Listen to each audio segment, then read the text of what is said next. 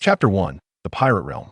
In a certain expanse of the New World's ocean, a young boy lay unconscious on a piece of driftwood, adrift upon the waves. Suddenly, the boy's hand trembled, and he soon awakened. Gazing at the boundless ocean, his face was etched with confusion. The boy's name was Long Tian, but he faintly recalled that he was playing League of Legends at home when an overwhelming drowsiness overtook him, causing him to lose consciousness. Under normal circumstances, Long Tian would have expected to awaken to the sight of his computer screen, not an endless sea. Before he could fathom this bewildering situation, the calm surface of the water suddenly erupted into tumultuous waves. Damn it! Help!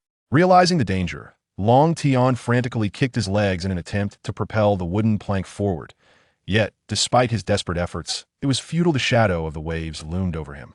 Seeing no hope of escape, Long Tian resigned himself to his fate, lying back on the plank and facing the approaching waves.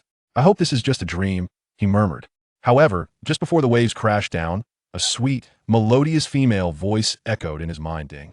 The multiverse sign-in system has been activated."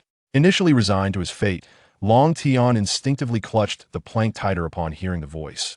Damn it. This ridiculous system. Only showing up now, but before he could finish his words, the crashing waves knocked him unconscious once more. After some time, a colossal ship arrived in the area. At the top of the vessel, a striking flag displayed a skull adorned with a white mustache emblem unmistakably belonging to pirates. At that moment, two men stood at the stern of the ship, sharing a drink. Suddenly, they spotted a piece of driftwood bobbing in the distance, upon which lay the unconscious Long Tian. One of the men, sporting a pineapple-shaped hairstyle, leaped over the ship's railing. Rather than plunging into the sea, he transformed into a magnificent flaming bird, soaring into the sky. Swiftly, the flaming bird ascended above Long Tian. Noticing the boy clinging tightly to the plank, the flaming bird thought to itself, "This one is truly tenacious." With that, it extended its talons, grasping Long Tian's shoulders and lifting him, along with the plank, toward the pirate ship. Upon returning to the deck, the flaming bird released Long Tian, reverting back to the pineapple-haired man. The other man, who had been drinking alongside him, approached and said, "Hey, Marco, this kid looks rather young. What do you plan to do with him?" "Let's take him to meet Dad first," Marco replied, seizing Long Tian by the legs and dragging him toward the center of the deck. Before long, Marco reached the heart of the deck. Seated before us is a towering man adorned with a flowing white beard, his imposing figure draped in various intravenous drips. Each scar etched upon his robust physique a testament to the passage of time. Yet, despite his formidable appearance, the piercing sharpness in his eyes remains undiminished, emanating an aura of terror that could instill dread in the faint-hearted, leaving them quaking in fear. At this moment, the Whitebeard giant clutches a flask, pouring generous libations into his mouth. Marco, dragging the unconscious Long Tian, approaches the man and speaks, "Father, it appears this lad has encountered a maritime mishap. I fortuitously rescued him. What shall we do?" The Whitebeard figure casts a glance over the still-dazed Long Tian. "Ha ha ha. Let's rouse him first," he declares, taking several swigs of his drink, a peculiar glimmer flashing in his eyes. For reasons unknown, a strange sensation stirs within him as he gazes at Long Tian. Marco nods, summoning a flicker of undying flame in his palm, which he then directs into Long Tian's body. In the next instant, Long Tian coughs, as if choking on seawater, rolling over to expel the brine with a series of violent heaves. Once he regains his composure, he lifts his head to survey his surroundings. Upon encountering the Whitebeard man and Marco, his eyes widen in astonishment, his mouth parting slightly in disbelief. Marco, noticing his reaction, remarks quizzically, "This lad can't possibly have waterlogged his brain. Can he?" Finally coming to his senses, Long Tian, feeling parched, hurriedly inquires, "Are you Marco?" "Oh, you know of me?" A spark of curiosity dances in Marco's gaze. Long Tian ponders briefly before replying, "I do not know you personally, but I have encountered your bounty poster. It is hard to miss such a distinctive pineapple-like hairstyle." As an avid fan of the sea, Long Tian is now certain that he has traversed into the realm of pirates. "Hey, who are you calling Pineapple Head?" Marco retorts, visibly displeased. Feeling a wave of embarrassment, Long Tian coughs awkwardly. "Ahem, my apologies, I misspoke. I recognize you from your striking visage." He realizes that he is merely an ordinary person at present. To engage in banter with Marco could lead to dire consequences. The Whitebeard man interjects, "Ha ha ha, young one, once we reach an island, you can disembark." Long Tian looks towards him, a tremor of awe coursing through him. This is the man capable of shaking the very foundations of the world. May I remain aboard this vessel? Long Tian asks, anxiety lacing his tone. In a world teeming with pirates, the existence of an ordinary individual like himself presents quite the challenge for survival. However, should he be granted the opportunity to join the Whitebeard pirates, his life would be significantly safeguarded. After all, with a titan like Whitebeard at the helm, few would dare to challenge the supremacy of his crew. Moreover, as a fervent admirer of the sea, Long Tian holds a profound admiration for Whitebeard. This man, who sacrificed his own future for the sake of his sons, stands as one of the most reliable figures among pirates. If I could secure him as an ally, I imagine the beautiful women among the pirates would be at my disposal. Cough, cough, I digress. In response to Long Tian's inquiry, Whitebeard and those around him were somewhat taken aback. I presume you are aware that we are pirates. Should you wish to join our crew, you must embrace the life of a pirate. Are you truly resolved? Whitebeard inquired calmly. Long Tian nodded affirmatively. Indeed, I have made my decision. Observing Long Tian's unwavering demeanor, Whitebeard felt an inexplicable surge of emotion. After careful contemplation, Whitebeard declared, "Very well, from this moment forth, you shall be a member of the Whitebeard Pirates. Thank you. My name is Long Tian, and I look forward to your guidance," Long Tian said, smiling at the others. Beside him, Marco spoke up. "Long Tian, is it? A rather fine name. I am Marco, the captain of the first division of the Whitebeard Pirates." Whitebeard raised his jug of ale, a smile gracing his face as he exclaimed, "All right, let the festivities commence, my young comrades." Long Tian, with a puzzled expression, asked, "But I don't know how to drink. What should I do?" Suddenly, the captain of the 4th Division, Sachi, patted Long Tian on the shoulder from behind and said, "No worries, you'll get used to it after a few drinks." Long Tian, turning to face Sachi, was taken aback. Sachi is still alive? Does that mean Blackbeard is still aboard? Long Tian mused internally. Then, Long Tian scanned the surroundings and eventually spotted Blackbeard in a corner of the deck, indulging in a cherry pie. Long Tian initially contemplated revealing Blackbeard's schemes, but he ultimately refrained. After all, he had just boarded the ship. Even if he disclosed Blackbeard's nefarious plans now, Whitebeard and the others would likely not believe him. Suddenly, Long Tian recalled hearing the activation sound of his system before he had lost consciousness. At that moment, the voice echoed in his mind once more. "Ding! You only just remembered me. Host? How disappointing. Wait, there's indeed a system. What functions do you possess, Ding?" This system is the multiverse sign-in system. As long as the host signs in, they can become stronger. Oh, so simply signing in allows one to gain strength, Ding. Indeed. Hold on, I recall that other systems grant novice rewards at the beginning. Why do you not? Ding. Why should I provide rewards if you do not inquire? Goodness, I can't believe there's such a perspective. Never mind, just grant me the novice reward. Ding. The novice reward has been issued. Please check in on the Moby Dick. Wow, I'm fortunate to be aboard the Moby Dick right now. Otherwise, this novice reward would have been lost to you. Ding. Do you want it or not? If not, I shall retract it. Yes, yes, yes. Let's check in quickly, Ding. Congratulations, host, on successfully checking in for the first time.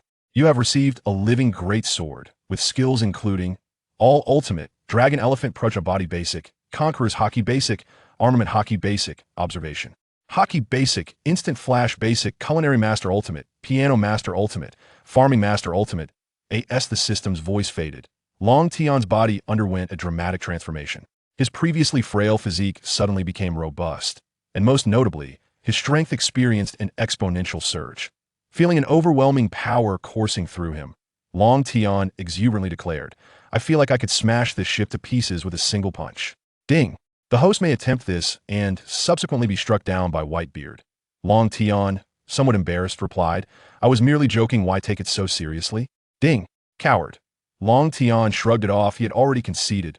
Whitebeard, who had been enjoying a drink, suddenly sensed the change in Long Tian's physique. However, he refrained from inquiring, knowing that everyone harbors their own secrets. Moreover, Whitebeard trusted his instincts regardless of what secrets Long Tian possessed. As long as he posed no threat to the crew, he was content. Much like when Whitebeard took in Blackbeard, he had already discerned the nature of the latter. Yet, with his expansive heart, Whitebeard still chose to shelter Blackbeard. Unbeknownst to Long Tian, Whitebeard had already perceived his transformation. At this moment, Long Tian, through the system, instantly mastered all the skills acquired from a check-in. Truly, this is the essence of a cheat. Skills require no study. But system, what further advancements lie beyond these basics? Long Tian inquired with curiosity. Ding. Skills are categorized into basic, proficient, mastery, and ultimate. The host can only elevate skill levels through check-ins. I see. But what's the meaning behind granting me Culinary Master and Piano Master? And even more absurdly, farming master. Ding. Rewards obtained from check-ins are entirely random. Well, something is better than nothing. Long Tian then accessed the system's space, attuning himself to the black-red great sword. This seems to resemble Aatrox's weapon. I never expected the system could procure this, Ding. The host system is omnipotent. Do not fall in love with me. It leads to no good. Now you're getting sassy. Wait. I recall that Aatrox's soul is sealed within his weapon. Does this mean this great sword embodies Aatrox himself? Ding. Indeed, the living great sword does contain Aatrox's soul. Hold on. If that's the case, using this sword won't result in him taking over my body, will it? Ding. No, because the host has yet to awaken his soul. Oh, how can one awaken him? Ding. One can acquire items through sign-ins to facilitate the awakening. I see. Then I can use this great sword with peace of mind. As Long Tian regained his composure, he suddenly sensed a gaze upon him. Soon, he discovered that it was Blackbeard who was watching him intently. Upon being noticed, Blackbeard revealed his toothless grin and said, "Hello, I am Teach." A flicker of cold light crossed Long Tian's eyes with the various abilities he had recently acquired. Engaging in a confrontation with Blackbeard should pose no challenge. However, Long Tian ultimately restrained himself, refraining from attacking Blackbeard. After all, without concrete evidence, rashly confronting Blackbeard could very well lead to dire consequences. Nonetheless, even without resorting to violence, Long Tian would not afford Blackbeard any semblance of courtesy. Disregarding Blackbeard, he turned and made his way to the table laden with food. Seeing Long Tian's indifference, Blackbeard merely chuckled without uttering a word, though his inner thoughts remained ambiguous. As Long Tian approached the table, Whitebeard lifted a jug of wine and bellowed, "Lads, indulge in feasting and drinking today." The crowd raised their bowls filled with wine, erupting in joyous cheers as they began to drink. Tea that moment. Long Tian felt a pang of hunger and picked up a piece of meat to eat. However, just as he had taken a few bites, Marco approached him with a drink in hand. Noticing the alcohol, Long Tian promptly stated, "I really do not drink." Yet Marco questioned, "What's this? You look down on me just because you boarded the ship?" Faced with Marco's inquiry, Long Tian had no choice but to accept the bowl of wine and gulp it down. However, as soon as Long Tian finished the drink, he slumped over the table, emitting faint snoring sounds. This left those present momentarily stunned. "Really? He passed out after just one bowl?" Marco asked incredulously. Whitebeard shook his head and said, "Marco, take Long Tian to rest." "All right, this fellow certainly has a poor tolerance for alcohol," Marco replied, hoisting Long Tian onto his shoulder and heading straight into the cabin. The following morning, as Long Tian slowly awakened, he felt an overwhelming dizziness, his head buzzing. "Sigh, I told you I don't drink. It was the same back on Earth. And even now that I've become stronger, it hasn't changed. I'm bound to become a laughingstock," Long Tian lamented. After a while, regaining his senses, Long Tian rose and exited his room. Coincidentally, he encountered Marco approaching, his expression slightly tense. Marco, noticing Long Tian, halted and said, "I apologize, Long Tian, yesterday was my fault. I had no idea your tolerance was so low, and I made you look foolish. It's nothing, you needn't worry about it. By the way, you seem rather hurried. Is there something on your mind?" Long Tian inquired curiously. Just now, Jinbei conveyed the news that the fiery little imp, Ace, who has been causing quite a stir on the seas, seeks to claim the head of our father. However, he has been thwarted on an island, and upon hearing this, our father expressed his desire to meet this Ace, explained Marco. Long Tian pondered for a moment. He was indeed eager to encounter the individual responsible for igniting the war at the summit. "Let us go and see what remarkable abilities this little rascal possesses. Who dares to seek our father's head?" Marco said, giving Long Tian a reassuring pat on the shoulder. This nearly caused Long Tian to chuckle. If Marco were aware of who Ace's father truly was, it would certainly change the narrative point. 2 days later, the Moby Dick anchored before a small island. At that moment, flames and torrents were erupting from the island. Long Tian took a glance and discerned that this must be the residual effects of the clash between Ace and Jinbei. However, what Long Tian did not anticipate was that the battle scene before him was far more breathtaking than what he had witnessed through videos back on Earth. At this juncture, Whitebeard gazed at the alternating red and blue skies and remarked, "Gururara, this fiery little imp certainly knows how to make a ruckus." Subsequently, Whitebeard descended from a Moby Dick and led Long Tian and the others forward. Soon, Whitebeard and his companions arrived at the site of the battle. At this moment, Ace and Jinbei lay exhausted on the ground. Whitebeard took a few steps forward, gazing down at the prone Ace, and remarked, "So, it is you who wishes to claim my head. You may strike now. Let me witness your prowess." A few of Ace's crewmates, standing not far away, exclaimed, "It's the Whitebeard pirates. Captain, run." However, Ace, nearly depleted of strength, lacked the energy to flee. And given his character, retreat was not an option. Seeing Ace in such a state, his crewmates rushed towards him, eager to assist in his escape.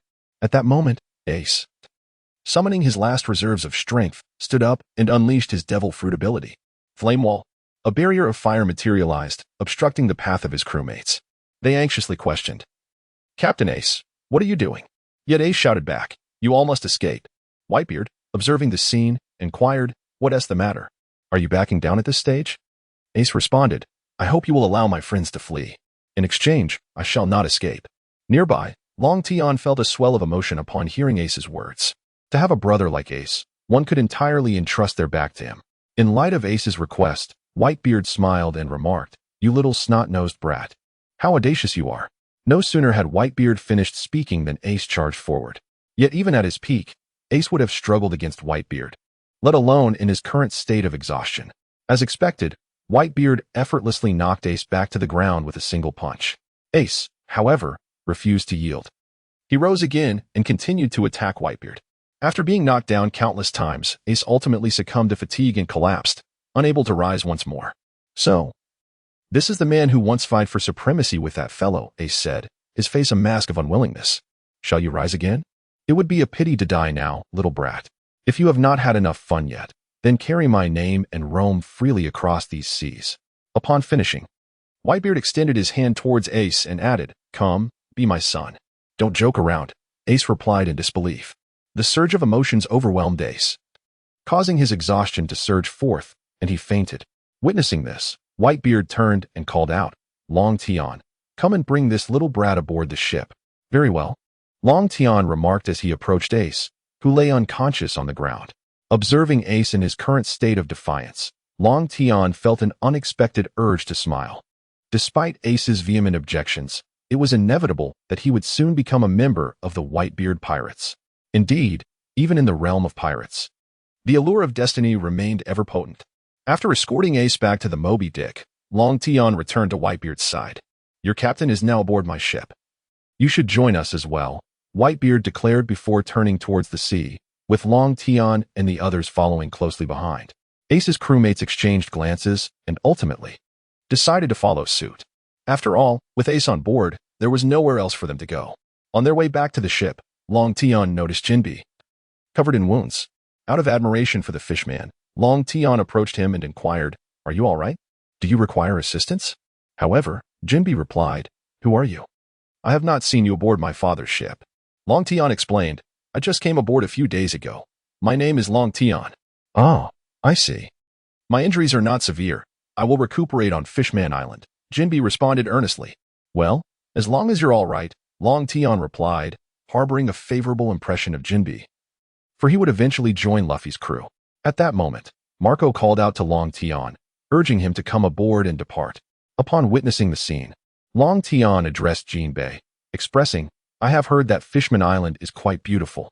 I shall seize the opportunity to visit it as well."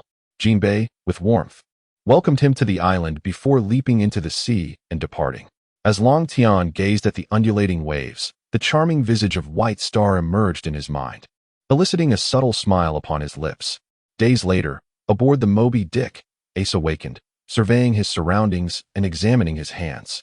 Realizing he was not imprisoned, an unsettling feeling crept into his heart. Rising from his chamber, Ace made his way to a corner of the deck and sat down. At that moment, the captain of the 4th Division, Sachi, approached him. "Greetings, I am Sachi, the captain of the 4th Division. Now that we are comrades, let us coexist harmoniously," he declared, perching himself upon the railing. However, Ace, cradling his head, retorted, "Quit your incessant chatter."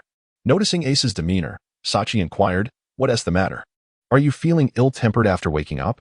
By the way, after your fainting spell, Dad permitted your crew to board. They are all doing well." Ace lifted his gaze and asked, "Is it acceptable to leave me aboard without any shackles?" No sooner had he spoken than a voice resonated from a distance. "Shackles? Such things are entirely unnecessary." The speaker was none other than Long Tian, who approached them as he spoke. Sachi greeted him enthusiastically. "Ah, Long Tian, you've arrived. Ace, he was the one who brought you aboard the ship when you collapsed." Long Tian, with earnestness, addressed Ace, I understand your discontent. But I implore you not to act rashly. Trust me, aboard this vessel, you will discover your purpose. Ace fell silent, his heart brimming with frustration. Long Tian refrained from further persuasion. He had said all that was necessary, and now it was up to Ace to decide. Afterward, Long Tian departed. Pondering the implications of Ace being aboard, the actions of Blackbeard could not be far behind. Yet, without knowledge of the precise timing, he could only observe the unfolding events. As night fell, just as Long Tian prepared for slumber, a sudden loud noise erupted from outside. It was evident to him that Ace, disregarding advice, was intent on confronting Whitebeard. However, Long Tian was unperturbed. Given Ace's current strength, it would be fortunate if he managed to avoid being vanquished by Whitebeard. Thus, a month passed, during which Ace endured countless failures, the cycle repeating day after day. One evening, Ace squatted beside the railing when Marco approached him, placing a bowl of food before him. As Marco turned to leave, Ace suddenly inquired, "Why do you care for that old man?" Marco gazed towards the distant sea and replied, "Because he calls us sons. We are all individuals despised by the world." A mere utterance from him brings us immense joy, truly. It fills us with happiness. After Marco finished speaking, he turned to Ace and said, "You have narrowly escaped death. Do you still intend to engage in such reckless behavior? It's time for you to awaken to reality. At this moment, you cannot sever the head of your father. Will you depart from this vessel to start anew? Or remain here, burdened by the insignia of Whitebeard?" Ace bowed his head in silence, his mind incessantly replaying the events of the past few days. In truth, Ace yearned to acquiesce, yet his pride forbade him from doing so. Observing from a distance, Long Tian suddenly approached and proposed, "Come now, Ace, let us engage in combat. Should you prevail, you shall earn the right to begin anew. If you lose, you will remain aboard this ship." Long Tian's suggestion was a means of providing Ace an escape, for he feared the potential turmoil that might ensue otherwise. Ace understood the intent behind Long Tian's words and regarded him with a hint of gratitude. "Very well, let us settle this with a duel. I shall unleash my full strength against you, and I implore you to show no mercy," Ace proclaimed as he rose to his feet. Long Tian nodded and assured, "Rest assured, I have no inclination towards leniency." To be precise, Long Tian was utterly daunted by the thought of showing any mercy. The recent calmness had deprived him of any opportunity to gauge his own strength. Thus, when faced with Ace, a twinge of uncertainty crept into Long Tian's heart. After all, he was unsure whether he could surpass Ace in combat. Subsequently, Long Tian and Ace positioned themselves at the center of the ship, surrounded by Marco and the other division commanders, along with Whitebeard, who sat leisurely, sipping his drink. The others had no objections to Long Tian's desire for a duel with Ace. They were equally eager to witness the true extent of Long Tian's capabilities. "Go ahead. You two, let the festivities begin," Whitebeard bellowed with laughter. No sooner had he spoken than Ace's fist ignited into flames and hurtled towards Long Tian, anticipating the fiery onslaught. Long Tian deftly evaded the attack with a swift sidestep. Ace, undeterred, continued to launch a flurry of flaming punches. Yet, regardless of how rapidly Ace struck, he could not land a single blow on Long Tian. This left Ace astonished. He had not expected Long Tian to evade all his attacks with such agility. Meanwhile, Whitebeard and the division commanders discerned that Long Tian had evidently activated his observation haki. Realizing that close-range assaults were ineffective, Ace promptly retreated several steps. He then raised both hands, channeling his devil fruit abilities to conjure a tempest of flames. A colossal firebird, forged from the very flames, surged towards Long Tian. Witnessing Ace initiate a wide-ranging assault, Long Tian enveloped his hands in armament haki. With his haki-clad hands, he seized the firebird by its lower jaw and forcefully hurled it upwards. The magnificent creature altered its trajectory and ascended into the sky before erupting in a burst of flames, resembling a dazzling firework display.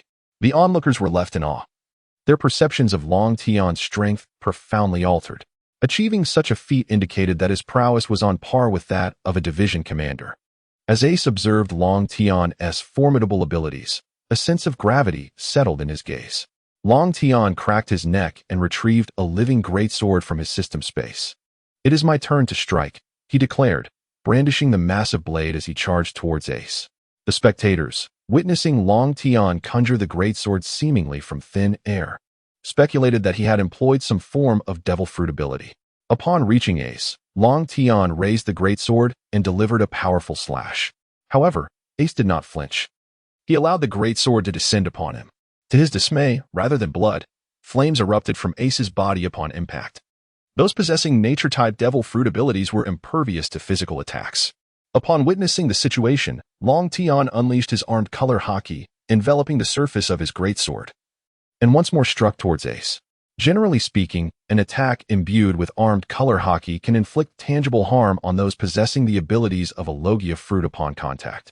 Nevertheless, Ace chose not to evade. Instead, just as the great sword was about to descend, he transformed his body into a natural state, seamlessly splitting it in two to deftly evade the strike. This maneuver exemplifies the universal technique employed by Logia fruit users when confronted with armed color haki. Long Tian was not surprised by this and continued to raise his great sword for a mighty swing. Ace, however, evaded the strike effortlessly through his naturalization. But in doing so, he launched a fiery assault against Long Tian. Thus, the two engaged in a fierce exchange upon the spacious deck. The spectators surrounding them were utterly captivated by the unfolding spectacle. Yet, formidable warriors like Whitebeard could discern at a glance that Long Tian was at a disadvantage. Each of Long Tian's attacks demanded considerable stamina, while Ace merely needed to utilize his naturalization to evade with ease, occasionally striking back to disrupt Long Tian's rhythm. Consequently, it would not be long before Long Tian exhausted his energy, leaving Ace poised to claim an effortless victory. At first, Long Tian remained oblivious, for this was his inaugural foray into combat. Yet, he was no fool. As his stamina waned, he came to comprehend the gravity of the situation. Thus, Long Tian resolved to conclude the encounter swiftly.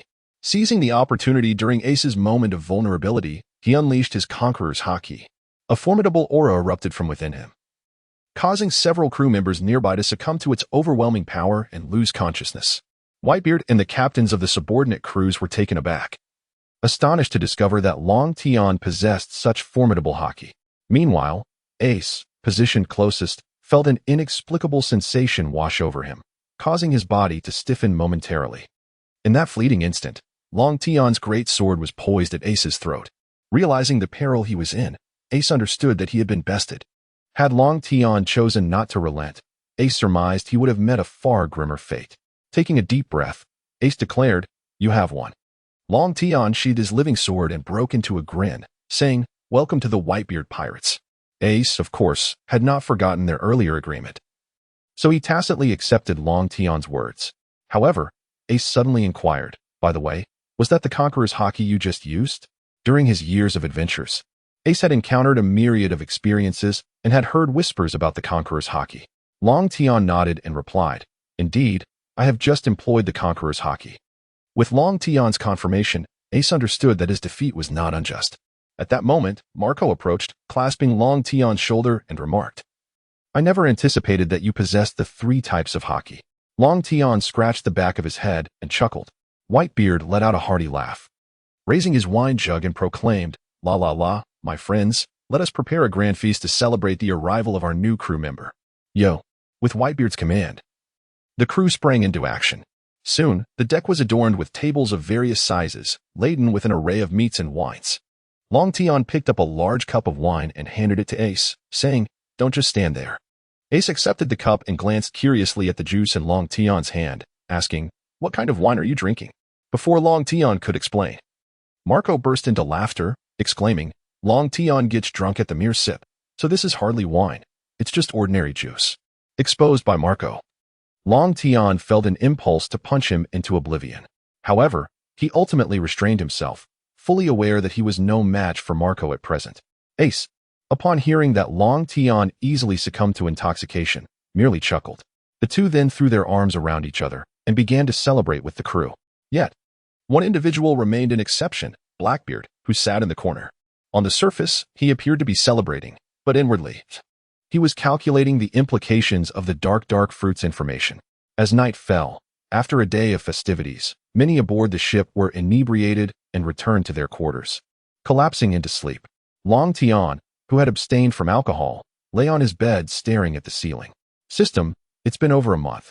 Why hasn't the sign-in location refreshed?" Ding. The refreshment time for the sign-in location is random. Random? Does that mean it could take hundreds of years to refresh? Ding. It could also take tens of thousands of years. Come on, it can't be like that. Ding. Just kidding. I didn't expect you to take it seriously. Seriously, system.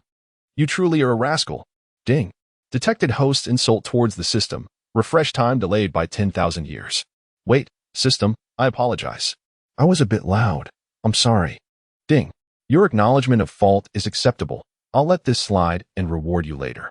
Upon hearing the system's response, Long Tian's face broke into a joyful grin. Heh, Marco. Just you wait.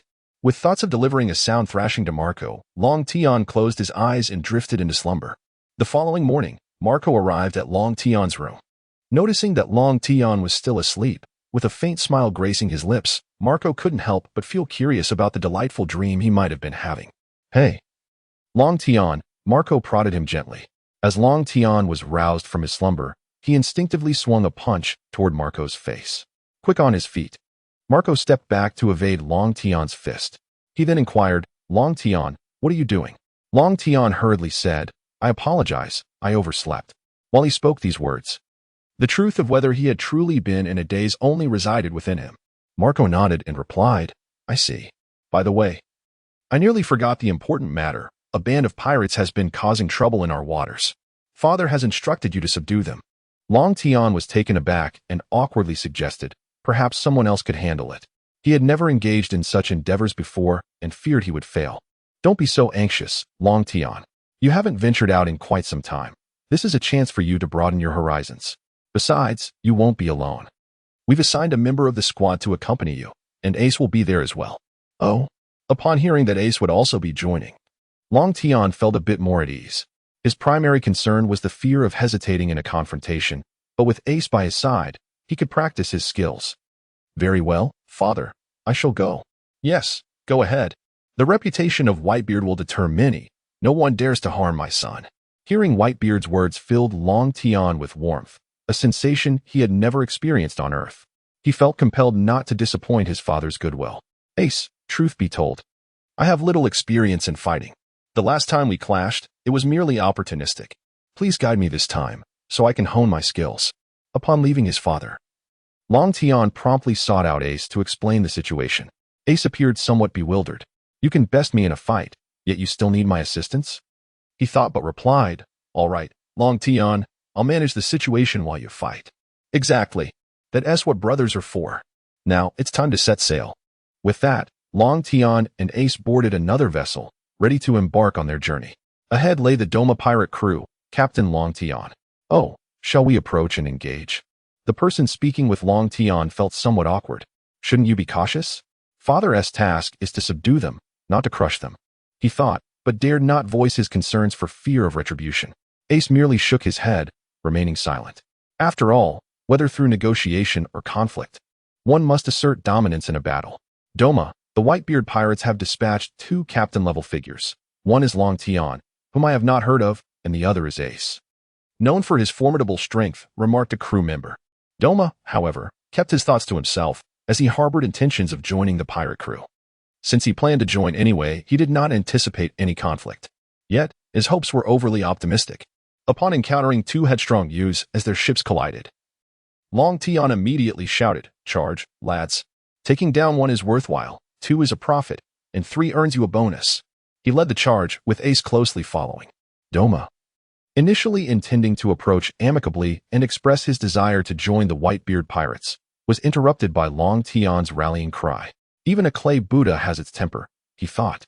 Abandoning his original plan, he resolved to deliver a beating to Long Tian before apologizing, hoping to elevate his status within the Whitebeard pirates. However, as he reached Long Tian, he was sent flying by a mighty swing of Long Tian's sword. Long Tian, with a naive enthusiasm, indiscriminately took photographs of the Doma pirate crew, leaving Ace standing beside him in a state of bewilderment, a myriad of question marks floating above his head. Is this what you call having little experience in combat? Is this merely a casual practice for you? Do you still require my assistance in maintaining order? Long Tian, indifferent to the surrounding chaos, abruptly addressed a crew member, demanding the captain, Doma, to emerge and fight. After a prolonged silence, the crew member, looking rather dismal, finally spoke up. Our captain was knocked away by your strikes. Oh? Which one is your captain? Long Tian inquired. The one wielding twin swords. Really? You're not deceiving me, are you? I saw him adorned with a monkey and assumed he was merely an entertainer from your pirate crew. The crew members, previously felled by Long Tian, bore expressions of embarrassment, too afraid to voice their thoughts for fear of further punishment. When Doma finally arrived, the atmosphere turned awkward. He had intended to assert his dominance, but was instead dispatched with a single blow, akin to swatting a fly. You are Long Tian, I presume? I am Doma, and I willingly submit to the Whitebeard pirates, wishing to join your ranks. Ah, if only you had mentioned that sooner, Long Tian retorted. Had I known, I would have spared you the trouble. Internally, Doma chastised Long Tian for his unceremonious approach, pondering why he had not been given a chance to speak. However, he refrained from expressing his discontent, fearing retribution. Upon returning to the Whitebeard pirates, the old man sat comfortably at the center of the ship, like a child. Long Tian rushed to him, exclaiming, Old man, look, my first foray was effortless. Doma voluntarily surrendered. Ace, observing the exchange, thought to himself that indeed Doma had intended to capitulate, albeit after enduring a barrage of strikes first. Yet, he dared not voice his thoughts, wary of Long Tian's formidable sword. Ahahaha. Truly, my son, you are remarkable. Whitebeard beamed with pride. Let the feast commence, in celebration of Long Tian's triumphant debut. From that day forth, whenever a pirate crew displayed defiance, Long Tian would brandish his sword before them, leading many to submit without hesitation. As his appearances became more frequent, the world outside began to recognize the Whitebeard pirates, not only for Ace's recent addition, but also for the rising star, Long Tian, who earned the moniker Sword-Wielding Maniac, a title that sparked curiosity about his dramatic displays. One evening, as several vice captains gathered for dinner, they sat across from Long Tian and proposed, Captain Long Tian, we suggest you assume the role of the 2nd Division captain. That position has remained vacant. We believe everyone would respect your leadership. Indeed, Captain Long Tian. It would be most fitting, echoed Blackbeard from the side. Oh, if we are to discuss qualifications, Blackbeard, you would be more suited for the role than I. Long Tian replied. Do not jest, Captain Long Tian. I harbor no such ambitions. Feel free to take the position, Blackbeard assured him. If I were to accept, Ace would serve as my vice captain. What? You want me to be your vice captain? Ace exclaimed, astonished. Of course. After all, we are brothers, Long Tian declared earnestly, though inwardly he felt a twinge of guilt for potentially usurping Ace's position. That night, Long Tian sought out the old man. Old man, am I truly suited for this captaincy? Ah, my dear Long Tian, rest assured in your capabilities. I have unwavering faith that my son shall excel. Additionally, I wish for Ace to serve as my vice captain. Whitebeard took a sip of his drink and remarked, Long Tian, do not concern yourself with matters of lineage. We are all children of the sea. Pursue your desires, for I shall be your steadfast support. Long Tian shed a few tears, expressing his gratitude to his father for the trust bestowed upon him. After speaking, Long Tian set off to seek out Ace. Whitebeard, watching Long Tian's departing figure, couldn't help but reflect, you truly resemble you, Roger. Long Tian found Ace by a ship's edge, gazing up at the sky. Ace, I just had a conversation with Dad. Oh, did Dad agree to make you the captain? Dad would never disagree. Do not misjudge him. I also mentioned your role as vice captain to him. He told me not to concern myself with bloodlines. We are all children of the sea. As the wooden cups clinked, Marco declared. Then it is settled. Long Tian shall be the captain of the 2nd Division, and Ace shall be the vice captain. Yo! Long Tian was seated, preparing to indulge in a sumptuous feast, when Marco, clutching a goblet, rushed to his side. What are you daydreaming about, today's protagonist? He exclaimed, promptly pushing a large cup of wine towards Long Tian. Instantly, Long Tian's complexion turned a shade akin to that of pig's liver. Marco, you know I can't hold my liquor. I get inebriated with just a sip. What are you trying to imply? Don't be such a spoilsport. Today marks your elevation to the position of the 2nd squad captain. Let's make an exception. Marco insisted, casting glances around at the gathering crowd. All eyes were now fixed upon Long Tian, whose face darkened to a hue rivaling that of the notorious Baogong. With no alternative, he found himself once again coerced by Marco into consuming the cup of wine. As he prepared to drink, he silently vowed, Marco, mark my words. There will come a day when I shall repay you for this. He grasped the goblet and began to drink, but before he could finish half, he collapsed. Laughter erupted throughout the hall. Such scenes were a rarity, especially witnessing the formidable sword-wielding man become tipsy from a mere sip of alcohol. Marco, unsatisfied with the revelry, procured another cup for Ace. Come on, Ace, don't just stand there. Drink up and enjoy the feast. Ace, impervious to drunkenness, downed his drink in one swift motion and ravenously stuffed food into his mouth, all eyes upon him. Suddenly, he began to choke. Sachi promptly handed him a cup of wine, and without hesitation, Ace gulped it down. Hey, no need to rush. Food 1 tea run away. Besides, today, both of you are the stars of the show. Sachi began, but before he could finish, a loud snore erupted from Ace's nose. The entire assembly was taken aback, collectively exclaiming, "He fell asleep?" Whitebeard observed the scene with a contented smile. When Long Tian awoke, it was already noon the following day, his head throbbing with excruciating pain. "Marco, just wait. I want tea rest until I've knocked you out. I swear it on my name." Just then, a notification chimed. Ding. Please note, the new sign-in location has refreshed. As Long Tian contemplated exacting revenge on Marco, the system delivered the message he had longed for. Finally, "Marco, just wait until I finish signing in. You'll be the one in trouble." "What? The sign-in location is this?" Long Tian carried a small backpack filled with provisions. In truth, he had no idea how much sustenance he had secretly stowed away in the system's inventory, merely putting on a FAAD. "There's no need for farewells. I shall return shortly," he reassured, bemused by the dramatic atmosphere reminiscent of a heartfelt parting. It turned out that Long Tian had discovered a new respawn point. Not in the New World, but in the Land of the Daughters.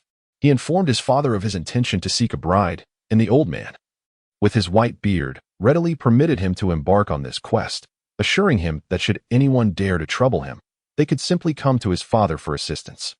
Long Tian waved his hand and said, "Everyone, there is no need to see me off.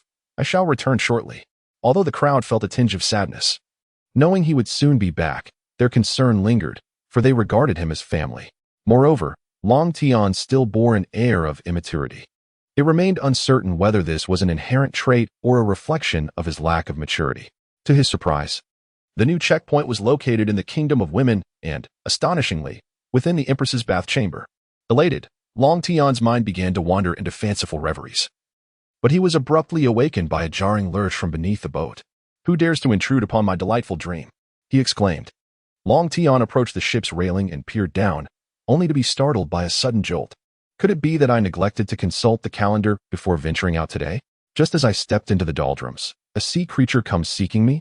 To his astonishment, Long Tian beheld a colossal marine beast resembling a giant crab. However, fortune smiled upon him today. He had yet to savor king crab during his time on Earth, and this specimen promised to surpass even the regal delicacy. Moreover, he possessed the exquisite skill of a master chef, which brought a chuckle to his lips. Without hesitation, he leapt into the ocean, brandishing his great sword, and cleaved the giant crab in twain with a single stroke. The unfortunate creature had mistakenly believed that a human had descended to offer sustenance, only to meet its demise at Long Tian's hands. One half was stored within the system's realm, destined to be shared with the Whitebeard pirates, while the other half was immediately set upon the flames for grilling. Long Tian was uncertain of how long he had been traveling when he finally beheld an island marked by the emblem of 9 serpents. However, he dared not approach the shore directly. Instead, he stowed his vessel within his system's backpack and swam over. It was said that the inhabitants of Daughter Island were unwelcoming to men, especially that cantankerous old woman. Were it not for the Empress's fear of his demise, Luffy would have likely been riddled with arrows, causing me great distress, Long Tian lamented as he swam. At last, Long Tian set foot upon the island. Yet he was met with a vast expanse of dense forest. Although his observation haki allowed him to see great distances, he sensed no presence of people or any structures. He could only press onward.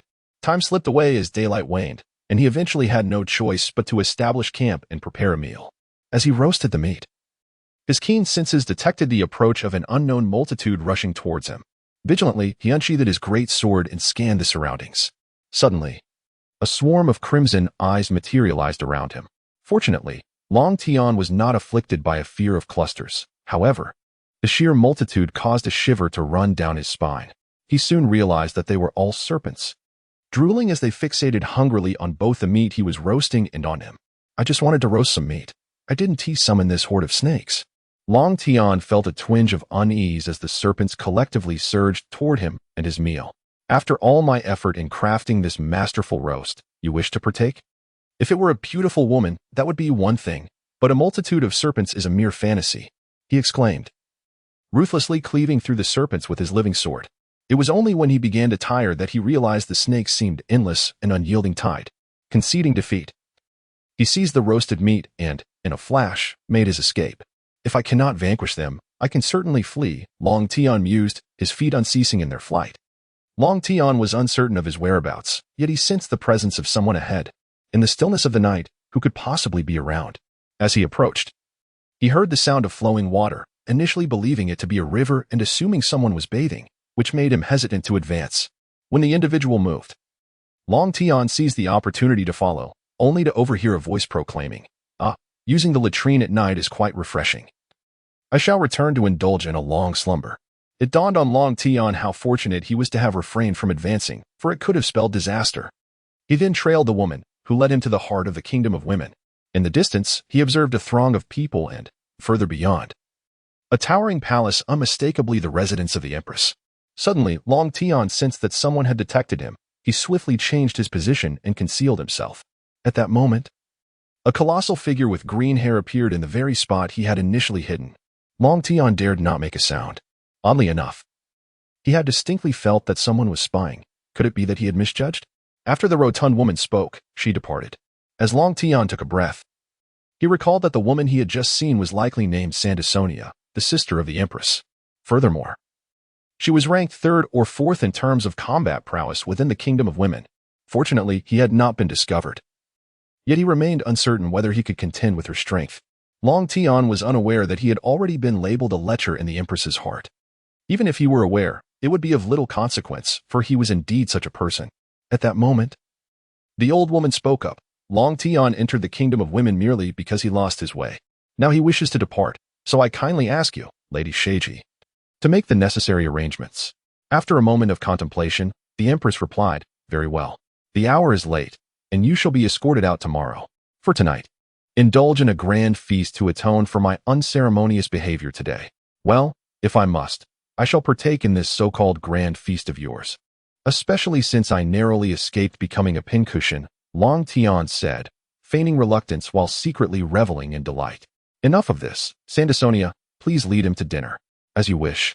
Lady Sheiji, Sandasonia responded, turning to Long Tian and saying, after you.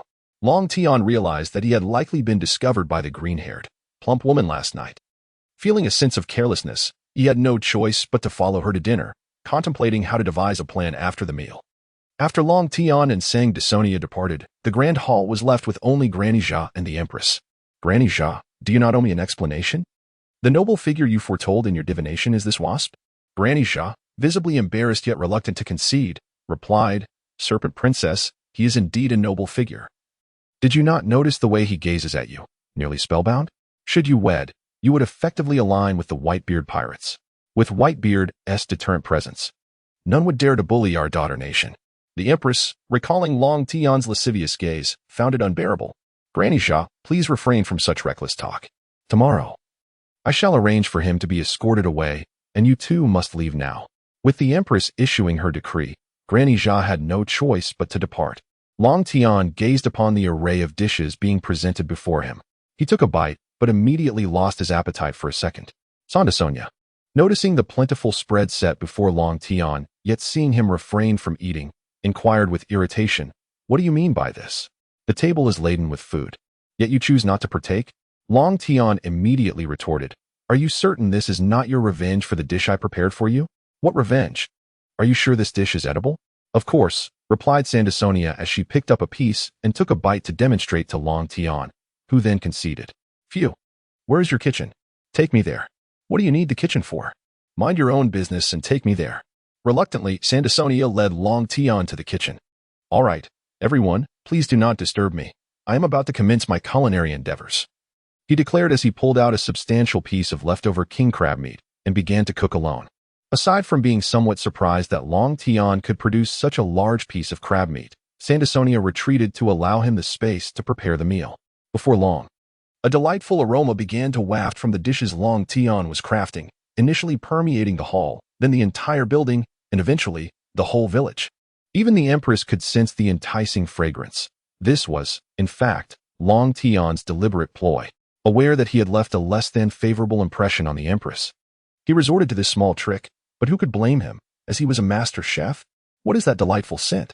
Why does my stomach react so uncontrollably upon catching a whiff? Lady Snake, I too am Marineford. You must quickly investigate the source of that fragrance, Marineford. Yes. With that, Marineford promptly exited to seek out the source, eventually arriving at Sandisonia's location. Sister, why does such an appetizing aroma emanate from your vicinity? Sister, it is all the doing of Long Tian. He found our cooking unsatisfactory and decided to prepare his own meal. The sin originates from his kitchen. I see, sister. Lady Snake has been incessantly complaining of hunger. Do you think it possible to request a portion from Long Tian? What? Lady Snake wishes to taste Long Tian's dish? Indeed. Sister, but we could refrain from mentioning it was prepared by him. Thus Lady Snake would remain oblivious. That is feasible, but I must confront that insufferable man. And I find it somewhat difficult to voice. Do not worry, sister. I shall ask Long Tian for it. For Lady Snake, I can endure. Thank you for your effort. Dear sister, for the sake of Lady Snake, it is no trouble at all, stated Marineford as she entered the kitchen, where she found Long Tian sampling his culinary creations. You must be Marineford. What brings you here?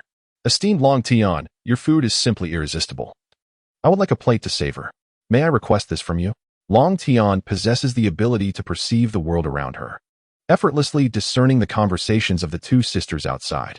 Yet, it matters little. As long as the Empress can indulge in a meal, she will surely yearn for more in the future. No problem. This plate of spiced crab meat is for you. Thank you, Lord Long Tian. Marineford replied before hastily departing to seek the Empress, fearing she might succumb to temptation and consume the delectable dish along the way, for it was simply too enticing. A subtle smile graced Long Tian's lips as he contemplated the prospects of action that evening. In the grand hall, the Empress fidgeted restlessly until Marineford approached, bearing a platter of crab meat. Unable to contain her curiosity, the Empress inquired, "What is this, Marineford?" "My lady, this is the source of the delightful aroma, pepper salt crab meat." The Empress, well aware that the dish was prepared by Long Tian, could not resist the temptation and picked up her chopsticks to indulge. The moment the delectable morsel touched her palate, she was utterly enchanted. It was simply exquisite. Oblivious to her regal demeanor, she devoured the dish with fervor, leaving Marineford to endure the spectacle. Only after the Empress had finished did Marineford carry away the empty platter. In the stillness of the night, Long Tian, assigned by Sandisonia to spend the night at a certain establishment, waited patiently. After confirming that no one was around, he commenced his covert operations. Long Tian recalled that Luffy had crashed directly through the rooftop, but alas, he was unable to do so. However, it was not yet time for bathing, and thus the defenses were somewhat lax, allowing Long Tian to swiftly slip into the bathroom. Meanwhile, the Empress, contemplating her feelings of distaste after consuming Long Tian's culinary creations, commanded that she needed a bath. Instantly, the entire village went on high alert. The tolling of the great bell echoed repeatedly, signaling that the Empress was preparing for her bath, prompting everyone to rise and hasten towards the outskirts of the village. Long Tian, startled by the sudden chime of the bell, scratched his head in confusion. What kind of bell tolls in the dead of night, disturbing one's slumber? System. I've arrived at the designated location. Hurry and let me sign in. Ding. Congratulations, host. You have reached the sign-in point. Sign-in successful. Ding. Congratulations, host. You have successfully signed in and received 1 Valoran energy, 1 teleportation rune, primary mental power, basic divine healing technique, proficient armament hockey, proficient observation hockey, proficient conqueror's hockey, proficient flash step, minor mastery of the dragon elephant prajna technique, supreme laundry mastery, supreme needlework mastery, supreme tailoring mastery. The rest is self-evident. All at the pinnacle of excellence. The enhancement of power is exhilarating. However, system, what on earth is Valoran energy? Ding. Valoran energy can awaken Aatrox. But this system does not recommend that the host awaken him now, as you are currently too inexperienced and may not be able to contain him. I see. So when will I be able to awaken him? Ding. Only when the host's dragon elephant prajna body has reached great mastery will you have the strength to subdue him. Well, I shall not dwell on that for now. I believe this divine healing technique should assist in removing those needles from father. Yet, it seems a complete cure for him is not so straightforward. Ding. If the host wishes to completely heal Whitebeard, a supreme level of divine healing technique is required. It appears the road ahead is still long. Just as Long Tian regained his composure, he suddenly noticed 3 figures standing at the bathroom door. Upon recognizing the visitors as the Empress, Mariejois, and Sander Sonia, he immediately understood that the Empress was about to bathe. This realization caused him considerable distress. But seeing the Empress preparing to push the door open, he had no choice but to leap onto the beams above. As the Empress entered the bathroom, she instructed her sisters, "I am going to bathe. You two guard the door." "Yes," replied Snake Princess, and Mariejois promptly closed the door. Once the door was secured, the Empress shed her garments and submerged herself in the warm water. Suddenly, she heard the sound of dripping water. Slowly opening her eyes, she saw blood on the surface of the water. Her heart raced as she looked up. There, perched on the main beam, was Long Tian, blood dripping from his hand that covered his face. Upon seeing him, the Empress's eyes widened in surprise. However, she quickly regained her composure and formed a heart shape with her hands. Deadly soul snatch. Realizing what the Empress intended, Long Tian attempted to flee. But it was too late. The heart-shaped beam had already struck him. Yet, contrary to the Empress's expectations, he did not turn to stone. Rather, he remained lively and unscathed.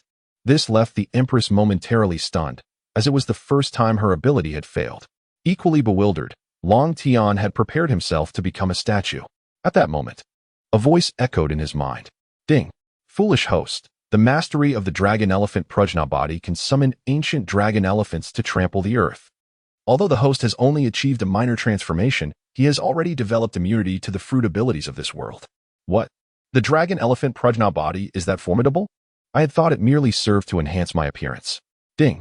This system laments having such a foolish host. Long Tian, uninterested in arguing with the system, recognized that a significant issue lay before him. Regaining his composure, Long Tian leapt down from the beam. Upon witnessing this, the Empress promptly summoned Mary Garud and Sandasonia from outside. The two sisters entered the bathroom and momentarily froze upon seeing Long Tian. Subsequently, Sandasonia picked up the Empress's garments and draped them over her. "Why were you not petrified? Did the sight of me bathing not stir any feelings within you?" the Empress inquired, her brow furrowed. Mary Garud immediately responded, "That's impossible. Regardless of age or gender, anyone who sees my sister's form would be captivated. Let alone this lecherous man." Long Tian, somewhat speechless, remarked, "How did I become a colored man? This was merely an accident." Suddenly, the Empress inquired with a grave expression, "Did you happen to see my back?" Long Tian lightly coughed and said, "Indeed, I did witness that." As soon as Long Tian finished speaking, Mary Garud and Sandasonia exclaimed in unison, "What? You actually saw it? You must perish here today, otherwise my secret will be revealed." The Empress, with a serious expression, raised her hand, ready to unleash her fruit abilities once more. Upon witnessing the unfolding situation, Long Tian hastily interjected, "Wait a moment, let us converse calmly. Must we always resort to violence? Moreover, being branded with that seal was not your intention. All of this is the fault of the celestial dragons." The Empress, who had initially raised her hand, lowered it, and, with a gaze that turned icy, replied, "Indeed, it is all the wretched celestial dragon's fault." Sensing that he had managed to sway the Empress to pause her aggression, Long Tian exhaled a silent sigh of relief. Yet, in the next breath, the Empress suddenly declared, "Since you assert that this is the celestial dragon's wrongdoing, very well, I shall grant you an opportunity. Should you dare to accept my terms, I will pardon your transgressions." "Oh, what are your conditions?" Long Tian did not foolishly rush to comply. The Empress, with a captivating smile gracing her lips, continued, "Go to the holy land of Mariejois and slay a celestial dragon. Are you bold enough to agree?" Upon hearing her demand, Long Tian's expression grew increasingly solemn. To kill a celestial dragon, especially within the sacred confines of Mariejois, was indeed a rather daunting request. However, recalling the trump card he possessed, a flicker of understanding began to dawn within him. Still, Long Tian replied, "The cost does not equate to the reward. I cannot acquiesce to your demand." A glimmer of surprise flickered in the Empress's eyes. Could it be that Long Tian was genuinely contemplating acceptance? "Then what is it that you desire?" she inquired with a detached tone. Long Tian declared with great fervor, "I want you to be my woman." Meeting Long Tian's resolute gaze, the Empress contemplated for a moment before responding, "If your words hold truth, then I shall acquiesce to your request. However, should you dare to deceive me, even if you are a member of the Whitebeard pirates, I shall not hesitate to exact my vengeance upon you." Long Tian flashed a smile and assured her, "Rest assured. I, Long Tian, am a man of my word and shall never deceive you." I merely hope you will not have a change of heart. The Empress replied calmly, indeed. I am equally steadfast in my commitments. Convinced that the Empress would not betray him, Long Tian could not help but swallow hard and utter. Then may we indulge? Let us discuss this further once you have fulfilled your promise. For now, I insist that you leave immediately. The Empress feigned indignation as she retorted. Seeing this, Long Tian felt a sense of helplessness, yet he turned and exited the bathroom. Marigold and Sandasonia followed him out, closing the door behind them. Without further ado, I shall take my leave. Until we meet again, Long Tian said hastily before departing. Meanwhile, within the confines of the bathroom, the Empress covered her flushed face, her mind consumed by the image of Long Tian's resolute and handsome visage. It was her first encounter with a man like Long Tian, who would risk his life for a woman. The news of him slaying the celestial dragons at Mariejois would undoubtedly send shockwaves throughout the world. Yet he had resolutely agreed to undertake such a perilous task. Suddenly, from outside, Sandasonia called out, Sister, that fellow has already set off. What? He has. The Empress's words were abruptly cut short as a sharp pain surged through her heart, leaving her in distress. Sensing something was amiss, the two sisters rushed back into the bathroom. Upon seeing the Empress clutching her heart in agony, they were instantly alarmed. Quick, take Sister back to her room. I'll find Granny, Marigold exclaimed before hastily departing. Sandasonia scooped up the Empress and swiftly made her way to the bedroom. Soon after, Marigold returned with Granny. The Empress lay on the bed, her face flushed, breathing rapidly. Observing her condition, Granny recalled the previous Empress. Having been informed by Marigold of Long Tian's circumstances, she quickly deduced the Empress's plight. Alas, this is truly disastrous. Not only have we offended the Whitebeard pirates, but the Snake Princess has also succumbed to lovesickness. If that Long Tian were to perish, the Snake Princess would surely follow suit. Truly, it seems fate has conspired against our nation, Granny lamented despondently.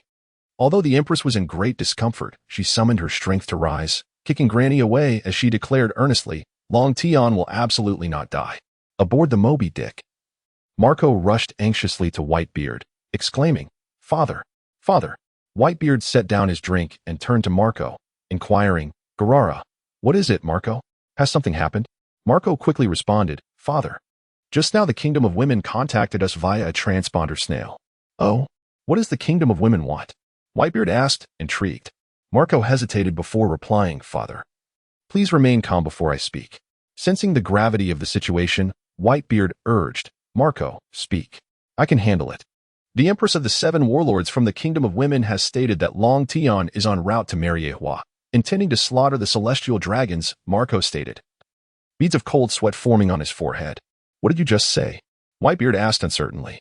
Marco had no choice but to reiterate. Long Tian is on his way to Mariejois, preparing to slay the celestial dragons. Whitebeard desperately wished he had misheard, but Marco shattered that illusion. Nevertheless, Whitebeard quickly regained his composure and, with a grave tone, inquired, why would Long Tian do such a thing? According to the Empress, Marco replied helplessly, this is a matter between her and Long Tian, and she won't disclose it to us. Whitebeard pressed further, what about Long Tian? Did he not contact us through the Din Din Mushi? Marco nodded and said, he did. Before the Empress called, he had already made a call. He merely stated that he would handle the matter himself, and that we need not worry. Upon hearing Marco's response, Whitebeard fell into a deep silence. Although Long Tian had spent little time aboard, he had forged strong bonds with everyone. Long Tian truly regards this place as his home, and thus, everyone is touched by his sincerity, which the Whitebeard has keenly observed. However, Long Tian is now intent on heading to Mariejois, and the Whitebeard is well aware of the intricacies behind the celestial dragons. The reckless decision of Long Tian to venture towards Mariejois could potentially attract the ire of the true powers lurking behind the celestial dragons.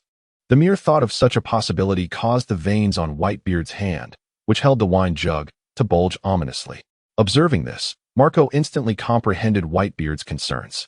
Father, the most vital element among family is trust. Since Long Tian has instilled that trust in us, we must refrain from acting rashly, otherwise we risk hindering him. Marco stated earnestly. After calming his emotions, Whitebeard responded, indeed, we should trust Long Tian. However, should he meet his demise at Mariejois, I shall make the world government pay dearly. As soon as Whitebeard finished speaking, a formidable aura of conqueror's haki radiated from him. Marco and the other commanders nodded in agreement, their gazes filled with resolve. This is the Whitebeard pirates, regardless of who among them encounters peril. Father and the rest of the crew will stand resolutely by their side. Meanwhile, Long Tian, having arrived at the Red Line, was en route to Mariejois. With 2 aces up his sleeve, he felt confident that he would not encounter trouble at Mariejois. Perhaps, if luck were to run low, he might face some minor difficulties upon his departure. Throughout his journey, Long Tian faced little resistance, as this was Mariejois, the headquarters of the world government, where ordinary individuals would hardly dare to misbehave, resulting in somewhat lax security. It was not until Long Tian approached Mariejois that he detected through his enhanced observation haki, bolstered by his mental prowess, the presence of several individuals whose strength rivaled that of his father. System, can my mental power truly allow me to remain undetected? He inquired. Ding. If the opponent specializes in mental abilities, the host will undoubtedly be discovered. Very well, I have no choice but to take a gamble, Long Tian declared. And in an instant, he flashed into Mariejois. Although he was unaware of the exact whereabouts of the celestial dragons, fortune smiled upon him as he fortuitously encountered a celestial dragon riding a slave. The several men in black accompanying the celestial dragon were no challenge for Long Tian. He dispatched them with just a few swift blows. At that moment, the sniveling celestial dragon pointed at Long Tian and shouted, "You insolent ant, kneel before me." In response, Long Tian seized the celestial dragon by the neck, delivering a powerful punch to his face, rendering his hands useless. The excruciating pain prompted the celestial dragon to cry out. But alas, Long Tian's punch had already shattered his vocal cords. Do not feign death. Take me to where your kind resides. Otherwise, I shall take your life this very moment. Do not assume I lack the courage. Just moments ago, I twisted your hand until it broke. Ending your existence would be but a fleeting second, Dragon Tian declared with a chilling gaze. This declaration utterly terrified the celestial dragon, causing him to lose control of his bladder. Nevertheless, the celestial dragon fervently nodded, his legs trembling as he moved forward. Long Tian followed closely behind the celestial dragon, proceeding with a series of halts and advances. After a while, the celestial dragon led Long Tian to their dwelling. Observing the numerous celestial dragons in proximity, Long Tian could not help but exhale in relief. If the Holy Land Mariejois were home to individuals proficient in mental fortitude, he would have been discovered long ago. The fact that he remained undetected indicated that there were no such specialists present in Mariejois. Glancing at the now inconsequential celestial dragon beside him, Long Tian swiftly executed a lethal twist of his neck. He then approached a celestial dragon who was mercilessly lashing a young girl with a whip, with the same ferocity that had characterized his earlier actions, shattering skulls and breaking limbs. This time, however, Long Tian refrained from destroying the celestial dragon's vocal cords. Instead, he forcefully thrust the whip into the celestial dragon's mouth and inquired, "Do you wish to live?" Overwhelmed by pain, the celestial dragon nodded with great difficulty. "Very well. Now lead me to your place of imprisoning slaves, or I shall end your life this instant," Long Tian stated with an unsettling calmness. Terrified, the celestial dragon nodded vigorously, fearing that Long Tian might execute him at any moment. Upon receiving agreement from the celestial dragon, Long Tian turned to the young girl, retrieving a pouch of gold coins from his system space and offering it to her. He gestured in the direction from whence he came and said, "Child, take this money and run in that direction. You shall soon escape and live a normal life." Tears streaming down her face, the young girl replied, "Thank you, big brother." After expressing her gratitude, she fled desperately towards the direction Long Tian had indicated. Long Tian turned and seized the celestial dragon, declaring, "Let us proceed. Guide me to the place where the slaves are confined." Subsequently, under the celestial dragon's guidance, Long Tian arrived at an opulent prison. Yet, within this outwardly lavish establishment, lay numerous individuals, battered and bruised. Witnessing this sight, Long Tian retrieved a living sword from the system space, imbuing it with formidable energy to cleave through the prison's grand entrance. "Now, assist one another. Those who can move, help those who cannot, or carry them. Take the money I have provided and flee swiftly in that direction." Long Tian swiftly conjured a pile of berries from the system space and gestured toward the exit. The liberated slaves, seizing the berries cast aside by Long Tian, expressed profound gratitude before hastily fleeing with some of the incapacitated individuals in tow. Meanwhile, Long Tian charged toward the dwelling of the celestial dragons, wielding his great sword in a frenzy of slaughter against the repugnant beings. The commotion from Long Tian's earlier assault on the prison door had already attracted the attention of the inhabitants of Mariejois. to afford the slaves a chance to escape. Long Tian engaged in fierce combat, drawing the focus of all upon himself. Cease this madness at once. Stop, you insignificant insect. Spare me, spare me. The celestial dragons wailed in trembling fear as Long Tian continued his rampage. Standing before Long Tian were 5 formidable figures, the most powerful of the world government. Long Tian was acutely aware of the consequences of his choices. Captain of the 2nd Division of the Whitebeard Pirates, why do you not remain in your vast ocean? Have you lost your mind to undertake such a momentous act? Do you realize the upheaval this will cause across the world? One of the 5.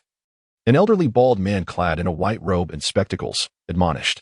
How swiftly you arrive, Gorosei. I, Long Tian, merely cannot abide the celestial dragons. What will you do about it? Long Tian retorted, spitting blood, just as he prepared to slay another celestial dragon. The bald elder swung a blade that nearly cleaved him in two. Fortunately, Long Tian managed to withstand the blow with his living sword, though he sustained internal injuries. It appears you have come here fully prepared for the consequences. There is no need for further words. Let us proceed to execute him, declared the elder with the longest beard among the Gorosei. Humph, while we can suppress the deaths of a few celestial dragons, he must not perish so easily. Naturally. I have heard that Vegapunk has encountered a bottleneck in his research on living weapons. The fact that he could endure a strike indicates his physical resilience. Inform Kizaru. That impressive sword of his is now mine. The Gorosei swiftly determined Long Tian's fate, yet he remained unafraid, though he had sustained internal injuries. The prospect of a celestial wife made it all worthwhile. Foolish old dogs, are you dreaming? I am still here, alive and well. What can you possibly do to me? The Gorosei regarded Long Tian with uncertainty, unaware of any hidden cards he might possess. However, they perceived his demeanor as that of a man resigned to his fate, believing him mad, and chose to disregard him. As Long Tian bellowed at the 5 elders, he simultaneously utilized his observation haki to perceive the fleeing slaves. His relentless provocation of the 5 elders stemmed from his desire to prevent the individuals he had painstakingly rescued from falling victim to their wrath. At last, Long Tian sensed that those he had liberated had successfully departed from the Red Earth continent. He turned to the 5 elders and declared, Farewell, you 5 old hounds. When I return, I shall undoubtedly deliver a sound thrashing to you. Until we meet again. With that, Long Tian retrieved a talisman from his system.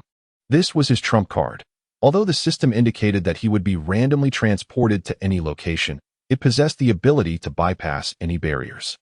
While the randomness of the teleportation posed certain risks, such as the possibility of being transported to the depths of the ocean, which would spell disaster, it was still preferable to awaiting death in this place.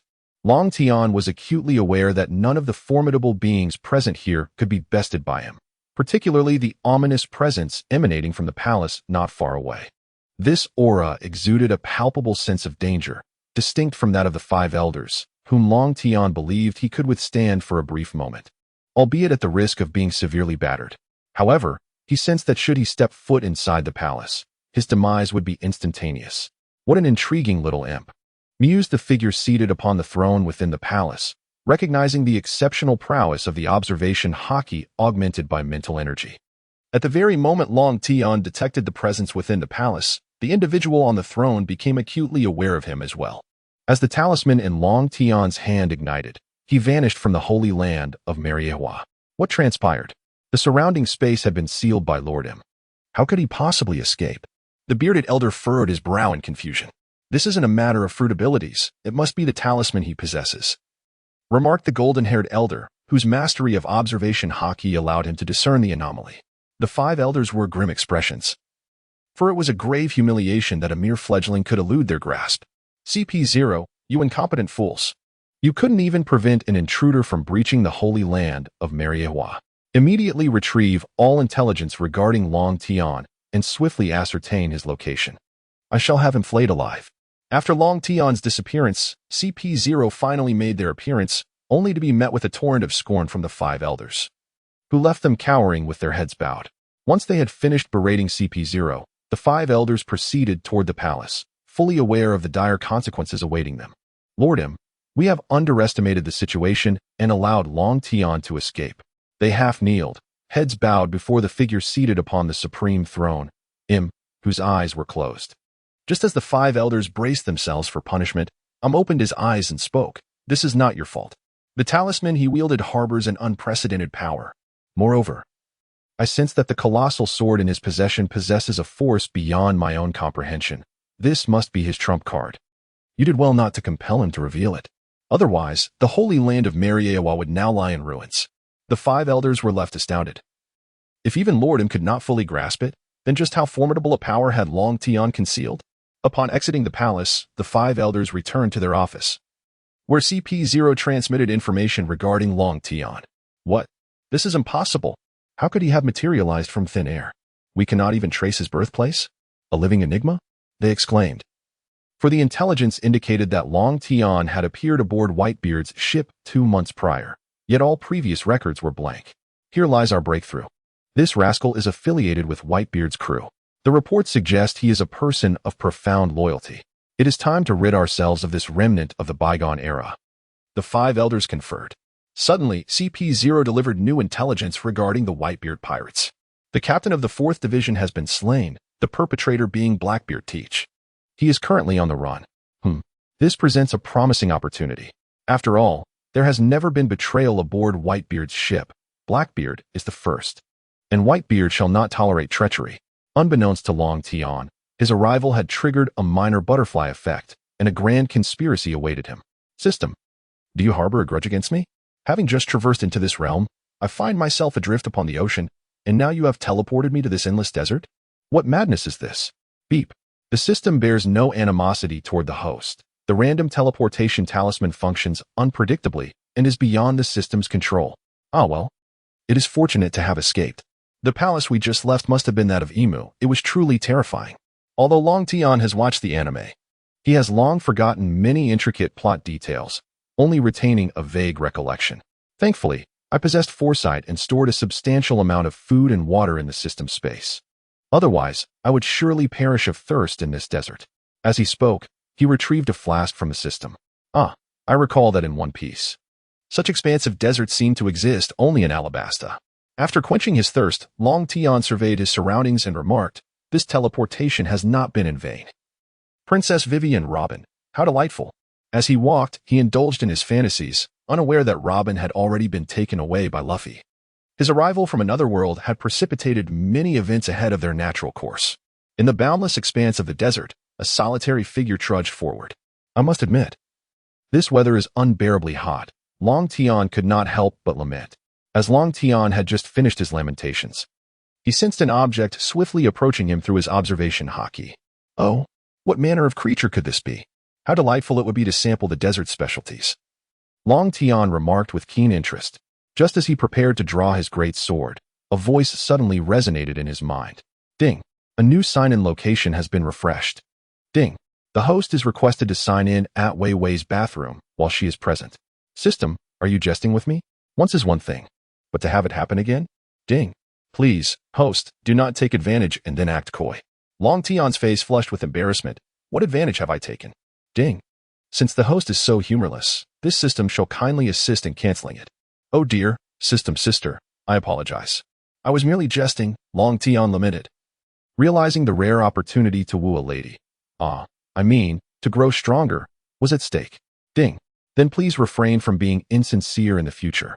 Yes, whatever you say. System sister. Meanwhile, a creature resembling a colossal duck was racing through the desert. Upon the duck's back sat a blue-haired maiden, who was muttering to herself with a displeased expression. You shall not prevent me from setting sail this time. Dear father. Hurry, Karu, or I shall be caught again. The creature beneath her, Karu, quacked in response and quickened its pace. Little did Karu know, it was drawing ever closer to the Grim Reaper. Why has it suddenly sped up? Long Tian pondered. Well, I suppose I should think about what dish to prepare. I've had barbecue far too many times. Perhaps a simple poached dish would suffice. With that, Long Tian retrieved his great sword from the system space and charged forward. Upon noticing the approaching figure, the blue-haired girl on Karu's back expressed her confusion. How could there be someone here? Best to hide, lest it be my father sent to capture me. With that, she crouched low on Karu's back to conceal herself. As Long Tian approached, though he could not see Karu in its entirety, he was certain it was indeed a giant duck. Yes, a poached dish it shall be, with plenty of chili sauce for flavor. Long Tian declared as he raised his great sword, bringing it down towards Karu. Sensing impending danger, Karu hastily attempted to come to a halt and turn away. However, given Long Tian's speed, escape was not an option. Just before Long Tian's sword was about to strike Karu, he suddenly realized that this duck looked somewhat familiar. At that moment, the blue-haired girl hiding on Karu's back suddenly lifted her head. Upon seeing the great sword poised to fall, she let out a terrified scream. Fortunately, Long Tian managed to halt his advance in time, preventing the sword from descending.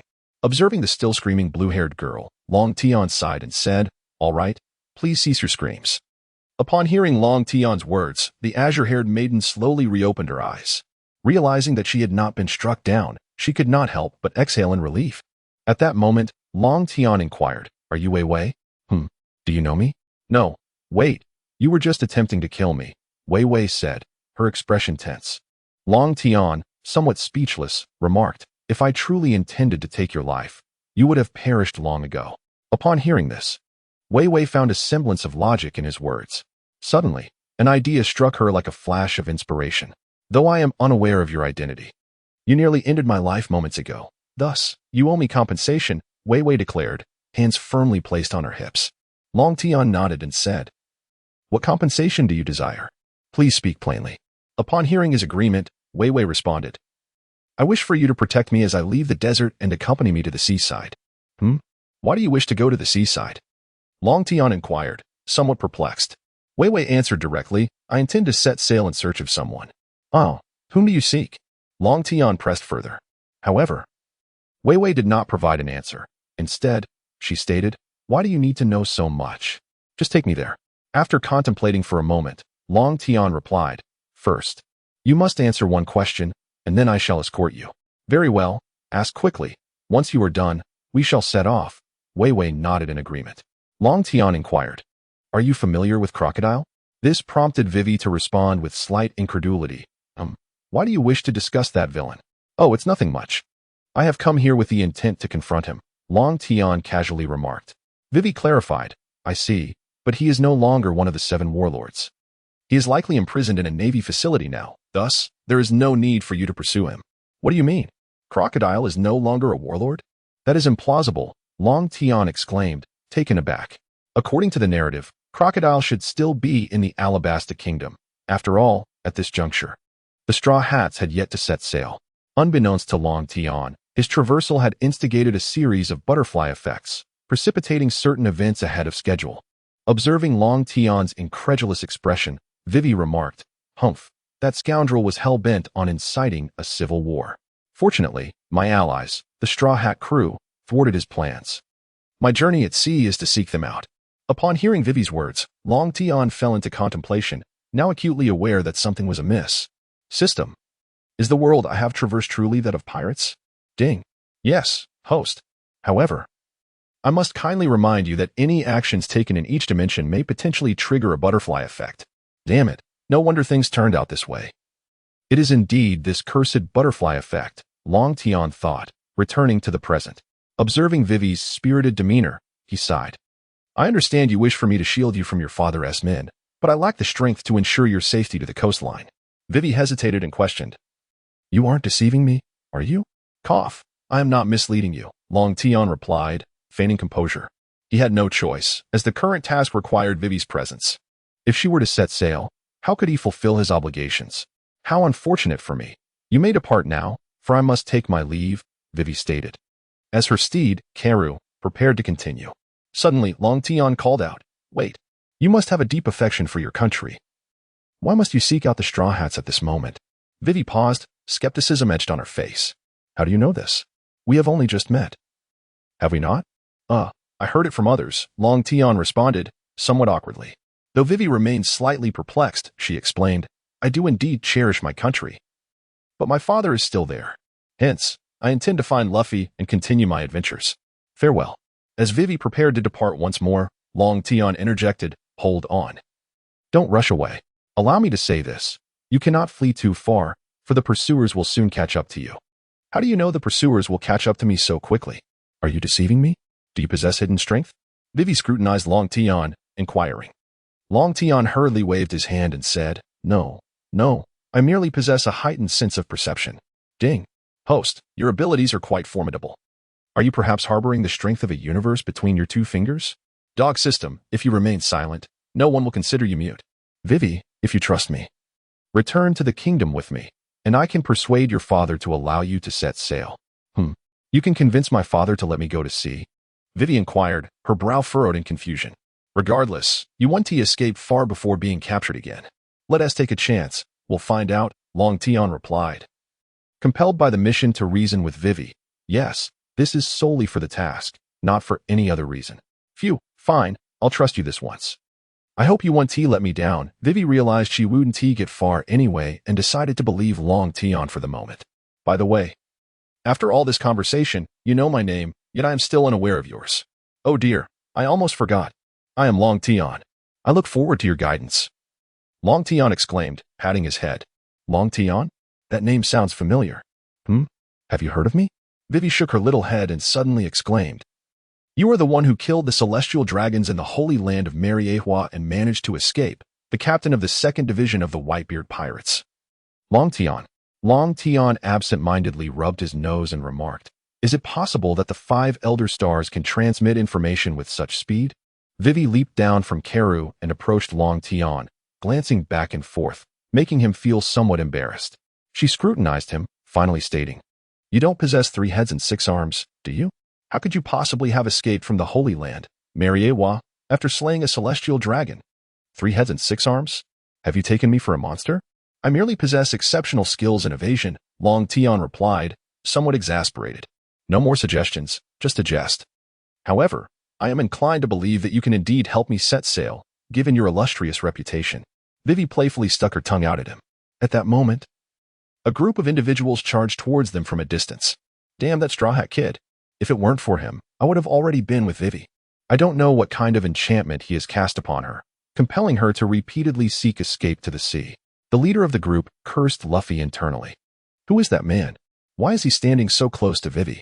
The man felt a surge of jealousy upon seeing Long Tian conversing with Vivi. Hey, who are you? Why are you so close to Vivi? Vivi, you must return with us obediently. As the group reached Long Tian and Vivi, the man immediately spoke up. Huh? Who is this guy? Why does he harbor such hostility towards me? Long Tian pondered, perplexed, as he had no recollection of the individual. Just as Long Tian was lost in thought, Vivi spoke. Kosa, this is my friend, Long Tian. You need not be anxious. I will return with you. But I must take him along. What? You want to bring this man back with you? For what purpose? He is lost, and I must escort him home. Otherwise, he will perish of thirst in the desert. Upon hearing the man's name, Long Tian suddenly remembered who he was. No wonder he harbors animosity towards me. Kosa, Vivi's childhood friend? She is my wife. Do not even think about it. Long Tian mused inwardly, noticing that Vivi seemed indifferent towards the so-called Kosa. Very well, let us proceed. Your father is quite anxious. Why is he so anxious? It was Luffy who saved his kingdom, yet he still opposes my quest to find his benefactor. Vivi, do not speak ill of your father. After all, the Straw Hat crew are pirates. You cannot associate with them. Kosa's expression darkened, and he thought, one day, I will have my revenge on that damned Straw Hat. Why all this talk? Let us move. All right then, you there, keep up with us and don't fall behind. Kosa turned to Long Tian. Are you suggesting that I walk behind you? And what else would you do? If it weren't for Vivi's kind heart and her desire to save you, do you think I would pay you any mind?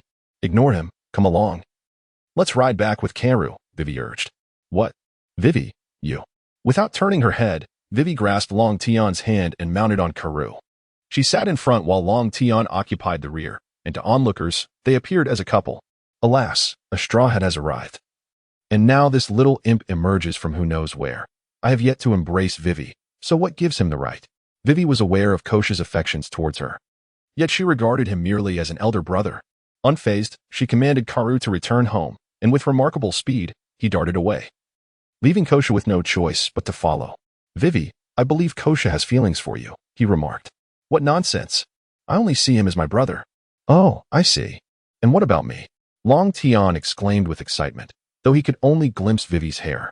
However, the fragrant aura she exuded stirred something within his dragon-like form, making it somewhat difficult to maintain composure. Yet, unlike when gazing upon the Empress, he did not suffer a nosebleed. After all, the Empress wore far less than Vivi. Nevertheless, The charm and vivacity of such a delightful girl caused Long Tian's heart to race. You? You are undoubtedly my good friend, Vivi replied, delivering a merciless blow to his hopes. Yet, it was unrealistic to expect her to develop feelings for Long Tian so soon after their meeting, unlike the Empress. As anyone familiar with pirates would understand, Long Tian embraced Wei Wei, feeling the perfection of her figure, and couldn't help but remark, "It's nothing. The prefix good in good friends will be altered." What can it be changed to? Oh, don't ask so many questions. You will find out in due time. Long Tian casually deflected, as the others had already caught up. Embracing Wei Wei, his thoughts began to spiral into the unusual. Although their return journey would be swift according to Luca's pace, it would still take at least a day. The sun quickly descended, and Wei Wei and her companions had no choice but to halt for rest, planning to continue their journey the following day. Wei Wei, have a sip of water, Long Tian said, retrieving a flask from his system space and offering it to her. Where did you get this water? And what about your greatsword?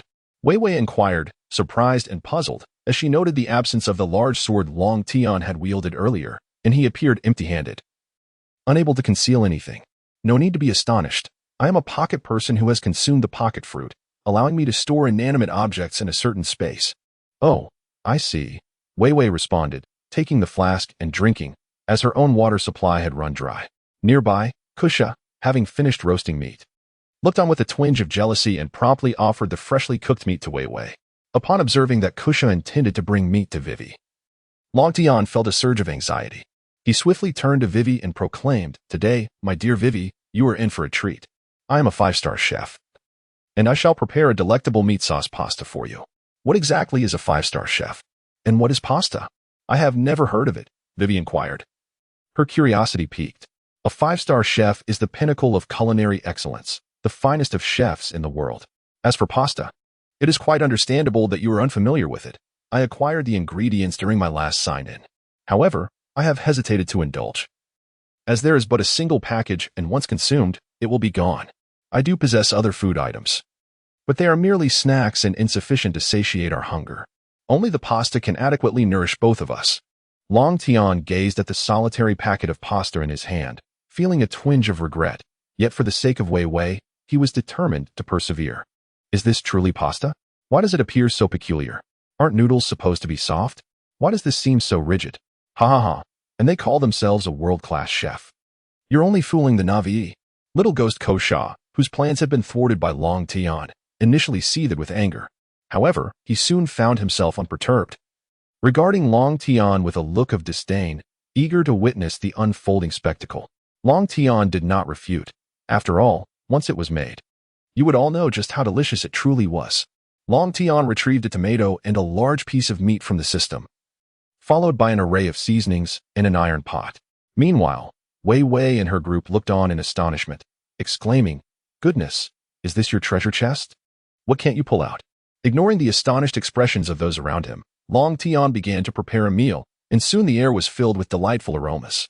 Kosa was somewhat taken aback by the fragrant dish. Could this young man truly possess culinary skills?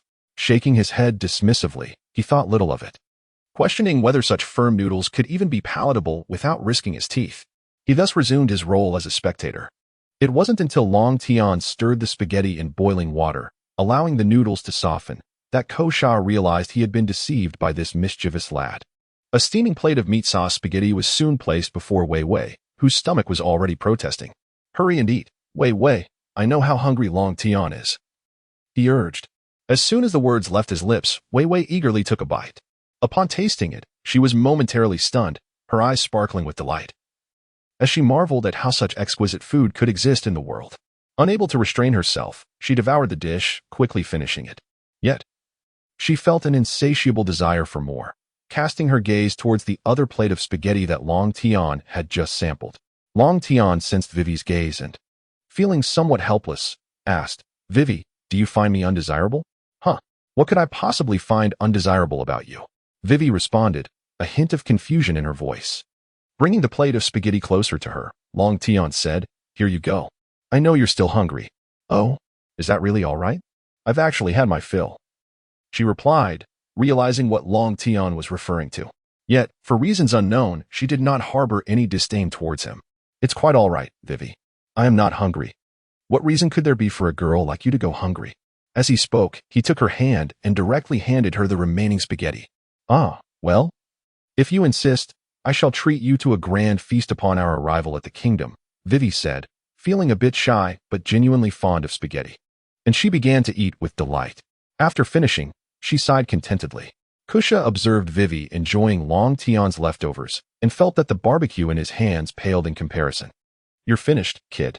Once we reach the kingdom, I shall make you pay dearly. Watching Vivi relish the meal, Long Tian felt a surge of happiness. Thinking this was merely the beginning, he then produced 2 earth mango puddings he had saved, placing one in front of Vivi. HM? What is this, Long Tian? Oh, this is pudding, a flavor you have yet to try called mango. Wow, how did you know I adore pudding? I've never heard of mango flavor before. Indeed. Go on. Eat it. Look, I have one too. Thank you, Long Tian. No need for thanks. I shall prepare curry-flavored spaghetti for you in the future. Really? How did you know I liked pudding and curry? Ha ha ha. That is not all. I also know that you despise dried squid. Oh dear, how irritating, Vivi said, her cheeks reddening as she pondered how Long Tian could know her preferences so well, despite having only just met her. Surely, he couldn't know. Could he? She shook her head, her face growing warmer. If Long Tian truly was meeting Vivi for the first time, it would indeed be impossible for him to know her likes and dislikes. However, he had paid attention to what the girls in One Piece enjoyed and detested. As Vivi took a bite of the pudding, she was momentarily stunned, feeling as though she were bouncing on a massive pudding. It was explosively delicious.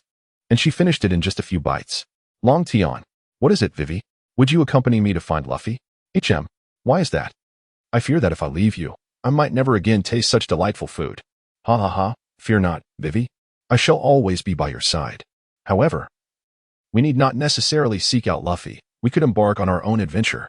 Noticing the opportune moment, Long Tian spoke to Vivi, yet she appeared conflicted. He recognized the turmoil within her. Take your time to ponder, Vivi. I may have been too hasty. I am like a ticking bomb. And bringing you along might endanger you. So, think it over carefully.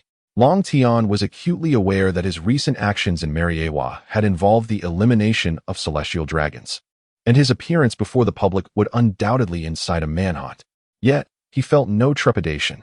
Soon, he would be able to sign in, and he believed that upon completion, his strength would rival that of an admiral, enabling him to confront the 5 elders without fear of defeat, unlike the last time he had been thoroughly overwhelmed. Indeed, when one is associated with an individual boasting a bounty of 3 billion berries, it is akin to standing amidst a mountain of gold, Vivi remarked somewhat exasperatedly. How could she possibly fear being implicated? Her only concern lay in the promise made to Luffy, which left her feeling conflicted. What is this? I now possess a bounty of 3 billion berries? I distinctly recall it being merely 300 million last time. How did it multiply tenfold? She exclaimed, casting a bemused glance at Long Tian. Are you truly that oblivious? She queried. You are well aware of your actions in Mariejois. It's a miracle they Haven Tea placed a bounty of 10 billion on your head. Ah, indeed, he chuckled. Regardless, 3 billion it is. Let them try to take me down, Long Tian declared with a swagger. However, Long Tian, you are genuinely a hero. Thank you for rescuing those slaves. Otherwise, they would have been condemned to that wretched place forever, Vivi said, her admiration evident. It's nothing of great consequence. I simply cannot abide the sight of celestial dragons wielding whips against those unfortunate souls, Long Tian replied with a newfound tranquility. Only those familiar with him understood the gravity of his current situation, as he had to exercise caution in his interactions. Vivi shivered slightly at the thought and hastily changed the subject. What compelled you to visit Mariejois? Ah, well, there was no particular reason. It was all for those unfortunate individuals, he stammered, nearly revealing the matter of the Empress. Ding. I have never encountered such shamelessness, a voice echoed in his mind, which he promptly disregarded. This exchange transpired between Long Tian and Vivi while Kosa remained at a distance, oblivious to their conversation. His teeth clenched in frustration as he observed their apparent camaraderie. As night descended, everyone prepared for rest, dismantling their mounts and setting up tents, while Long Tian stood apart, watching them. Hey, Long Tian, why aren't you setting up your tent to sleep? Vivi inquired with concern. Ah, I have no tent. How could I sleep? What? You don't have a tent? Is that true?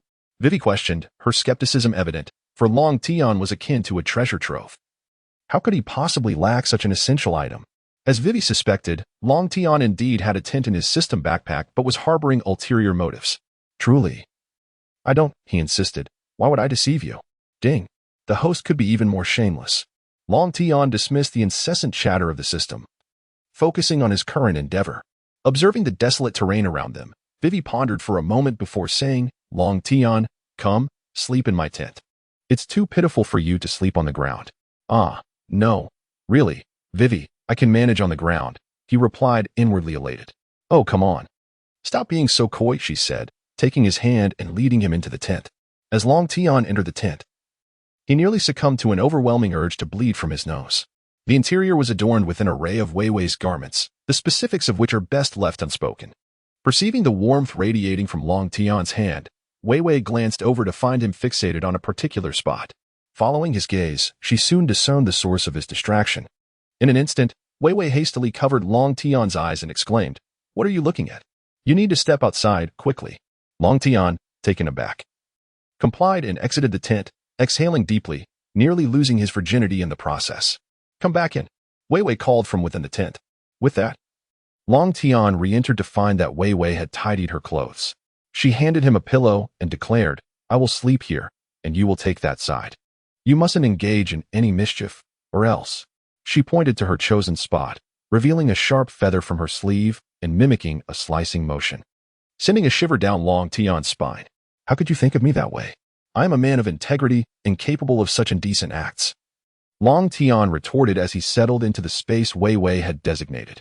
Humph, that is the best spot, Weiwei replied, her cheeks flushing slightly, for she was still a maiden. And the proximity to Long Tian quickened her heartbeat. Long Tian felt a sense of melancholy as he had imagined falling asleep while embracing Weiwei. Ding. Host. There are indeed ways to achieve this. Oh, is that truly the case, dear system? Ding. The system never deceives. Weiwei observed for a moment, confirming that Long Tian had not made any advances, and a twinge of disappointment washed over her. She shook her head, thinking to herself, how can I be like this? I am not that kind of person. With that, she decided to sleep, and soon drifted off. In the dead of night, Weiwei, who had been sleeping soundly, suddenly felt an overwhelming chill enveloping her. She tossed and turned, yet the cold persisted. Unable to bear it any longer, she glanced hesitantly at Long Tian, who was peacefully asleep beside her, but regardless of her attempts to find warmth, the cold remained. Long Tian, upon hearing a commotion nearby, slightly curled his lips in gratitude towards the system, thinking to himself that he would have been oblivious to the potential applications of mental energy had it not been for its guidance. Ding. There's no need for thanks, host. It's merely child's play. However, this technique proves ineffective against those whose mental energy surpasses yours. The system had revealed to Long Tian a method to stimulate Weiwei with his mental energy, inducing a sensation of extreme cold within her. Yet, this was not a matter that could be alleviated by merely warming oneself by the fire or adding extra blankets. Notably, this tactic would bear no fruit against individuals with superior mental prowess, and such attempts would be easily perceived by them. Weiwei felt as though she were on the verge of becoming an ice block and couldn't help but exclaim, Long Tian, wake up. Naturally, Long Tian understood that he could not awaken immediately. He needed to maintain his pretense of sleep. As Weiwei persisted in nudging him, he feigned a yawn and turned to inquire, What troubles you, Weiwei? I feel so cold. Could you assist me? She implored. If you're cold, simply warm yourself by the fire or add another blanket, he replied, pretending to be oblivious. I've tried that, yet I still feel cold. She insisted. Then what should we do? Could you come over and hug me? Weiwei suggested, immediately regretting her words as her face flushed with warmth, momentarily alleviating her chill. Weiwei, how can that be? I've already had a difficult time during the day if you add this to the mix. I fear I might not be able to contain myself. Long Tian protested. Then perhaps we should forget it. I want to sleep, she countered. That is not an option. If you don't sleep, how will you have the energy to travel tomorrow? He replied, reassuring her, rest assured, I can endure this. With that, Long Tian nestled himself beneath Weiwei's blankets. Wow, Long Tian, you're quick about it. Though Weiwei feigned annoyance, she couldn't help but notice that as soon as he embraced her, the coldness dissipated. I feared you might change your mind, he responded, causing Weiwei's cheeks to redden further. Suddenly, she sensed something amiss. Long Tian, are you really sleeping with a weapon? Are you that afraid of being ambushed at night? At this, Long Tian's face flushed as well, and he could only retort, of course. I have a bounty of 3 billion on my head. I'm afraid that if I sleep, someone might take me out. Wei Wei looked at him in disbelief, while Long Tian, undeterred, wrapped himself around her and quickly succumbed to sleep. For reasons unknown, he fell asleep almost instantly. What a pig, falling asleep so quickly. Wei Wei muttered softly, her hand draped over Long Tian, feeling the reassuring rhythm of his heartbeat. Before long, she too drifted into slumber. Meanwhile, Kosa woke from his sleep, stepped out of the tent, and surveyed the area, noticing that Long Tian was nowhere to be found. A wave of delight washed over him as he thought, this little rascal hasn't he been taken away by a wild beast while sleeping on the ground, has he? Inside Wei Wei's tent, Long Tian had already awakened. Propping his head on one hand, he gazed intently at the still sleeping Wei Wei, mesmerized by her beauty. Wei Wei is vivacious and adorable, while the Empress is aloof and commanding. I must win over Wei Wei. Her father might just be the key, he mused internally. In truth, Wei Wei had already awakened but dared not open her eyes, acutely aware of Long Tian's unwavering gaze upon her. That scoundrel. How can he stare so intently? She thought to herself. Yet, she reflected that last night had been the most restful sleep she had ever experienced in her life. Long Tian suddenly noticed that Wei Wei's face began to flush, and he realized that the young girl had awakened yet dared not open her eyes. Observing such a charming Wei Wei, Long Tian could not help but express, Wei Wei, even though you are asleep, I cannot restrain my feelings any longer. I must confess. I like you. Upon hearing Long Tian's words, Wei Wei's cheeks deepened in color. She was uncertain of the reason behind this overwhelming sensation. Perhaps it was indeed love at first sight. The sight of such a lively and delightful individual made her heart feel as if it might melt. That evening, she found herself longing for her presence on his vessel. Yet, he hesitated to voice his desires too eagerly, fearing that it might frighten her. After all, they had only known each other for a day. Nevertheless, gazing at her serene sleeping face, he felt compelled to speak his heart. Wei Wei, touched by Long Tian's sentiments, appreciated his thoughtfulness. Strangely, upon their first meeting, she felt an inexplicable trust in him, as though he were a magnet drawing her heart closer to his. Upon concluding his discourse, Long Tian rose to prepare breakfast for Wei Wei, fully aware that haste was unwarranted. As he exited the tent, Wei Wei awakened, a smile gracing her lips. I like you too, she murmured softly, though Long Tian remained oblivious to her words. Upon witnessing Long Tian emerge from Wei Wei's tent, Kosa dropped the meat he had intended to roast. You little rascal, why did you come out of Wei Wei's tent? Kosa exclaimed immediately.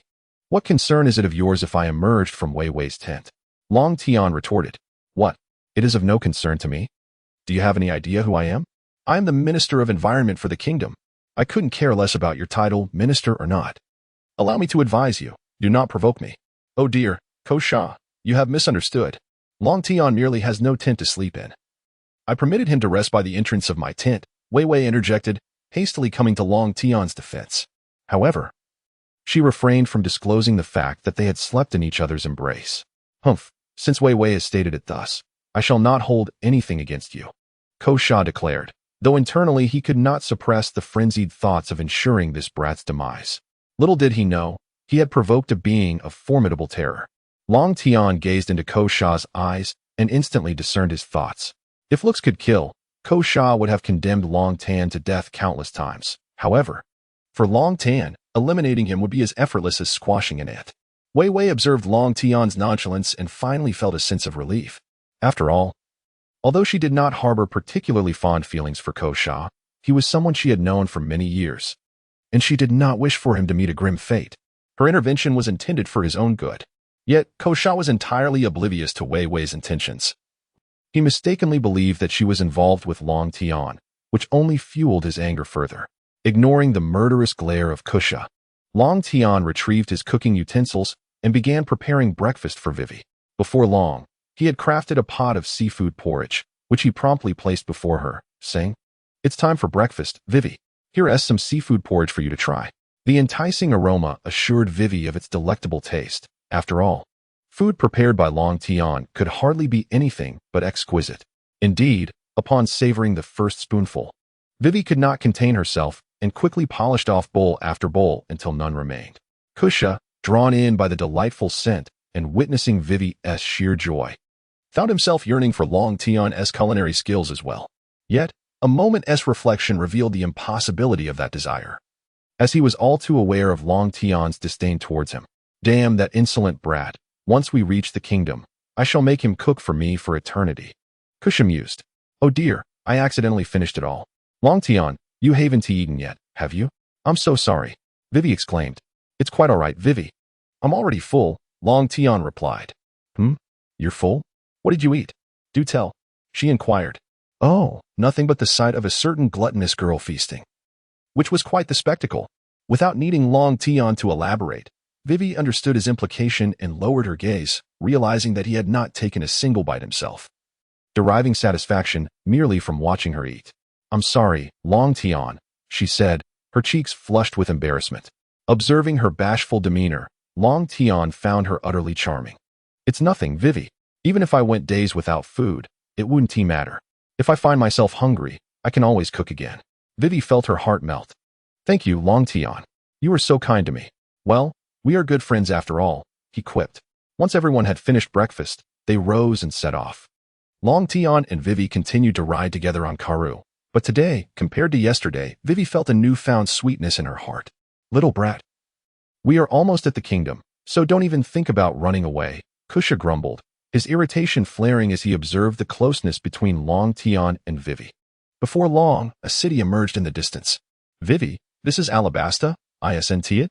It has a distinct exotic charm, Long Tian remarked. Yes, Long Tian. This is the country I adore. Vivi responded eagerly. Karoo, hurry up. I miss my father, she urged. Gah. Karoo increased his speed. And soon they arrived at the city gates. There's Princess Vivi, exclaimed the guards at the gate, their astonishment evident. What is going on? Who is this man? Why is he riding with Princess Vivi? Come on, Vivi, let us go meet your father, Long Tian said, overhearing the guards' chatter. He remained unbothered, while Vivi, unaware of the guards' scrutiny, simply responded with a cheerful okay, urging Karoo towards the palace. King Cobra, Vivi has returned, but, oh, Vivi has finally come back. Has she? Sigh. I've lost count of how many times this has happened. Though the Straw Hats are benefactors of our nation, it is far too perilous for Vivi to be with them. By the way, what else do you wish to say? King Cobra murmured to himself upon hearing the guard's words. After all, he is Vivi's father and must consider her safety. Princess Vivi has returned, but she has arrived in the company of a man. What did you say? He returned with a man? Or were they seated together? Yes, your majesty. Kabira suddenly broke into a violent coughing fit, causing the guards to look on with concern. However, there was little they could do, as the king's health was deteriorating day by day. Come, take me to the palace. Let Vivi come directly to the throne room upon her return. Kabira ceased his coughing and instructed the guards. Yes, your majesty, they replied, pushing Kabira toward the palace. Vivi, your father is still remarkably strong. He has organized the entire country with great efficiency. Indeed, my father is truly exceptional, Vivi replied, pride swelling within her. Yet suddenly, a hint of sadness clouded her expression. Dragon Tian, noticing something amiss, asked, What troubles you, Vivi? You seem so joyful, yet now you appear forlorn. Although my father governs the nation exceptionally, his health is declining, and I am quite worried. Ah, I thought it was something serious. Fear not, Vivi. I shall take care of your father's health. I assure you I will restore him to wellness. Really, Dragon Tian? Are you a doctor? I have only recently learned. But rest assured, I can certainly heal your father, Dragon Tian replied with determination. Although his medical skills may not suffice for someone like Whitebeard, who is no ordinary individual, he felt confident he could aid someone like Kabira. Thank you, Dragon Tian. I have tried numerous methods to restore my father's health, all to no avail. But I believe in you, and I thank you, Vivi, for placing your trust in me.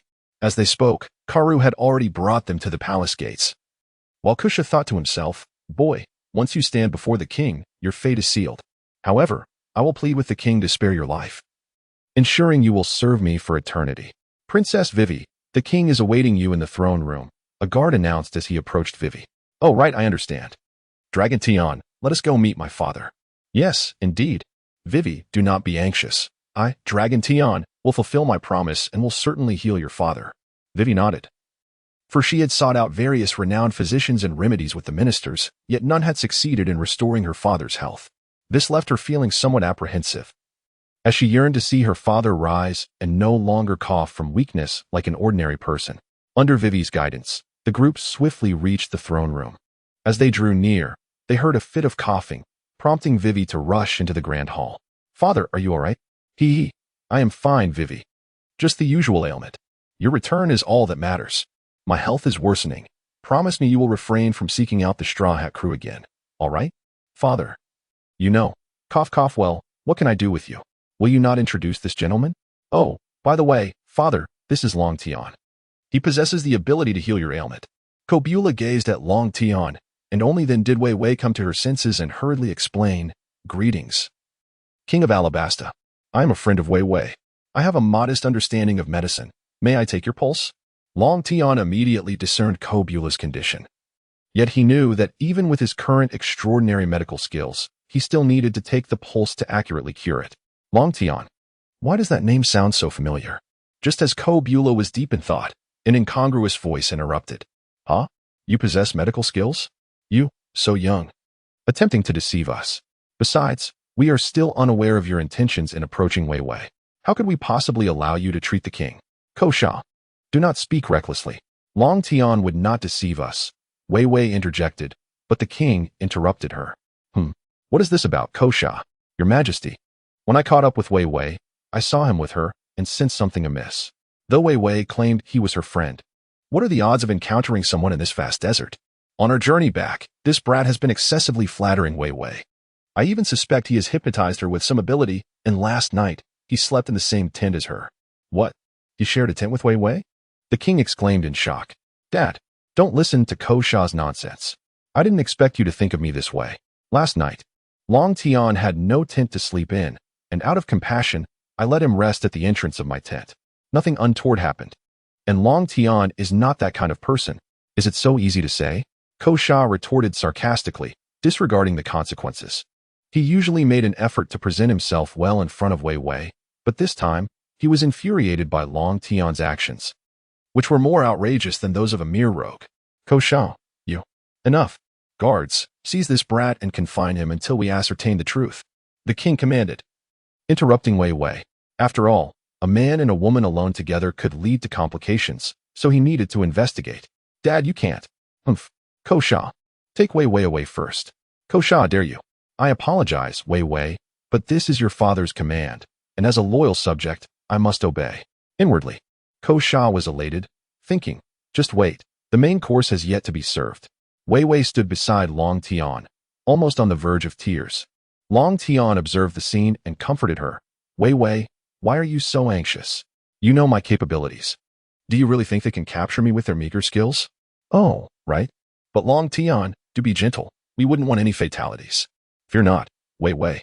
I understand your kind heart. I shall not harm them, merely render them unconscious.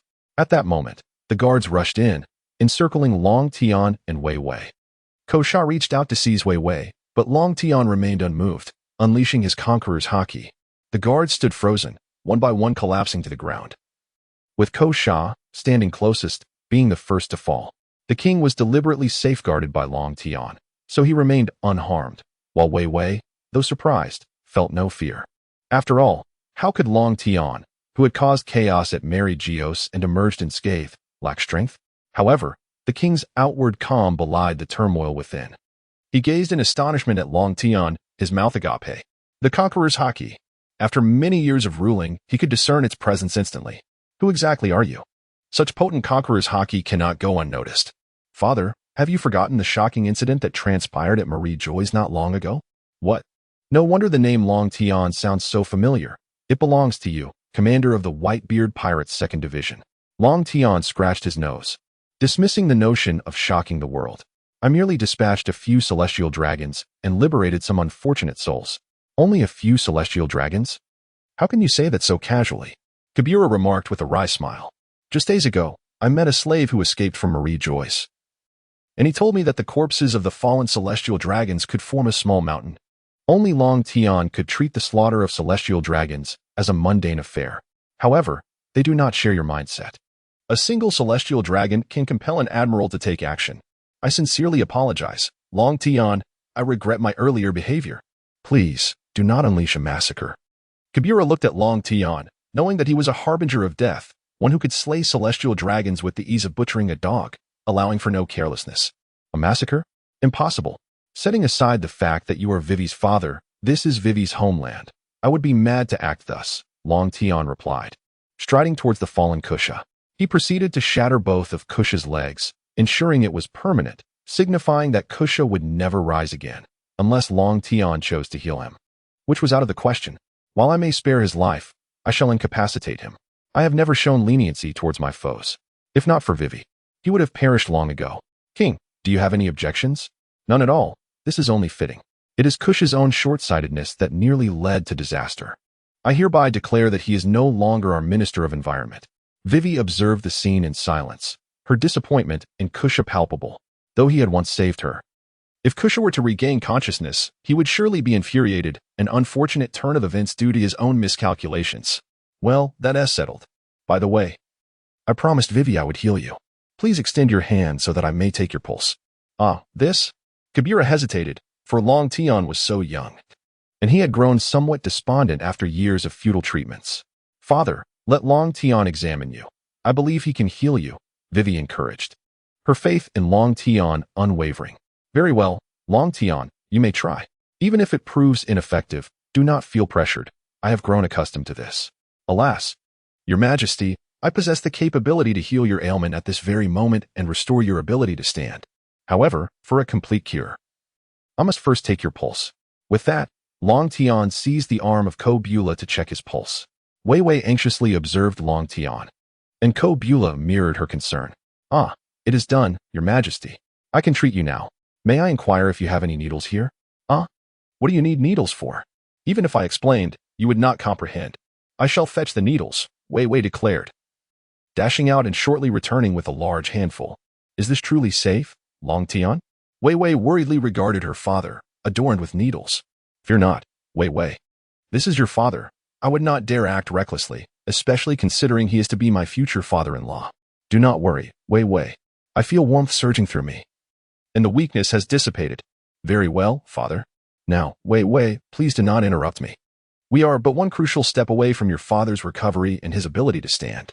Wei Wei complied with a soft okay, refraining from uttering another word, fearing she might distract Long Tian. With utmost concentration, Long Tian grasped the final needle, steadying himself, and then deftly inserted it into Ko Bula. As the needle pierced, Ko Bula cried out in agony, ah. Do not fret, Wei Wei. This is essential. Your father has been unable to stand for far too long. This will stimulate his legs, and he shall soon be well. I trust you, Long Tian. No need to explain. That is reassuring. No sooner had he spoken than Ko Bula ceased his cries. Huh? I can feel my legs. Ko Bula attempted to move, nearly losing his balance. Fortunately, Long Tian was swift, catching him and removing all the needles. Your Majesty, do not rush. You can walk now. But your legs are unaccustomed to it after such a long time. Take your time to support yourself and gradually regain your strength over the next few days. Thank you. Long Tian, you are my savior. I knew I had not misjudged you, Ko Bula remarked, his eyes glistening with gratitude. Why are you crying, Wei Wei? Your father walking is a joyous occasion. You should be smiling. Had I known my aid would invoke tears, I might have refrained. How dare you? Humph.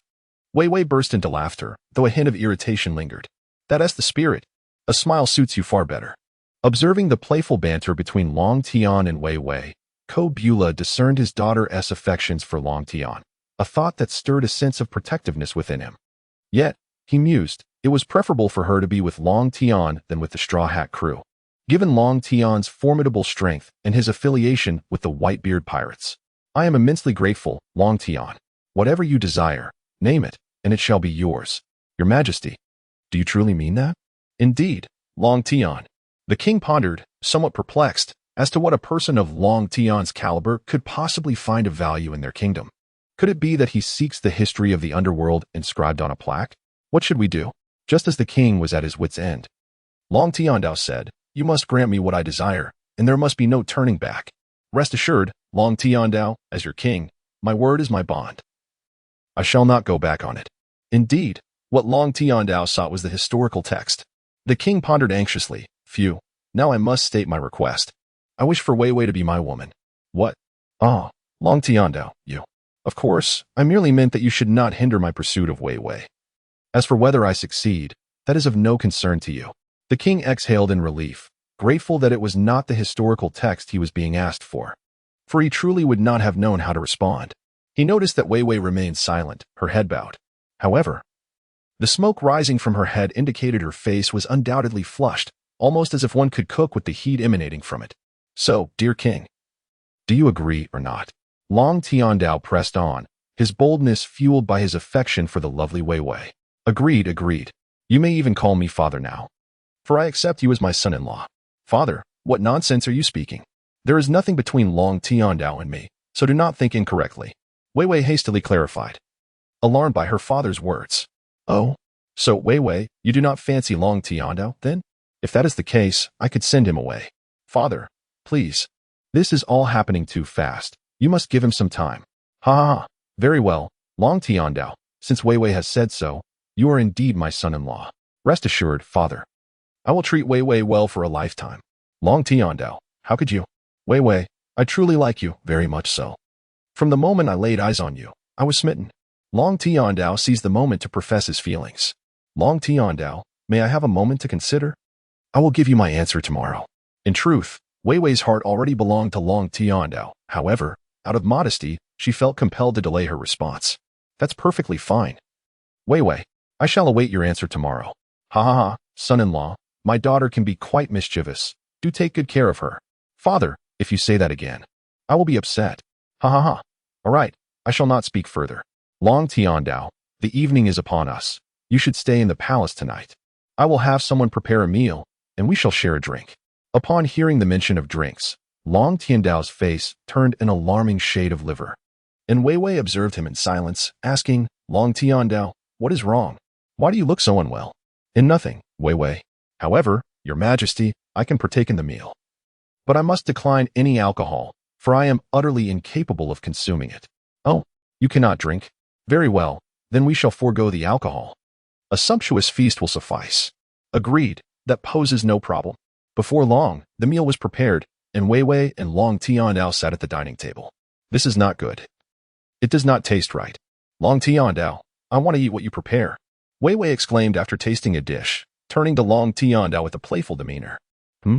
What is happening, Wei Wei? Why do you want Long Tian to cook? Are these dishes not to your liking? Not quite, father. It is primarily because Long Tian's cooking is simply delectable. I find myself craving it.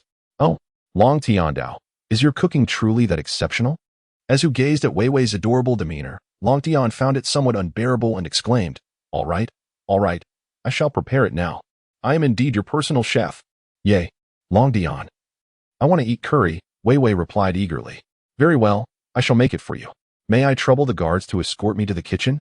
Oh, Long Tian, are you truly going to cook? Very well then, Wei Wei consented, as the guards led Long Tian to the kitchen. Today, I shall also savor the dishes prepared by the chef my daughter so highly praises.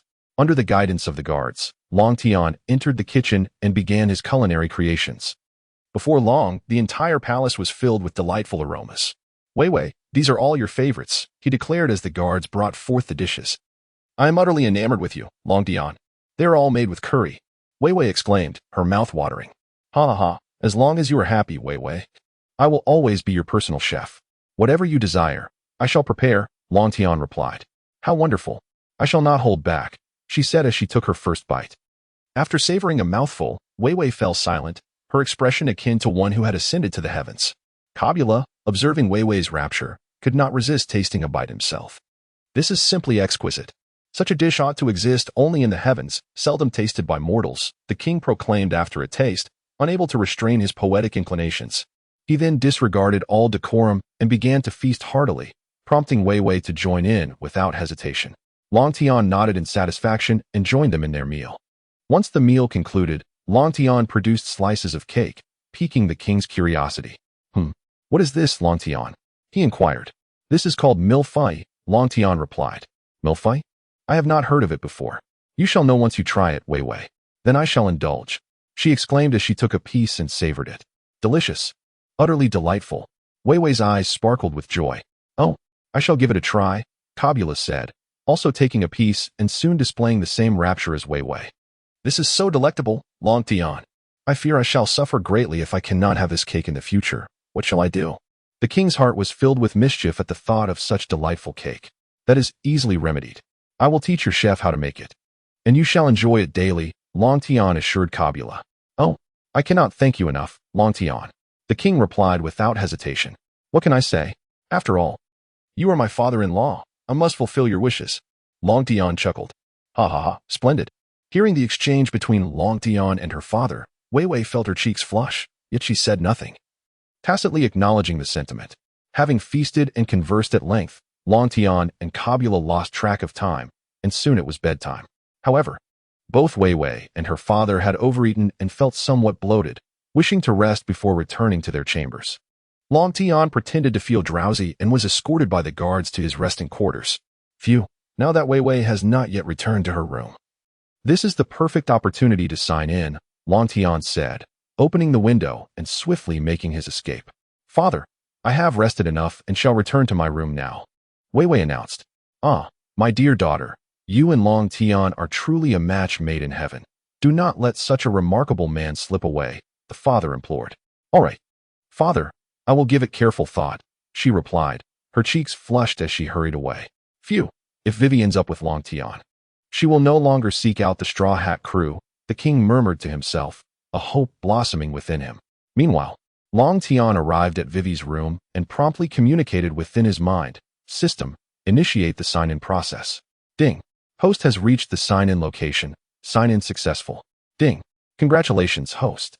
You have successfully signed in and received 1 Valoran summoning order, 1 everlasting essence pill, 10 spatial rings, proficiency in divine medicine, intermediate mental strength, and a gift pack of earthly food. Why hasn't my dominance increased this time?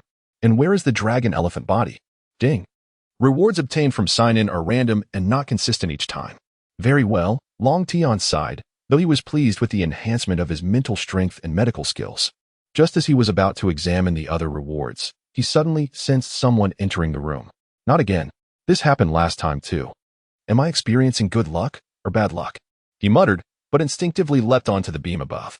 At that moment, Vivi entered the room and began preparing for her bath. Seeing this, Long Tian immediately felt the urge to flee. However, as he raised his foot, the beam creaked ominously. Upon hearing the noise, Vivi looked up and locked eyes with Long Tian. This caught her off guard, and as she regained her composure, she was about to scream. Sensing her intent, Long Tian swiftly jumped down to cover her mouth. Vivi, please don't shout. I truly did not mean to intrude. I have my reasons, he pleaded. Ouch. Before he could finish, he felt Vivi bite down on his hand, causing him pain, but he refrained from voicing it. Humph, you despicable Long Tian. How wrong I was about you. I never expected you to be this kind of person, she exclaimed, leaving Long Tian feeling quite overwhelmed. Vivi, let me explain, he began. But she interrupted, aren't you going to leave? Oh right, I should go, Long Tian replied, moving toward the door. But Vivi suddenly added, no, it would be too easy to let you go just like that. Wait here, I will settle the score with you after my bath. Reluctantly, Long Tian returned to the bedside and sat down obediently. It was not until Vivi entered the bathroom that he finally exhaled in relief. After some contemplation, he resolved to apologize to Vivi, acknowledging that he was indeed at fault. After a short while, Vivi emerged from the bathroom. Long Tian promptly expressed, Wei Wei, I sincerely apologize for my mistake. Regardless of what I say now, it is futile. I have seen what I have seen. Thus, I accept any punishment you deem appropriate. Was Long Tian handsome? Indeed, but no, that was incorrect. He was flustered, facing a dilemma. Haha, you silly Long Tian. Your punishment is to prepare delicious meals for me every day. Wei Wei, amused by Long Tian's embarrassment, merely intended to tease him. She had pondered for a long time in the bathroom and had ultimately decided to accept Long Tian. Prepare delicious meals? No problem at all. I was already planning to do that for you every day, Long Tian exhaled, having braced himself for the worst. To his surprise, Wei Wei's punishment felt more like a reward. Long Tian, do you truly wish to be with me for a lifetime? Yes, Wei Wei, in this lifetime. You shall have no man but me. Humph, how domineering. You must treat me well from now on, or I shall take action against you. Long Tian shivered at the thought and quickly nodded in agreement. Then, Wei Wei, are you willing to accept me? Long Tian asked, his face etched with anxiety. Wei Wei blushed and nodded shyly. Yea, Wei Wei has become my wife. I'm overjoyed, he exclaimed, lifting her and spinning around. Feeling a bit dizzy, Wei Wei urged. All right, Long Tian, please set me down. After complying, Long Tian hesitated, lost in thought. What's wrong, Long Tian? Wei Wei inquired, sensing his unease. There's something I wish to confess, and I hope you won't be upset. You see, I am not solely devoted to you. I have other wives as well. Oh, is that what this is about? Who are they? Are you not upset, Wei Wei? Not at all. My father, as a king, has countless wives. You surpass him by several magnitudes. It is quite normal to have multiple women. Ah, I nearly forgot. The emperor's harem is indeed vast. What? Long Tian, do you intend to seek 3,000 women? No, Wei Wei. I was merely using that as a metaphor. I would never dare pursue so many. Humph.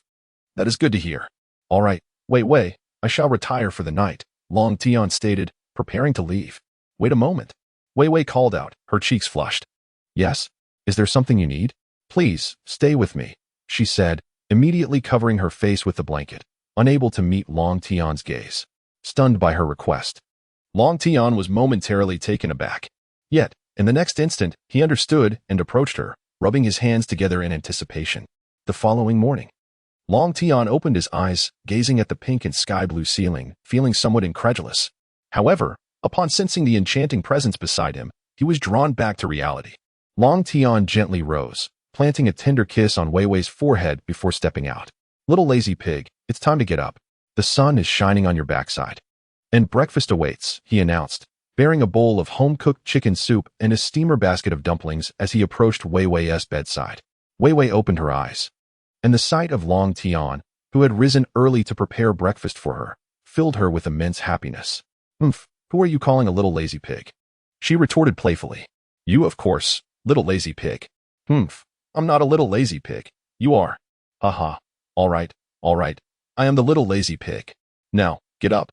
I've made soup for you to nourish yourself. Okay, I am feeling a bit hungry, she replied, eager to drink the soup, but Long Tian gently stopped her. Wait. It's still hot. Don't rush. Let me cool it for you, he said, scooping a spoonful, blowing on it lightly, and then feeding it to her. Watching Long Tian's thoughtful and caring actions, Wei Wei felt a warm glow in her heart, realizing she had chosen the right partner. After their heartfelt breakfast, Long Tian produced a spatial ring. Wei Wei, this is a ring I crafted using my abilities. It can store items just like I can. I present it to you. Naturally, he refrained from mentioning that it was a gift from the system, opting instead to attribute it to the powers of the fruit. How do I use it? She inquired. Simply wear it on your hand. Just think of what you want, and it will respond to your will. Then, Long Tian, please help me put it on. Of course, he replied, kneeling before her and placing the ring on her ring finger. Rest assured, Wei Wei, I will ensure you have a grand wedding. Long Tian vowed, gazing into her eyes. Yes, Long Tian, I am looking forward to it, she beamed. Taking her hand, they ventured out together to inform Wei Wei's father. As they had now become a couple, what brings you two here? The king inquired, observing Wei Wei and Long Tian enter hand in hand. A hint of suspicion stirring within him. Father, from this day forward, Wei Wei is my wife, Long Tian declared confidently. Indeed, Dad. Long Tian will be my man from now on, Wei Wei affirmed. Although he had mentally prepared himself, Cobra felt a wave of bittersweet emotion wash over him. After all, it was his daughter whom he had raised since childhood, and parting was never easy. That's wonderful. Long Tian, you must treat Wei Wei well, otherwise I will spare no effort to hold you accountable, Cobra admonished. He understood well that Long Tian was a person of great sentiment, unlikely to mistreat Wei Wei. Yet as a father, he felt compelled to voice his concerns. Rest assured, father-in-law, if I ever treat Wei Wei poorly, may heaven strike me down, Long Tian began. But before he could finish, Wei Wei placed her hand over his mouth. Long Tian, no more rash vows. I know you care for me, and I trust my judgment will not fail me. I believe in you, Wei Wei stated earnestly. Thank you for believing in me, Wei Wei. I will express my devotion through my actions, Long Tian vowed. Long Tian spoke earnestly, and he and Wei Wei exchanged glances filled with profound affection. I will take you to see something, said Cobra, leading the way, with Long Tian and Wei Wei following closely behind. Upon reaching the door of a secret chamber, Cobra mysteriously declared, Long Tian, behind this door lies that which every generation of kings must safeguard. Father, do you intend for Long Tian to see that? Indeed. He has become my son-in-law, and thus he is worthy of witnessing it, Cobra replied as he opened the door to the hidden chamber. Once the door was ajar, Long Tian felt somewhat speechless. The king had made such a fuss simply to reveal the historical text. However, the truth was that he could not comprehend it. Nevertheless, out of respect for his father-in-law's goodwill, he refrained from voicing his thoughts. Long Tian, this is the historical text that chronicles the reign of the underworld king. Although it has been viewed by Robin, we must continue to protect it. Father-in-law, I must confess that I harbor no interest in either the historical text or the underworld king. You seem to have misunderstood. I am here solely for Wei Wei. Long Tian was aware that Ko Beulah had misunderstood him. He held no interest in the historical text at hand. And the underworld king was merely akin to an aircraft carrier, which did not pique his curiosity. Wei Wei felt deeply touched by Long Tian's words, thinking to herself that the underworld king could never compare to his love for her. Long Tian, do you realize what the underworld king represents? She inquired. Oh, I know, he replied, but I truly have no interest in the underworld king. By the way, let me try something, Long Tian suddenly thought, as he drew forth his greatsword. With a swift stroke, Long Tian brought his sword down upon the edge of the historical text, not employing the conqueror's haki nor the armament haki, but simply wielding his living greatsword. Under the incredulous gazes of Cobra and Vivi, a corner of the historical text was cleaved away. What? This is impossible. Even the 12 supreme blades could not sever the historical text. Yet you managed to do so in one strike? Cobra exclaimed in astonishment. This is not impossible. My greatsword is no ordinary blade, Long Tian replied, exhibiting little surprise.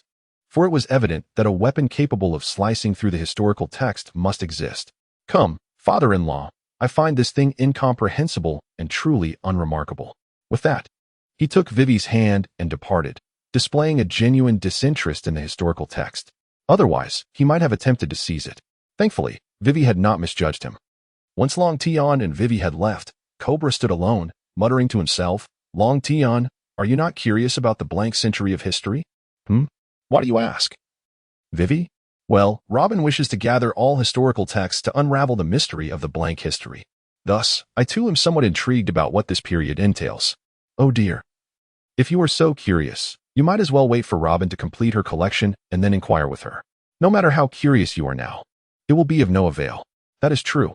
By the way, Long Tian, I have a request to make of you. Vivi, is there any need for such formality between us? Just speak your mind. I would go to great lengths, even to fetch stars from the heavens for you. Oh. Who needs you to fetch stars? I merely wish for you to teach me how to grow stronger. I do not want to be merely a decorative vase by your side. So that is what you seek. There is no issue with that. Even if you were a vase, I would still cherish you. Nevertheless, since you have expressed your desire, I shall impart my knowledge, even if it is merely for self-defense. Indeed, Long Tian, will you teach me now? I must charge a small tuition fee for my teachings. Armament haki can be applied to any part of the body, and the most potent form can envelop the entire body. Long Tian was currently instructing Vivi. Long Tian, I can now arm my entire arm. Do you think I am strong? Vivi declared proudly, having trained diligently since Long Tian began her instruction just a few days prior. Strong, strong, strong. My Vivi is the strongest. Long Tian affectionately patted Vivi's head. Long Tian, you previously mentioned allowing me aboard your ship, and now I am in agreement. Luffy and his crew have their adventures, and I had indeed wished to join them. However, I now yearn more to sail with you. Moreover, you promised to persuade my father to allow me to go to sea. You must not go back on your word, Vivi said, playfully shaking Long Tian's hand. All right. I assure you I will fulfill my promise. As long as you train hard enough to become strong, I will approach your father and seek his approval for our voyage. Yay, Long Tian, you are the best. I shall strive to become even stronger. Thus, during the day, Long Tian imparted teachings to Vivi, and by night, engaged in battles, sharing a period of blissful companionship with her. A few months later, their bond had grown inseparably close when, unexpectedly, a piece of news from Cobra struck him like a thunderbolt. Long Tian, do not be hasty. The veracity of this news remains uncertain. You could reach out to the Whitebeard pirates to ascertain the truth, suggested Cobra. Indeed, Long Tian, there may be a chance that it is false, Vivi comforted him. Yet, Long Tian was aware that the likelihood of the matter being true was exceedingly high. Nonetheless, he clung to a flicker of hope and retrieved the Den Den Mushi from the system. No sooner had he produced the device than it began to ring. morphing into the visage of Marco. Long Tian, you finally answered.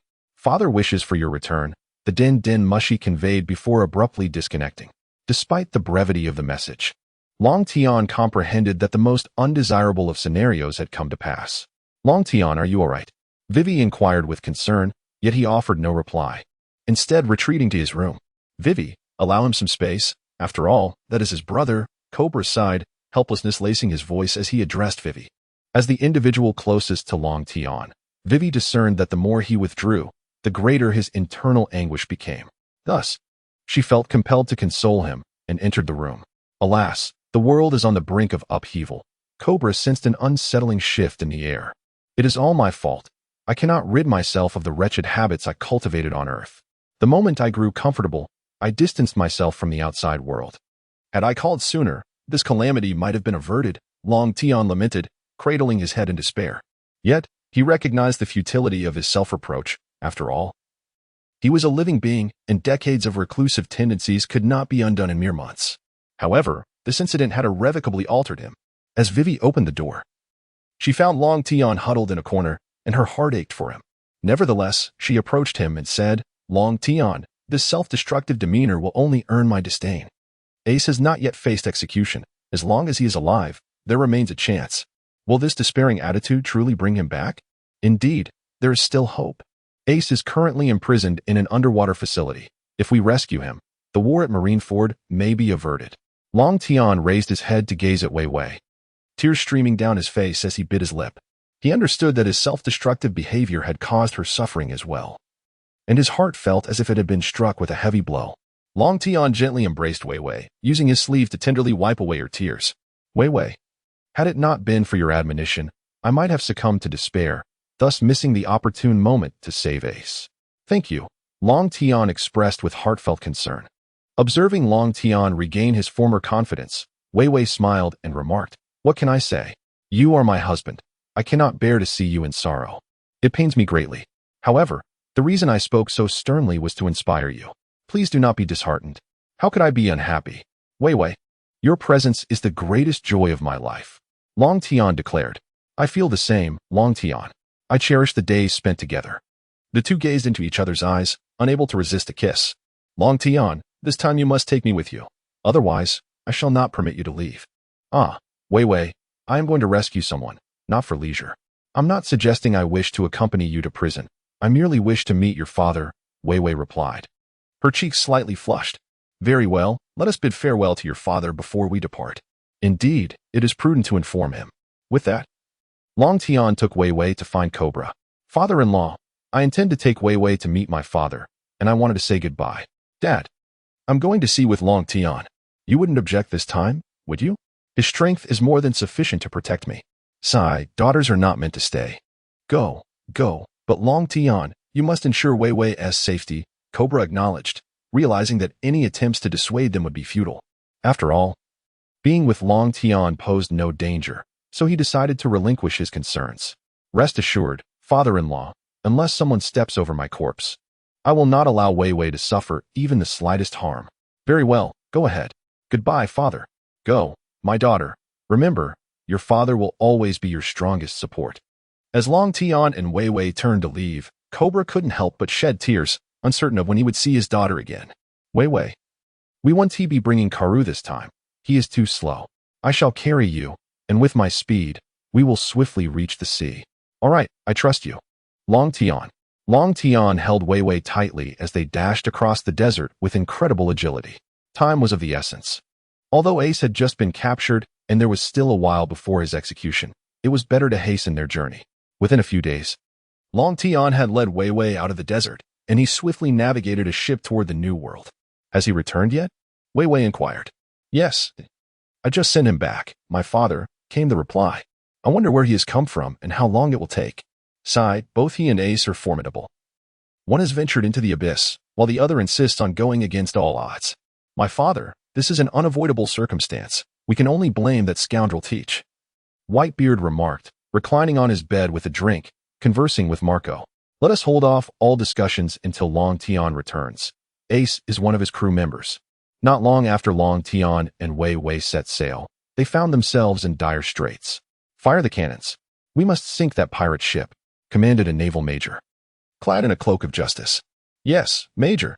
We shall act swiftly, just as they prepared to load the cannonballs and commence their bombardment. Their vessel was cleaved in two by Long Tian's sword. How many times has this happened? Why are we so unfortunate as to constantly encounter the Navy? Long Tian replied with a furrowed brow, we did not happen upon them. We are bound for the New World. While they are returning to the Navy headquarters from the New World, Ace's execution is about to commence, and we must hasten our pace. Finally, he spotted his father's ship. Vivi, I feel a bit anxious. What is there to be anxious about? Father is quite amiable. I will introduce my daughter-in-law to him, and it will surely bring him joy. Long Tian understood Vivi's apprehension. After all, it is only natural for a less than pleasing daughter-in-law to feel nervous in front of her in-laws. Hey, Long Tian, you have finally returned. Had it not been for your snail's call, we would have suspected you had been secretly executed by the elders. Just as Long Tian approached the Moby Dick, Marco had already flown over to him. I escaped and did not respond to your calls right away. I am sorry for worrying you and father, Long Tian said as he attempted to bow, only to be caught by Marco. Your mere return is the best news. There is no need for apologies. After all, escaping from the elders must have come at a cost. Father could barely contain himself since the moment you mentioned going to Mariejois. Had it not been for your call, he would have already stormed Mariejois. Marco said with a serious tone. In response to the mention of his father, Long Tian could not help but ask Marco. It has been months since I last saw father. I miss him dearly. Is he in good health? Yes, father is as he always was. You know that well. Marco replied. Rest assured, this time I have learned some medical skills during my travels. While I cannot restore father to his peak condition, at least I can spare him from so many needles and suffering. Is that true, Long Tian? Indeed, it is true. I treated my father myself. And who might this be? Long Tian. Oh, I almost forgot to introduce her. Marco, this is my wife, Princess Vivi of Alabasta. Oh, so. Your disappearance over the past few months was spent in Alabasta? Yes, after escaping from Mariejois, I went to Alabasta. I will share the rest of the details once we board the ship. Let us go aboard now, Long Tian said, taking Vivi's hand as they stepped onto the Moby Dick. Father, I am sorry for worrying you for so long. It is the fault of a son. Long Tian knelt before his father. Whitebeard is worthy of your reverence, he said, for he had heard all the captains speak before entering the room. Fortunately, Long Tian had escaped. Otherwise, Whitebeard would have already commanded the entire fleet to prepare for an assault on Mariejois. Ha ha ha. It is good to have you back, my son. I have always said that I will be your unwavering support. No matter what decisions you make, I believe in you. Long Tian was already in tears. Long Tian, why not introduce her? Whitebeard, noticing Long Tian's tears, quickly shifted the topic, pointing at Wei Wei. Hello, Captain Whitebeard. I am Long Tian's wife. My name is Wei Wei. Without waiting for Long Tian to introduce her, Wei Wei stepped forward and spoke. Oh, you were Long Tian's wife? Long Tian stood beside Vivi, taking her hand and said, Indeed. Father, this is your daughter-in-law. Isn't she beautiful? Ha ha ha, you rascal, she is your wife. What of the pirate Empress? Father, she is also my wife. What? She is also your wife? So, you have two wives now? Does Vivi not mind? Whitebeard. I can accept the Empress because my father is a king, and he has no idea how many wives he has had, so I have no objections. Ha ha ha. The vitality of you young folks is remarkable, unlike my old self. Father, I have learned some medical skills on this journey, and I wish to treat you. Oh. Whitebeard expressed surprise, sensing that Long Tian had not only become significantly stronger, but had also acquired medical knowledge.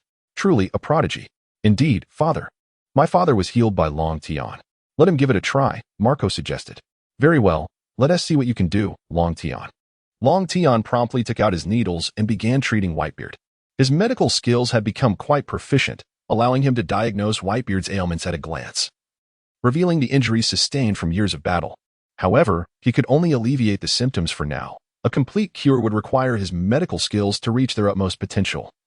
As the system had indicated, before long, Long Tian completed the acupuncture session, and Whitebeard felt a wave of comfort wash over him. A sensation he had not experienced in a long time. Though he had not returned to his peak condition, it was sufficient for the moment. Long Tian, I never anticipated that such simple needles could heal.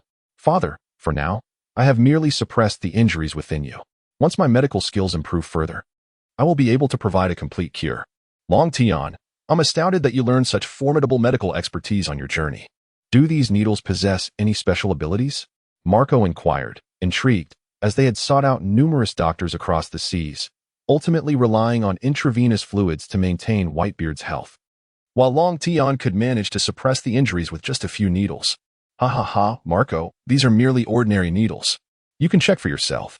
It is my technique, the returning heaven needle method, that has managed to suppress Father's injuries. Returning heaven needle method? Well, even if I told you, you wouldn't understand, Long Tian replied, opting not to elaborate to Marco, lest he find himself speaking for 3 days and nights, given the vastness of traditional Chinese medicine. Ha, all done. Marco, go inform everyone to gather in the hall for a meeting. Long Tian, let us proceed. Although there was no longer a need for intravenous fluids, Whitebeard could not fully rejoice, for he still had one son captured. Long Tian followed his father into the grand hall, acutely aware of the thoughts occupying his father's mind, prepared to voice them before everyone present. His return should have been a source of joy, yet this was not a time for celebration. Ace had been captured, and the Navy had announced their intent to execute him at their headquarters. Once the assembly had formed a circle, Whitebeard addressed them all. Father, give the command. We fear not the Navy, they implored. We must rescue Ace. Despite the fervor of the crowd, Long Tian understood that a declaration of war was unwise. Such an action would lead to even greater calamities. He stepped forward. Everyone, please calm down. Ace has not yet been taken to Navy headquarters. He is currently imprisoned in Impel Down. This presents us with an opportunity. If we can extricate him from there, we may avoid unnecessary sacrifices.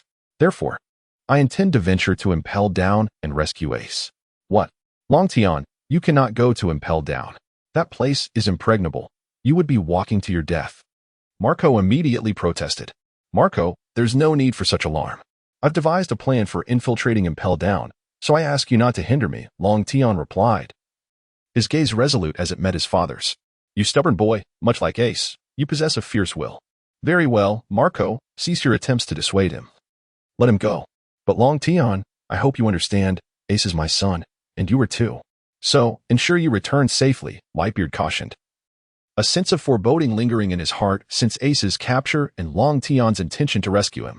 Rest assured, father, the Gorosei cannot capture me, let alone that minor prison. Then I shall accompany you, Marco insisted.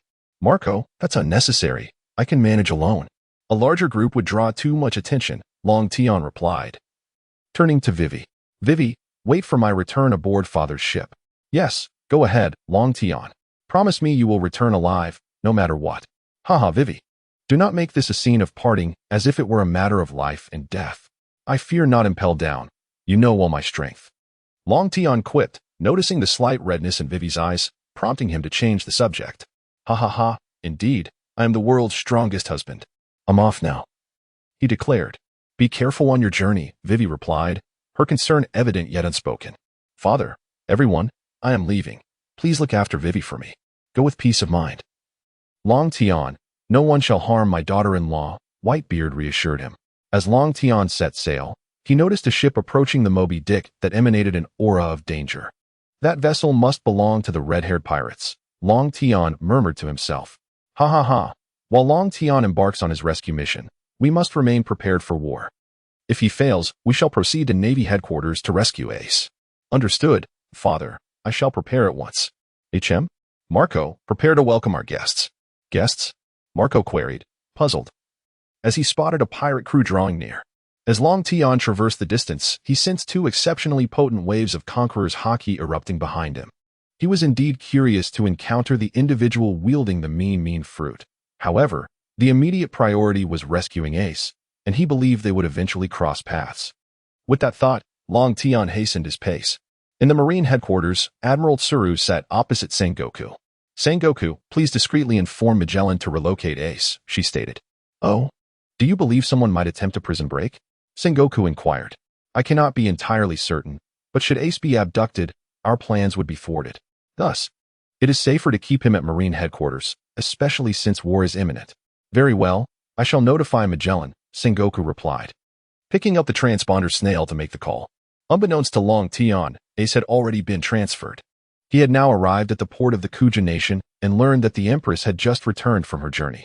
Oh, it has been months since I last saw the Empress. I truly miss her, Long Tian mused, contemplating how to broach the subject of Vivi with her. After all, the Empress was quite different from Vivi. Her demeanor towards love was rather domineering. Nevertheless, for Ace's sake, he had no choice but to confront her. Suddenly, a troubling thought crossed his mind. At this hour, it seemed that Luffy had already been sent to the Kuja nation by Kuma.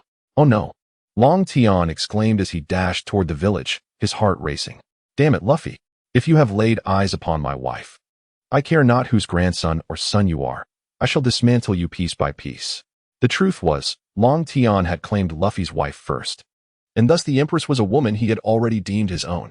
As the Empress of the Kuja nation returned from the sea and entered the Great Hall, Sandasonia reported, Lady Hancock, we have received word from the Whitebeard pirates that Lord Long Tian has returned, but he has set off again to rescue Ace. Has Long Tian finally returned? I can hardly contain my anticipation, the Empress thought, unable to suppress her fantasies of the handsome figure of Long Tian. Just as she indulged in her daydreams of intimate moments with him, she was interrupted. Lady Hancock, you have just returned. There is a matter I must report. Oh? What is it? By the way, I noticed the absence of the guardian warriors among the crowd that welcomed you at the port, she queried. Ah. That is precisely what I wish to discuss. A ferocious monkey has appeared in the jungle. It is a savage and impudent beast, and everyone is gone to subdue it. Monkey? At that moment, a voice pierced the Empress's heart. Hancock, where are you? It was Long Tian, who had just reached the village entrance, calling out eagerly. He felt a wave of relief wash over him that no alarm had sounded. It is Long Tian. His voice. He has come for me. The Empress swooned, her heart aflutter. At that moment, a figure appeared at the entrance of the hall. Phew, I made it just in time. Had I been any slower, she would have headed to the bath, and that would have been disastrous, Long Tian thought, exhaling a sigh of relief upon spotting the Empress. Long Tian, you have returned. I have waited so long for you, constantly thinking of you. Are you injured? I feared I might never see you again. Upon witnessing the Dragon Empress, a tempest of emotions surged within her, and her eyes began to glisten with unshed tears. Dragon Tian, without uttering a word, approached her and enveloped her in an embrace. I am sorry for causing you concern, Hancock murmured softly, unable to contain her sorrow, and she wept upon Dragon Tian's chest. As he held the Empress, those around them discreetly withdrew, recognizing the profound connection between them. This was a man who undertook the most audacious acts for the sake of a promise made to her. The moment the Empress learned of Dragon Tian's audacious assault on Mariejois, she had already succumbed to her affections for him. However, upon discovering that he had escaped, leaving his fate uncertain, she found herself unable to consume anything for a considerable time. It was only after her grandmother's divination assured her that Dragon Tian was safe, along with the reminder that neglecting her meals would distort her figure, that she resolved to end her fasting. She feared that if Dragon Tian returned to find her altered in appearance, he would be repulsed by her. As she gazed at the weeping beauty, Dragon Tian felt a surge of guilt wash over him, prompting him to strike himself lightly across the face. What troubles you, Dragon Tian? Why harm yourself? Hancock asked with concern. I am sorry, Hancock. I should have come to you sooner. Instead, I made you worry for me, which is unworthy of a man. No, Dragon Tian. Your mere presence brings me solace. Your ability to fulfill your promise makes you, in my heart, a true man. Please do not inflict harm upon yourself. It pains me to see you suffer, she replied, gently caressing his face. Your distress brings me even greater sorrow, Hancock, he thought, embracing her tightly. Angered by the injustices of the celestial dragons that had shaped her into such a person. You shall pay for this, he vowed silently. It is worth mentioning that due to his unique physique, Dragon Tian now stood at an impressive height of 2 meters, making the embrace of the 1.9-meter Empress a simple task. Just as they were lost in their moment, Mary Gallet abruptly intruded upon their intimate encounter. Ah, I beg your pardon, Lady Hancock. Lord Dragon Tian. I did not mean to interrupt. Lady Hancock, a man has broken into your bath from the roof and is currently cornered in your bathroom. What? Is there anyone besides Dragon Tian who dares to invade my sanctum? I shall have him torn asunder, the Empress exclaimed, a shiver of fear coursing through her as she recalled her earlier intention to bathe. Fortunately, Dragon Tian had appeared, sparing her from potential peril. Stop. Hancock. Leave this to me, he commanded. Yes, I shall heed your words, Dragon Tian, she replied, her imagination racing at the implications of his order. Long Tian disregarded the Emperor's fanciful musings and proceeded directly to the bathroom. Damn that Luffy, I nearly became a pastor myself. It was not intentional. The roof is far too fragile. Please, do not act recklessly, Luffy expressed, glancing at the gathering crowd armed with bows and arrows. Fully aware of the devastating potential they possessed. Everyone, put away your bows. I am taking this fellow with me, Long Tian announced as he appeared behind them. It is Lord Long Tian. The crowd promptly sheathed their weapons, for the Emperor had issued a decree. To encounter Long Tian was to encounter her. And his words were to be executed without hesitation. Who are you? Luffy inquired. No, wait, I must find my ship, he declared, preparing to flee. Long Tian delivered a punch directly to Luffy's head. Ouch, why did you hit me? Luffy exclaimed. Am I to simply watch you continue your ruckus here? Long Tian retorted. I merely wish to seek my companions, but lacking a vessel, I am currently in search of one. As Luffy prepared to run off again, Long Tian, exasperated, interjected. Do not search any further. Come with me, and I shall take you to find a ship. Do you possess a ship? Luffy inquired. I do, yet before boarding. You must adhere to my instructions, otherwise I shall not permit you to embark. Splendid. At last I can set sail. What is your name? Luffy asked, just as his stomach grumbled audibly. My name is Long Tian. Follow me. I will first take you to grab something to eat, Long Tian replied. Bemused by the sound of Luffy's stomach, Long Tian led Luffy into the grand hall. Hancock, this lad is my friend. He is famished. Please have someone prepare some food for him. Certainly, Long Tian. Do you wish to eat as well? He replied, feeling a bit hungry himself. Come on, Hancock. Let us go together. As he spoke, he took Hancock's hand and walked away. He holding my hand. Oh, how blissful. Little did Long Tian know. Hancock was lost in her own thoughts. Upon arriving at the dining hall, Sandersonia had already instructed the staff to prepare a feast for Luffy. The moment Luffy laid eyes on the platters of meat, he dashed over and began devouring it with fervor. Delicious. Absolutely delightful. Seeing Luffy indulge so heartily, the Empress decided to head to the kitchen, yearning to prepare a meal for Long Tian herself. However, just as she was about to leave, Long Tian halted her. Hancock, please wait for me. Allow me to cook. After all, you have tasted my culinary skills. With that, Long Tian entered the kitchen, leaving Hancock enchanted by his retreating figure. Before long, an array of dishes crafted by Chef Long Tian was presented. Hancock, this is a heartfelt meal I prepared for you. It is a specialty from my hometown. He declared. I feel so fortunate, Hancock exclaimed, her eyes nearly transforming into hearts. Hurry and eat. Do not daydream. Long Tian playfully chided as he observed the Empress, who was visibly smitten. Hancock took a bite of the dish, and once again, she was smitten. It was simply exquisite. Long Tian, noticing her rapture, felt a swell of pride and then said, Hancock, I wish to taste what you feed me. Of course, she replied immediately, offering him a bite. Nothing compares to the food from my beloved, Long Tian proclaimed with delight. He called me his beloved. Oh my, he has eaten food I offered him. Does this count as a kiss? Hancock's imagination ran wild, and she began to dance with joy. At that moment, a small hand stealthily reached out, attempting to pilfer some food. Long Tian caught sight of it and swiftly swatted the hand away. Ouch, that hurt. Luffy exclaimed as he rolled about. You little rascal. This is a meal I prepared for my wife. Do you dare to steal from her? Long Tian admonished. I couldn't resist the aroma. Just let me have a piece. Luffy pleaded, attempting to charm. Long Tian, let him have some. I cannot eat all of this, the Empress interjected, displaying her understanding. Very well, since my wife has spoken on your behalf, I shall relent, he said, pushing a platter of food towards Luffy. Oh my. Long Tian called me his wife again. Hancock felt herself utterly enchanted. This is delicious, Luffy exclaimed, swallowing a whole piece without hesitation. Yet, feeling insatiable, he cast his gaze back towards Long Tian. I can't believe you, Luffy. Just wait. You must not sneak any of the food I made for my wife. With that, he re-entered the kitchen, determined to create more delights.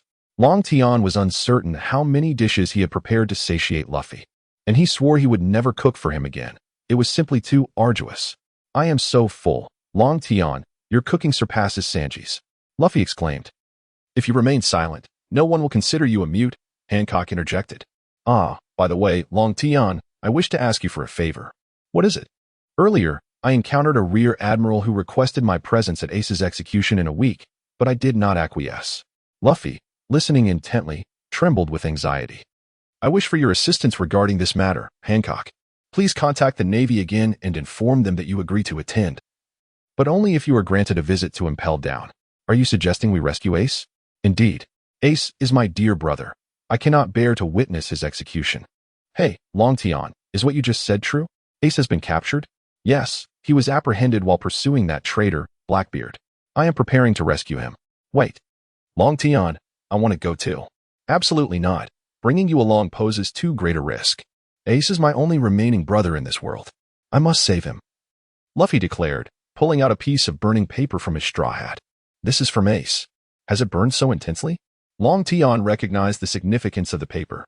Is this a life card? Hancock observed, surprised. Yes. When I obtained it, it was 10 times larger. I shall contact the Navy at once, Hancock declared. Sensing the gravity of the situation, Luffy, since you are Ace's brother, you may accompany us, but you must heed my instructions. Long Tian reconsidered. This boy might indeed be the destined child of this world and could prove invaluable. Fine, as long as we can save Ace, I will follow your lead. Before long. Hancock returned, but her expression was grave. What is it, Hancock? I am sorry, Long Tian, I have failed to uphold your trust. The Navy has stated it is impossible for me to see Ace. What? How can that be? Long Tian was taken aback. According to the original narrative, Hancock was permitted to visit Ace. Had something gone amiss? What shall we do, Long Tian? If we cannot go, Ace will. Luffy could not finish. But everyone understood his implication. Die. Well, it seems we have no choice but to venture to Impel Down ourselves, Luffy. I want to go too. Hancock insisted. No, Hancock. You have a whole family to protect. You cannot expose yourself. Long Tian replied earnestly. Recognizing the seriousness in his tone, Hancock realized they could not proceed. Long Tian. If we cannot take the Navy's water route, there is no way to reach Impel Down, an old woman interjected as she appeared. Old woman, fret not. I have my own methods, Long Tian assured her. Long Tian set sail once more with Luffy, embarking towards Impel Down. He assured the Navy that although she could not physically assist him, perhaps she could provide support on the battlefield. As she gazed at Long Tian's departing figure, the Empress silently vowed to employ every possible means to aid him. Long Tian, are you sailing alongside Ace? Luffy inquired out of boredom during their journey. Indeed. I am the captain of the 2nd Division of the Whitebeard Pirates. Your brother serves as the vice-captain. Oh, Whitebeard. Is he the one who aims to become the Pirate King? Long Tian struck Luffy on the head with a punch. Ouch, ouch, ouch. Long Tian. Why did you hit me again? Luffy exclaimed. You little rascal, if you ever encounter my old man, remember not to speak recklessly, or I shall pound you into the ground. Long Tian was well aware of Luffy's fearless disposition, always shouting at his father without a care for danger. Had it not been for the fact that he was Ace's brother, he would have been struck down long ago. Oh, I understand, Luffy replied. Yet with his singularly focused mind, he soon forgot. A few days later, near the vicinity of Impel Down, a vessel glided steadily toward the gates of justice, navigating the swift currents of the river. Long Tian, how are we supposed to get past this closed gate? Luffy inquired. Of course, I will take you across. Long Tian declared, seizing Luffy's shirt and leaping into the sea. Ah, Long Tian, I can't swim. Luffy cried out, alarmed. After all, he was a devil fruit user, rendered powerless upon contact with water, and he was no adept swimmer. Stop your shouting. We will arrive shortly, Long Tian reassured him. Luffy felt not the water but rather the rushing wind, and when he opened his eyes, he beheld Long Tian walking across the surface of the water. Indeed, Long Tian possesses the remarkable ability to traverse the water's surface momentarily, a feat attributed to his extraordinary speed. Upon reaching the outskirts of Impel Down, he effortlessly scaled the walls. Phew, I'm utterly exhausted, but I have finally made it, he sighed. Yosh! Ace, here I come. Luffy exclaimed as he was about to dash forward, only to be swiftly knocked to the ground by Long Tian's punch. You insufferable brat. Did I not instruct you to heed my every word when we set off? And you forget the moment we enter?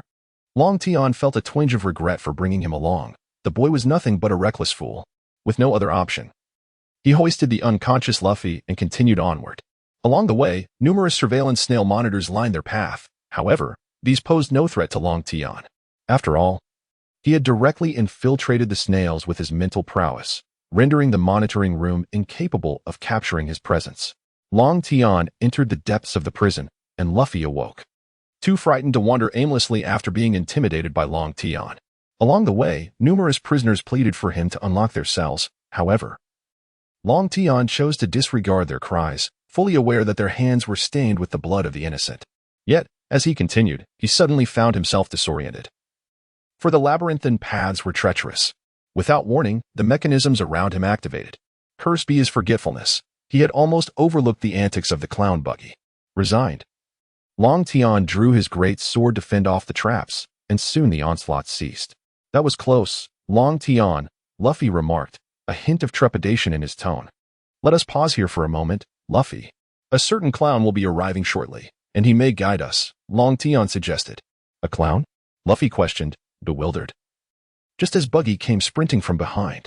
Ignoring both Luffy and Long Tian, Buggy attempted to dash forward but was swiftly apprehended by Long Tian. Who dares to seize me? The great Buggy? Can't you see I am in the midst of an escape? Buggy exclaimed, but before he could finish, a few Berligri appeared behind him, only to be cleaved in half by Long Tian's sword. Oh, Buggy, is it? Straw Hat Kid, and who might you be? Release me at once, Buggy said. Taken aback, Great One, Buggy, do you believe I wouldn't hesitate to slay you with a single stroke? Turning his head, Buggy caught sight of Long Tian and immediately trembled. Long Tian, oh, you are aware of my name? What a jest! With a bounty of 3 billion berries, how could I remain unknown? Long Tian, your bounty is 3 billion? That's astonishing. Buggy, I have no time for idle chatter. Lead me, and I shall reward you with an opportunity for escape. Really? Where are we headed? To the 6th underground level. The 6th level. It houses some of the most notorious criminals. Enough with the nonsense. Guide me, Long Tian said, his impatience evident. Yes, it is an honor to lead you, my lord, Buggy replied, before leading Long Tian and Luffy toward the 1st level. The 1st level posed no obstacles, and Buggy quickly brought them to the edge of a vast, pitch-black chasm. Jump down to reach the 2nd level. Then let us proceed, Long Tian declared as he leaped into the abyss. Luffy followed suit, while Buggy hesitated momentarily. However, he ultimately decided to jump as well. After all, Long Tian was the one who had escaped from the holy land of Mariejois, and following him was his best chance for freedom. Long Tian and Luffy landed gracefully, while Buggy tumbled to the ground with a loud cry. Oh, it hurts.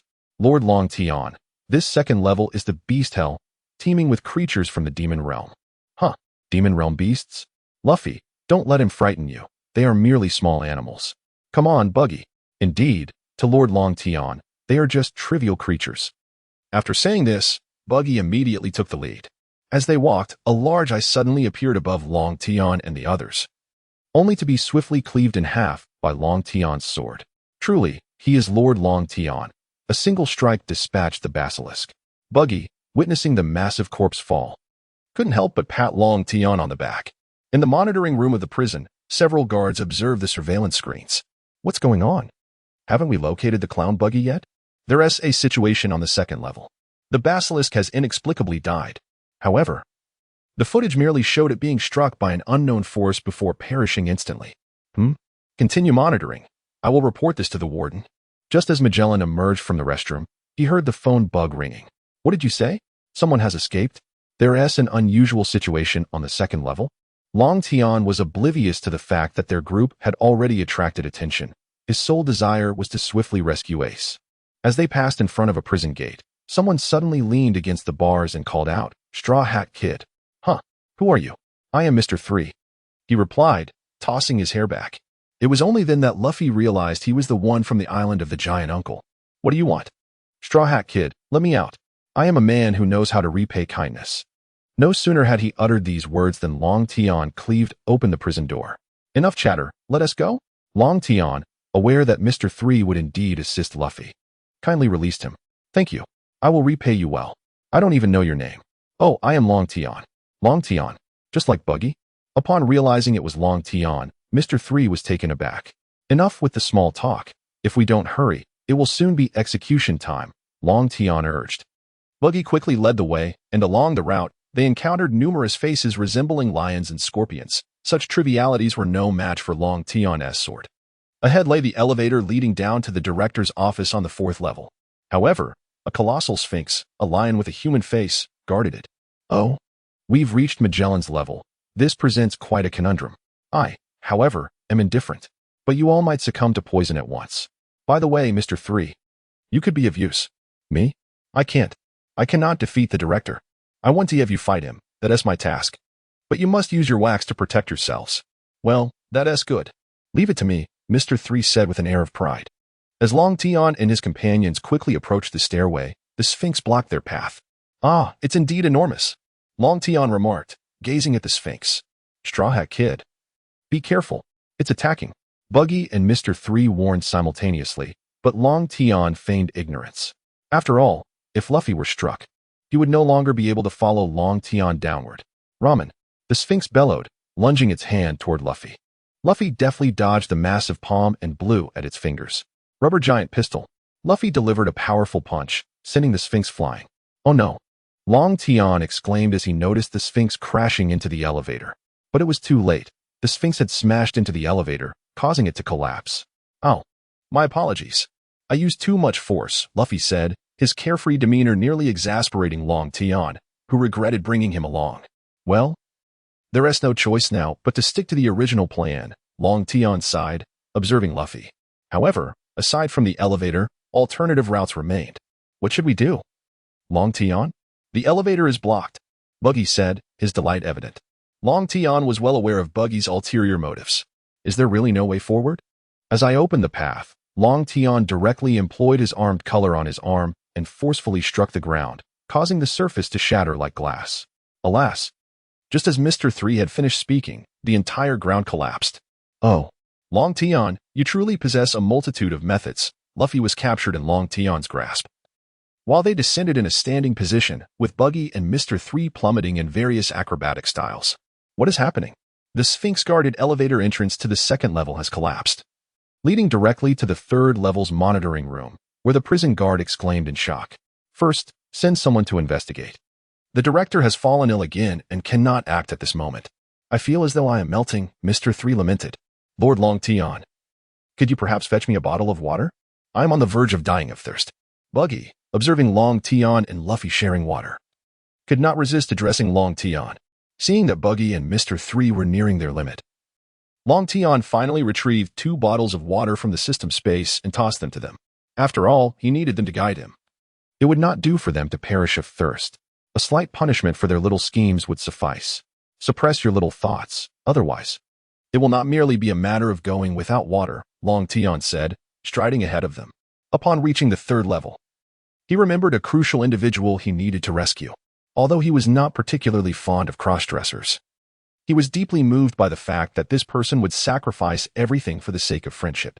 Not far away, the sounds of practice echoed. Long Tian turned to Luffy and said, Luffy, soon you will meet a good friend of yours. Huh? A good friend? Who?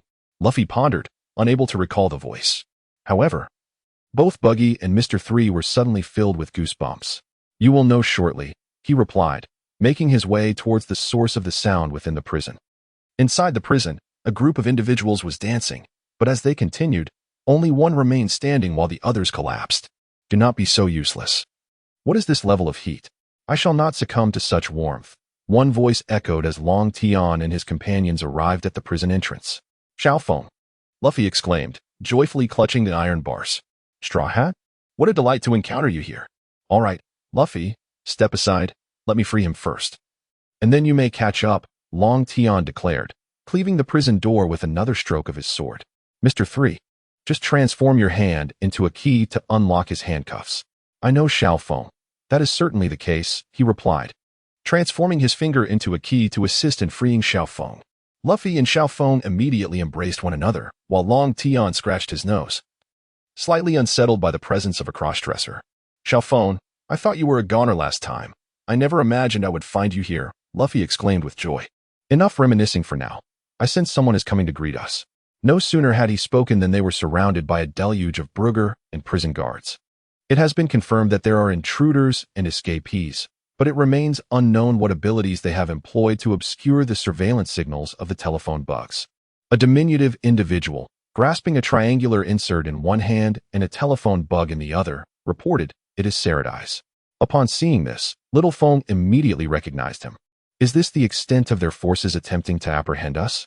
They might as well send Magellan, Long Tian remarked with a hint of mockery. Do not underestimate me. Saradais retorted defiantly. As soon as he finished speaking, Brugly, wielding an axe, swung it menacingly towards Long Tian and his companions. Luffy and Little Phone had already readied themselves for battle, while Buggy and Mr. 3 trembled in fear. However, Long Tian remained unmoved, unleashing his Conqueror's Haki with full force. Brugly and the jailers fell to the ground instantaneously, and Long Tian advanced towards the still-standing Saradais. Who are you?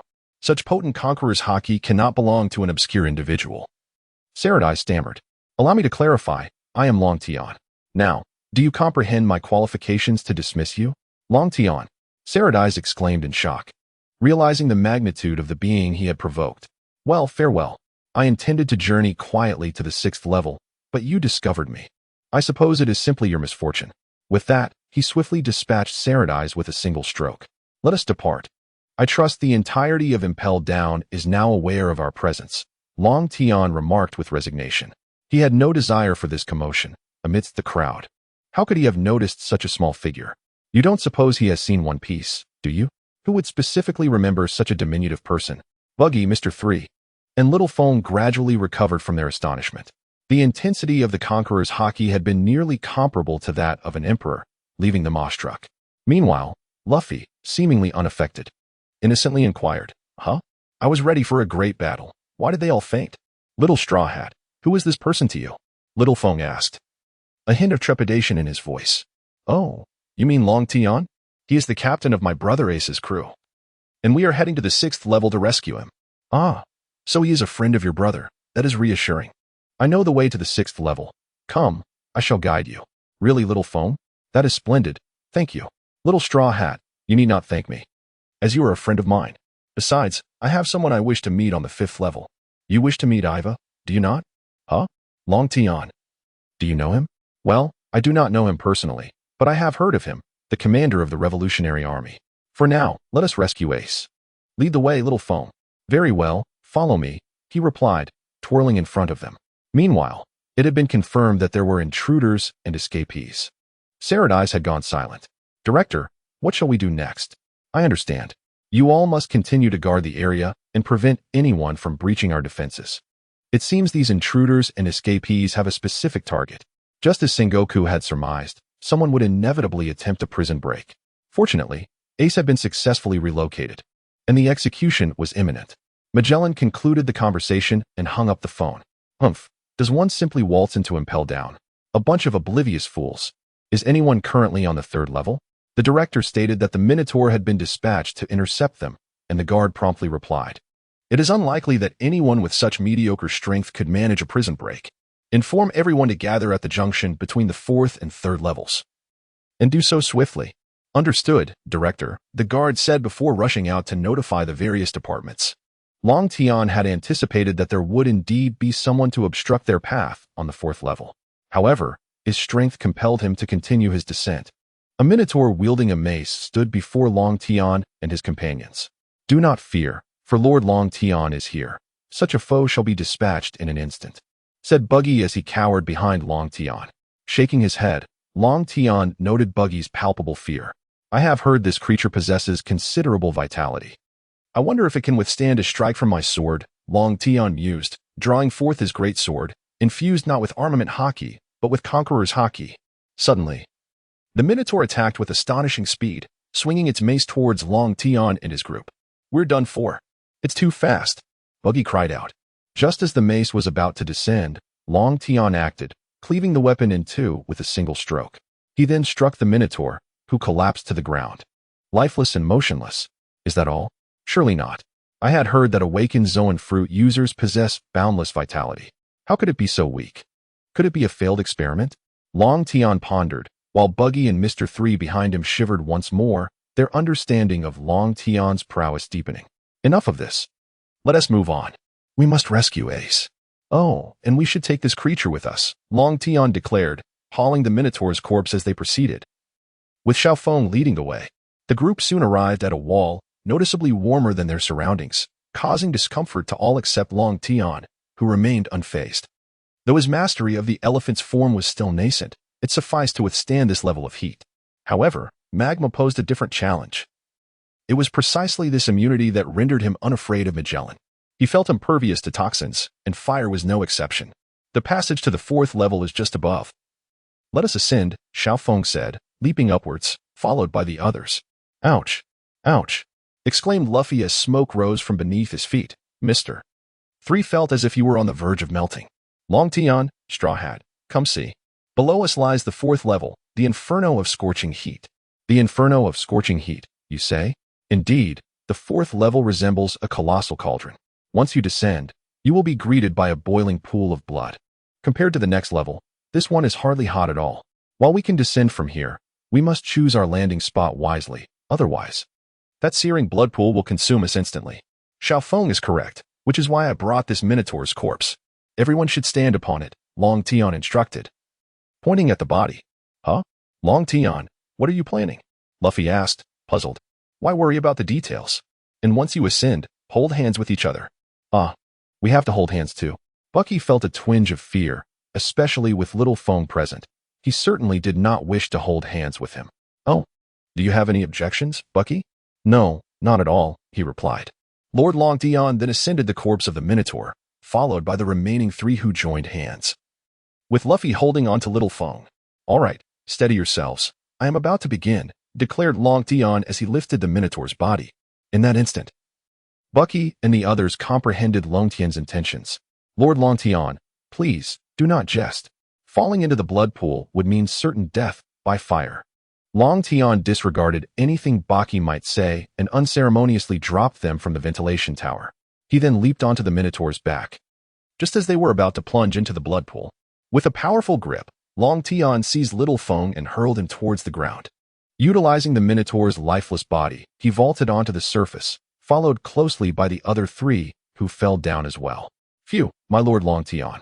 Next time you undertake such an endeavor, I kindly request you notify us in advance, so we may prepare ourselves, Bucky remarked, still trembling from near calamity. I almost ended up roasted. Long Tian paid no heed to Bucky's words, instead focusing his gaze into the distance, as his observation Haki sensed the presence of individuals nearby. Meanwhile, at the juncture of the 4th and 3rd levels, 3 towering figures were encircled by a gathering of people, with a palanquin at their center. Just then, a rotund figure adorned like a pharaoh approached the palanquin, brandishing a trident. Even the commissioner is acting so sneakily. How unbecoming. Please, reveal yourself, he declared as he lifted the curtain. Don't suddenly pull back the curtain. It's blinding, Magellan exclaimed, shielding his eyes. Commissioner, when you relinquish this chair to me, I would prefer an open-topped version, he added. Be quiet. This is a special item reserved for the commissioner. Just the sight of you makes me want to close my hard-ass door. Suddenly, Magellan clutched his stomach and hastily pulled down the curtain. As a nauseating sound emanated from within the palanquin. You must be joking, a cacophony resembling a toilet flushing echoed from inside. Oh dear. It even doubles as a restroom. The stench is wafting over. I can hear it clearly, remarked a woman nearby, her heels clicking on the floor as she snapped her whip. Since we must wait so long, we might as well proceed directly to the 3rd level. Do not be in such a hurry, little Shandy, came Magellan's voice from within the palanquin. It's not me who is anxious. It's these children of mine, perpetually bloodthirsty and lacking patience, little Shandy retorted, gesturing towards the 3 colossal figures beside her. Suddenly, the sound of running footsteps echoed from a distance. Magellan, report. The intruders have breached this level. What did you say? What is happening? It appears they fell from the ventilation tower. But directly below the cave lies the blood pool. How could they survive? Perhaps they utilized the Minotaur's body to leap to safety, narrowly escaping disaster. Upon hearing the mention of the Minotaur, little Shandy could not contain her curiosity. Could it be? Were they defeated?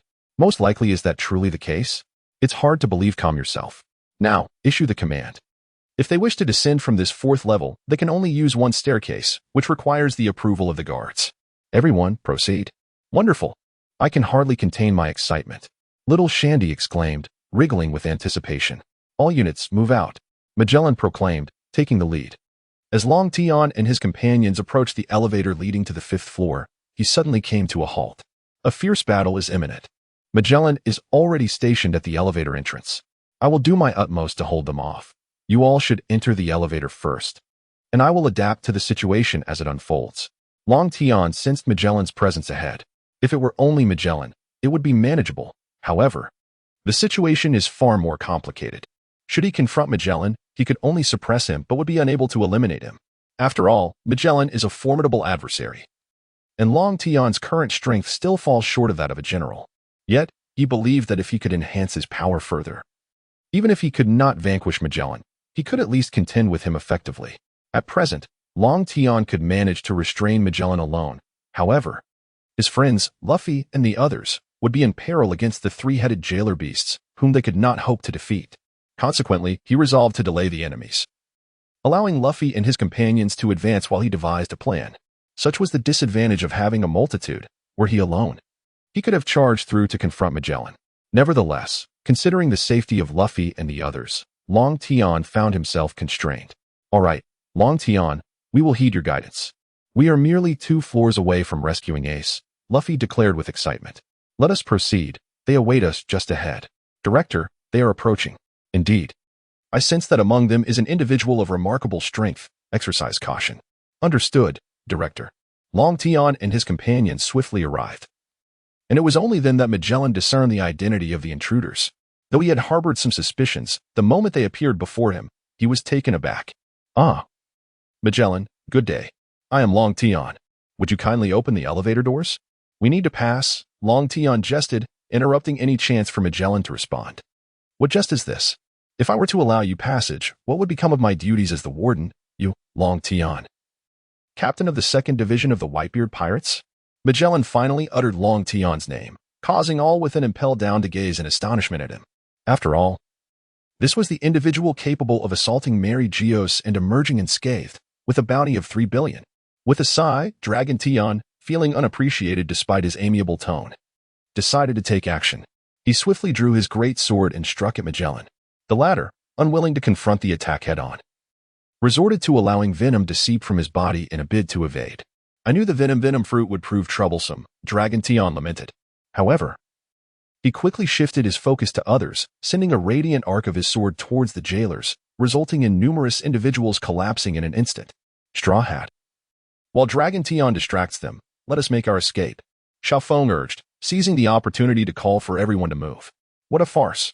He just felled so many of us with a single strike. He is indeed terrifying, exclaimed Xiao Sandy, aware that Magellan could not possibly match Dragon Tian.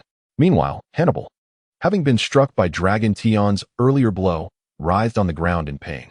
Cursed Dragon Tian, you have provoked my wrath. Magellan, unable to contain himself any longer, began to transform, revealing 3 venomous dragons above his head, unleashing a torrent of toxic gas. Only the 3 jailer beasts, possessing strong regenerative abilities, dared to approach him. Prepare to perish, Dragon Tian, Magellan declared as he directed the venomous dragons to charge at him. Dragon Tian, however, met the assault with his great sword while the 3 jailer beasts took advantage of the moment to strike. Yet, Dragon Tian had no intention of prolonging the battle. Noticing that Luffy and the others had entered the elevator, he moved towards it, deflecting Magellan's and the jailer beast's attacks as he advanced. Just as Dragon Tian reached the elevator, Magellan's stomach growled audibly. Recognizing this as an opportunity, Dragon Tian understood that Magellan's excessive use of poison would lead to digestive distress. Damn it! Why now of all times? Magellan muttered darkly, and as if in response to his grumbling, his stomach protested even louder. Ultimately, he could no longer suppress the urge and dashed toward his quarters. What a golden opportunity, Dragon Tian thought, swiftly knocking down the 3 jailer beasts before rushing into the elevator and activating it. How could he have escaped? What now, Director? First, tend to the injured, then secure the elevator entrance, Magellan replied. Ace has already been relocated, and I am quite curious to see their expressions upon discovering that Ace is no longer present, he added with a hint of pride. Inside the elevator, Dragon Tian produced various provisions and pulled out a thick coat. The 5th level is the frozen hell. You all should layer up and fill your stomachs, or else I fear you may not survive the cold, he advised. Before he could finish, Luffy had already begun to feast heartily, followed by the other 3. All aware that without proper nourishment and warmth, they risked freezing to death in the 5th level. Hey, Dragon Tian, aren't you going to eat? Luffy asked, noticing Dragon Tian's silence. I simply have an unsettling premonition, Dragon Tian admitted. He had harbored this ominous feeling since entering Impel down. Yet the urgency to rescue Ace took precedence over his concerns. However, he now harbored a sense of foreboding. Yet he still felt compelled to ascend to the 6th level for confirmation. Meanwhile, aboard the Moby Dick, Old Man Whitebeard was acutely aware that Ace's execution was merely 8 hours away. The Navy headquarters had disseminated the news that Ace had remained at Marineford. We had been deceived. This was undoubtedly the handiwork of Sengoku. He must have anticipated it. Although I would not engage in a prison break, others undoubtedly would. I wonder how Luffy is faring at this moment. If he fails to locate Ace on the 6th level, he will surely be despondent. Old Man Whitebeard mused. If Luffy discovers the truth, he will return. The time until Ace's execution is drawing ever closer. We can no longer afford to wait. Gulalalala. Very well, everyone. Let us set forth and rescue Ace, so that the Navy may witness the dire consequences of harming members of the Whitebeard pirates. Yo. He hoped Luffy would arrive swiftly. Whitebeard felt a glimmer of hope resting upon him as he gazed up at the heavens. Returning to Luffy's side, he and his companions reached the 5th level, but after a short distance, they encountered a relentless swarm of soldiers, an unending tide of combatants. Yet, amid the howling blizzard, they struggled to find their path and could only press onward. Lord Luffy, it seems there are people ahead, Buggy suddenly exclaimed just as Luffy, feeling a surge of urgency, sensed salvation was near, and he instantly flashed before the figure of lightning. Hurry, take me to Ivankov. We have little time left, and I have urgent matters to discuss with him, Luffy implored anxiously. Lightning, momentarily taken aback, noted that Luffy bore no semblance of a prisoner, and he appeared genuinely desperate, prompting Lightning to acquiesce and lead Luffy to Ivankov, swiftly guiding him forward. Soon, they arrived at the 5.5 level, where Lightning announced, Lord Ivankov. They have come to see you. Long Tian gazed at the imposing visage before him, suppressing his discomfort, and addressed Eva. Greetings, Commander Ivankov of the Revolutionary Army. My name is Long Tian, and I require your assistance with a matter of urgency. Oh dear, what assistance do you seek? Ivankov inquired. Please escort me to the 6th level. The snowfall outside is quite heavy, and we are at a loss for the way. Oh? And what purpose do you have for venturing to the 6th level? We are on a mission to rescue Ace. I would greatly appreciate your prompt assistance. At this juncture, Luffy, who had been standing nearby, could no longer contain himself. Oh, and who might this be? This is the son of your revolutionary leader, Dragon. His name is Luffy. Ivankov stared at Luffy in astonishment. Long Tian, how did you know my father is Dragon? I don't recall mentioning it to you. My grandfather instructed me not to speak of it freely. Straw Hat Boy, who is your grandfather? Don't bother pondering, Ivankov. His grandfather is Garb. Ace is Luffy's brother. And he is also my comrade. I implore you to take us to the 6th level without delay. Ivankov regarded Luffy, reflecting for a moment before ultimately deciding to assist them. Very well, Lightning Organization, prepare for the jailbreak. We shall first proceed to the 6th level to rescue Ace.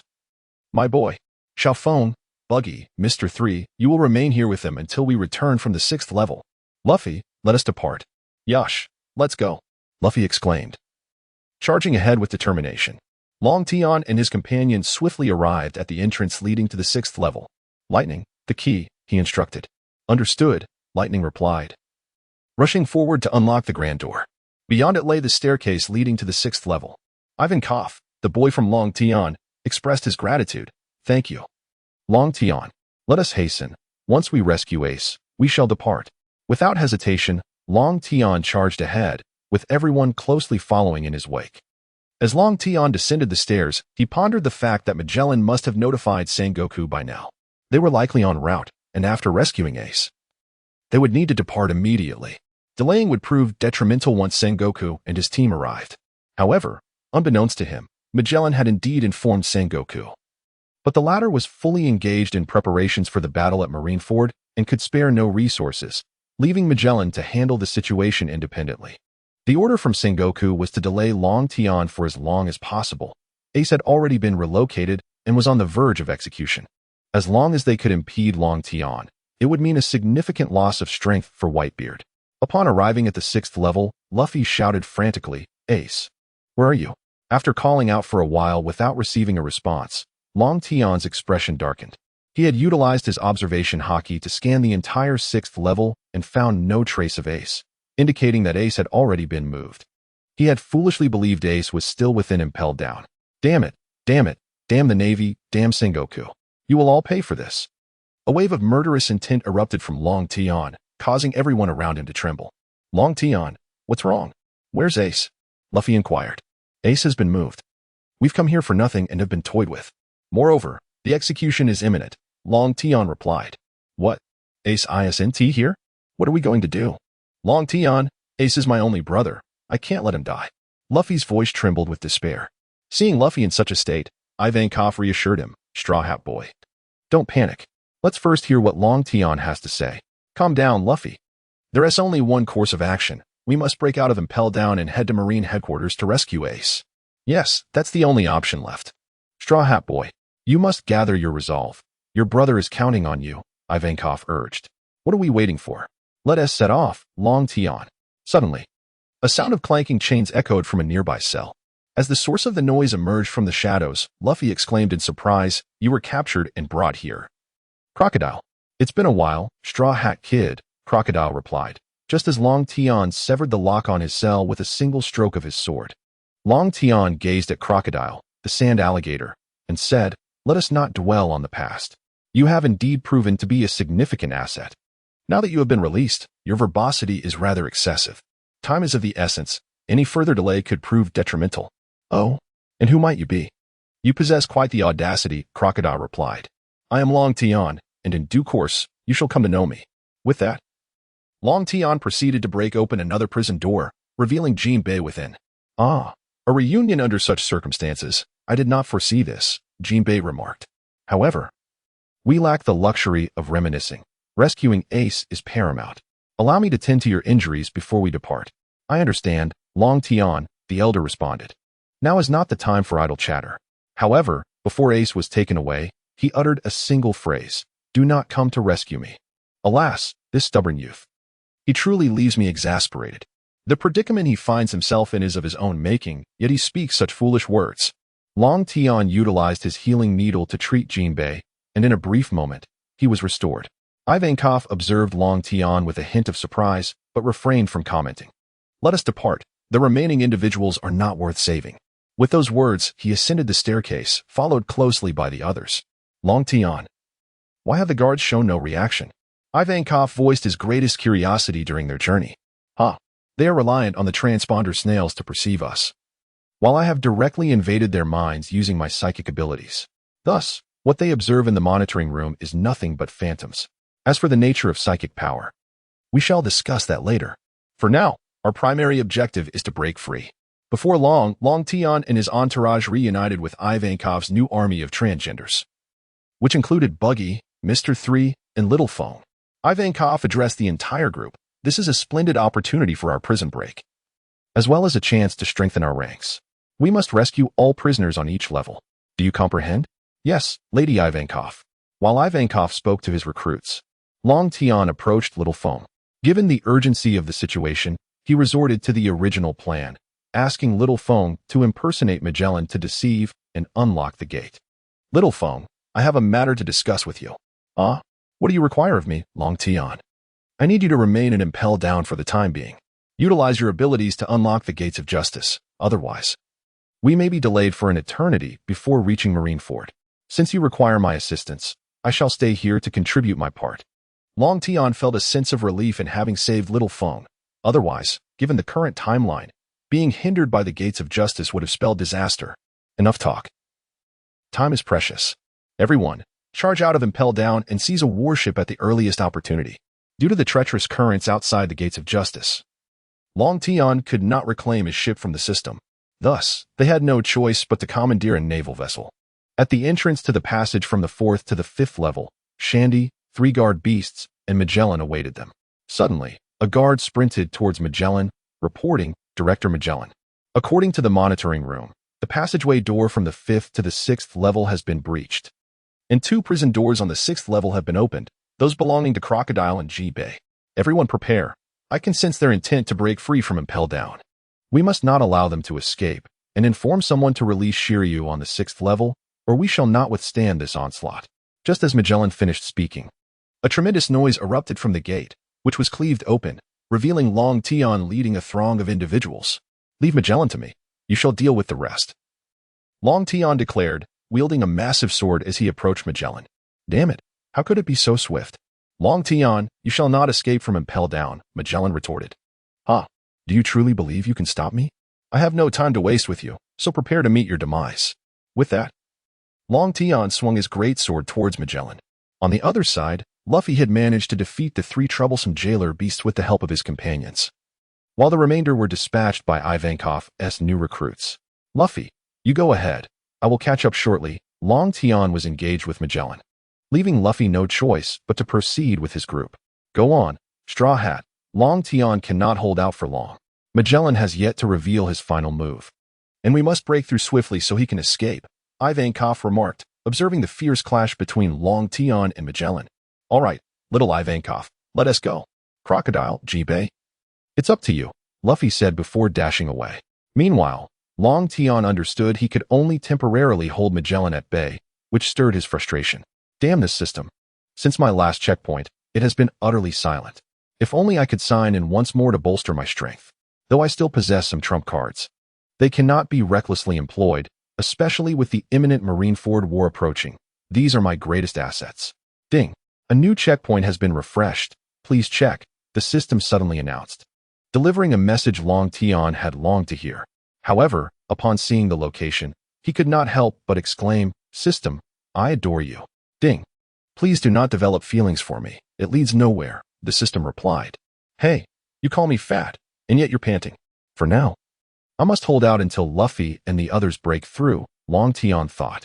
Meanwhile, Luffy and his companions encountered a group of individuals responsible for Ace's capture. Oh ho. Quite a gathering of notable figures here. It seems you're rather busy, a voice sneered. Teach, why the hell are you here? Shouldn't I be calling you Blackbeard now? Jinbei retorted, glaring with palpable hostility. Can you retract that fist of yours? You and Ace seemed rather close, didn't you? However, if you harbor hatred towards me, you've chosen the wrong target, he continued with a mocking laugh. Blackbeard. Luffy was momentarily stunned, recalling Ace's words about the man he was pursuing, who was indeed Blackbeard. He remembered Long Tian mentioning that Ace was captured while chasing Blackbeard. He had only heard the name Blackbeard, but did not know who he was until now.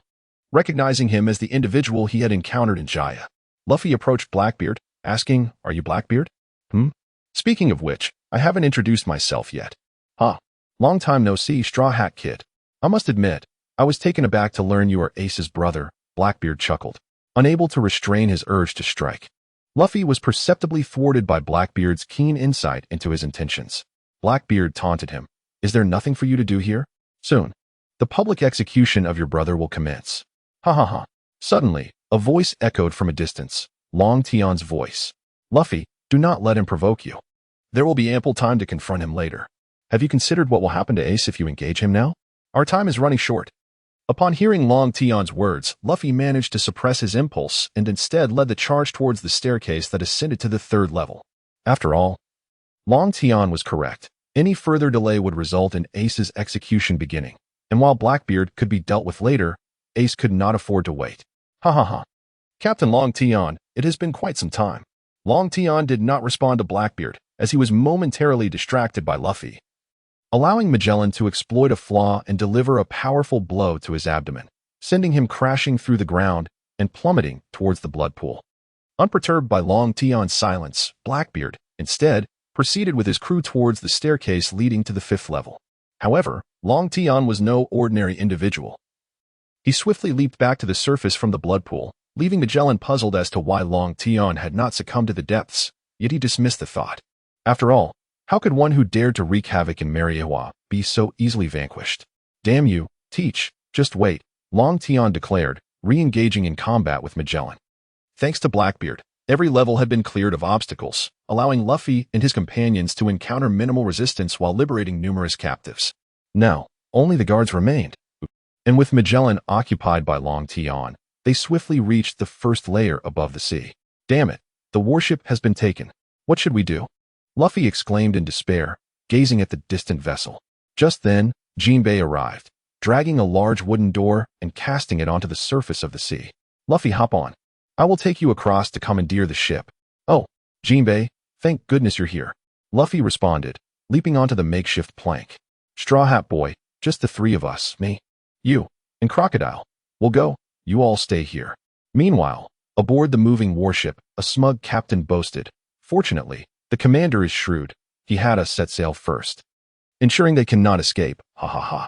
At that moment, a soldier rushed in, exclaiming, "Captain, it's bad news. A large wooden plank is rapidly approaching from behind." "What?" "Alert the entire fleet. Open fire. We cannot allow them to board." "Yes." On the swiftly advancing plank, Luffy and the others stood ready as Jinbei called out from below, "Hold steady and prepare to board." No sooner had he spoken than the plank came to an abrupt halt, and Jinbei vanished beneath the waves. Moments later, the sound echoed from below, current shoulder throw. The plank was propelled into the air by the rushing water, hurtling towards the warship. "Jinbei is incredible," Luffy exclaimed, feeling a rush of exhilaration as he soared through the air. "Straw Hat Boy, get ready." "Yes, prepared, Little Ivankov, second gear." Just as Luffy and his companions were about to seize the ship, on the fourth level, Long Tian and Magellan were engaged in a fierce struggle. "Damn you, Long Tian. Why do you remain so vigorous after such a prolonged battle?" Magellan challenged, blocking Long Tian's sword with his poisonous dragon. Long Tian remained silent, continuing his relentless strikes. His dragon elephant body allowed him to wield his sword tirelessly, even for an entire day and night.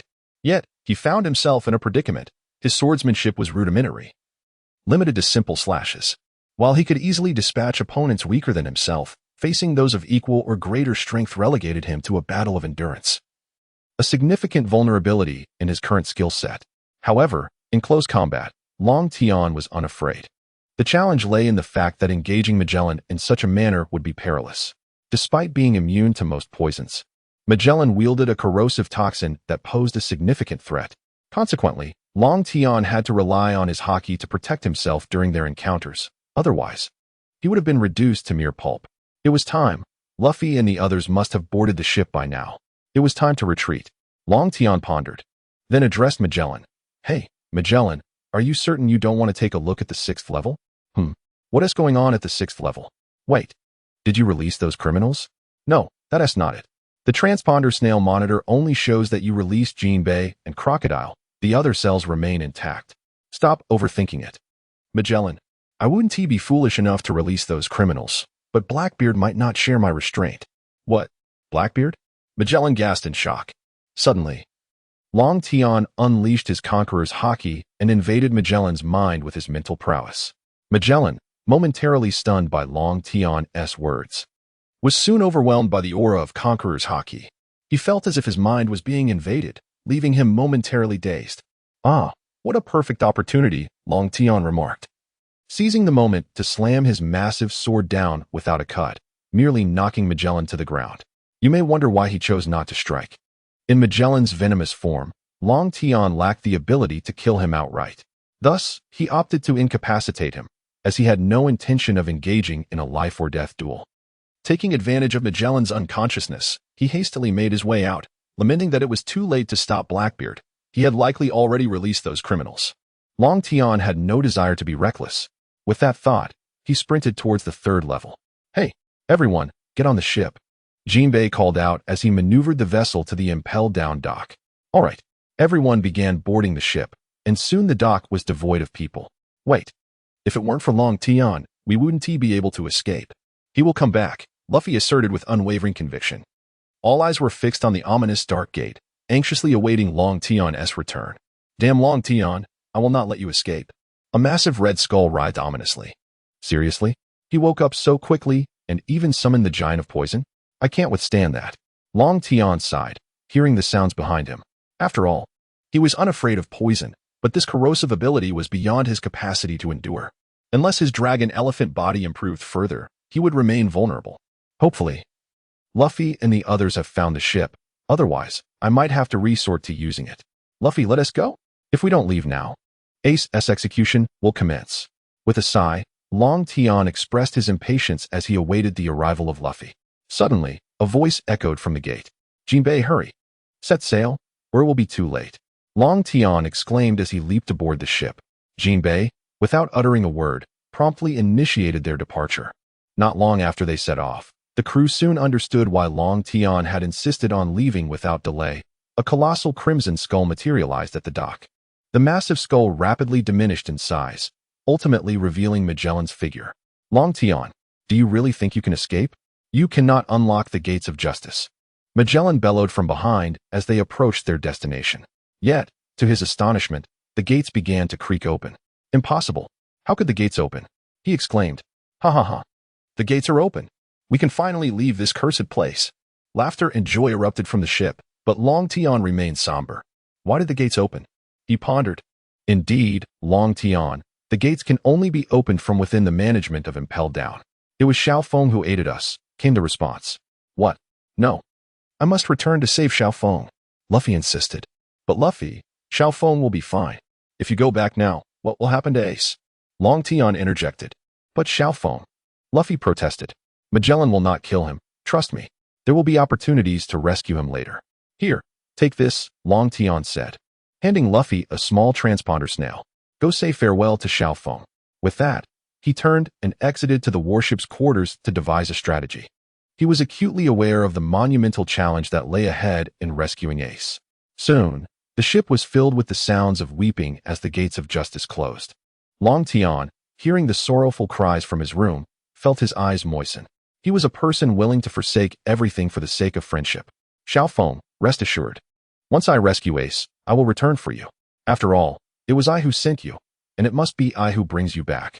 Long Tian resolutely declared while gazing out the window.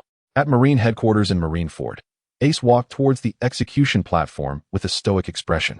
He had learned from his grandfather that Luffy and Long Tian were on their way to Impel down to rescue him. However, he was already relocated, rendering their efforts futile. He knew that Impel Down was the most formidable prison in the world and feared that Long Tian and Luffy might have already been captured. His heart was heavy with anguish, questioning why they would come to save him. Such were Ace's thoughts at that moment. In the square of Marineford, the three admirals, the 7 warlords, the giant brigade, Sengoku, Garp, Saru, and countless marines had gathered, all in the name of justice to thwart Whitebeard. This man had the potential to ignite a world-shattering war and was now the architect of fate itself. One by one, the Navy soldiers gazed at Ace, unable to restrain their astonishment. Under the scrutinizing eyes of the countless Navy personnel, Ace ascended the execution platform. He lifted his gaze towards the multitude below, his heart consumed with thoughts of his father, Dragon, and Luffy, pleading silently for them not to come, to refrain from making any futile sacrifices on his behalf. Behind the execution platform, Sengoku and Garp approached. Garp, I intend to reveal everything, Sengoku declared. Suit yourself. I shall take my leave, Garp replied, closing his eyes in anguish as he walked away. Hearing the footsteps behind him, Ace looked up, and Sengoku stood beside him, requesting that the transponder snail be brought forth. He then addressed the entire square through the device. There is something I must inform you all. At that moment, every gaze turned towards Sengoku. He continued, Port Asti, Ace. The significance of this man's death here today is monumental. Ace, announce your father's name. Ace was taken aback, but replied, My father is Whitebeard. That is incorrect. Sengoku countered. There is nothing wrong. My only father is Whitebeard, no one else. Noticing Ace's silence, Sengoku pressed on, Your mother's name is Port Asti, Rouge. And your father is the Pirate King, Gold, Roger. The Navy personnel were left aghast, their jaws nearly dropping, while the crowd exhibited a mix of fear and excitement. Moreover, you are also the adopted son of Whitebeard. Should this be allowed to continue unchecked, a new Pirate King will surely arise. Thus, your execution bears immense significance. We are prepared to wage all-out war against Whitebeard if necessary. The square fell eerily silent after Sengoku concluded his speech. Suddenly, alarms blared, and a sailor from the lookout shouted, They've appeared. All hands, battle stations. In the distance, shadows of ships emerged, and Sengoku exclaimed in surprise. Where did they come from? We must locate Whitebeard's ship. Admiral Sengoku, we have not identified the location of Whitebeard's ship, reported a lookout. Suddenly, bubbles surfaced in the inner bay. Sengoku gazed at the sea and remarked, So, all their ships advanced from the depths after being coated. As the words left his lips, the Moby Dick emerged from the depths, leaving all in shock. But it did not end there. 3 other ships also surfaced. A sailor with a telescope surveyed the vessels and nervously reported, Aside from the 2nd Division commander, Marco, all 14 captains are in position. Clang, clang, clang. Whitebeard, weapon in hand, stepped onto the ship's bow, revealing himself at last as the strongest man in the world. It has been decades, has it, Sengoku? He exclaimed. Whitebeard, my beloved son, are you unharmed? Just wait a moment, Ace. Unable to contain himself any longer, Ace cried out, Father. Whitebeard planted his weapon into the ground. Striking the air with both hands, causing the surroundings to shatter like glass as waves began to surge forth. Yet, a sudden tranquility enveloped the surroundings, an almost surreal calmness. Observing his father and each of his comrades who had come to his rescue due to his recklessness, Ace could not restrain himself and exclaimed, "Father, everyone. It was I who disregarded your counsel and ventured out. Why do you still come to my aid? This predicament is entirely a consequence of my own folly." "No. It was I who commanded you to come, wasn't it, Marco?" Upon hearing his father's call, Marco promptly responded, "Indeed, I heard you. It is truly burdensome for you, Ace. In these vast seas, anyone should comprehend the dire repercussions of laying a hand on our comrades." Several captains from Marco's division chimed in. "We shall never allow any harm to befall you, Ace. Just wait for us. We are on our way to rescue you." With that, the ship erupted in a chorus of shouts. In Long Tian's vicinity, his group had already passed through the Gate of Justice. Curiously, just as in the original tale, it had opened automatically, despite the earlier insistence that it would not. Long Tian gazed back at the wide-open gate, puzzled, yet he did not dwell on such trivialities. For the execution of Ace was imminent. "Long Tian, what was that enormous wave just now?" Luffy inquired, bewildered. They had just crossed the threshold when a series of colossal waves surged forth, nearly capsizing their vessel. "That was the power of my father. I advise you all to grasp anything stable. A greater tsunami is approaching, and we are about to ascend," Jinbei remarked. Just as Long Tian finished speaking, the waves began to recede, propelling the ship forward with reckless abandon. Was that truly my father's ability? Long Tian mused. "No time for speculation. The tsunami is upon us. Everyone, brace yourselves," he urged, as all eyes turned back in astonishment to behold an enormous tsunami looming behind them. "Hurry, lower the sails," Jinbei commanded, and everyone rushed to pull the sails down. "This must be a joke. We're going to die?" Buggy exclaimed in despair, watching the towering wave. Soon, the ship was lifted into the sky, accompanied by terrified screams from the crew, while Long Tian remained steadfast at the bow, gazing into the distance. "This should expedite our journey. Father, please stay safe," Long Tian murmured. "Are we truly ascending?" Buggy clutched onto the ship tighter. Suddenly, the vessel came to an abrupt halt, suspended in the air. "What? The waves have been frozen solid. What is happening?" Mr. 3 exclaimed. "Long Tian, what do we do? The battlefield lies below. How do we descend?" Luffy asked, anxiously watching Long Tian. "I will descend first. You will follow shortly after," Long Tian declared. "I want to go down too. I must save Ace." "You cannot. Your body is too fragile. If you come with me, you will surely perish. Trust me, you will be able to descend soon," he insisted before vanishing in an instant, deeply concerned for his father and lacking the time to explain. "With my dragon elephant form and armed haki, I should manage the descent without issue," Long Tian stated before leaping down. Back at the scene before the tsunami, the plaza was eerily quiet. Suddenly, the surrounding waters surged upward, rising ever higher until two gargantuan tsunamis formed on either side. "It's a tsunami. It's enormous. What do we do?"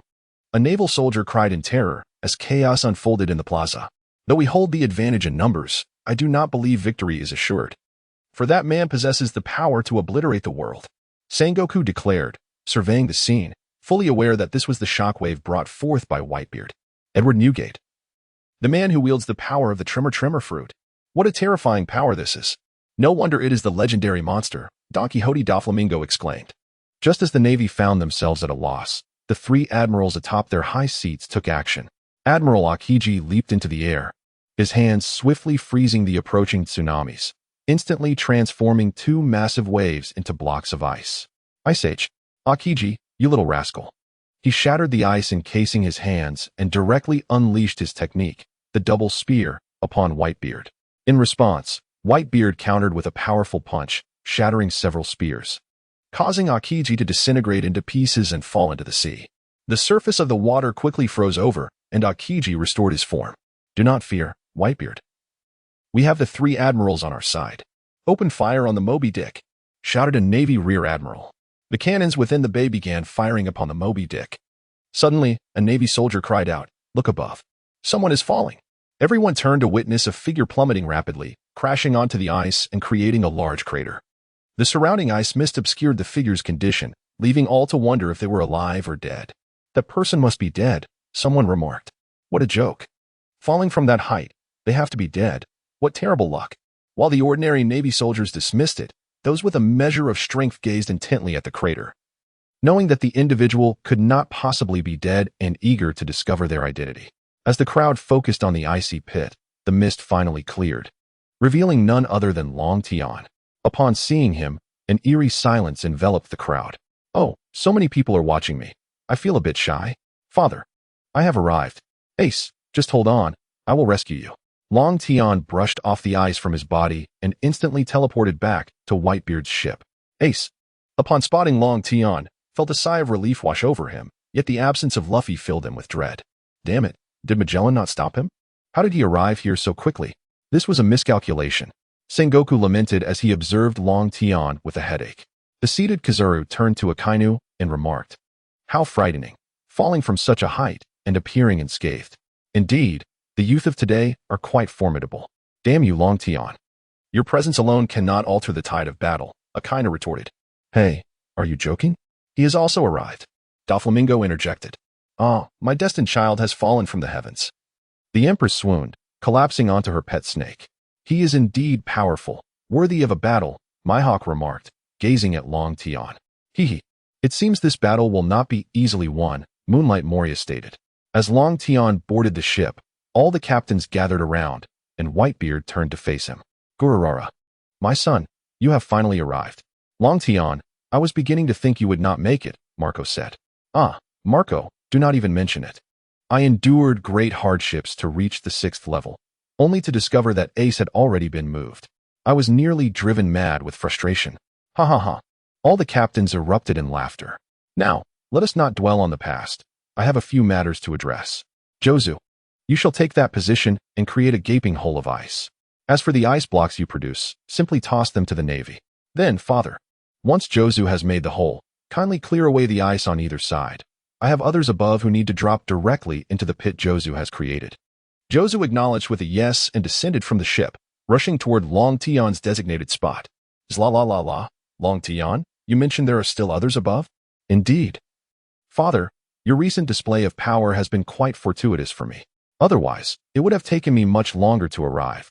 This is merely ahead of schedule. The individuals aboard are prisoners I liberated from Impel down.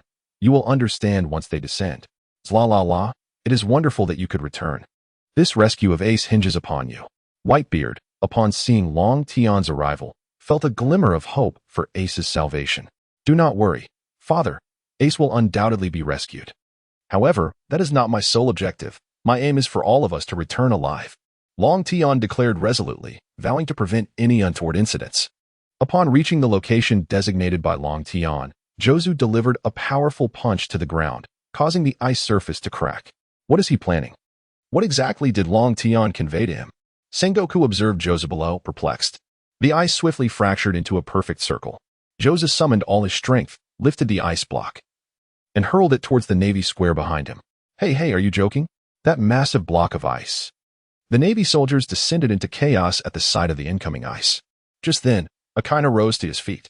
"A mere fragment of ice has you trembling? If you are afraid, what business do you have being in the Navy?" With that, his arm transformed into a colossal magma fist, which he brought crashing down upon the ice block, melting it instantly.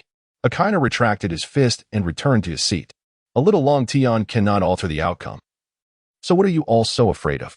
he added as he resumed his elevated position. "Indeed, we still have the admirals. What is a mere Long Tian?"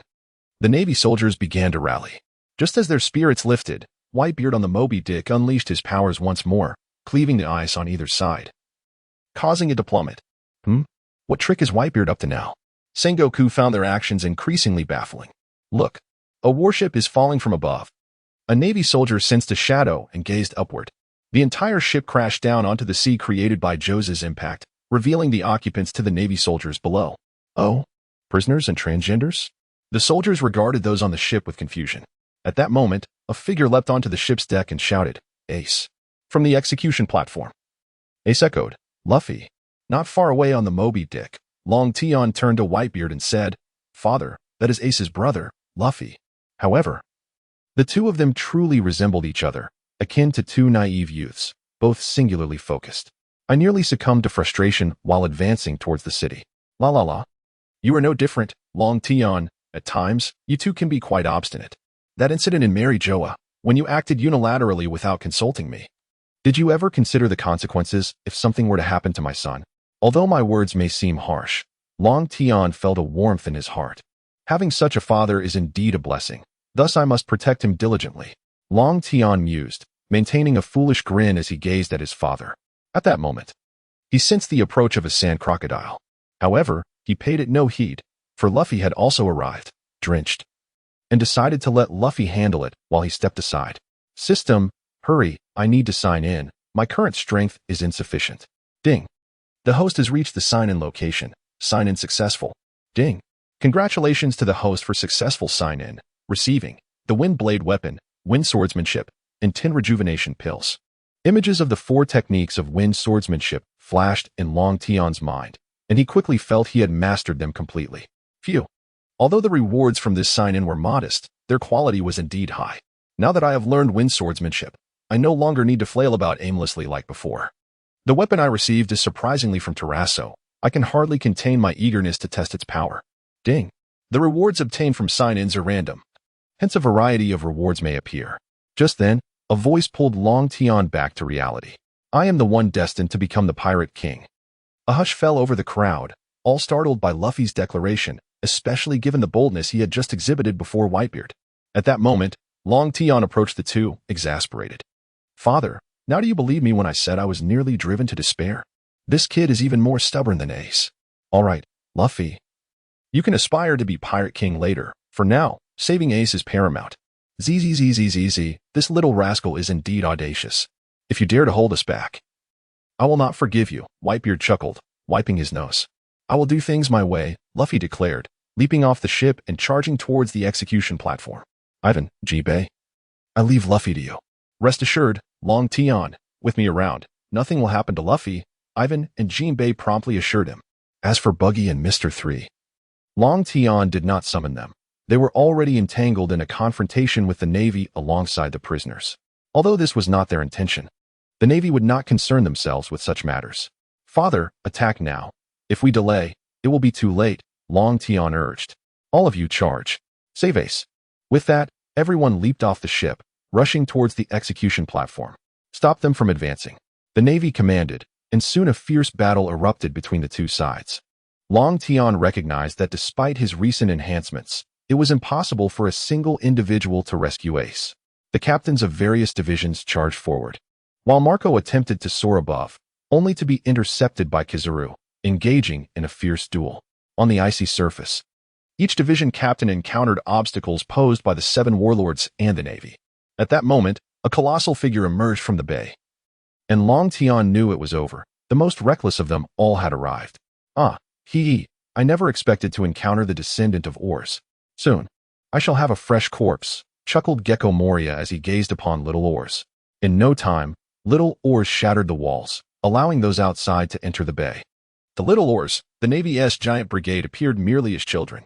Oars advanced towards the execution platform, his singular focus being the rescue of Ace. Long Tian observed us advancing towards the execution platform, sensing the gravity of the situation. He turned to Whitebeard and said, Father, it is futile to try to dissuade Oz. I must go assist him. With that, Long Tian hurried towards Oz, only to be intercepted midway. Are you truly intent on obstructing me, Akiji? Long Tian queried, drawing the blade of Gale from his system space. Having mastered the windsword technique, he wielded the blade with newfound ease. But of course, as an admiral, I must stand in your way. Shall I allow you to wreak havoc? Very well, let us see how my newly acquired swordsmanship fares against you. With that, Long Tian unsheathed his sword and executed a steel slash. Though he struck, Akiji had already transformed into his elemental form. Akiji, though cleaved in two by Long Tian's strike, swiftly reverted to his original state, exhaling freezing gas towards Long Tian, who adeptly evaded the attack. After dodging, Long Tian fortified himself with armament haki and lunged forward, delivering a slash toward Akiji, only to have the attack once again evaded by his transformation. Breath, this elemental form is indeed a formidable challenge.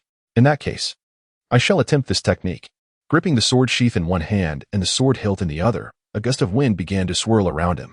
A new technique? Akiji remarked, watching Long Tian with curiosity. On the execution platform, Sengoku observed Long Tian with intrigue. The intelligence indicated that Long Tian wielded a massive sword, lacking any swordsmanship skills, merely relying on basic slashing.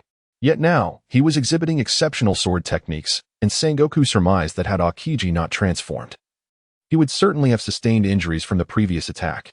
At that moment, Long Tian unsheathed his sword, unleashing a colossal, high-velocity tornado towards Aokiji. Hazag. Oh no. This is not good.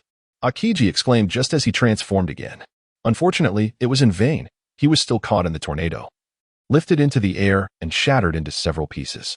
The tornado, still swirling with ferocity, swept up the green pheasant and surged directly toward the execution platform, lifting all the Navy personnel who could not escape into the sky. Is this a jest? How can such a colossal tornado move at such speed? Everyone was taken aback by Long Tian's display of power. What other trump cards do you possess, you despicable Long Tian? Sengoku exclaimed, visibly enraged by the chaos wrought by Long Tian. La la la la la, truly worthy of Long Tian. Whitebeard boomed with laughter. Captain Long Tian, Captain Long Tian. The members of the Whitebeard pirates chanted fervently. Just as the tornado was about to collide with the bay wall, Hawkeye drew his black blade and, with a swift horizontal slash, unleashed a wave of sword energy that shattered the tornado. Long Tian sheathed his sword and exchanged glances with Eagle Eye, who was also observing him intently. Long Tian mused to himself, it is no surprise that a mere strike from Eagle Eye shattered my tornado. However, my blade of Gale should be on par with his black blade. Eagle Eye then leaped onto the icy surface of the square, charging towards Long Tian. Realizing the precariousness of his situation, Long Tian's thoughts turned to Oz, who was perilously close to the execution platform. Long Tian, you have earned the right to face my blade. Come forth, Eagle Eye declared as he drew his black blade. With a resigned sigh, Long Tian acknowledged the inevitability of the impending battle, his mind racing with the notion of a swift resolution.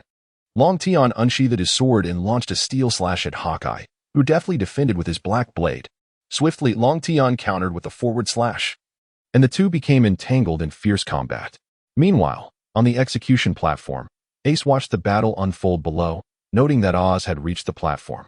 Realizing that Long Tian could no longer assist him, he yelled, Oz, do not approach. Quickly flee. Below, Kuma compressed the air with both hands and propelled a small burst towards Oz, striking him in the abdomen and rendering him immobile. In the midst of his duel with Hawkeye, Long Tian grew anxious and unleashed a Gale Absolute Slash. Recognizing Long Tian's ultimate move, Hawkeye responded with a reverse swallow. The clash of their blades produced a tremendous pressure, forcing all combatants in the vicinity apart.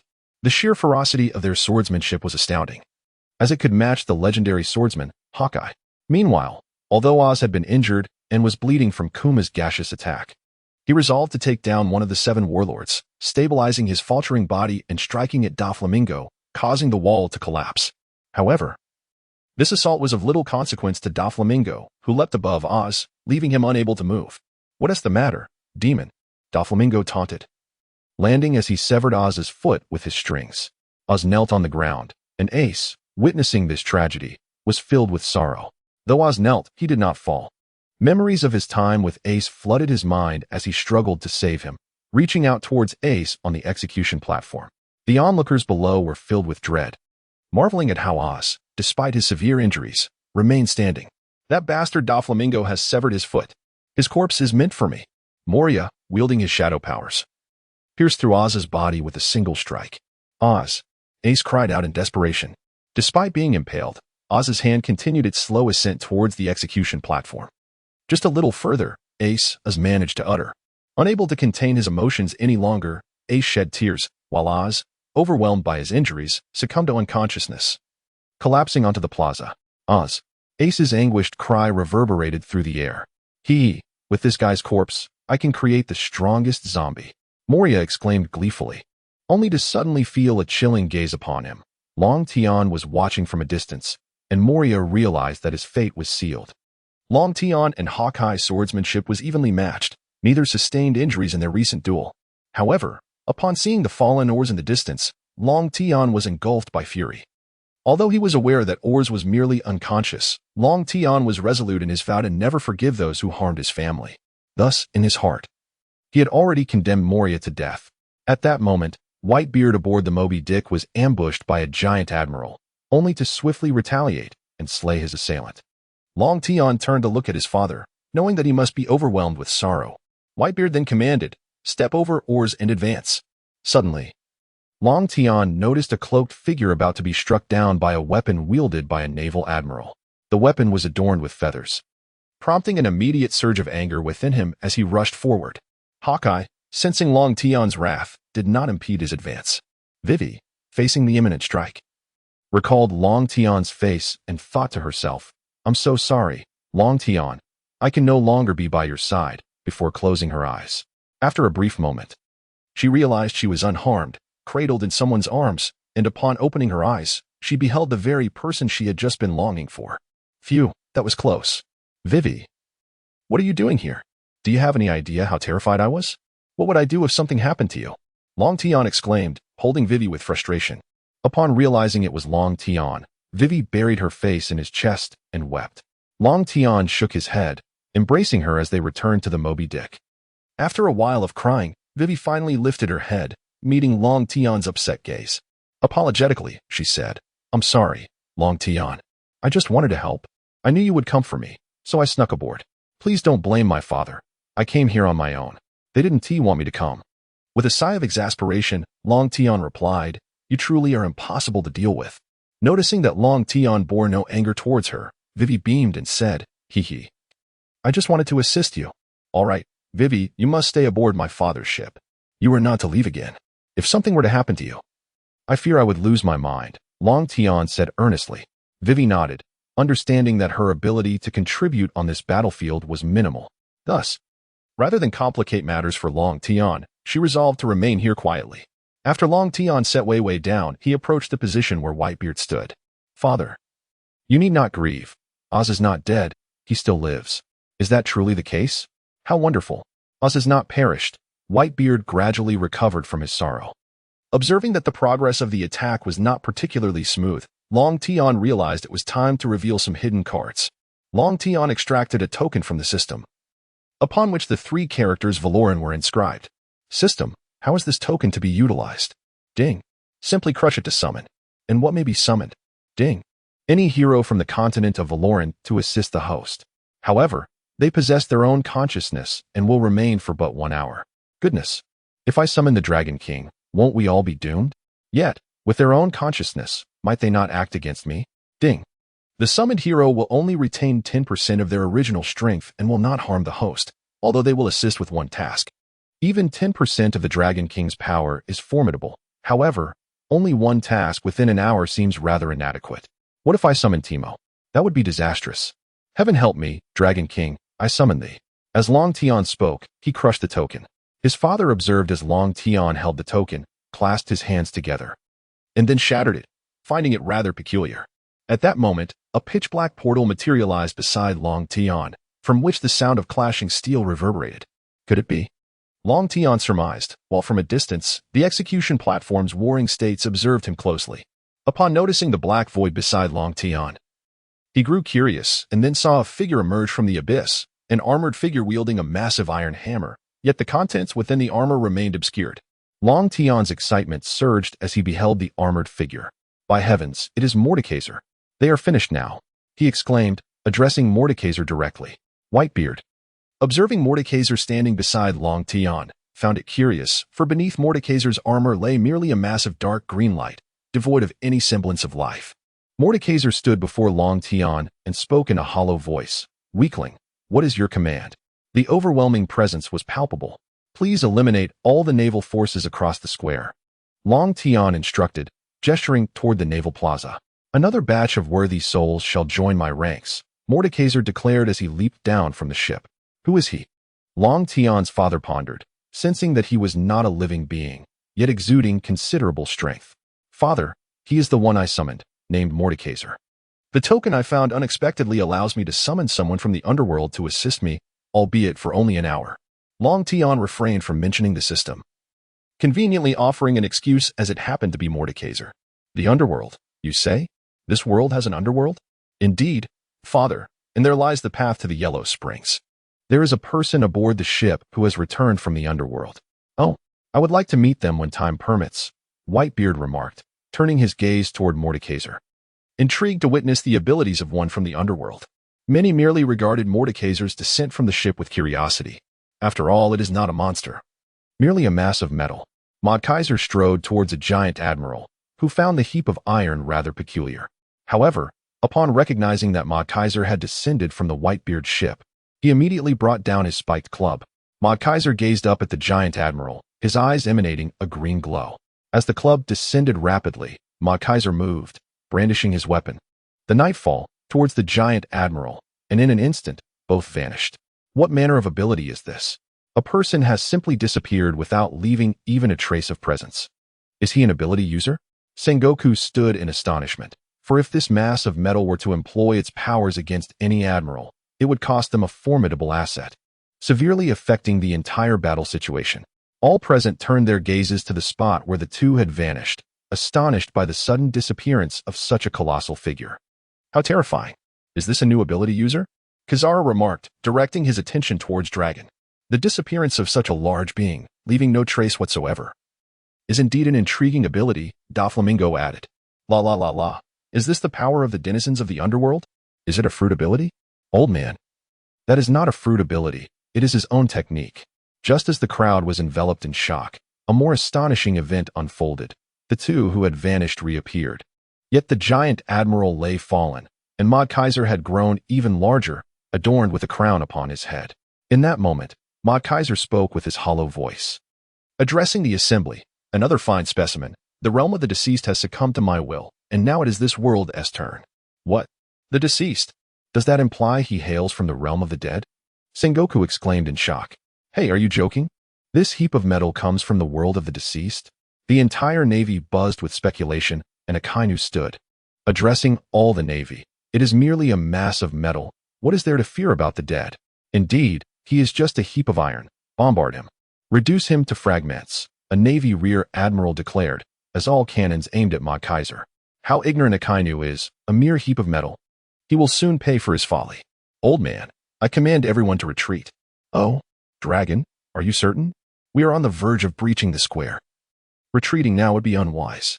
Old man, heed my words, or it may be too late. Even if we penetrate the square, the losses will be catastrophic. With Mordekaiser, it is only a matter of time before we breach the square. Very well, everyone, halt and retreat. Whitebeard promptly commanded the attacking captains. At that moment, Marco returned, questioning, why must we retreat?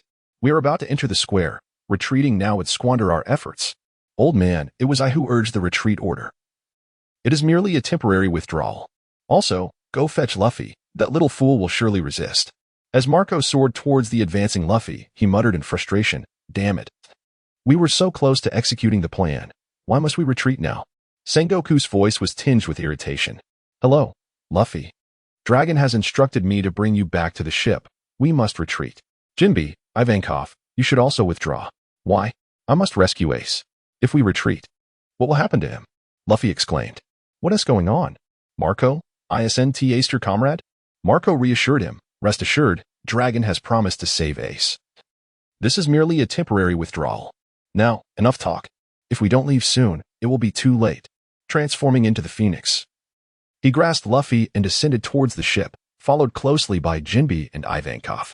The entire Whitebeard pirates' crew retreated, leaving the Marines perplexed. Just as the last of the Whitebeard pirates vanished, all cannons turned toward Mord Caesar and unleashed a barrage of cannonballs, which detonated upon impact, enveloping him in a cloud of smoke. This metal should have been reduced to rubble. What is the point of returning from the dead? The navy laughed, convinced that Mord Caesar had perished. However, those with strength understood that it could not be so easily accomplished. Amid their laughter, a resounding clang of steel echoed from within the smoke. Then came words that sent shivers down their spines. Steel is eternal and immortal. Mord Caesar emerged from the haze, unscathed. A monster. How could he withstand so many cannonballs? They gasped. At that moment, Mord Caesar pointed towards the ice with his nightfall, and a massive black door appeared. Weaklings, you shall all bow before the king of life and death, me. Arise, my army of the underworld. As he spoke, the ominous door emitted the sounds of clashing steel, and ranks of soldiers emerged from the darkness. These were not mere men, but phantoms clad in armor, wielding various weapons. Standing in formation before Mord Caesar and kneeling in unison, king of life and death, We heed your command.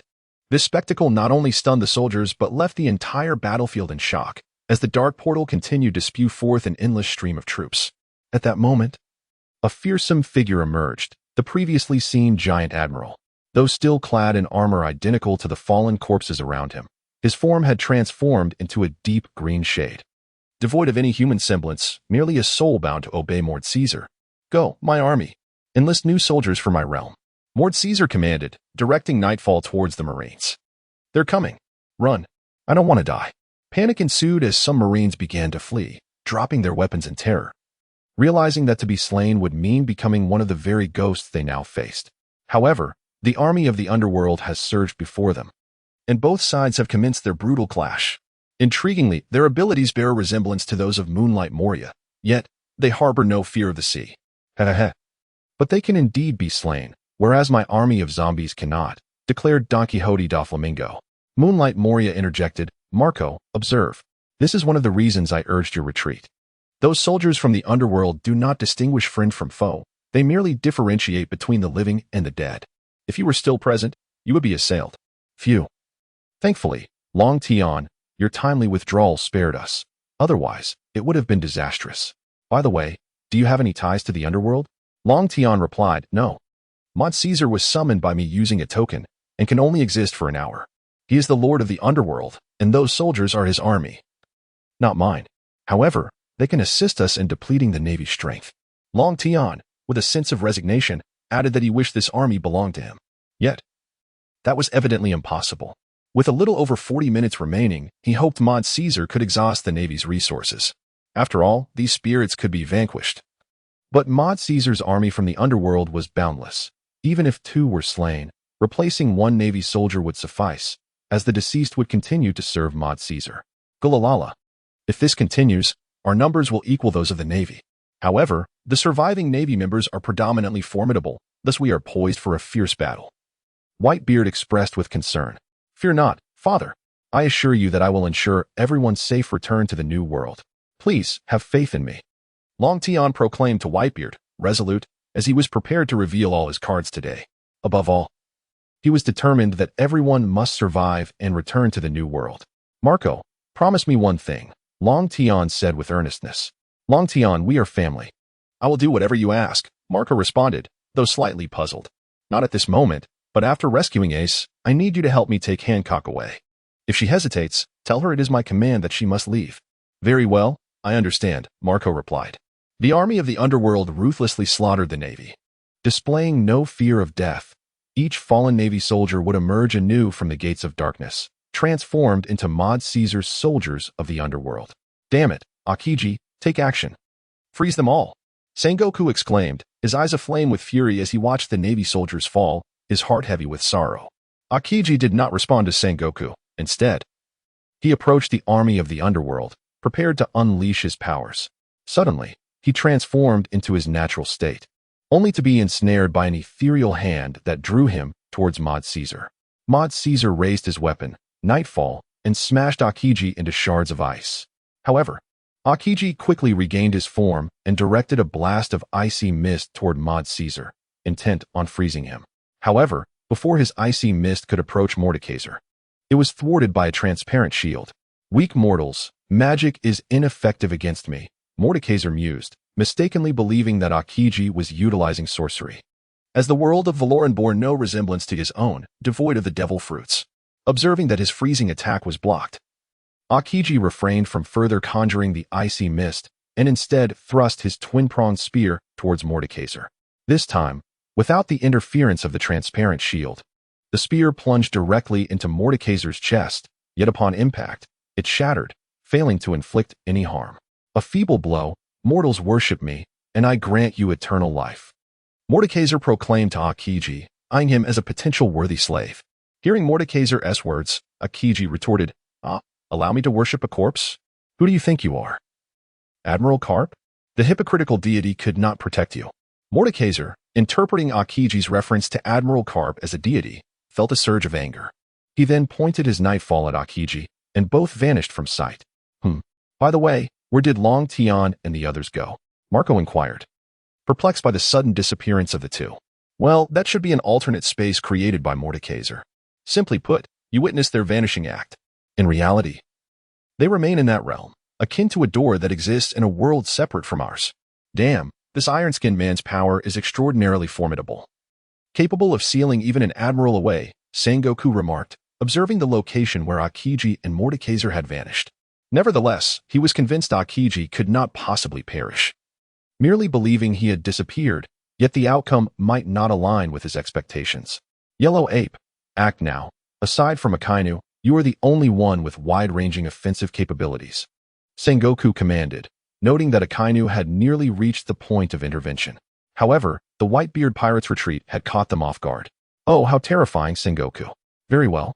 I shall take action, Yellow Ape declared as he leapt towards the army of the underworld. This time, without Mordekaiser's interference, Yellow Ape unleashed his ultimate technique, Yada no Kagami, sending forth countless dazzling light orbs towards the underworld forces, swiftly decimating a multitude of their soldiers. Yet, he underestimated their resilience. Those fallen underworld soldiers re-emerged from the Dark Gate. They were indestructible, impervious to death. What on earth shall we do? The Navy personnel engaged in battle against the underworld forces found themselves engulfed in despair.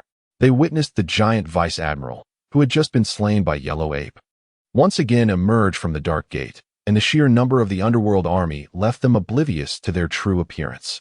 However, the giant's immense stature made him immediately recognizable to the Navy, evoking a sense of dread. Such an endless ordeal was daunting, and the old man lamented that he could not rely on his abilities indefinitely.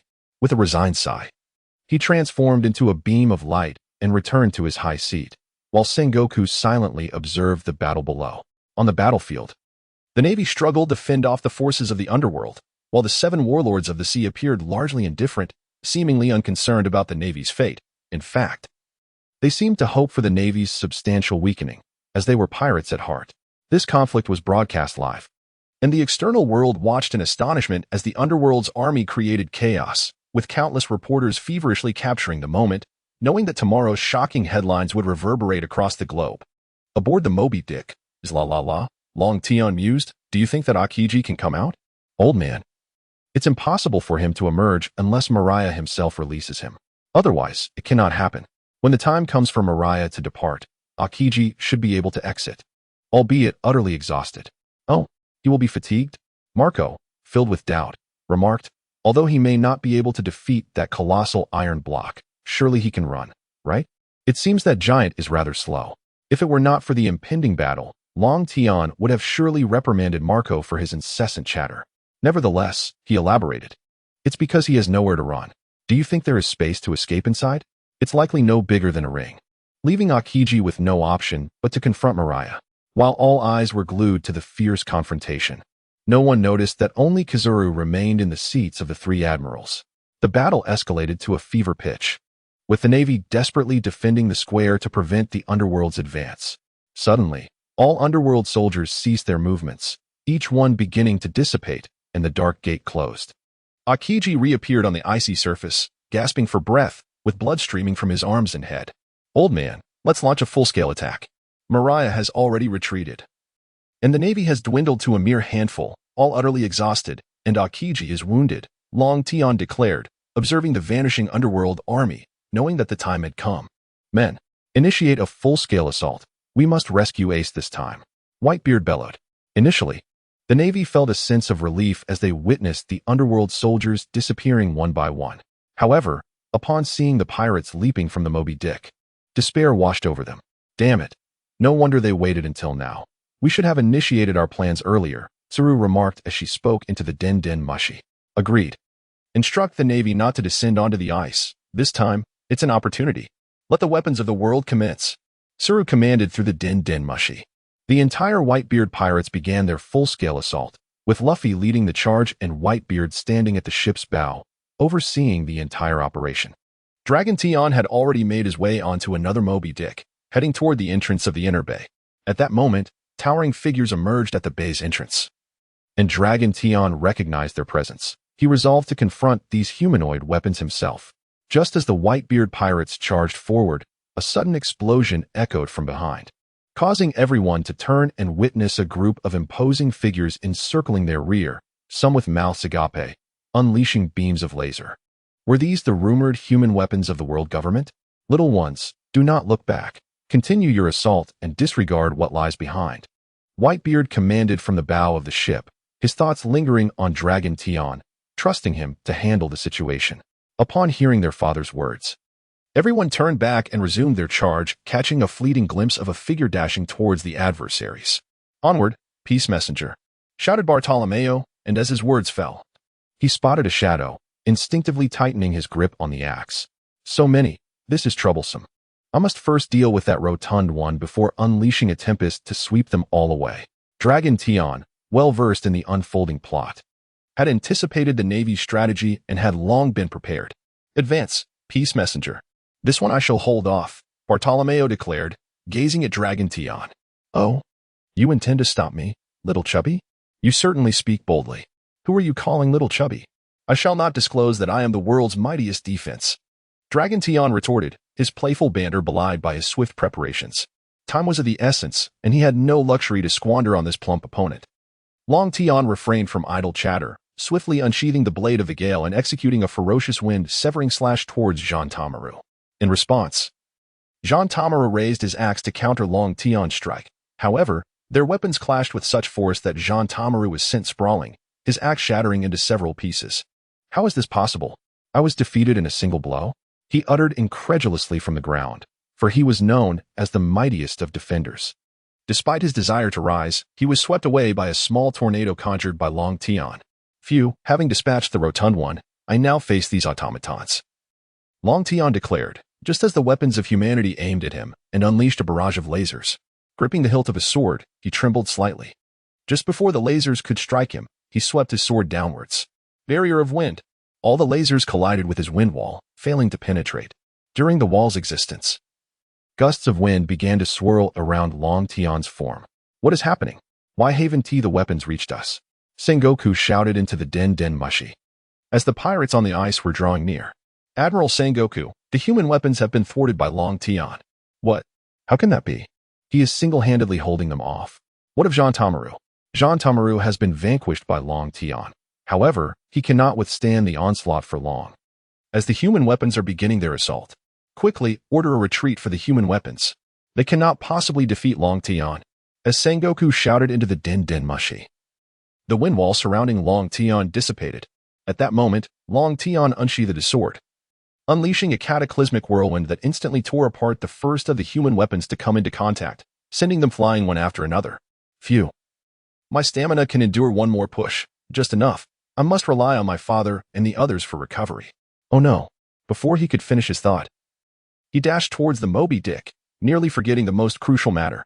"Ziltla, my son truly lives up to my lineage. Such prowess is nearly rivaling my own," Whitebeard mused, feeling the tremendous tornado unleashed by Long Tian from the bow of the ship. Unbeknownst to him, a foolish son was making his way towards him, intent on enacting something that would harm his father. "Admiral Sengoku, the human weapons have all been blown away by a single whirlwind from Long Tian. You need to tell me, I have seen it with my own eyes. I am not blind to such a massive tornado. However, it is fortunate that the Whitebeard pirates are rushing in," Sengoku remarked with a hint of relief, having kept a contingency plan in mind.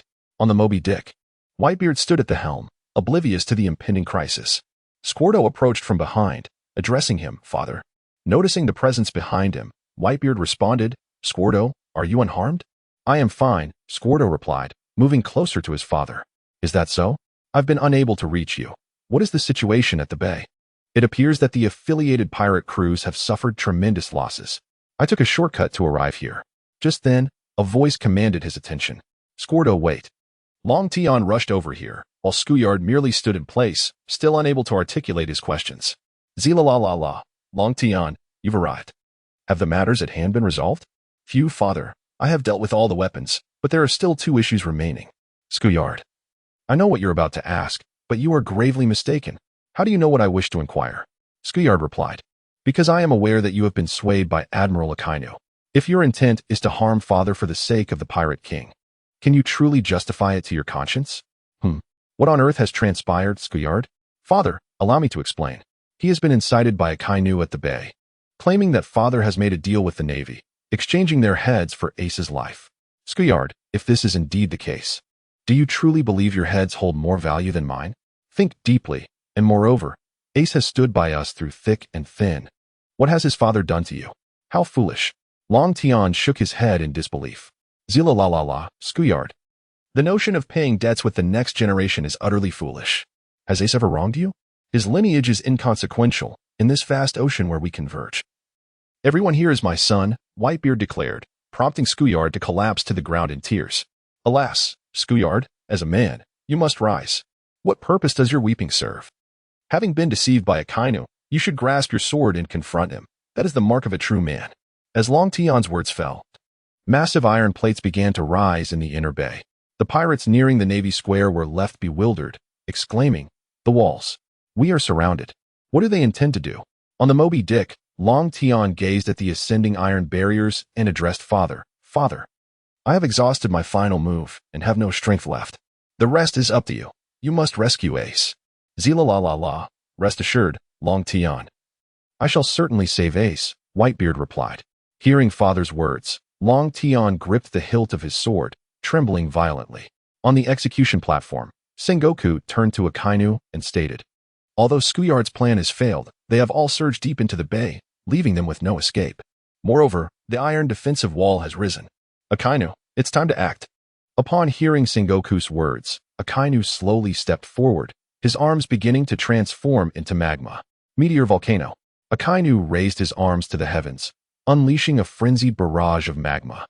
Everyone on the ice looked skyward, witnessing the raining magma. Just then, they heard Father's voice. "Everyone, advance towards oars.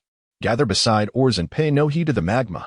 As Whitebeard's command resonated, all rushed towards oars, placing their faith in Father, who did not disappoint. While they ran, glancing at the descending magma, a voice rang out. "Wind barrier." The dragon angel exerted all his strength, cleaving a circle into the iron wall, which summoned a colossal wall of wind that enveloped everyone, even overshadowing the cannon openings of the iron wall. Dragon Tian knelt on the ground, declaring, "It's up to you now, old man. This wall of wind cannot last long. You must hasten your pace. I shall take a moment to rest."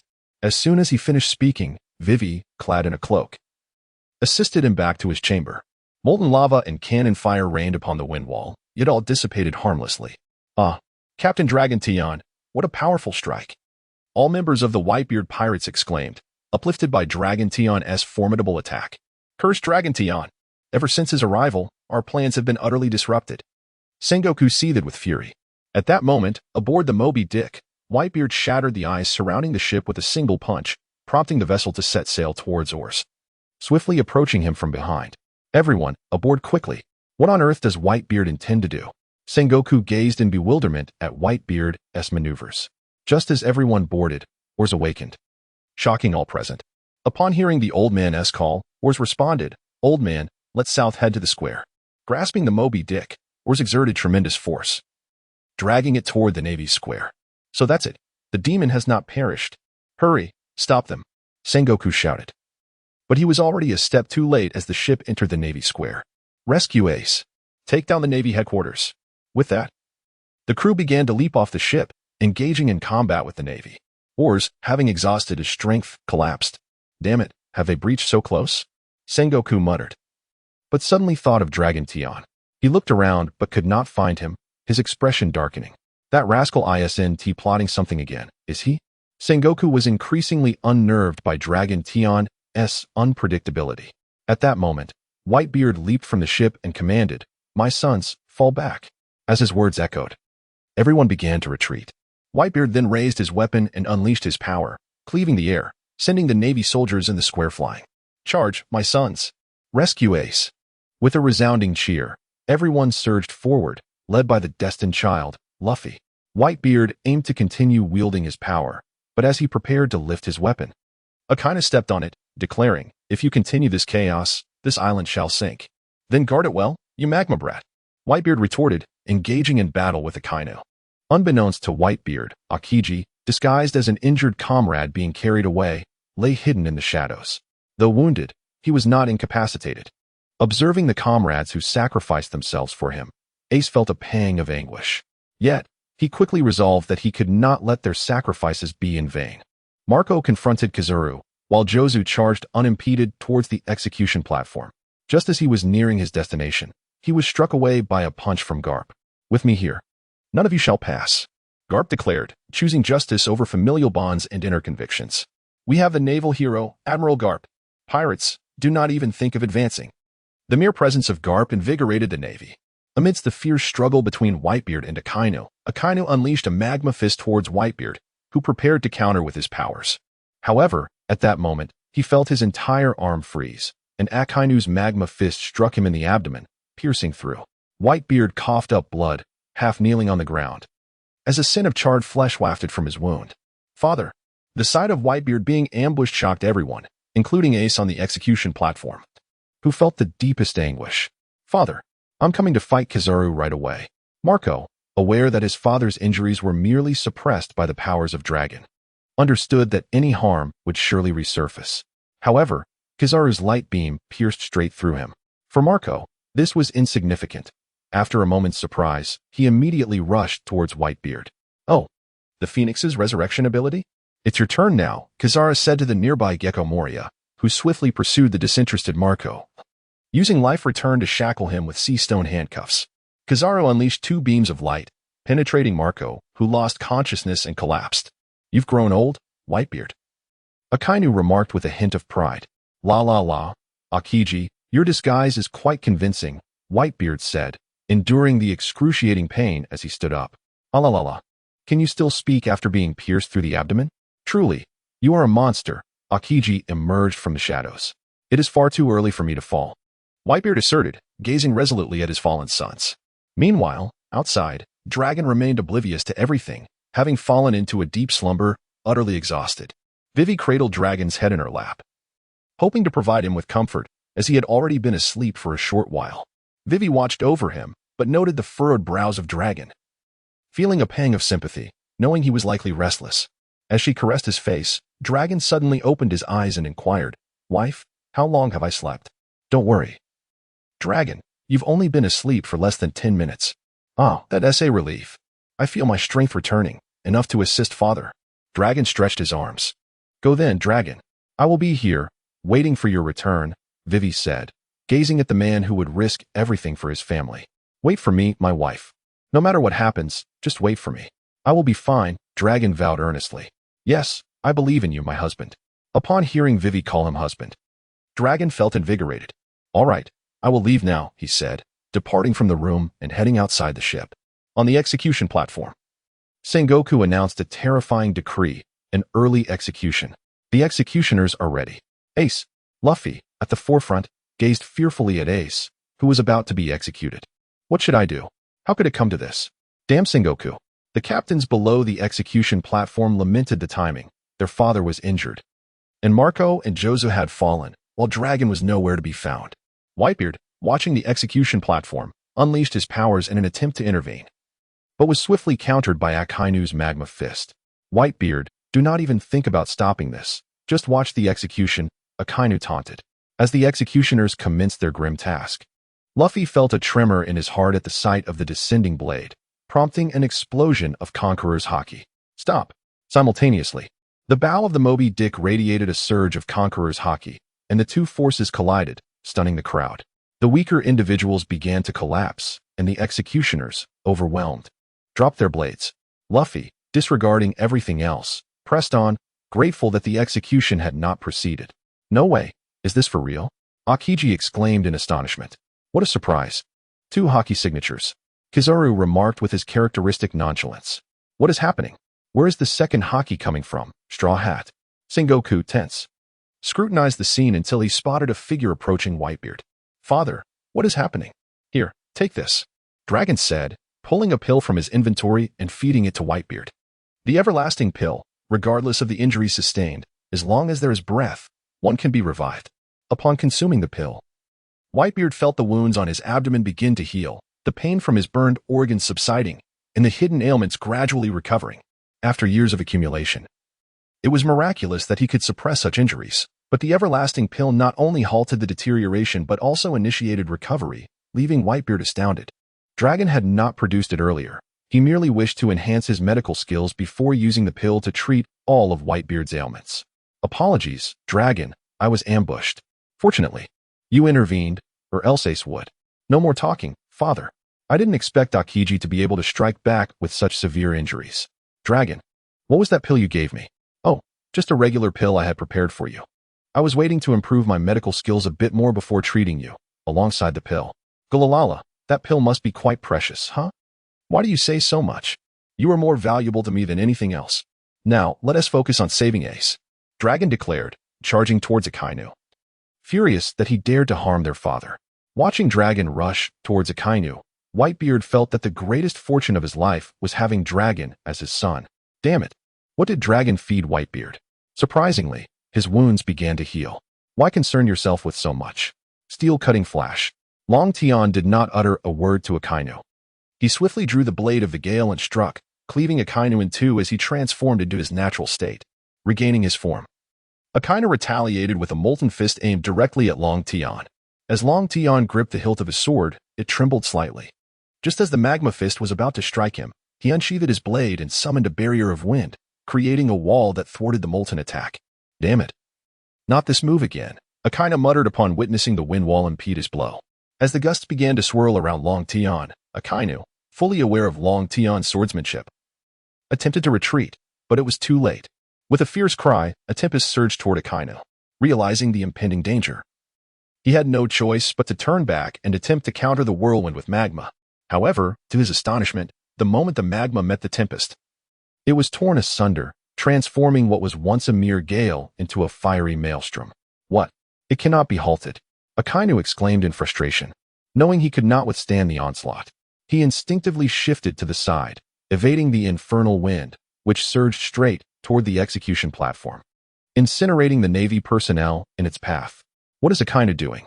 Sengoku pondered, exasperated by the man's incompetence as he watched the flaming tempest approach. He was ready to enlarge himself and unleash a shockwave. Just then, a colossal ice wall materialized on the ground before the execution platform, colliding with the fiery storm. Yet, the ice did not shatter. It merely melted under the intense heat. Cough. Ah, alas, I can no longer wield my powers, Akiji gasped, collapsing to the ground. The members of the Whitebeard pirates were invigorated at the sight of the dodging Akainu and the fallen Akiji. Just hold off, Kizaru, Marco commanded.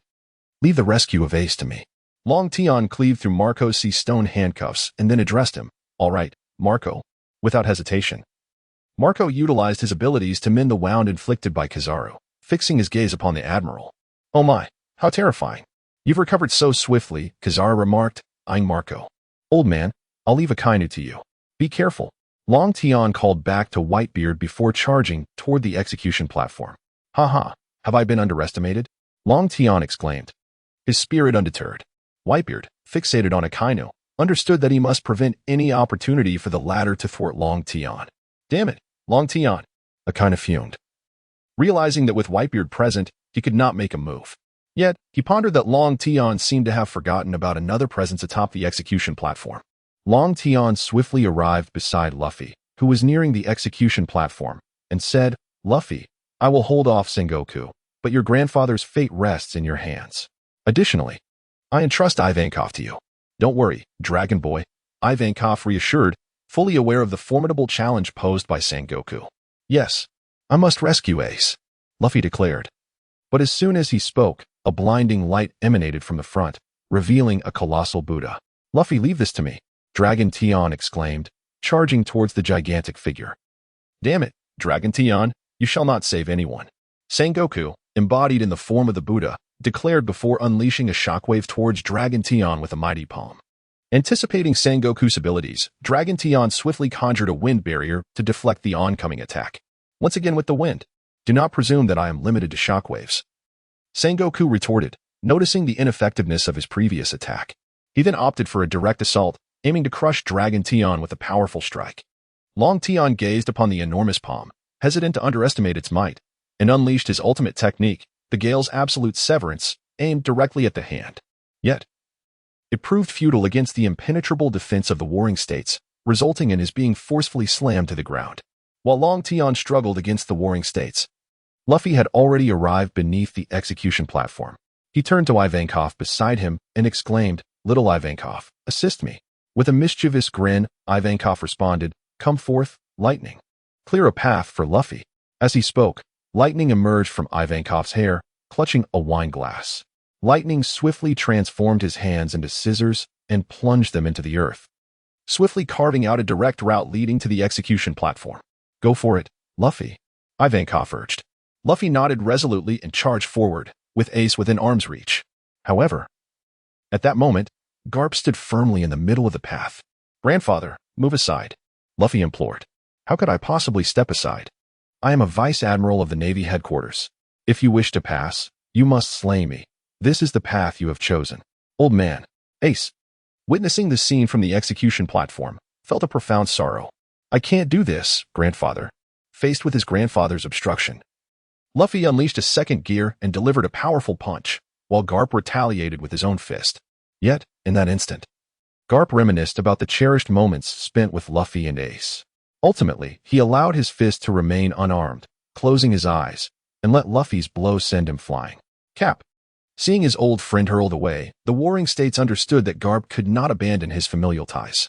The entire Navy was stunned. The celebrated hero, Vice Admiral Garp, had been struck down. Meanwhile, Luffy successfully reached the execution platform. "At last, I've made it, Ace," Luffy exclaimed. "You reckless fool, you're still the same as ever," Ace replied.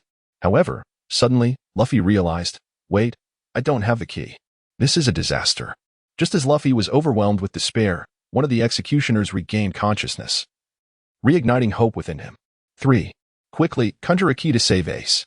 Luffy urged Mr. 3, not bothering to ponder how Mr. 3 had ended up there. "Calm down, Straw Hat. If you keep shaking me, I'll become dizzy," Mr. 3 protested, prompting Luffy to apologize and cease his motions. Mr. 3 then focused on Ace's sea-stone handcuffs, using his ability to morph his fingers into a key and unlocked Ace's restraints. "Damn it, what is going on? That executioner is actually an escaped convict." The warring states, observing the two brothers on the execution platform, prepared to intervene.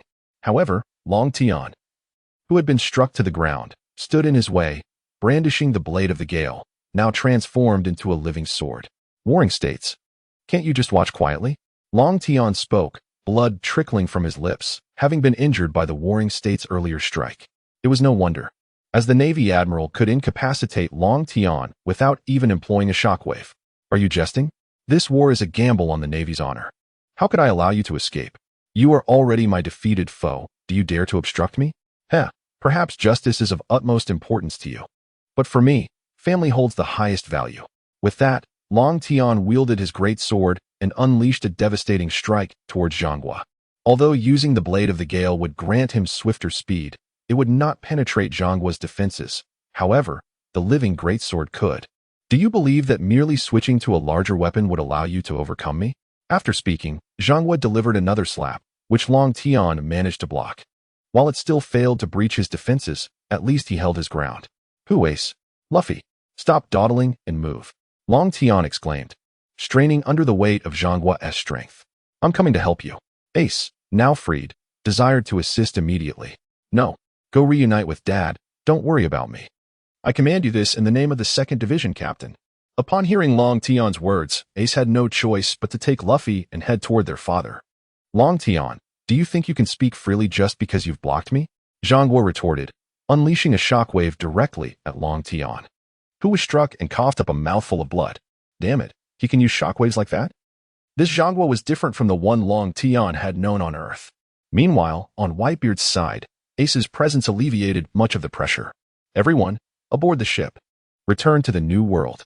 Long Tian, come back," Whitebeard commanded, and the crew began to retreat towards the ship while Ace fought fiercely to assist in their escape. As everyone boarded, only Whitebeard, Ace, and Marco remained on the Marine Square, facing off against Akainu, Kizaru, and a multitude of admirals. "Who system? What would happen if I awakened Aatrox now? Ding. There is a 90% chance you will seize control, but a 10% chance you could recover. Who? A 10% chance indeed seems slim, but I must risk it for everyone's safe return to the New World. Otherwise, Dad will surely sacrifice himself." With determination, Long Tian retrieved a sphere of energy from the system space and pressed it against the living greatsword. As he infused the Valoran energy into the living greatsword, it was instantly absorbed, transforming from black to red, and Long Tian felt his power multiply. Suddenly, a cacophony of maddened voices echoed in his mind. Ha ha ha, fresh flesh. Boy, relinquish control to me. I shall slay all before you. Aatrox, that is impossible. I have yet to complete my tasks, Long Tian proclaimed. Fiercely suppressing Aatrox with his mental strength, then swung his sword to repel Zhangguo's hand, causing it to bleed. What is happening? How has this boy's power surged so dramatically? Does he possess a hidden card? Zhangguo observed the wound on his palm. Ignoring Zhangguo, Long Tian advanced towards the Whitebeard pirates. Marco, has the Empress boarded? On board the ship. Long Tian initially expressed his dissent, yet upon hearing your name, he decided to join us. Ah, that is reassuring. Father, do you have faith in me? Long Tian addressed the members of the Whitebeard pirates while gripping his sword, gazing at the opposing navy. Ha ha ha. Long Tian, you are my son. I believe in you without hesitation. However, all of you must board the ship. I shall remain behind. What? Father, that's impossible. If we leave together. Father, since you placed your trust in me, then you must board as well. Everyone must get on the ship. I will hold them off. What? Long Tian, are you mad? There are 2 admirals and Sengoku on the other side, along with numerous vice-admirals. Hurry, we must leave. If we delay any longer, it will be too late. Long Tian felt himself on the brink of losing control over Aatrox, his eyes beginning to turn crimson. How terrifying. Why have his eyes turned red? The Navy personnel remarked. Observing Long Tian. Regardless, they cannot escape. It is inconceivable to allow them to flee from Navy headquarters, all the Navy vice-admirals asserted. At that moment, Sengoku approached. Make your move. We cannot let them get away. Upon uttering these words, Sengoku unleashed a shockwave, while Kizaru's fingers began to emit light, and Akainu's arm transformed into magma. As they simultaneously launched their assault, Long Tian skillfully conjured a barrier of wind to deflect all incoming assaults, and then addressed his father behind him. Father and everyone else. Hurry aboard the ship. You need not worry about me. I've escaped from Mariejois, let alone this place. All right, you lot, let us set sail. I have faith in you, Long Tian. With that, they leaped onto the vessel. Long Tian, I am at a loss for words, but please ensure your return. If not, I shall seek vengeance even in death, Ace proclaimed before boarding the ship. The vessel then began to set sail. Don't let them escape. Pursue them directly. Do not resort to ranged attacks. Sengoku bellowed as he observed the Moby Dick commence its gradual departure. You all, remain here. With a swift motion, Long Tian unleashed a colossal sword strike, cleaving a bottomless chasm. Impossible. How has his strength increased so dramatically? Akainu exclaimed. I am uncertain. Perhaps this is his hidden card. Everyone, tread carefully. If we cannot catch up to the Whitebeard pirates, we can ensure Long Tian is confined here indefinitely. After all, he has wrought events that have shaken the world. Sengoku fixated on Long Tian, contemplating the gravity of the situation. As the Whitebeard pirates set sail, all the 7 warlords began to depart, for the ensuing events no longer concerned them. They had no desire to engage Long Tian. Should anyone attack him amidst the encirclement, they would surely face the wrath of Whitebeard. Thus, they made their escape. Meanwhile, Long Tian watched as the Whitebeard pirates surged out of the bay, his taut nerves finally relaxing. At that moment, Aatrox smoothly took control of Long Tian's body. Ha ha ha, this physical form is splendid. It has been ages since I inhaled fresh air. Let us celebrate by spilling some blood. Long Tian's demeanor shifted dramatically, his voice transformed, leaving the naval officers perplexed. You are not Long Tian. What is the meaning of this? Who are you? Sengoku inquired. Oh, greetings. I am Aatrox, a transcendent being from the celestial realm, trapped within a sword. What is your esteemed name? Long Tian, now Aatrox, responded calmly to Sengoku's inquiry. Who is Aatrox? I have not heard of him. But what of Long Tian? Ha ha ha, he is no more. It is now your turn. With that, Long Tian wielded the great sword, unleashing a formidable wave of sword energy. Damn it, this power is overwhelming. Everyone, brace yourselves. Sengoku exclaimed in shock as they banded together to counter the oncoming energy. Then, with a flick of his finger, Kizaru shot a beam that pierced Long Tian's body. He was taken aback, for Long Tian had not employed the wind barrier to defend himself. Ha ha ha, this feels like a mere tickle, Long Tian declared as he reached into his chest and extracted his heart, placing it within a crevice of the living sword. The blade began to pulsate as if it had come to life. What is happening? Is Long Tian mad? How can he still stand? He has no heart yet lives. Sengoku gazed at Long Tian in astonishment. A monster. He is a monster. How could he possibly survive without a heart? The naval soldiers began to stir, as this defied all logic, and they were filled with dread. What kind of monster is this? Monsters must die. With that, Akaina hurled a magma fist towards Long Tian, who merely smiled in response. Seeing Long Tian smile, Akaina understood he was being mocked, which only fueled his rage further. The magma fist struck Long Tian, enveloping him instantly. No, Long Tian, how could this happen? You deceived us. Ace, from a distance aboard the Moby Dick, watched in agony as Long Tian was consumed by magma, while Whitebeard remained silent, his expression dark and foreboding, and the crew on the ship shared in their collective anguish. Long Tian, you promised you would return. If you die, what meaning is there in my life? Vivi cried out, her tears flowing freely. At that moment, Marco interjected, stop crying, everyone. Long Tian should be fine. Look. Hearing Marco's words, the crew ceased their weeping and noticed the magma had pooled around them. Yet, where Long Tian had once stood, a massive red sphere had emerged. Too distant to discern clearly, but it was certain that Long Tian was unharmed. I knew that brat Long Tian would not be foolish enough to stand there and be attacked, Whitebeard said with a hint of joy. Humph, that rascal Long Tian. When he returns, I shall teach him a lesson for making me worry, Vivi remarked, while Hancock, listening to her, began to imagine scenarios in her mind. On the naval plaza, Akainu, feeling somewhat smug, declared, dare to mock me? Long Tian has likely melted into a pile of sludge by now. Just then, Sengoku noticed something amiss. Wait, Akainu, look. He spotted the massive red sphere leaking what appeared to be blood. What?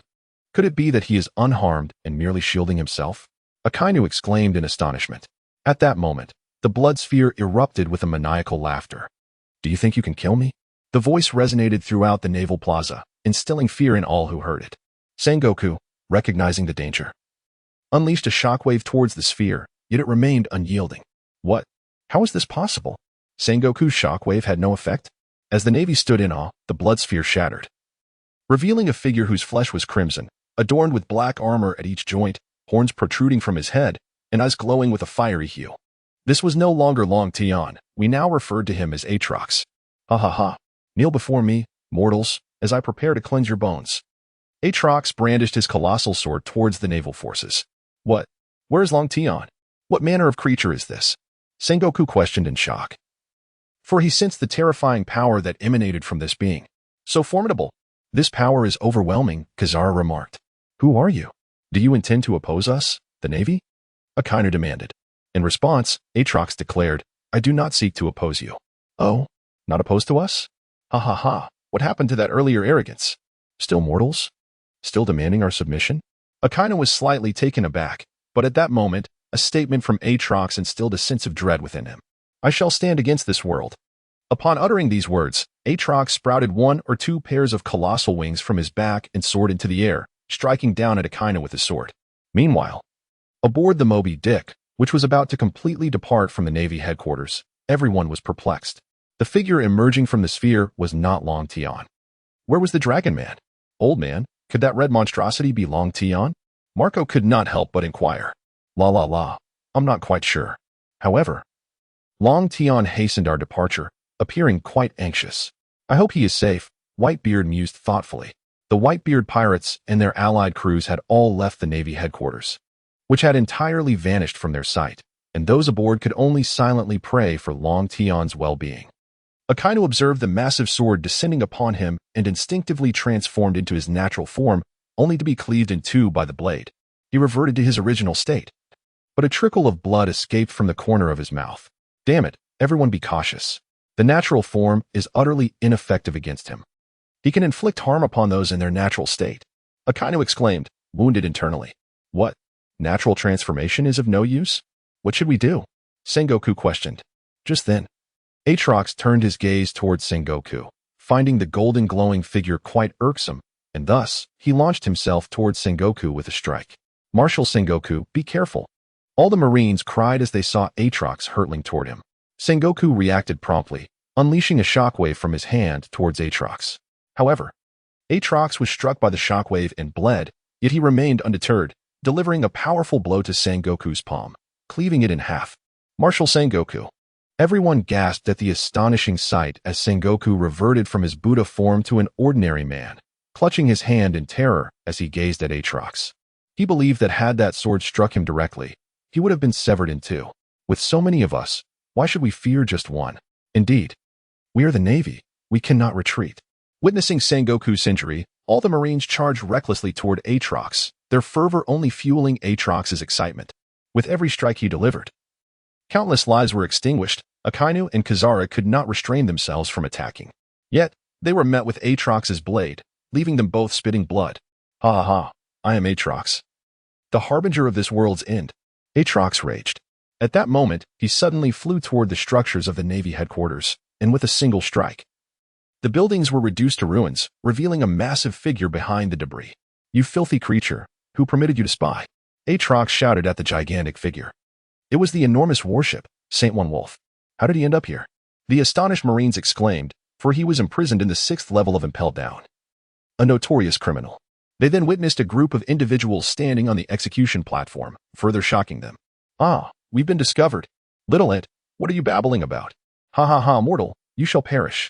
Aatrox soared directly onto the head of the ferocious wolf. Wielding his sword with both hands, he swung down upon the beast. Saint One, the ferocious wolf, had intended to speak, but the moment Aatrox's great sword struck, he found himself rendered speechless and immobile. Aatrox then ascended once more. Returning to the Navy Square, everyone gazed curiously at the now motionless Saint One. Suddenly, this colossal form split in two, toppling to the left and right, blood splattering everywhere. And the sea was quickly stained crimson. The crowd fell into silence, mouths agape, watching Aatrox tremble with anticipation.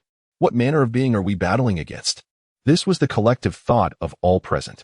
Meanwhile, Sengoku, who was being carried away for treatment, witnessed the scene and understood that it was hopeless. This was a one-sided slaughter. He immediately began to practice the steel bone of the Holy Land Mariejois, urgently seeking reinforcements lest no one see the dawn of another day. How terrifying! I dare not engage him any further, remarked Kizaru, while Akainu was left speechless in fear. At that moment, Aatrox turned his gaze toward the execution platform. Ants, kneel and accept your fate. I do not relish having anyone above me. Upon hearing Aatrox's words, all eyes turned to the platform, only to discover Blackbeard and his crew standing there, paralyzed with fear. Blackbeard and those beside him trembled upon hearing Aatrox's proclamation. Originally, Blackbeard had intended to claim Whitebeard's devil fruit powers, but upon arriving, he realized that Whitebeard and his crew had successfully retreated, inciting his wrath. However, upon noticing the obstacle known as Dragon, he began to devise a new plan. Seeing Dragon conjure a barrier of wind, he mistakenly believed it to be a devil fruit ability, shifting his focus onto Dragon. Yet, before he could make a move, he witnessed Dragon being engulfed by magma, further fueling his anger. But when he laid eyes on the sphere of blood, a flicker of hope ignited within him. Once Aatrox appeared, his fear escalated. He felt as though he were experiencing the tumultuous highs and lows of life itself. The sight of Aatrox cleaving Saint One and Two sent him into a tremor. The harbinger of death had come for him. What shall we do, Captain? Should we descend? If we do not, I fear we shall soon meet our demise, Lafitte said. We must join forces with the Navy. It is our only chance, Blackbeard replied as he leapt down to join Kizaru and Akainu. Let us unite, Kizaru and Akainu, or we shall all perish. Blackbeard urged. No. If we are to strike, you must do so. I dare not act again. Akainu retorted, paralyzed by fear. Little did they know, Aatrox had witnessed everything and had heard their words. Damn it. You, as Navy, dare not act? Are you allowing me to slaughter at will? Blackbeard glared at Akainu, when suddenly he heard the words that would herald his eternal slumber. Pitiful mortals, struggle if you must. I shall now allow you to taste fear. As Aatrox concluded his words, he charged towards Blackbeard.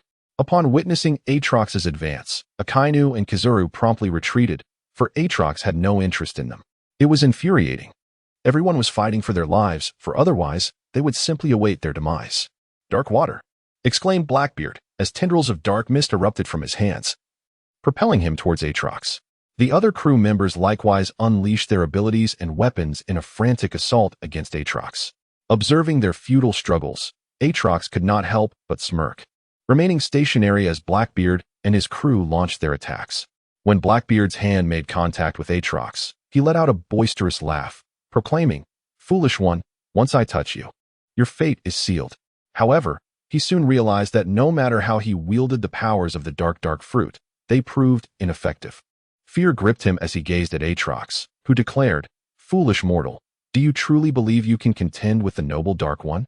With that, Aatrox cleaved Blackbeard in two with a single stroke of his sword, thus extinguishing the future that would have shocked the world. Aatrox then turned his attention to the remaining crew members, laughing maniacally as he charged towards them, commencing his slaughter. "Save me. Please, save me. It's terrifying. No. Don't kill me. I was wrong," cried the members of the Blackbeard pirates, their wails echoing in the air. Yet, to Aatrox, these pleas were nothing short of a melodious symphony. After he finished his massacre of the Blackbeard crew, his gaze shifted towards the Navy. At that moment, however, he suddenly collapsed to the ground, clutching his head, and roared in fury, "Damn you." It was revealed that Long Tian was fiercely contesting for control over his body using his mental prowess. Yet, Aatrox fought back with ferocity. In the recesses of his mind, Long Tian reminisced about moments spent with Vivi, the days alongside his father, and the Empress awaiting his return, which fortified his resolve. Just wait. With a thunderous roar from Aatrox, Long Tian reclaimed control of his body, and Aatrox was once more sealed within the living greatsword. Long Tian felt an overwhelming pain coursing through every part of his body. Although he had lost control of his own physical form, he remained aware of the events transpiring around him. He could not help but think that Atrocitus was a madman. Gazing around, he saw severed limbs scattered across the ground. What had happened to him? Why were his eyes no longer crimson? The Navy personnel were chattering among themselves, yet Long Tian was not a lunatic like Atrocitus. He had no penchant for slaughter. Sheathing his great sword, he unfurled his wings and soared into the sky, while none of the Navy dared to impede his ascent, each harboring their own fears. Panting, though fatigued, he knew it was imperative to leave this place. "I suspect Sengoku has already called for reinforcements. If even one of the 5 elders were to arrive, I would be doomed." As Long Tian flew, he swiftly distanced himself from the Navy headquarters. Those left behind watched him depart, collectively exhaling a sigh of relief. The demon had finally vacated the premises. They quickly began to tend to the wounded and clear the battlefield, acknowledging their defeat in this war. At that moment, Carp emerged, having only just arrived. His tardiness stemmed from his intention to allow Luffy to land a decisive blow on him. Thus he had relaxed all his defenses and had been knocked unconscious. Now awake, he learned from Sengoku of a terrifying figure outside. He had intended to assist, only to discover that the individual had already fled. Upon hearing Carp's words, everyone sprang into action, prioritizing rescue efforts, while Kizuru and Akainu also descended to tend to their injuries. Fortunately, Long Tian had made his escape. Otherwise, Carp would have surely pummeled him into oblivion. As Long Tian soared across the sea, he was suddenly alerted by the system's voice. "Ding! A new checkpoint has been refreshed. Please check your location." Long Tian immediately accessed the system to view the new checkpoint, only to erupt in frustration.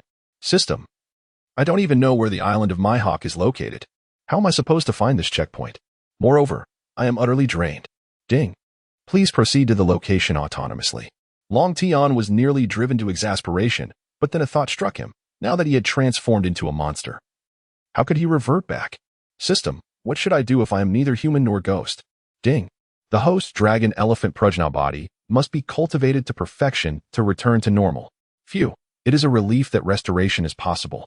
However, how am I to reach Krakana Island?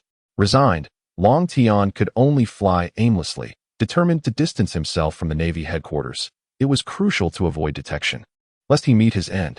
A day later, Long Tian landed on an island, utterly exhausted, and as his eyes fluttered shut, he plummeted to the ground. On Krakana Island, Zoro, who had been flung here by a bear, wandered aimlessly, utterly lost. Suddenly, he noticed something plummeting ahead and rushed forward, discovering a crimson creature lying before him. As he discerned a faint breath emanating from the creature, he inexplicably found himself being dragged along, unaware that it was Long Tian he was pulling. Yet, fortune favored Long Tian, for with a mere tumble, he found himself on the shores of Kralakana Island. Alas, his misfortune lay in encountering Zoro, an ultimate directionally challenged individual. Upon Zoro bringing Long Tian to an open clearing, he sensed a presence nearby and instinctively drew his blade. Suddenly, a dark figure lunged at him, and only after he parried did he realize it was a baboon. In swift succession, a horde of baboons emerged from the jungle, each wielding a knife. and they launched an assault on Zoro. Overwhelmed by sheer numbers, Zoro soon found himself ensnared and battered, his body riddled with wounds. Just as he teetered on the brink of collapse, the baboons suddenly froze in fear, gazing past him before retreating in haste. Turning around, Zoro beheld Mihawk, and with his strength depleted, he succumbed to unconsciousness. Mihawk regarded Zoro, then shifted his gaze to Long Tian, shaking his head as he effortlessly hoisted one under each arm and made his way towards the castle.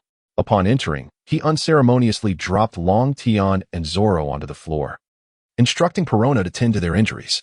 "Do not command me," Perona retorted in discontent, yet Mihawk paid her no mind, instead picking up a newspaper that contained surprising news. The headline read, "The Whitebeard pirates successfully rescue Ace, but the fate of 2nd Division Captain Long Tian remains unknown." Unknown fate? Surely he still lives. Mihawk mused, contemplating the worthy adversary Long Tian presented.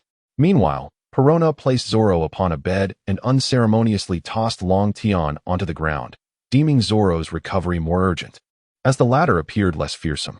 After hastily bandaging Zoro's wounds, Perona suddenly pondered the consequences of the creature awakening to find itself on the floor rather than a bed. Would it devour her? A shiver ran down her spine at the thought. However, aside from this room, only Mihawk and her own quarters possessed a bed, leaving her somewhat vexed. After some deliberation, she resolved to drag Long Tian to her room. Unbeknownst to her, this would greatly assist Long Tian. As she placed him on her bed, a voice resonated in his mind. Ding. Arrival at the sign-in location. Due to the host's unconscious state, the system will automatically sign in. Ding. Congratulations, host. Sign-in successful.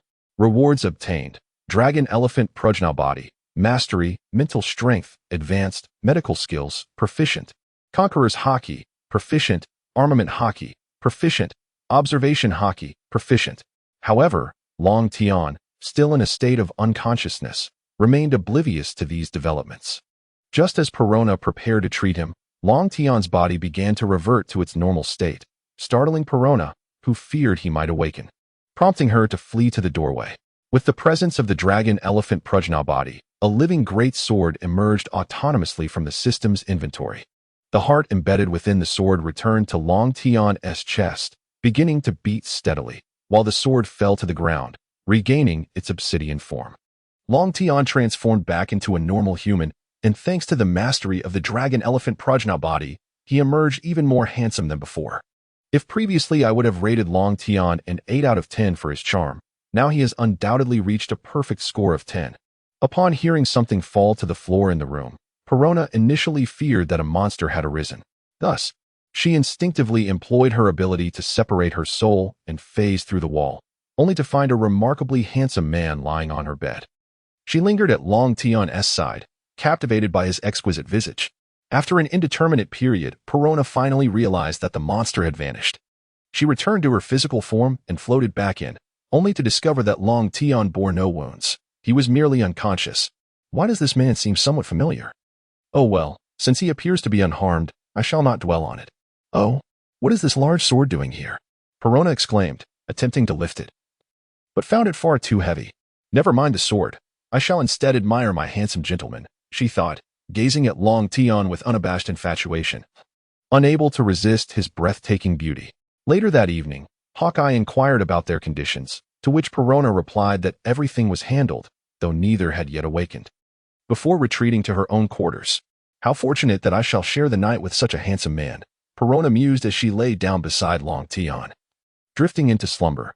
The following morning, Perona awoke to find herself clutching Long Tian's hand, only to realize that his hand had inadvertently ventured where it ought not to have.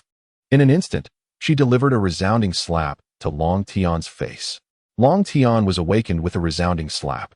Upon seeing him regain consciousness, Perona scolded him with her sweet, childlike voice, calling him a rascal, before gracefully floating out of the room.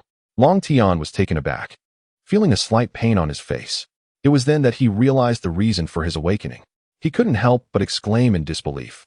He had been abruptly roused from slumber by a slap, only to be accused of being a rogue. What exactly had he done? Had he returned to his human form? Long Tian gazed in astonishment at his own hands, then touched his chest to feel the rhythm of his heartbeat.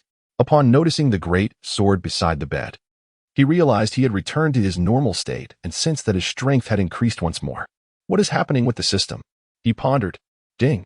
Due to the host being in a comatose state while also reaching the designated check-in location, the system has automatically logged you in. Please review the rewards you have obtained. Oh, you almost made me forget. That woman was Perona, so this room must belong to her. Long Tian thought as he scanned the surroundings and spotted a pair of undergarments. Meanwhile, Perona stepped outside and immediately sensed something amiss. It felt as if she had been embracing his arm. No, it was he who had acted inappropriately, she mused. Just then, her gaze fell upon a newspaper on the table that had been perused by Hawkeye. Curiosity piqued. She picked it up and was struck by a familiar face. Oh no. I am doomed. I actually struck the captain of the Whitebeard Pirates' 2nd Division. He will surely kill me. Perona realized that the person in the newspaper was indeed the occupant of her room. Should I flee? No. It was clearly him who acted indecently. Perhaps I should consult Hawkeye instead. Determined to ascertain Long Tian's feelings, she employed her powers, allowing her soul to exit her body and return to her room, where she found Long Tian holding her undergarments.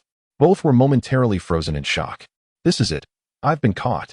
Long Tian thought, yet as a man, he felt the need to apologize. Perona, I am truly sorry. I was wrong. You may punish me as you wish, he confessed sheepishly. Wait, do you know me? Perona inquired, her tone laced with surprise. Long Tian trembled slightly. As a reclusive man, he found it difficult to withstand her voice. Of course, I know you. After all, I harbor feelings for you. How could I not?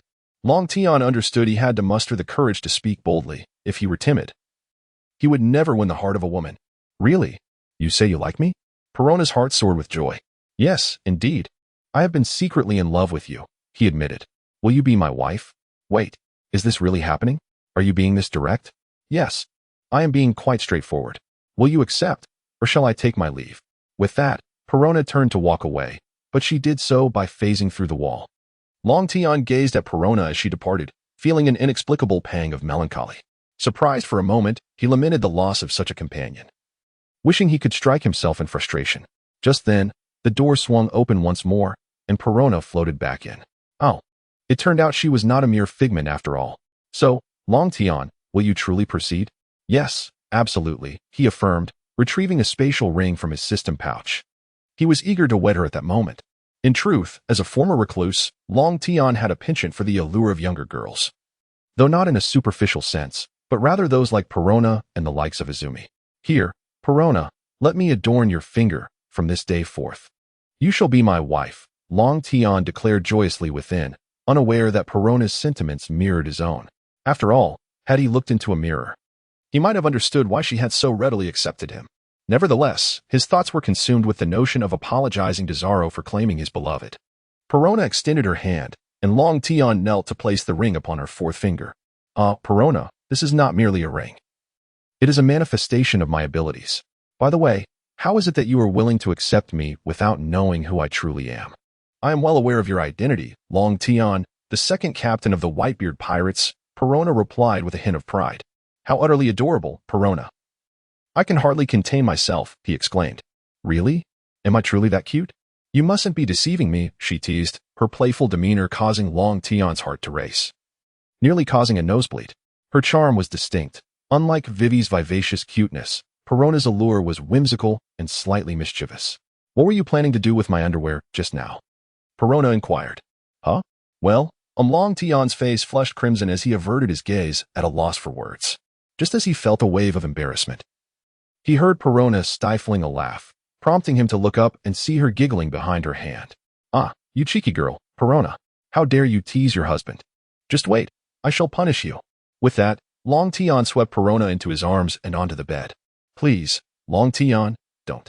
I was wrong, ha ha ha. Perona laughed until tears nearly spilled from her eyes. Yet Long Tian continued to tickle her belly. Will you dare to tease me again? He asked with mock severity. I won't. I truly won't. But it was you who was holding my underwear with mischievous intent, Perona pouted, feigning annoyance. All right, I admit my fault. Will that suffice? I shall make it up to you, Long Tian said, leaning in to kiss Perona softly on her lips. The suddenness of his affection left her momentarily bewildered, for she was still a maiden. After a moment of gentle intimacy, Long Tian refrained from pursuing further, knowing Perona was not yet prepared. Blushing slightly, Perona remarked, "Is this your way of making amends? It seems you are intentionally taking advantage of me." "Well, what is wrong with savoring the essence of my own wife?" he retorted playfully. "By the way, Long Tian, you mentioned that this ring was crafted from your abilities?" Perona gazed at the ring adorning her finger, a hint of confusion crossing her face. "Ah, yes, this ring can store certain items. All one needs to do is focus on an object while gazing at it. However, living beings cannot be contained within it. Yet, storing something like your undergarments would be more than sufficient." "Long Tian, you truly are quite the eccentric," she remarked playfully. "So, do you fancy your eccentric wife?" "Of course I do," he replied with a smile. Long Tian regarded Perona, feeling that she brought him immense joy and amusement. "By the way, Perona, I recall falling onto this island. How did I end up in your room?" Long Tian, somewhat perplexed, inquired, only to be enlightened by Perona, who clarified that he had been brought back by Hawkeye. However, the nature of the red monster remained a mystery. He decided it best not to delve into that topic to avoid any misunderstandings. "By the way, does Perona have any news of the Whitebeard pirates? The newspapers mention they have successfully returned to the New World. As for your life and death being uncertain, humph. What uncertainty? You seem perfectly fine." Perona pouted, visibly annoyed. Unable to resist, Long Tian playfully pinched her cheek and reassured her, "All right, my dear, do not be upset. The Navy's reports are bound to highlight their successes. That is quite ordinary." Suddenly, Perona burst into tears, catching Long Tian off guard. "Wah, Long Tian, did you know? Lord Moria is dead. The reports say he has perished." "Ah, please don't cry, Perona.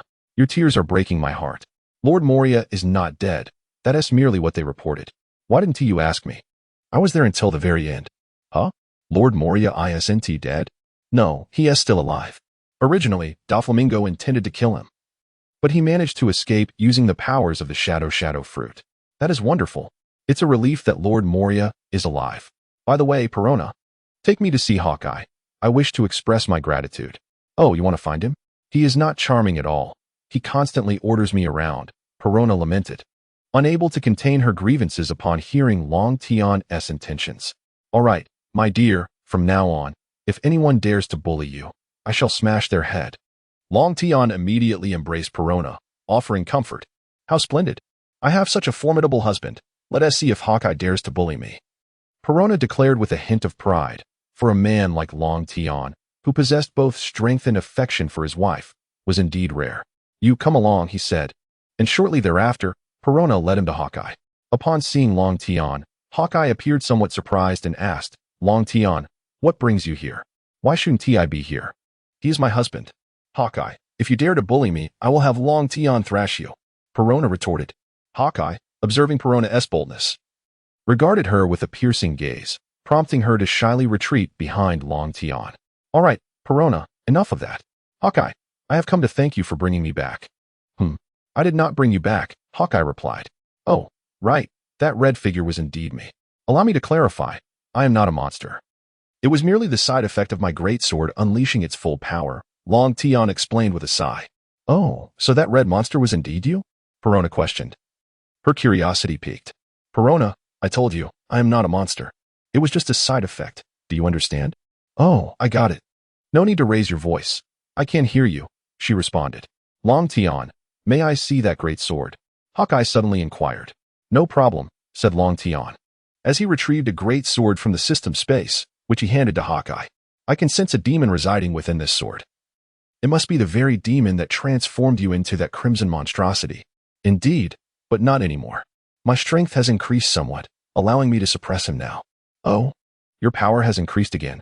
Hawkeye inquired, a hint of surprise in his voice, for at their level, such advancements were no trivial feat. "Yes, it has improved a bit." "Let us engage in a duel. We haven't had a proper battle since we were at Navy headquarters." "I knew you would say that. You truly are a battle fanatic. Let us go." Just as Long Tian and Hawkeye were about to step outside, the door swung open suddenly. Zoro awoke, glancing at Hawkeye and then at Long Tian. "I wish to observe the battle." "Observe? Why the tension, Zoro?" You know me?" "Indeed, I am a friend of Luffy's brother. We fought together just a few days ago." "Oh, you fought alongside Luffy? Where is he now?" "He should be on his father's ship. Or perhaps he has been taken by Rayleigh to some island for training." "Oh, training? Yes, he will likely train for a couple of years before setting sail again. His current strength is somewhat lacking. Now, you two should cease your chatter and wait for Long Tian to finish. By the way, Long Tian, it was he who brought you here after battling the baboons outside. I happened to pass by and took you both back. Oh, you were that crimson monster? Green algae head, what nonsense are you spouting? Long Tian is no monster. That is merely a side effect, Perona explained. Long Tian's expression darkened instantly. How dare they all call him a monster? Just you wait, he thought, choosing not to respond. He stepped outside to the open ground, facing Hawkeye. Instead of the great sword, he wielded the blade of the Tempest. In truth, both weapons were comparable, with the great sword merely being a heavier version enhanced with Aatrox, while the blade of the Tempest was no less formidable than a living greatsword. In the square, Hawkeye focused intently on Long Tian, awaiting his first move. You wish to strike first? Very well, I shall oblige, Long Tian mused, launching the first attack with a forward slash. Hawkeye met Long Tian's descending blade with his black blade, the clash sending shockwaves that nearly knocked Perona off her feet. Zoro observed in awe. Was this the essence of a duel between masters? Yet he remained unaware that the most thrilling moments lay ahead. An expert strike reveals the subtlety of skill. Long Tian sensed that he held a slight edge over Hawkeye, just a slight edge. This realization astonished him. It appeared that during the Marineford War, Hawkeye had not unleashed his full prowess. Ultimately, both Long Tian and Hawkeye were pushed back by the force of their exchange. In an instant, Hawkeye unleashed a wave of sword energy, and Long Tian felt his hand tremble slightly on the hilt of his sword as he beheld the incoming strike. Just before the energy could reach him, Long Tian drew his sword and swept it across the ground, conjuring a wall of wind before him. Wall of wind. Hawkeye observed the barrier that had thwarted his attack with an air of familiarity. However, Zoro, standing nearby, could not help but grip his sword tightly, while Perona gazed adoringly at Long Tian's handsome figure. After blocking Hawkeye's attack, a gust of wind began to swirl around Long Tian, causing his hand, which held the sword hilt, to tremble once more. In the spirit of reciprocity, Hawkeye, allow me to return the favor, Long Tian declared as he unleashed a whirlwind toward Hawkeye, who countered with a slash of his own. Unlike their previous encounter, where their strikes had neutralized each other, this time Hawkeye's sword energy merely momentarily halted the whirlwind, which then surged forward once again towards him. Hawkeye had no choice but to unleash a series of sword energies to completely dissipate the tempest. Yet, he knew he had been defeated, so he sheathed his black blade. Observing Hawkeye's retreat, Long Tian remarked with a hint of confusion, "Aren't we continuing? We have barely begun, and we haven't even employed our simultaneous skills from last time." In response, Hawkeye simply stated, "I concede," before making his way back to the castle. The two spectators outside were left in astonishment. One was shocked at the prospect of a New World's greatest swordsman emerging if Hawkeye conceded, while the other, aware only that Long Tian was a member of the Whitebeard pirates, had not anticipated his formidable strength. Watching Hawkeye walk back to the castle in defeat, Long Tian felt a twinge of surprise. However, he understood that he had ultimately emerged victorious, albeit by a narrow margin. Yet, a sense of dread began to creep in, for he was certain that Hawkeye would persistently seek him out, as this man was undeniably a battle enthusiast. Long Tian turned to Perona and said, "Let us go home." "My dear." Before he could finish his sentence, Perona floated over and took his hand. Noticing Zoro still standing there, Long Tian added, "Young man, the path you must tread is long, and becoming the world's greatest swordsman is no simple feat. Even I, at present, would not dare to claim such a title. You never know when truly formidable individuals might emerge. Some may simply be indifferent to fame and fortune, focused solely on their training. Now, enough dawdling. Today, I am in a splendid mood, and everyone shall partake in a feast." With that, Long Tian disregarded Zoro and led Perona back to the castle. Zoro, inspired by Long Tian's words, felt a surge of determination in his eyes and made his way back to the castle. Upon returning to the castle, Long Tian inquired of Perona, "My dear, where is the kitchen? What do you need the kitchen for?" She replied, "I intend to prepare a delightful meal for you." "Oh, you can cook?" Perona exclaimed. "Indeed, your husband is capable of anything. Now, please direct me to the kitchen. It's over there." "I shall eagerly await the exquisite dishes you prepare," she said, pointing to a door while playfully pouting. "Sit tight, my love. The meal shall be ready shortly." Long Tian, invigorated by Perona's playful demeanor, dashed into the kitchen to commence his culinary endeavors. Meanwhile, Zoro searched the castle but could not find Long Tian, so he asked Perona, Where has Long Tian gone? He is in the kitchen, cooking, she replied. What? He can cook? Zoro was taken aback. Of course, he is my husband. By the way, green algae head, if that long-nosed Usopp bothers me, should I tell Long Tian? Perona teased. Zoro shivered at the thought. If Long Tian found out, would Usopp even survive? In truth, Long Tian was already aware of the situation, but considering they were crewmates of Luffy, he chose to show some leniency. What are you plotting? You mustn't speak recklessly, Zoro warned, his voice tense. Oh, now you're afraid? Perona replied, her pride evident. Having such a powerful husband is indeed advantageous. His name alone can instill fear. After a short while, Long Tian emerged from the kitchen, bearing several platters of food, which he placed on the dining table. The moment he opened the kitchen door, a wave of enticing aromas wafted through the air, causing Perona's stomach to rumble. She immediately floated to the table, exclaiming, Wow! It smells amazing, Long Tian. I'm so hungry. Looking at her endearing expression, Long Tian said, If you're hungry, then eat, my love. Today's feast is plentiful. I'll go fetch Mihawk and Zoro. As soon as Long Tian departed, Perona could not resist indulging in the feast before her. With the first bite, she was transported to culinary paradise. It was simply exquisite, rendering her utterly enchanted. Meanwhile, as Zoro was dining with Mihawk, Long Tian called out to them. You may eat. I am not hungry, Mihawk stated. Oh, Mihawk, if you do not join us, I may have to reconsider our future sparring sessions, Long Tian teased, and indeed.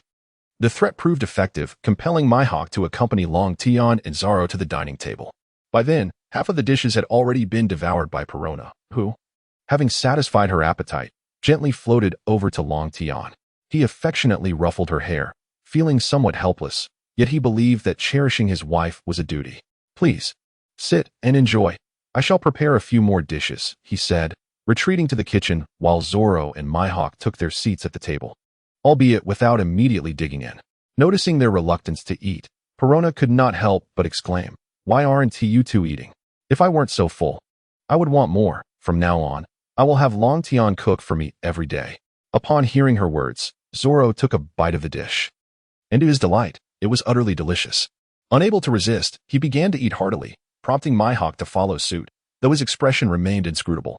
Yet, the fervor with which he continued to serve himself revealed his enjoyment. Before long, Mihawk had finished his meal, while Zoro still felt unsatisfied, just as he yearned for more. Long Tian re-entered the dining area, bringing forth another array of dishes, prompting Zoro to commence feasting once again. Long Tian, too, joined in, for he too experienced hunger. In no time, the 2 tables of food had been entirely consumed, with Zoro letting out a satisfied belch, while Long Tian and Mihawk had already filled themselves.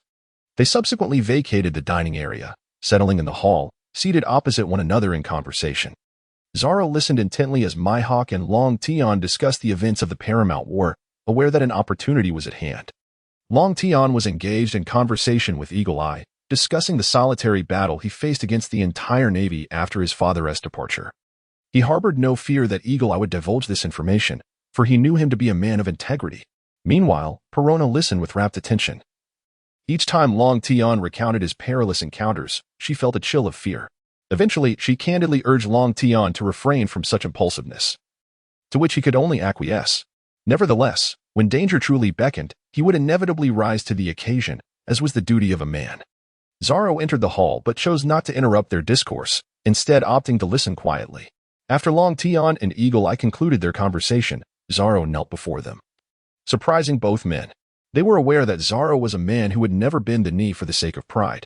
Please, teach me the art of swordsmanship, he implored. Long Tian remained silent, unsure of whose teachings Zoro sought. At that moment, Eagle Eye interjected, I misjudged you, Zoro. Are you truly seeking counsel from your adversaries? How shameless. Depart at once. A worthless individual has no place here. It seems I have overestimated you in the past. What are you doing? Nearly embarrassing yourself. With that, Eagle Eye poured himself a glass of red wine, while Long Tian reflected on the unfolding scenario. However, at present, Luffy was not facing any setbacks. Why was Zoro behaving in this manner? I wish to grow stronger, to surpass you both. Luffy is growing stronger, and I do not wish to lag behind, Zoro said. His head bowed. Oh, surpass us? Now that is quite amusing, Zoro. So, who exactly do you intend to turn to for strength? Long Tian inquired, puzzled. I hope both of you will teach me, Zoro replied. Ah, so greedy. I am quite amenable, especially since you saved my life. I can impart some knowledge. But I cannot remain here indefinitely.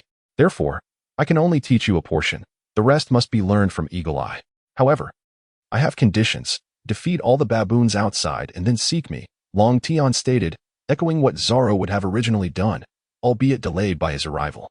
My conditions mirror Long Tian's. As long as you handle the baboons outside, I will teach you, Eagle Eye remarked, watching Zoro.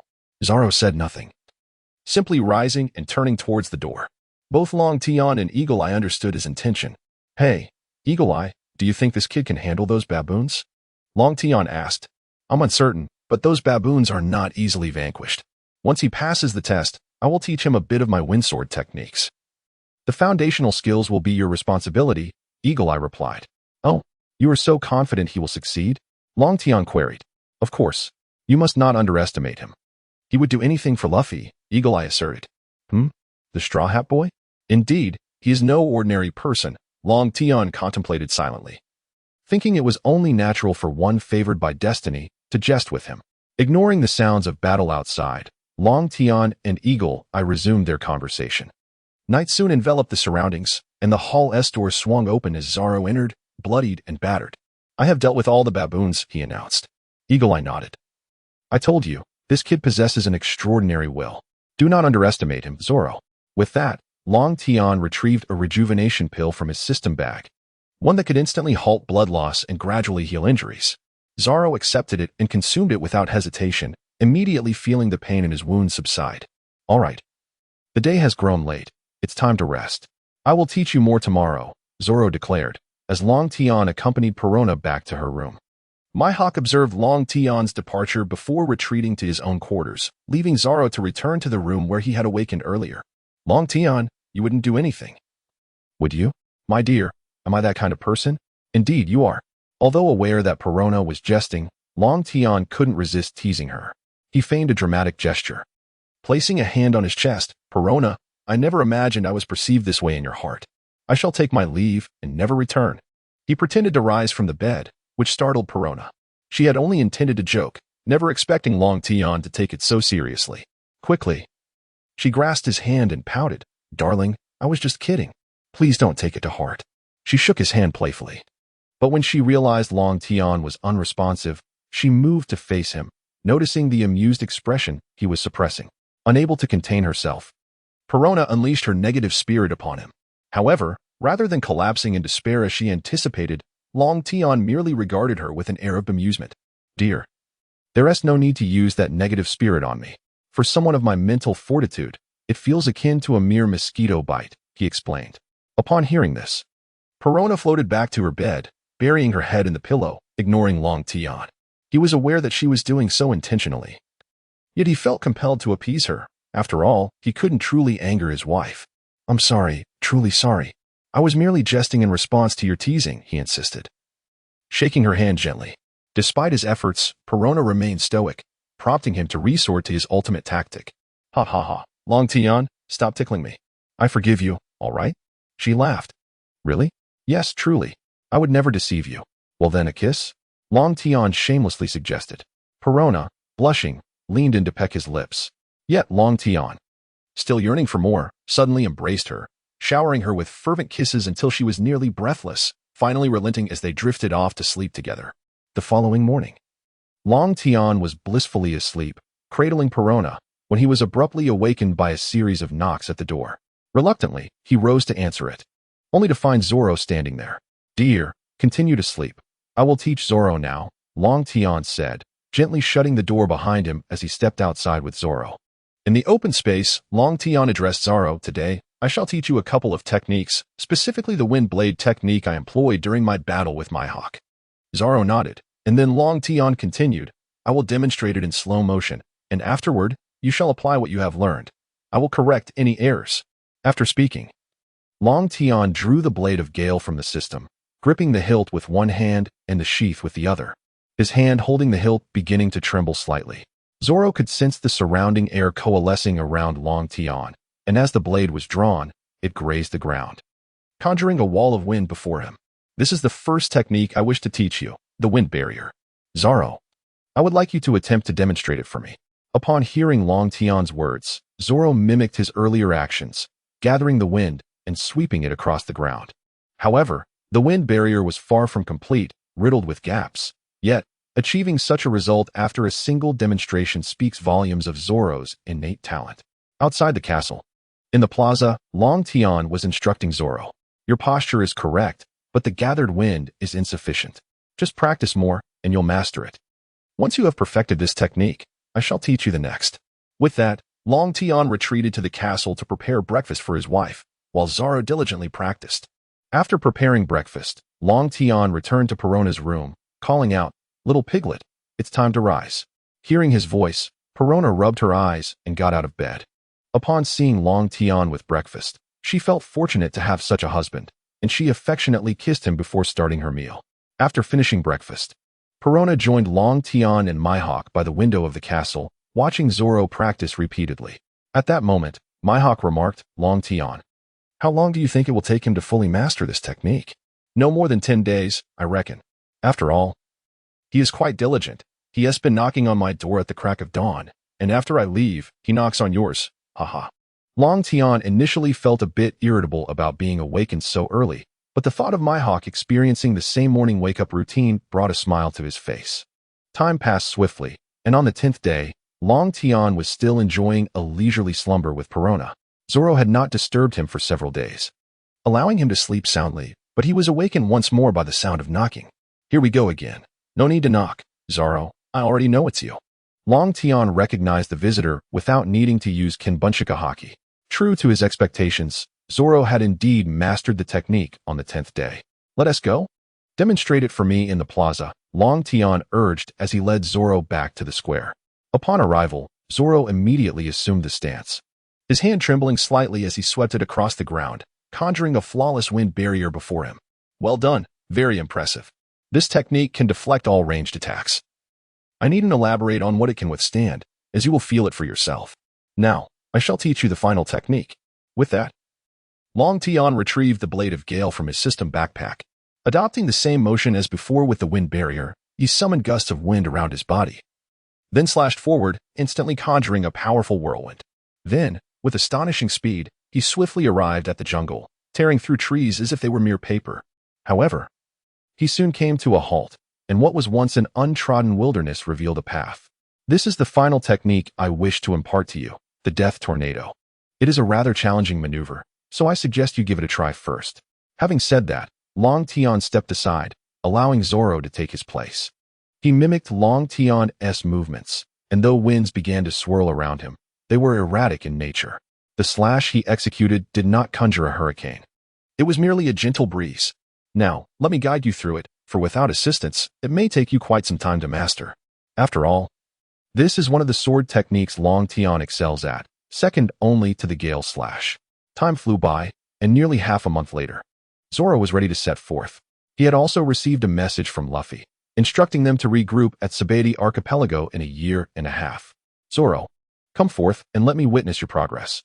Zoro remained silent and began to gather the wind. With a single stroke of his sword, a tornado erupted forth, crashing into the jungle and shredding several trees, though it fell short of the distance that Long Tian's hurricane had achieved. You are ready to embark, Zoro. The essence of the two techniques I taught you lies primarily in the accumulation of wind. The more you harness, the greater and wider the area of your strike. However, this must all be within the limits of your physical strength, lest your efforts be in vain. With that, Long Tian turned and made his way back to the castle. As Long Tian stepped into the castle, a voice resonated, announcing, "Ding! A new check-in location has been refreshed. Please collect it, host." "Oh, even the system is aware of my imminent departure?" Long Tian had been residing with Eagle Eye for a month. Had it not been for teaching Zoro, he would have left earlier. Now that Zoro had finally mastered the techniques, and with the check-in location refreshed, it was indeed time to depart. During dinner that evening, Long Tian casually mentioned his plans to leave the following day. Eagle Eye and Perona did not express much concern. One was indifferent, while the other would follow Long Tian wherever he went. However, Zoro felt a twinge of reluctance, knowing it was Long Tian who had imparted these two techniques to him. And he understood that Long Tian had taught him without reservation, enabling him to learn so swiftly. In the dead of night, as Long Tian held Perona in slumber, he suddenly sensed someone at the door. The stillness of the night made it easy to detect. Upon focusing, he realized it was Zoro, which piqued his curiosity. He opened the door, and while Zoro remained silent, Long Tian could sense his desire to speak. Thus, he led Zoro into the forest outside the castle. At that moment, Zoro knelt down, and Long Tian hastily moved to assist him, yet Zoro refused to rise. "Zoro, if you do not stand up, I shall truly be angered. A man should not kneel so easily." Finally, Zoro spoke. "No, you are my master, and thus you deserve this bow." "Ah, Zoro, there is no need for such formality. Just remember your original intent, to become the world's greatest swordsman. While I do not covet fame, being addressed as such is quite gratifying. However, if I am to be the master of the world's greatest swordsman, that would bring me even greater satisfaction," Long Tian replied, gazing at Zoro. "Rest assured, master, I will definitely become the world's greatest swordsman," Zoro declared resolutely as he stood up. With that, Long Tian took his leave, for he was utterly fatigued and preferred the comfort of sleeping beside his wife. The following day, Long Tian, with Perona by his side, bid farewell to Eagle Eye and Zoro before making his way to the seaside. From the system, he retrieved a medium-sized vessel and set sail with Perona. Long Tian wished to return to the New World to reassure his father of his safety.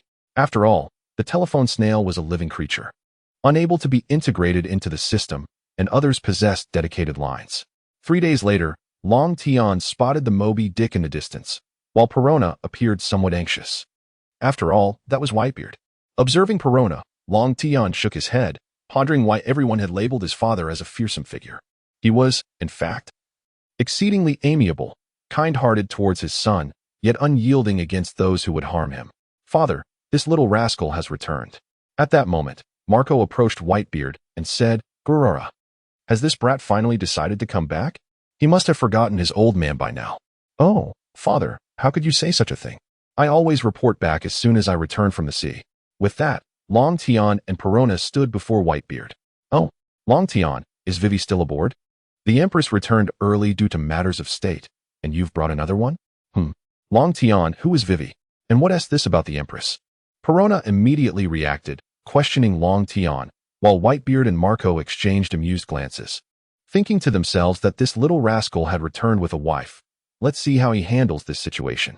Long Tian understood that if he conceded now, he would forever lose his dignity. He faced Perona directly and declared, "What does it matter who is who? They are all my wives, including you.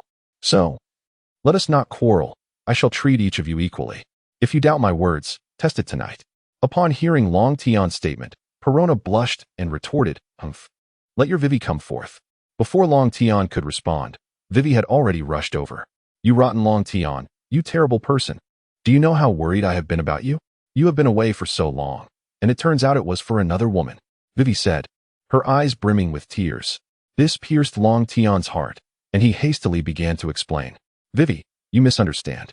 After I escaped from the Navy headquarters, I fainted in a forest due to exhaustion. Fortunately, Zoro happened to pass by and helped me. To repay him, I decided to teach him some sword techniques, which is why I took so long to return." "Have you seen Zoro? Where is he?" "Ah, he is learning swordsmanship from Mihawk. By the way, what about Luffy?" "Luffy was taken by Rayleigh, who said he would train him." "Hello, I am Vivi. I hope we can get along peacefully," Vivi said to Perona. Perona politely responded, "Hello, I am Perona.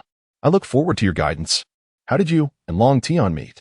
"Come, let us speak in my room," Vivi suggested, taking Perona's hand as they walked towards the cabin, chatting amiably. Observing Vivi's understanding nature, Long Tian couldn't help but reflect that she was indeed the unrivaled choice to lead his harem. "Goo-la-la-la-la, Long Tian. What exactly happened after we retreated that day?" Whitebeard inquired, and all eyes turned to Long Tian, eager for answers. "Well, that day, I utilized a force that did not belong to me to ensure everyone's safe retreat. However, using this power comes with side effects. Nevertheless, I managed to hold off Sengoku and his forces, and I dealt with Teach and his crew," Long Tian recounted. "What? You encountered Teach at Navy headquarters?" Marco asked in astonishment. "Yes, he released the criminals from the 6th level of Impel down and formed a pirate crew." "He released the criminals from the 6th level? Why didn't the Navy report this?" Ace, who had been on the 6th level, questioned, knowing full well the terror of those criminals. "Goo-la-la-la. For the world government, This is just another day at the office, Whitebeard remarked, evidently aware of more intricate details. By the way, Long Tian. Ace has already taken your position as the captain of the 2nd Division, Marco stated. Oh, that is fine. I don't care about such things. As long as I can stay on Father's ship, that suffices, Long Tian replied nonchalantly. No, Long Tian. Although you are not the captain of the 2nd Division, you are now the vice-captain of the Whitebeard Pirates. I have become vice-captain?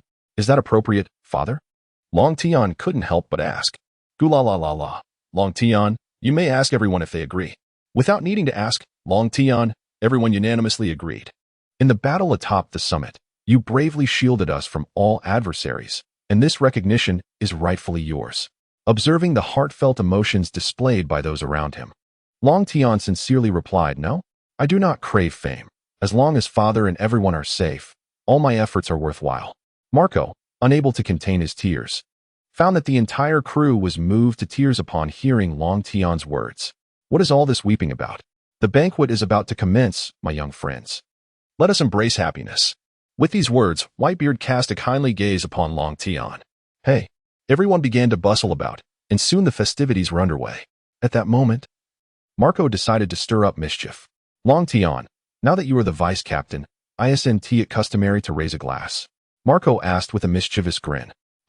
Marco, do you still think I am the same as when I first boarded the ship? I have tolerated you for far too long, Long Tian declared, raising his fist and sending Marco scurrying. The sight elicited hearty laughter from the crowd. Ha. Yes, strike Vice-Captain Long Tian on the face. We have long wished to do so. Thank you for fulfilling our desire. Many members chuckled, recalling their own experiences of Marco's pranks. The following morning, Long Tian awoke and left his room, heading straight to the kitchen. Phew, father and everyone have yet to taste my cooking. Today I shall treat them to a delightful meal, he said as he began to prepare. Before long, the dining table was laden with an array of dishes. Just then, he sensed someone outside the dining hall, and to his surprise, even father was there. He quickly opened the door. Father, why is everyone gathered here? The entire ship is filled with the aroma of food. What do you think we are doing here? Marco gulped. Wow, Long Tian, I didn't know you could cook. One exclaimed. Oh, I have known how to cook for quite some time. Father, everyone, please come in and eat. I prepared all of this for you. I was just about to call you when I realized you had all arrived. I shall taste my son's culinary creations. Whitebeard said as he entered and took a seat. Seeing father sit down, everyone rushed him like a whirlwind. After taking a bite, Whitebeard was astonished. This is incredibly delicious. As soon as everyone saw father begin to eat, they followed suit. This is exquisite, beyond anything I have ever tasted. It reminds me of my mother's cooking. Observing the delighted expressions of the diners, Long Tian felt a deep sense of satisfaction. Soon, Vivi and Perona arrived at the dining hall, where Long Tian had already prepared breakfast for them. You two little sleepyheads, come sit down and enjoy breakfast, he said with a warm smile. Seeing the sumptuous breakfast that Long Tian had prepared, Vivi and Perona felt a wave of warmth in their hearts. However, Vivi suddenly asked, Long Tian, why don't I have any chicken soup? Long Tian cleared his throat and remarked, You have already indulged, and if you drink again, you will become as plump as a fat pig. Humph, does that mean if I turn into a fat pig, you will no longer want me? She retorted. How could that be, my dear? No matter what happens, I will never forsake you, unless I breathe my last, he assured her. Enough with the morbid talk, Long Tian. I am joking. You must never die, do you understand? Wei Wei said, slightly annoyed. All right, I shall heed my esteemed wife. Let us enjoy breakfast, he replied, prompting the two women to begin their meal. Their hearts warmed by his words. They cherished their beloved man. Long Tian, when do you plan to seek out Hancock? Wei Wei inquired after finishing her breakfast. Oh, that can wait. I spoke with Hancock yesterday. She is currently selecting a new king. Once that is settled, she will no longer need to manage the kingdom. I intend to take you both to Fishman Island for a holiday, and afterward, we shall visit her in Amazon Lily. He explained. Fishman Island? I've never been there. Perona exclaimed, curiosity evident in her voice. I have heard it is breathtaking. When shall we embark, Long Tian? Soon. In about a month. I have heard from Marco that during the time just after his return, several criminals have escaped from level 6 of Impel down and are causing trouble for our Whitebeard pirates. As the vice captain, I must take action, Long Tian responded, somewhat resigned. Unbeknownst to him, he had no idea how many criminals had escaped from level 6, all seeking to assert their dominance over their father figure. As his son, he could not allow these scoundrels to disturb their father, hence he would eliminate as many as they came across. Thus, Long Tian and his 2 wives deepened their bond aboard the ship, occasionally dealing with a few foolhardy criminals, whom Long Tian swiftly dispatched. He was indeed worthy of the title of vice captain. Facing nature-type criminals, he would swiftly strike them down. His mastery of Haki was no trifling matter. However, when confronted with bizarre fruit users, those capable of shrinking others or weakening them, Long Tian found their abilities ineffectual against him. After all, his dragon elephant form had reached great mastery, rendering the powers of devil fruits utterly useless against him. Father, your hidden ailments have all healed. I can sense that your strength is growing ever more formidable. It seems those ailments were indeed a burden, Long Tian assessed, while checking Whitebeard's pulse. Indeed, it is all thanks to your elixir. Ever since my return, I have felt increasingly revitalized, and my strength has returned to its peak, Whitebeard replied. That is splendid news. Lately, fewer troublemakers have sought me out. I plan to take my wives to Fishman Island for a vacation. Oh, you are heading to Fishman Island? I have heard the princess there is exceedingly beautiful. Long Tian. Are you going for her sake? Surely, the trip is merely a pretext? Whitebeard teased. Ah, really? You can discern that, father? Long Tian stammered, caught off guard. Long Tian felt a twinge of embarrassment. La la la, you rascal, you returned from your outing with a wife. I wonder if your body can handle it. The old man jested. All right, Dad, enough of that, Long Tian replied, fearing his father would continue to embarrass him, and he turned to flee. Goodbye, everyone. I'm off on a journey. Come along, my wife, Long Tian declared, setting sail on his small vessel. Those aboard the Moby Dick were well aware that Long Tian's departure would likely result in yet another wife, with only Vivi and Perona remaining oblivious. Long Tian had heard that to reach Fishman Island, he must first visit Celebratory Archipelago. Be low-key and avoid causing trouble. Your bounty has reached 4 billion, Vivi cautioned him. What are you worried about, Vivi? Even if the elders came, I would still crush them, Long Tian boasted. Well, if you can avoid trouble, that would be ideal. Vivi replied, knowing well how difficult it was to keep Long Tian out of conflicts. Sister Vivi, has Long Tian's bounty really risen to 4 billion? Perona inquired. Yes. Right after the Marineford War, it increased, yet he acts as if nothing has changed, Vivi explained. Darling, you are incredible. You're almost catching up to Dad's bounty. Perona exclaimed with stars in her eyes. All right, we are nearing Celebratory. Ladies, feel free to buy whatever you wish, Long Tian announced, bringing joy to Vivi and Perona. As shopping is indeed a woman's delight. Upon arriving at Celebratory, Long Tian handed over the ship to the coding workers and then took his wives out for a leisurely stroll. As they enjoyed their outing, an unpleasant voice interrupted their merriment. Damn it, hurry up, shouted a celestial dragon, wielding a whip to strike a slave. Upon noticing Perona and Vivi, the celestial dragon commanded the nearby men in black, Hey, go capture those two. They must have exquisite bodies. Hearing this, the men in black rushed towards Perona and Vivi. Yet they remained engrossed in their conversation, seemingly unaware. Before the black-clad men could approach, they all fell to the ground. What is going on? Get up and bring me those beauties. The celestial dragon yelled, striking the unconscious men with his whip, but they remained unresponsive, oblivious to the grim reaper drawing near. Vivi, you can't blame me. He sought his own demise, Long Tian shrugged at Vivi. It's all right, Long Tian. I find this trash quite bothersome, Vivi replied, prompting Long Tian to stride towards the celestial dragon. Lowly creature, upon seeing me, you should kneel and present the two beauties to me. The celestial dragon demanded as Long Tian approached. Sigh, I've dispatched plenty of filth like you in Mariejois, and yet here you are, Long Tian retorted, staring at the celestial dragon as though he were a fool. What? The lowly individual was spouting nonsense, but before he could finish, he was sent flying by Long Tian with a single kick.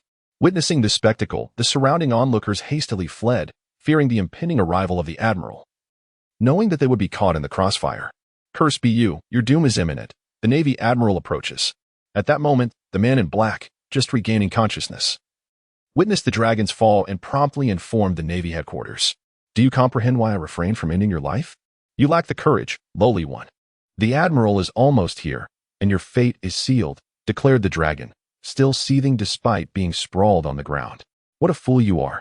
I await the Navy Admiral's arrival to slay you before his very eyes. Do you understand? To kill me in front of the Navy Admiral? You must be living in a fantasy.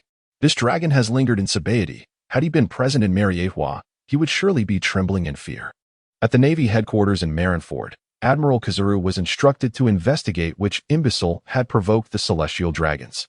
Newly appointed Fleet Admiral Akainu, having risen to rank after Sengoku's demotion due to the failure at Marineford, was now in command, while Akiji remained incapacitated from his severe injuries. Such terror. What has transpired recently?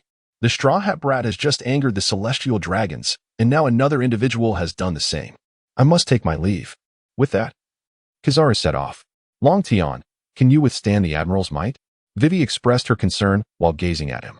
Do not worry, Vivi. Long Tian possesses formidable strength, reassured Perona, who had witnessed Long Tian's duel with Mihawk. Vivi, it seems my husband must demonstrate his prowess. Regardless of the Admiral's arrival, I shall crush him, declared Long Tian. No sooner had he spoken than the sound of cannon fire echoed from a distance. All eyes turned towards the source, revealing a naval warship discharging its cannons, with a figure standing atop one of the cannonballs. It is Kizaru.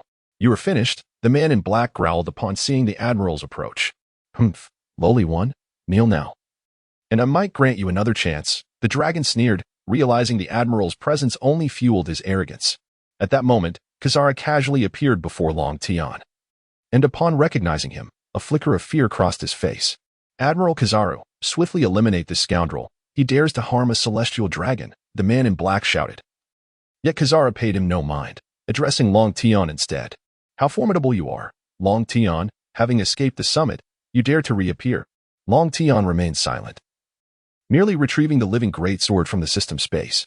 Upon sighting the magnificent blade, Huang Yuan could not help but tremble.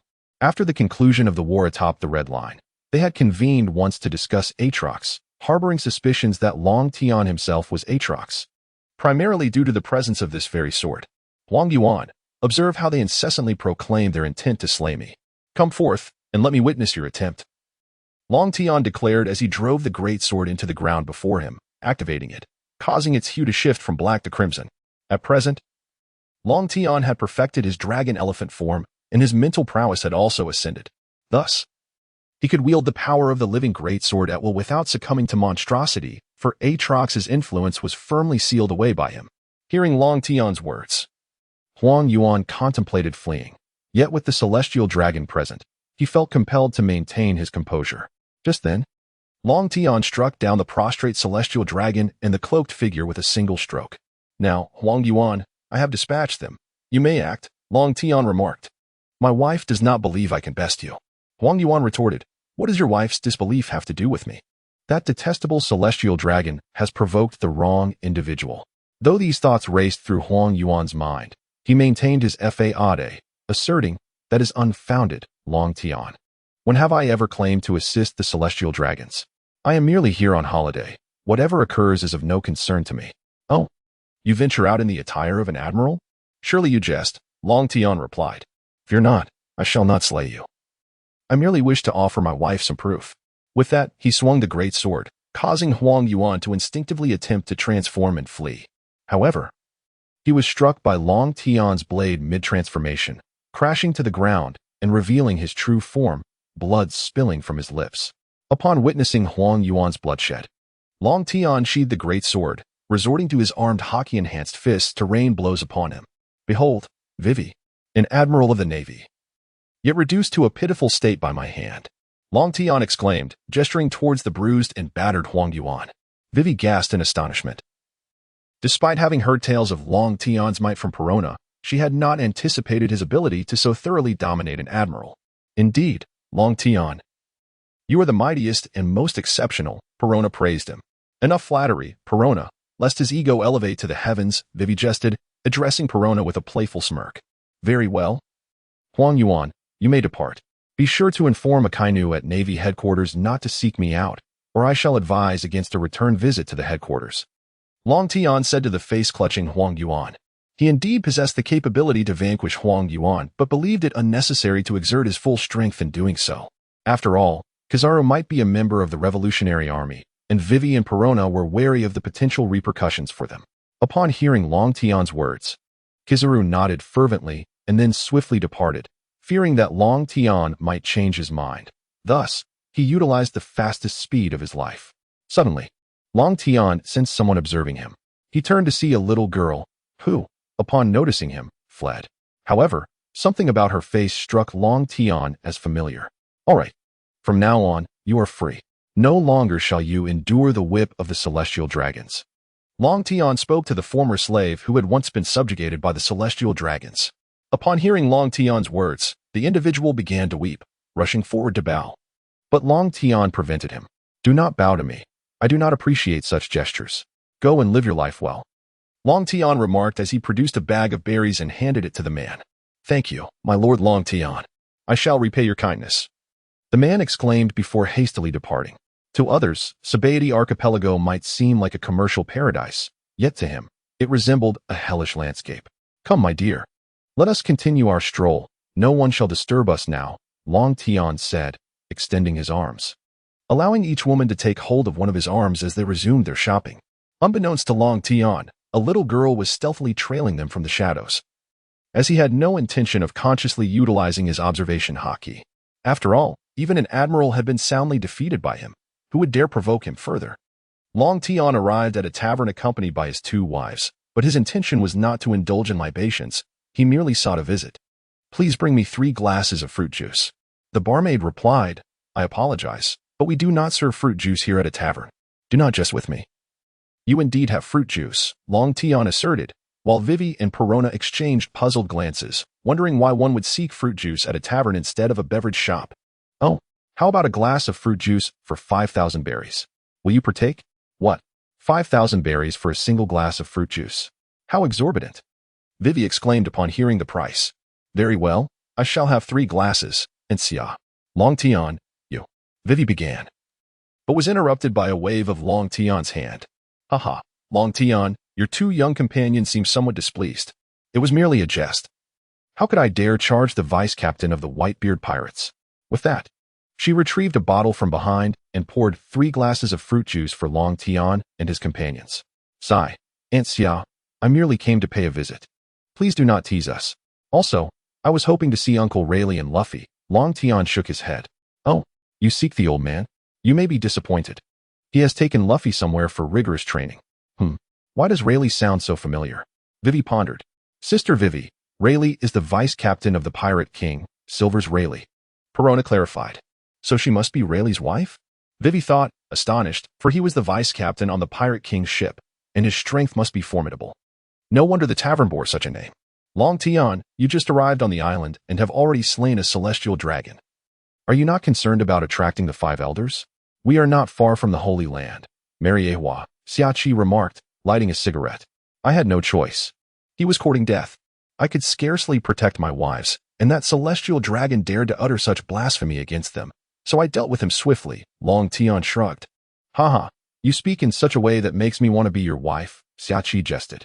As soon as she uttered this, Vivi and Perona positioned themselves to shield Long Tian, unable to accept the thought of him being with this older woman. Aunt Xia, please refrain from joking, Vivi said. All right, Vivi and Perona, it was merely a jest. There is no need to react this way, Long Tian replied with a sigh. Hearing his words, the 2 women returned to their seats, but their gazes remained fixed on Xiachi. Xiachi chuckled. Oh, so protective. I was merely joking. My old man is more than enough for me. Long Tian and Xiachi engaged in conversation for a while before taking the 2 women away. The ship should be nearly finished with its coating. They were preparing to return aboard for a meal. It's quite astonishing that such a thin layer of bubbles can withstand the pressure of the deep sea. Wei Wei remarked curiously as she gazed at the newly coated vessel. Enough of your curiosity, Wei Wei. I'm absolutely famished, Perona said, clutching her growling stomach. Let us go, Wei Wei. Perona is on the brink of starvation. I'll head to the kitchen to prepare some food, Long Tian declared, pulling the 2 women back onto the ship, while a small figure stealthily followed behind. All right, my dear wives, just a moment. Dinner will be ready shortly, Long Tian announced as he entered the kitchen. In no time, he emerged with an array of dishes. Just as the group was about to dig in, Long Tian suddenly halted and called out toward the door. Come in. I've noticed you since the moment you boarded. Wei Wei and Perona turned to the entrance as the door creaked open, revealing a little girl who stepped inside. I'm so sorry. I was terribly hungry and wanted something to eat, so I sneaked aboard, the girl said, her voice tinged with vulnerability. Oh, how pitiful. Long Tian, don't frighten her. Come here, dear sister. I have delicious food for you, Wei Wei said, opening her arms. The little girl promptly dashed into Wei Wei's embrace, eyeing the sumptuous feast laid out on the table with longing. All right, let us eat, Wei Wei urged, noticing the girl's hunger. As soon as she finished speaking, the girl seized a slice of pizza and devoured it eagerly. This is so delicious. How can there be such wonderful food in the world? She exclaimed after her first bite, feeling as though everything she had eaten before paled in comparison. Of course, Long Tian's cooking is the finest in the world. Perona chimed in, joining in the meal. Meanwhile, Long Tian observed the little girl, pondering her voracious appetite. He had seen her peering at them earlier at the harbor, and she struck him as oddly familiar. My goodness, can you really eat so much at such a young age? Wei Wei remarked, astonished at how quickly the girl consumed the food, as the table was soon cleared of its bounty. Just then, Wei Wei heard the girl's stomach rumble again in protest. Sister, I'm still hungry, the little girl pouted, adopting a cute demeanor. It was then that Long Tian finally recognized her, having noticed the U-shaped yellow accessory beneath her eyes and her gluttonous behavior. Goodness, if you hadn't eaten so quickly, I might have forgotten who you are, Long Tian said, fixing his gaze on the girl. What are you talking about, big brother? I don't understand. I'm just hungry. The girl feigned innocence, looking especially pitiful, while Wei Wei and Perona exchanged puzzled glances with Long Tian. You truly are a master of disguise. If you don't revert soon, I shall have to spank you, Long Tian warned, beginning to approach her. Humph, you dare? I didn't expect you to recognize me. Long Tian, but thank you for the food. Goodbye. With that, the little girl leaped from Wei Wei's arms and dashed toward the door. However, could she truly escape from Long Tian's grasp? She was swiftly seized by Long Tian, who lifted her by her clothing. Suddenly, Bonnie extended her hand and playfully said, Transform into a child, Long Tian, ha. However, after a moment of anticipation, nothing occurred, leaving Bonnie bewildered. Fearfully, she gazed at Long Tian, questioning, what is happening? Is your fruit ability ineffective? Before Long Tian could respond, Perona interjected, don't even mention your fruit ability being ineffective. No one's ability seemed to work against Long Tian. So don't be foolish. How is that possible? Bonnie exclaimed in shock, staring at Long Tian. Hey, what kind of look is that? I'm no monster. It's merely my innate immunity, Long Tian replied with exasperation. At that moment, Bonnie transformed back into a young girl, leaving Vivi and Perona astonished by her appearance. Let go of me, you detestable fiend, Bonnie exclaimed, attempting to kick Long Tian in a vulnerable area. Long Tian swiftly grasped her leg and subdued her with his conqueror's haki, causing Bonnie to look at him in terror, overwhelmed by the sheer intensity of his aura. All right. I won't blame you for coming aboard and eating my food. You may leave now, Long Tian stated, releasing Bonnie. Yet, she remained rooted in place. Huh? I've given you permission to leave, so why do you linger? Long Tian questioned, bewildered. Suddenly, a rumbling sound emanated from his stomach, and he realized the truth. This glutton had yet to be satisfied. Oh dear, Long Tian, how could you be like this? Bonnie, come here. Long Tian, you should prepare more food, Vivi remarked thoughtfully, casting a glance at Bonnie. Aye. Long Tian began, but upon meeting Vivi's gaze, he could only surrender and head to the kitchen. Before long, an array of dishes emerged, and Bonnie finally feasted to her heart's content. Phew. I've never felt so full before. I never expected your cooking to be so delectable. It's truly satisfying. Bonnie marveled, as she had often gone hungry. But Long Tian's culinary skills had managed to sate her appetite. I'm nearly exhausted from your demands, you rival Luffy. Long Tian wiped his brow, which bore no sweat. Meanwhile, Vivi and Perona exchanged incredulous glances at Bonnie, astonished that someone so small could consume such copious amounts of food. All right, on account of Vivi, I allowed you to indulge in my cooking. Now that you're full, it's time for you to depart, Long Tian said somewhat irritably, as he was reluctant to engage with someone so voracious and unfamiliar. Yet, Bonnie was reluctant to leave. She felt that any other food would pale in comparison, leaving her unsatisfied. Furthermore, she was all alone now, having lost her ship and crew to destruction. Suddenly, Vivi spoke up. All right, Long Tian, you big oaf. Step outside for a moment. Perona and I need to have a word with Bonnie. Hearing Vivi's request, Long Tian was momentarily perplexed. Nevertheless, he obeyed his wife's wishes and stepped outside, though with his observation skills, he could still perceive the conversation. Bonnie, do you wish to remain on the ship? Vivi gazed at Bonnie and inquired, well, I have never truly felt full before, yet Long Tian's food satisfies me, and it is remarkably delicious. I genuinely have no desire to leave. Bonnie turned to Vivi and remarked, Sister Vivi, why are you asking her that? She behaves like a rogue. Perona, somewhat exasperated, addressed Vivi. However, Vivi did not respond to Perona, but instead posed a question to Bonnie that made her blush. So what do you think of Long Tian? Ah well, Long Tian is indeed quite handsome and his culinary skills are exceptional, especially since he can make me feel full, Bonnie hesitated to articulate. Then, Bonnie, why not become Long Tian's woman? That way, you could remain on the ship. Vivi's words left Bonnie astounded, as she had perceived that both Perona and Vivi were already Long Tian's women. Yet, the fact that Vivi could accept another woman surprised her, while Perona seemed to have known all along. Well, as long as Long Tian assists me with a certain matter, I shall become his woman, Bonnie declared. Upon hearing this, Long Tian, who was eavesdropping, contemplated, no wonder Vivi is so kind to her. It appears this is her ulterior motive. The favor Bonnie seeks from me must pertain to that matter. Oh, do tell me what this matter is, Vivi said, as she realized that although she had agreed, if the task was exceedingly difficult, Bonnie might not genuinely wish to stay on the ship. This should not be a challenge for Long Tian, as he has previously been to that location and eliminated many of my most despised foes, Bonnie said, tears glistening in her eyes, yet her anger was palpable.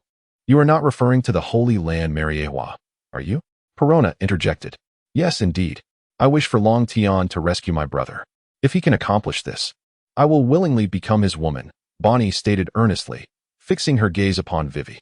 Eavesdropping outside the door, Long Tian thought to himself, so it is as I suspected. However, I am puzzled. According to the current timeline, this should not be the case. Your brother? Who is he, and why is he in the Holy Land Mariejois? Vivi began to take the matter seriously, as that place belonged to the world government. My brother is Bartholomew Kuma. He has become a slave to the celestial dragons, treated like an animal beneath them. My abilities are insufficient. I have attempted to rescue him several times, but failed. Bonnie spoke with profound sorrow. I cannot provide an immediate answer.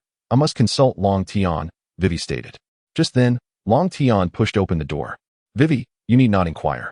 Bonnie, I agree. I had not realized that the tyrant Kuma was your brother.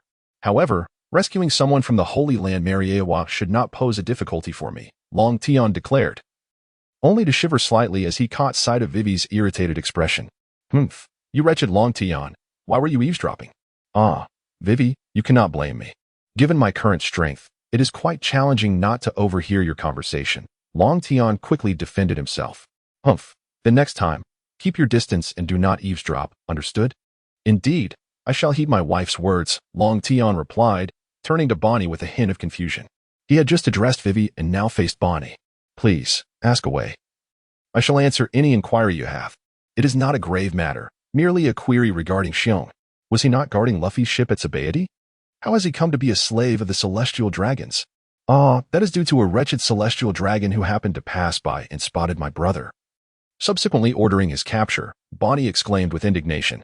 The other two women shared her anger, lamenting the celestial dragon's utter disregard for humanity. I see. However, I have pressing matters to attend to. We are preparing to depart for Fishman Island. Once we return, I shall endeavor to rescue your brother, if that is acceptable. Long Tian said, his gaze fixed nervously on Bonnie. After all, who wishes for their brother to endure such inhumane treatment? Yet, Long Tian had his own considerations. Although he believed he could match the elders, the presence of him at Mariejois remained a formidable concern. Thus, he decided it prudent to first visit Fishman Island to bolster his strength. I am grateful, for your willingness to help my brother means a great deal to me. Bonnie replied. Excellent. That means you are now my wife, Long Tian declared, unable to suppress his joy at acquiring another spouse, particularly with another awaiting him. This voyage had proven worthwhile indeed. Well, let's discuss that after you rescue my brother. But you must ensure I am well fed, Bonnie said shyly, surprising Long Tian with her unexpected modesty. I had not anticipated the softer side of you. Fear not, my beloved. I shall see to it that you are well cared for. Long Tian asserted, his chest swelling with pride, embodying the essence of a man. Very well, this brings joy to us all. Welcome to our family, Vivi proclaimed, extending her hand to Bonnie in a gesture of camaraderie as Long Tian and Bonnie concluded their conversation. Yes, I look forward to your guidance, Vivi and Perona, Bonnie responded, grasping Vivi's hand warmly. Observing the harmonious atmosphere of his growing harem, Long Tian felt a profound sense of satisfaction. With Vivi as a steadfast anchor, he felt reassured. I'm quite tired now, Perona interjected. Vivi, shall we retire for the night? Though it seemed their conversation had been brief, the hour had grown late. Yet, Perona's intentions were far from simple. Vivi shook her head, leading Bonnie to find a room for rest, while Long Tian promptly escorted Perona back to his quarters to engage in their activities. After Vivi settled Bonnie, she returned to join in. The following morning, Long Tian had prepared an elaborate breakfast, eagerly rousing the women from their slumber with playful nudges. Bonnie, however, seemed unperturbed by the commotion. Ultimately, she is destined to be with Long Tian, and the sounds from last night were quite loud, even making this strong woman feel a bit shy. This is delicious. I feel so fortunate to be able to enjoy such exquisite food every day, Bonnie exclaimed as she devoured her meal. Bonnie, could you perhaps display a touch of elegance? Your eating habits are rather unrefined, Perona remarked, unable to contain her thoughts as she observed Bonnie's manner. Before Bonnie could respond, Long Tian interjected, It's all right, Perona. Bonnie is simply being herself. Why would I want her to change? I enjoy it just the way it is. Go on, Bonnie, eat your fill. Seeing Long Tian's warm demeanor, Bonnie felt that being his woman was indeed a delightful experience. Soon, breakfast came to an end, and Long Tian began to steer the ship towards Fishman Island in the deep sea. Wow, how beautiful! Vivi exclaimed, marveling at the scenery of the ocean.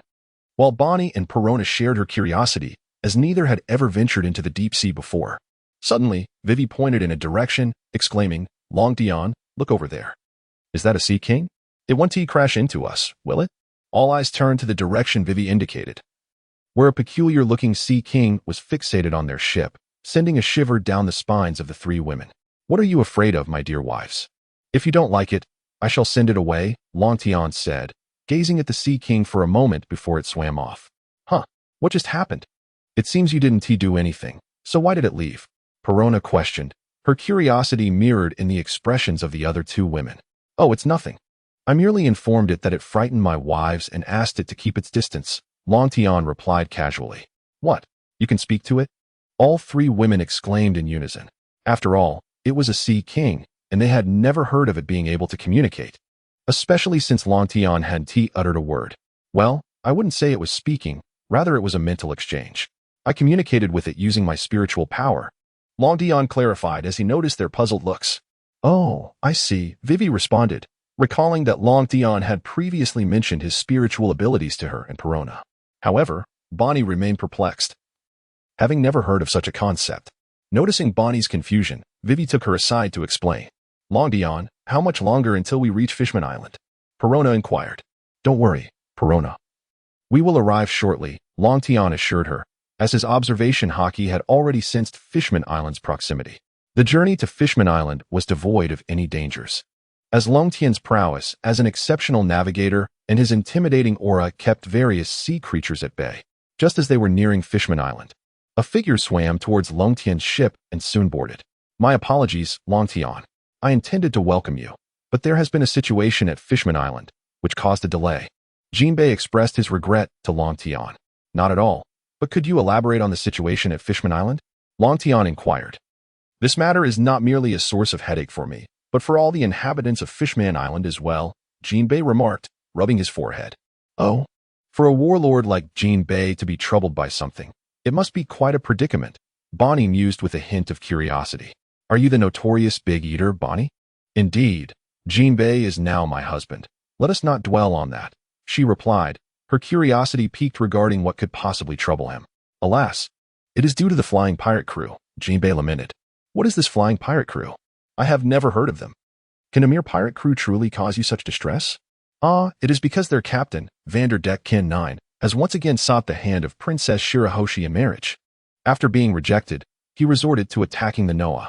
I see, that is indeed troublesome. Do not worry, Jinbei. I shall resolve this matter shortly, Long Tian assured him. However, Vivi and Perona, upon hearing the mention of Princess Shirahoshi, exchanged glances with Long Tian, both aware that yet another girl was in jeopardy. Oh, that is splendid. With you addressing this issue, I shall finally be free from this headache, Jinbei declared. As they spoke, the ship approached a massive double bubble, which encased an island within. Very well, I shall navigate the vessel, Jinbei said, taking control of the helm as Long Tian relinquished his position. Along the way, many townsfolk cheered in welcome to Long Tian and his companions. At that moment, a scarred fishman swam towards the ship. Please halt, Captain Jinbei. I wish to speak with Lord Long Tian. Very well, Jinbei acquiesced, bringing the ship to a stop. The fishman climbed aboard and immediately knelt before Long Tian. Thank you, Lord Long Tian. If it were not for you, I would have been condemned to a lifetime of torment, the fishman expressed gratefully. Long Tian regarded him with a hint of confusion, as he did not recognize the individual. Who might you be? I am a slave whom you rescued from the Holy Land, Mariejois, Lord Long Tian. Oh, my sincerest apologies. I did not deliberately commit your face to memory in my pursuit to vanquish the celestial dragons, Long Tian replied, scratching his head in embarrassment. It is of no consequence. Lord Long Tian, your act of salvation has already been the greatest blessing for us. There are still several others who reside further away and have yet to arrive. Do not fret, simply convey my regards to them. I rescued you all out of compassion for the inhumane treatment you endured. Therefore, live life to the fullest. If the celestial dragons come seeking trouble again, do remember to inform me. As Long Tian concluded his statement, the cheers from the crowd intensified, resonating with the weight of his words. The fishman, having expressed his gratitude to Long Tian, promptly disembarked, eager not to delay him. Long Tian. I never anticipated that among those you saved, there would be a fishman, Vivi remarked, reflecting on the notion that kindness often begets kindness. Long Tian. You have done remarkably well. Those celestial dragons are utterly malevolent. I would not hesitate to eliminate a few, Bonnie declared vehemently. For her brother was enduring inhumane treatment at their hands, and her fury was directed squarely at the instigators, the celestial dragons. Thank you, Long Tian. Apart from Fisher Tiger, you are the individual I hold in the highest esteem. When those you rescued return to Fishman Island and recount your deeds, the entire island will be astonished. And your name will be celebrated with fervor, Jinbei stated earnestly. Oh, it's nothing extraordinary. To be honest, any person with a conscience would act similarly, Long Tian replied modestly. Soon, the vessel approached the royal palace, and not far from it stood a tower. Long Tian sensed that a battle had recently unfolded. The air thick with the scent of blood. At the entrance of the palace, the king and his 3 princes awaited their arrival. Your Majesty, this is Long Tian. Along with his 3 wives, Jinbei introduced. Welcome to Fishman Island. I am Neptune, the king of Fishman Island. These are my sons, Prince Neptune and his brothers. He greeted Long Tian with the highest honors befitting a noble guest, but the princes seemed less than pleased. Your Majesty. Jinbei informed me upon my arrival that there were attempts to pursue the princess, which escalated to threats against her. I have assured Jinbei that I shall resolve this matter. Long Tian declared confidently, thumping his chest. Really? Is that so? The king inquired. Indeed, Your Majesty. I have just pledged to do so, Long Tian affirmed, earning an excited reaction from the eldest prince. After all, this was Long Tian, the vice-captain of the Whitebeard pirates, and his prowess was well acknowledged. Well, there's no need for such excitement. It is merely a small matter to me. First, I would appreciate it if arrangements could be made for my wives, Long Tian said, signaling the beginning of his endeavor. Rest assured, you shall accompany the esteemed ladies of Lord Long Tian to experience the exquisite beauty of Fishman Island. The second prince immediately addressed the nearby fishwomen. All right, my dear wives, enjoy yourselves. I shall resolve a matter with Long Tian, he stated to the 3 women. Be careful, Long Tian. Vivi advised as she, along with Bonnie and Perona, followed the fishwomen to immerse themselves in the local customs and culture of Fishman Island. Observing Vivi's thoughtfulness, Long Tian couldn't help but feel grateful to have such a wife. Let us proceed, King. First, take me to the hard-shell tower, Long Tian said after the 3 women had departed. Very well, Long Tian, but there has just been a fierce battle there, Neptune replied, somewhat troubled. No worries. I shall deal with them shortly. Let me there, Long Tian urged, prompting Neptune to guide him to a towering structure. The young lady resides within, Neptune informed him. Oh, it seems Vanderdecken 9 has not been here for long. Long Tian observed the marks on the door. Indeed, he visits periodically, and their strength is formidable. However, for Lord Long Tian, it is merely a trivial matter, the prince remarked. King, I wish to meet Princess Shirahoshi. Is that possible? Long Tian inquired. Well, she is rather shy and can be easily frightened. However, if it is you, Long Tian, it should be fine, Neptune replied, secretly thinking that Long Tian had taken a liking to Shirahoshi. Nevertheless, he would be pleased for Shirahoshi to marry Long Tian, considering the formidable reputation of the Whitebeard pirates. Do not worry. I assure you she will not cry. Now, I shall enter, Long Tian declared as he stepped into the hard-shell tower. As it was Long Tian, the door remained ajar. Upon entering a chamber, he beheld a colossal figure resting upon the bed. Alas, this presents quite a challenge, Long Tian mused, gazing at Shirahoshi. Such a massive form. How can one take her as a wife? Regardless, system, I have arrived at Shirahoshi's quarters. Please expedite the sign-in process. Ding. Host has arrived at the sign-in location. Sign-in successful. Ding. Congratulations, host. You have successfully signed in and received 1 transformation pill, a Mod Caesar summoning order, the infinite sword path, and mastery of instant flash. What exactly is a transformation pill? Ding. The transformation pill, when consumed, allows one to assume a human form at an ordinary height. System, do you mean to imply this was all premeditated? Ding. If the host does not wish to keep it, the system can retrieve it. No. I was mistaken, dear system. How could I possibly refuse? Long Tian replied, just as he noticed Shirahoshi stirring awake, her eyes glistening with tears. You have come to take my life, haven't you? But I am not afraid, Shirahoshi began, only to be interrupted by Long Tian. Hold on, Shirahoshi. I am not here to harm you. I am here to assist you. Your father and brother are outside. Ah, you are here to help me? Indeed, indeed. But tell me, Shirahoshi, do I truly appear as a villain? As Long Tian spoke, he feigned a wounded expression. I was truly impolite just now. Please forgive me. I did not anticipate that you were here to assist me. May I have the pleasure of knowing your name? It's quite all right, she replied. I am Long Tian, here to lead you out of this tower. Oh, is that true, Lord Long Tian? What is the world outside like? I have never known. Come. Let me take you for a stroll, Long Tian said, observing Bai Xing's innocent demeanor, feeling a flicker of irritation. He thought to himself, such a lovely and gentle person. The epitome of a virtuous wife, trapped by that damned Vander Dakin 9, unable to step outside. Shall we go now? I am not quite prepared. She stammered, please grant me a bit more time. Ah, I understand, Long Tian conceded. Realizing that Bai Xing had been isolated from the outside world for far too long and would undoubtedly feel apprehensive. Thus, he engaged her in gentle conversation, seeking to alleviate her anxiety. After discussing the wonders of the outside world for a while, Long Tian inquired, where do you wish to go most? Me? I long to visit the Sea of Forests, Bai Xing replied, tears welling in her eyes, which perplexed Long Tian. For he was someone who could not bear to see a woman weep. Bai Xing, please do not cry. Here, try this fruit cake I made, he said, retrieving a rather large slice of cake. Though it was only sufficient for her to take a single bite, he hoped it would soothe her tears. Oh, is this for me, Lord Long Tian? Bai Xing asked, to which he nodded, and she took a bite. Delicious. This is the most exquisite food I have ever tasted. Though tears still lingered, this time they were tears of happiness. Of course, it is my creation. No one outside can rival my culinary skills, he boasted. Before producing a plethora of desserts, nearly depleting his stock, Bai Xing savored every morsel contentedly. By the way, Bai Xing, why do you wish to visit the Sea of Forests? Long Tian asked curiously, but as soon as he spoke, Bai Xing began to cry once more. It is because my mother is buried there. I wish to pay my respects to her.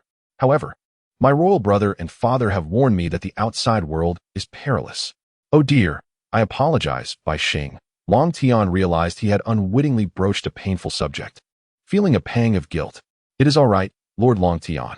Let us go to the Sea of Forests to honor my mother. Do not fear, I will protect you. Really? Lord Long Tian, do not be afraid. With me by your side, I shall ensure you remain unharmed. Just as he finished speaking, a loud explosion echoed from outside. Oh, is it happening already? Bai Xing, wait here. I shall swiftly address this trouble for you. You will no longer need to remain in this turtle shell. The world outside will be yours to explore, he declared, striding toward the door. Please be careful, Lord Long Tian, Bai Xing implored anxiously. For this man had not only provided her with delightful treats and comfort, but was also about to take her to the Sea of Forests, the place she yearned to visit. Moreover, he was strikingly handsome, stirring within her an unfamiliar feeling. Yet she was unaware that it was the sensation of affection. While Long Tian merely nodded in response to her concern. After all, with his strength, dealing with his pirate crew would be but a trifling matter. Outside, the king and several princes were valiantly resisting the flying pirate crew. The news of Vanderdecken IX's arrival was met with immediate ire. How dare another man enter Princess Shirahoshi's chamber? Humph. Vanderdecken 9, your doom is imminent. Do you have any inkling of who that man is? You dared to return so swiftly after leaving. Once that esteemed individual emerges, your fate is sealed, the third prince declared, echoing the sentiments of the king and the other princes. Who is he? Should I fear him? When he shows himself, I shall rend him to pieces. Vanderdecken 9 proclaimed. Just as the door swung open, I've heard you wish to dismember me. Here I stand, so come forth. Long Tian emerged, instantly appearing before Vanderdecken 9, brandishing the blade of the gale. Such astonishing speed. This can only be the speed of light. No wonder he is revered by the Grand Prince. The onlookers murmured in admiration. I was mistaken. I failed to recognize your might, Lord Long Tian. Spare me. Vanderdecken 9, upon encountering the man he sought to destroy, was so terrified that he nearly soiled himself. This individual was one he would never dare provoke, and he immediately fell to his knees in supplication. Oh, weren't you quite arrogant just a moment ago, and now you soil yourself? Ha ha ha. The second prince laughed heartily. Spare your life? Go. Take your crew and return to your ship. Long Tian unexpectedly commanded, leaving Vanderdecken 9 in disbelief, questioning whether his ears had betrayed him. Yet, he promptly bowed to Long Tian and fled back to his ship, intent on escape. Ah, Lord Long Tian, you mustn't let them go. They have kept Shirahoshi confined in the hard shell tower for 9 long years. I cannot accept their escape, the Grand Prince implored, unable to contain his frustration at Long Tian's leniency toward Vanderdecken 9. Son, hold your tongue, Neptune cautioned, despite sharing the desire for vengeance. Yet, Long Tian had spoken, and they dared not defy his will. Sigh, how is it that you all fail to comprehend my good intentions? Killing them would take too long. I am eager to take Shirahoshi to the Sea of Forests. They are conveniently aboard their ship. Why not eliminate them all at once? As he spoke, Long Tian unleashed a tempest, instantly obliterating the flying pirate crew, leaving no survivors. Ah, my apologies, Lord Long Tian. I did not grasp your noble intentions. The Grand Prince expressed regret, to which Long Tian merely shook his head and returned to the hard shell tower. Father, do you think my sister will end up with Long Tian? Shoo, do not speak of such things. Long Tian's intentions are not as you assume, Neptune interjected swiftly. Father, your mouth is nearly reaching your ears, the second prince pointed out. Silence. Neptune immediately expressed his anger. Inside the shell tower, Bai Xing was overjoyed to see Long Tian's return. She had been somewhat apprehensive that Long Tian might not return, which would have made her feel as though she had lost her most cherished possession. My Lord Long Tian, it is truly wonderful to see you safe and sound. Bai Xing exclaimed joyfully as she gazed at him. Yes, Bai Xing, let us head to the sea forest. The one who has been threatening you has been dealt with. Your brother and father are waiting for you outside. Really? My Lord Long Tian, will you truly protect me? Indeed, not only now but also in the future. That is splendid. With that, Bai Xing finally stepped out of the place she had inhabited for 9 long years. Bai Xing, you have emerged. Long Tian has resolved the crisis, and you will no longer need to remain in the tower. As your father, I am sincerely grateful to you, Long Tian, Neptune said, his eyes glistening with tears as he addressed Long Tian. Thank you, my Lord Long Tian. Without you, my sister would never have been able to leave the shell tower. Several princes remarked. Father, Bai Xing could no longer contain her emotions and ran into Neptune's embrace, bursting into tears, while Neptune gently stroked her head. My king, Bai Xing wishes to visit the sea forest. Please take us along. I am unfamiliar with the way. Bai Xing, you have emerged. It is only fitting that you pay your respects to your mother. Let us go. Neptune, deeply saddened that Bai Xing had been unable to attend her mother's funeral, said gently, Yes, my Lord Long Tian, father, brothers, let us be on our way. Bai Xing was evidently eager, and Neptune led Long Tian and his sons toward the sea forest. Along the way, everyone marveled at Princess Bai Xing, for she had always been confined within the shell tower, and few had ever laid eyes on her. Curiosity enveloped everyone as they gazed upon Princess White Star, who, feeling a twinge of anxiety, found her eyes brimming with tears. Witnessing this scene, Long Tian felt a pang of headache. It was an inevitable circumstance that they would all need to gradually adapt to. Soon, their group arrived at the outskirts of the Forest of the Sea, the very place where Jinbei had come after departing from the palace. Long time no see. Princess White Star joyfully greeted Jinbei. Thanks to Long Tian, I could finally emerge from that shell. Jinbei expressed his gratitude towards Long Tian. All right, Let us proceed, White Star, to pay tribute to your mother, Queen Neptune, he said.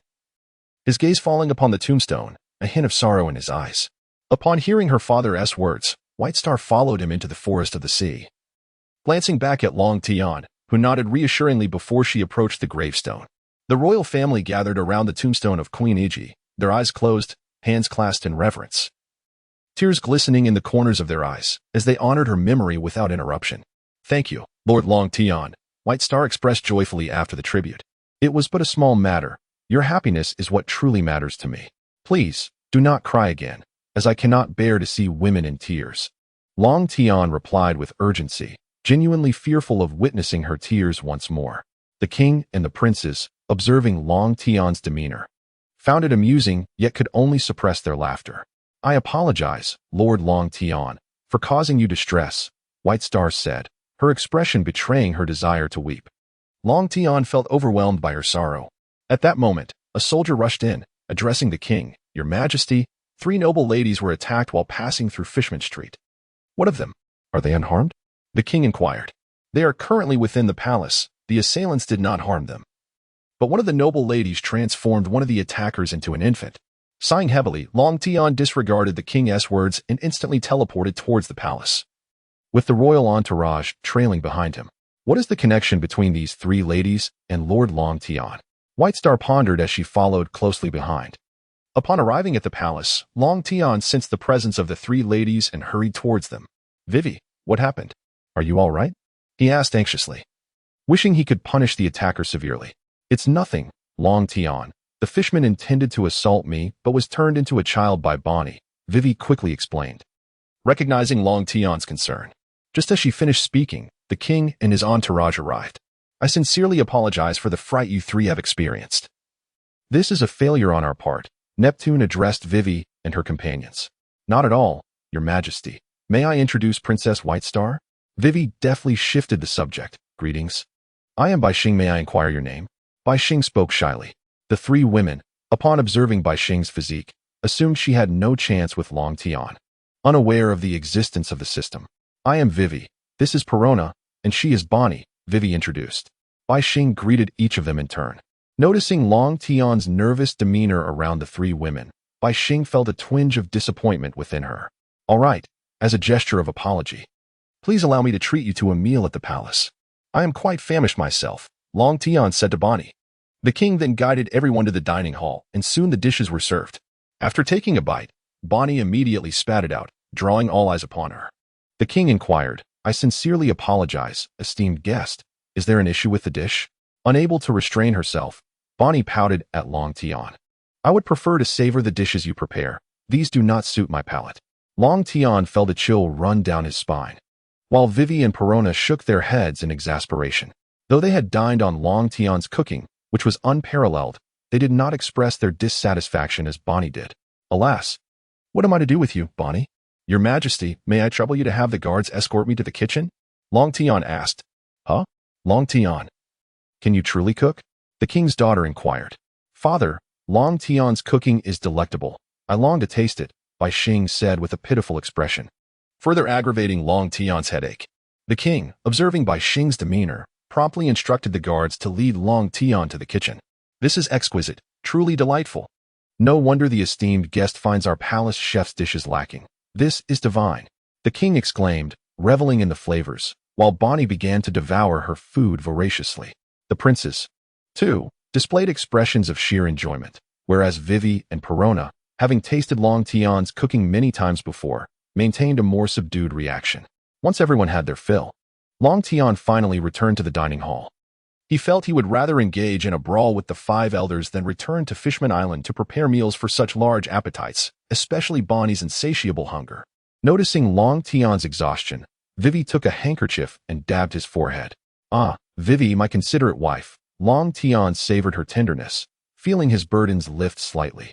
By the way, Long Tian, regarding the fishmen who attacked us, they shouted, damn humans. What is the meaning of this? Perona questioned. As she spoke, a heavy silence enveloped the king and the princes. Perona, do not speak carelessly, Vivi reproached, for she and Bonnie understood the deep-seated animosity between humans and fishmen. It is of no concern, Vivi. This is merely a misconception of their understanding of strength, Long Tian remarked, prompting everyone to turn their attention toward him. Oh, the misconception of strength, what do you mean by that, Long Tian? The king asked seriously. The animosity and disdain between the fishmen and humans have existed from the past to the present. There is no misconception here. No, Long Tian interjected. The hatred and disdain are merely products of the celestial dragons and the world government. This is your misunderstanding. How is this related to the celestial dragons and the world government? Bonnie immediately inquired, eager to hear Long Tian's perspective, as were the others present. Not related? Long Tian replied. It seems you still do not grasp the harsh reality of survival of the fittest. Imagine if the leaders or rulers of this world issued a decree forbidding the discrimination against the fishmen, with the penalty of execution for disobedience. They might suppress their prejudices in silence, but what of the next generation? The generation after that? Unaffected by discrimination, they would simply regard fishmen as equals, just as they are. This encapsulates the misconception of strength.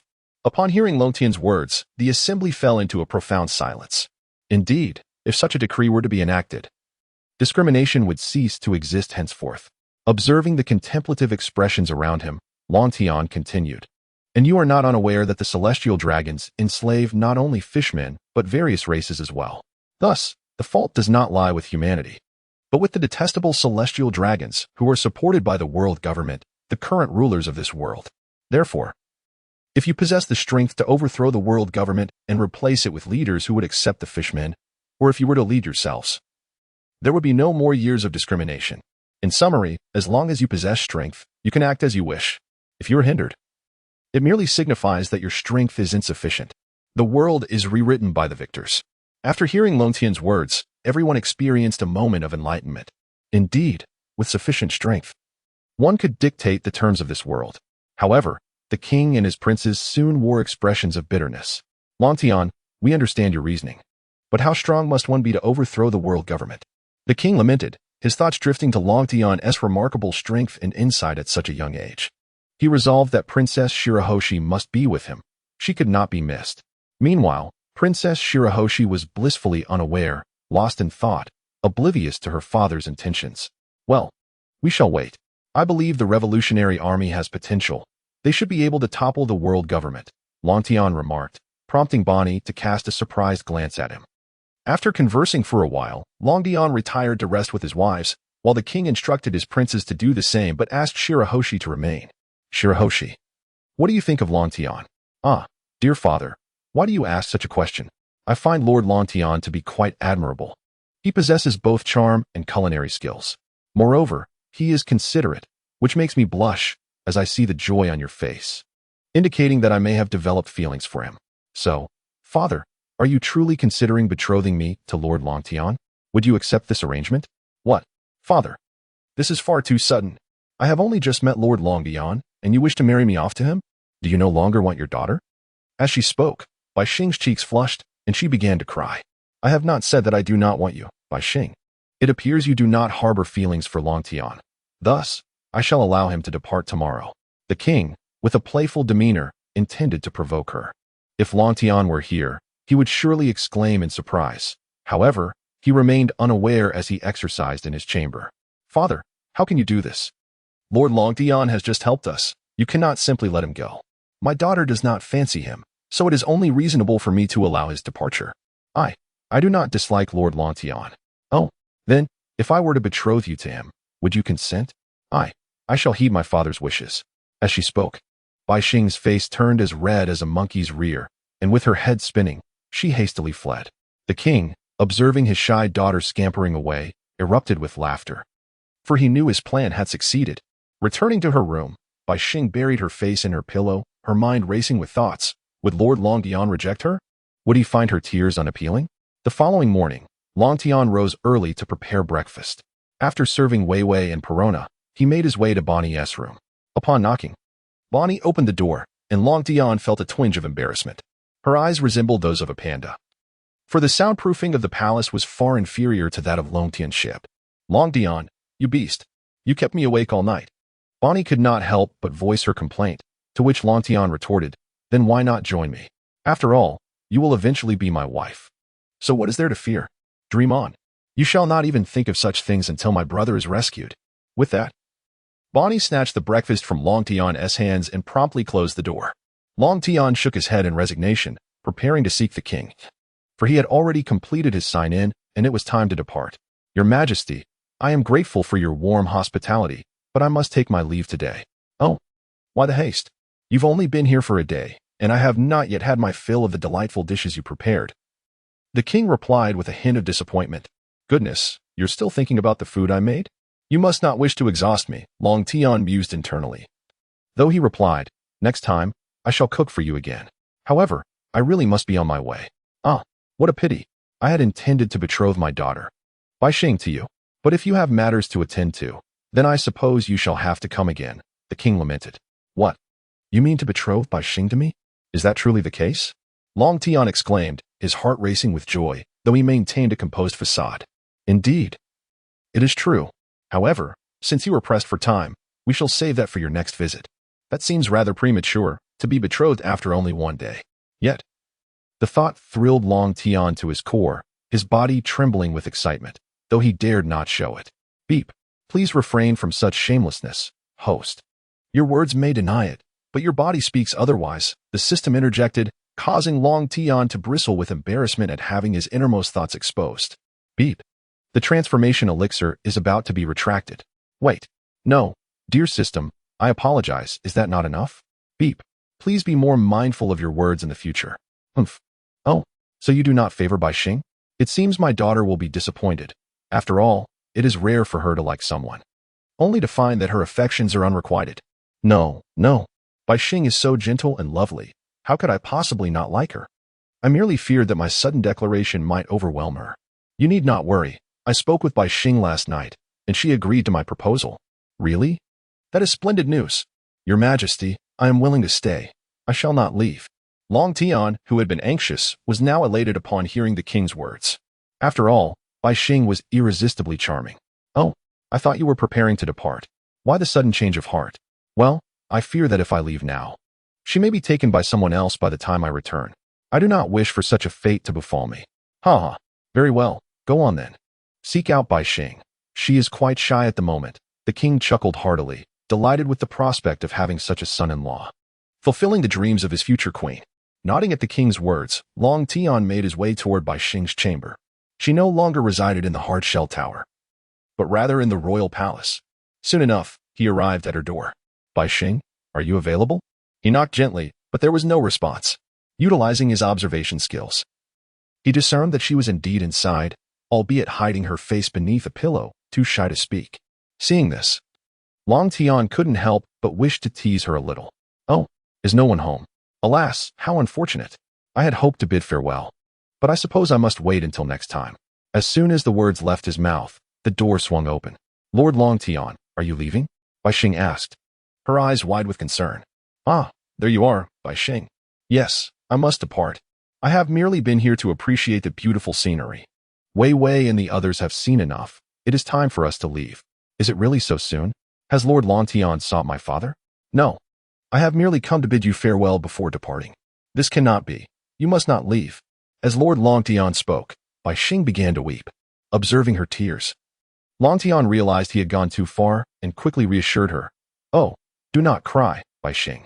I was merely jesting. I still have the most vital matter to attend to. How could I possibly leave? Upon hearing this, Bai Xing ceased her tears and inquired, Lord Long Tian, are you truly not departing? What is this important matter? I can ask my father for assistance. This is something your father cannot help with, Long Tian replied, shaking his head. Oh, is there truly something my father cannot assist with? What is it, Lord Long Tian? I wish for you to be my wife. Your father cannot aid in this. Only you can. Ah, Lord Long Tian, how could you deceive me? Though Bai Xing was somewhat naive, she now understood that Long Tian had met her father. Who told you to ignore me? I knocked on your door, yet you did not answer, and I did not dare to intrude. Thus, I had no choice, Long Tian said, nervously watching Bai Xing, genuinely fearing she might begin to cry again. Pfft, Lord Long Tian, you need not fret. I am not upset. I merely do not know how to face you. I fear you may reject me, Bai Xing shyly confessed. How could that be, Bai Xing? How could I ever reject someone as gentle and kind as you? I would cherish you dearly. But are you truly willing to accept me? Yes. I am willing to be Lord Long Tian's woman. Please, do treat me well. Wait, Bai Xing, that still does not mean you accept me. That is not true, Lord Long Tian. You treat me so well. How could I possibly not accept you? Yet you still call me Lord Long Tian and use formalities. Have you ever seen a couple behave this way? I apologize, Lord Long Tian. I am just a bit taken aback. Indeed. Now that is my good wife, Long Tian said, noticing Bai Xing's face turning increasingly crimson, as if she might faint. Bai Xing, let us go. I wish to introduce you to Wei Wei and the others, so they may know you have joined our family. Oh, is it so soon? I am not quite prepared. Bai Xing shyly replied. However, Long Tian paid little mind to her hesitation. He understood that delaying further was uncertain, and he stepped out the door. Bai Xing, seeing him leave, resolutely followed behind. Wei Wei, I have something to discuss with you, Long Tian said, feeling somewhat bashful as he entered the room. Oh, what is it, Long Tian? Is there anything we cannot discuss? Well, I shall speak then. Bai Xing has also become my wife. She is just outside the door. What? How is that possible? Long Tian, have you lost your mind? Before Wei Wei could respond, Perona interjected. Perona, do you wish for a reprimand? Long Tian, feeling irked by Perona's words, retorted. If your mind were intact, how could you possibly think I would be with Bai Xing? You all have such a significant disparity in physique, Perona remarked. To which Vivi nodded in agreement. Hee, you need not worry about that. I have my own methods, Long Tian declared, feeling a sense of gratitude towards the system. For without it, he knew he would have no chance with Bai Xing Ding. Now you understand the merits of this system, do you? Yes, indeed. The system is impressive, he replied. Very well, if you have a solution, that's sufficient. After all, I find Bai Xing's gentle demeanor quite appealing. Perona suggested they step outside to meet Bai Xing, cautioning Long Tian not to eavesdrop. Promise not to listen, Long Tian assured. Vivi then led Perona out to meet Bai Xing, and they sought out Bonnie to gossip in the garden. I've already stated I won't eavesdrop. It seems you still don't trust me, Long Tian lamented. Ding. Your word is as trustworthy as a singing ghost, the system retorted. Long Tian was too apprehensive to counter the system this time. He feared the retrieval of the transformation pill, which would spell disaster for him. As the afternoon faded into evening, the four women returned, creating a striking tableau. Long Tian had prepared dinner and invited the king and prince to join them. Congratulations, little sister, on finding a suitable husband. Long Tian, my brother-in-law, you must lend a hand whenever needed, the eldest prince exclaimed, causing Bai Xing's cheeks to flush instantly. Rest assured, should you need assistance, I will be there, for you are my esteemed brother-in-law, Long Tian replied, prompting hearty laughter from the king and the princes, making Bai Xing's face redden to the point of boiling water. Long Tian, I have but one daughter. You must treat her well, or I shall not spare you. The king warned sternly.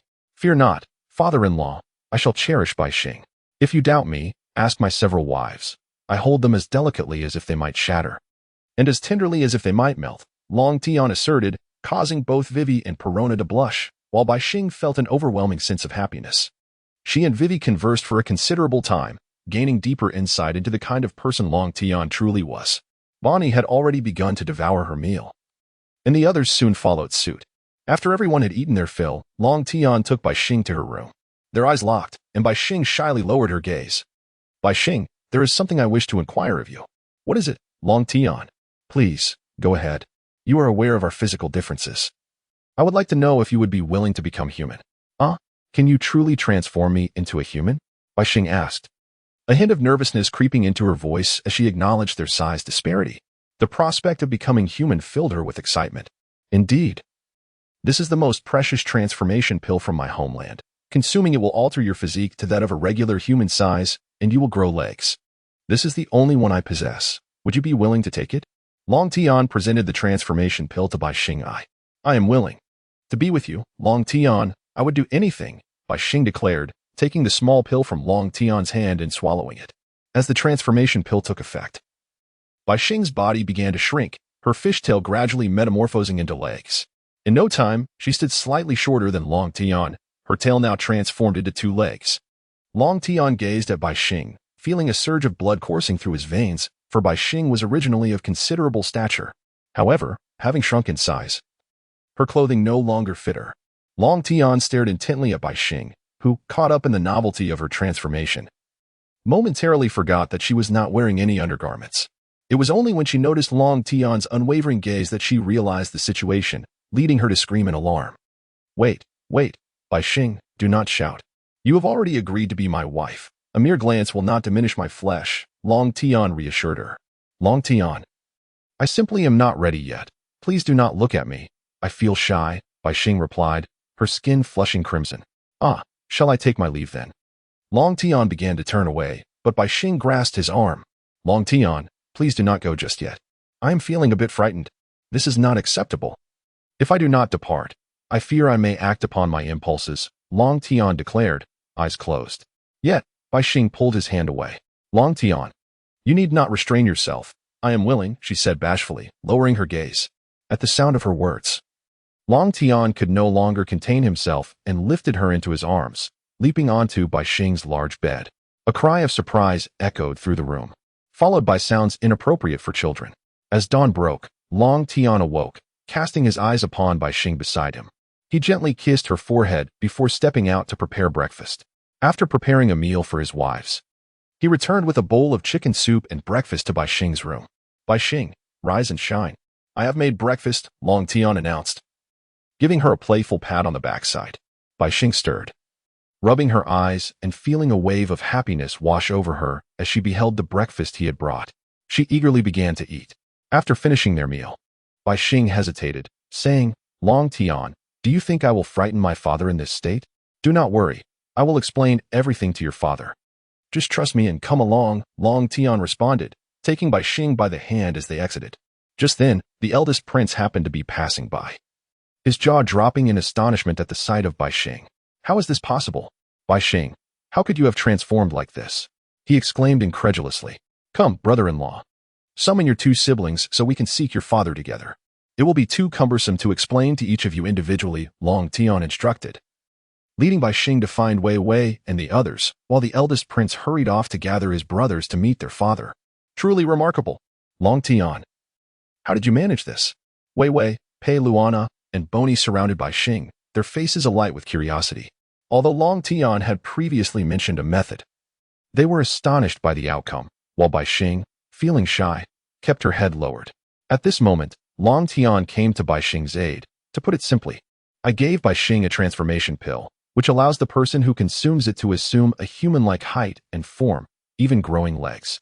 Now, Bai Xing has joined our family, and I trust you all will get along splendidly. So it is, then we can be together from now on, Perona joyfully remarked. And Vivi nodded in agreement. Well, everyone, please take care of me. Hoshi lifted her head and said, All right, let us go meet the king. Otherwise, I fear there will be an uproar, Long Tian declared as he led the four women towards the great hall, where all the fishmen gazed in astonishment at Hoshi. Before long, they arrived at the grand hall, where the king and several princes had been awaiting their arrival. I can't believe it. Just moments ago, I was skeptical. Long Tian, how did you manage this? The king inquired immediately, with the princes nodding in agreement. I brought a transformation pill from my homeland. Once consumed, it allows one to assume a normal human stature and grow legs, Long Tian explained, albeit reluctantly, as the king pondered the implications of his words. Long Tian, do you have any more of these pills? The king asked after a moment's thought. Alas, no, that was the only transformation pill. I know what you are thinking, father-in-law. If I had more, I would have presented them already. With a sigh, the king remarked, then there is nothing to be done. However, Long Tian, will this affect Hoshi's abilities? The princes looked anxiously at Long Tian.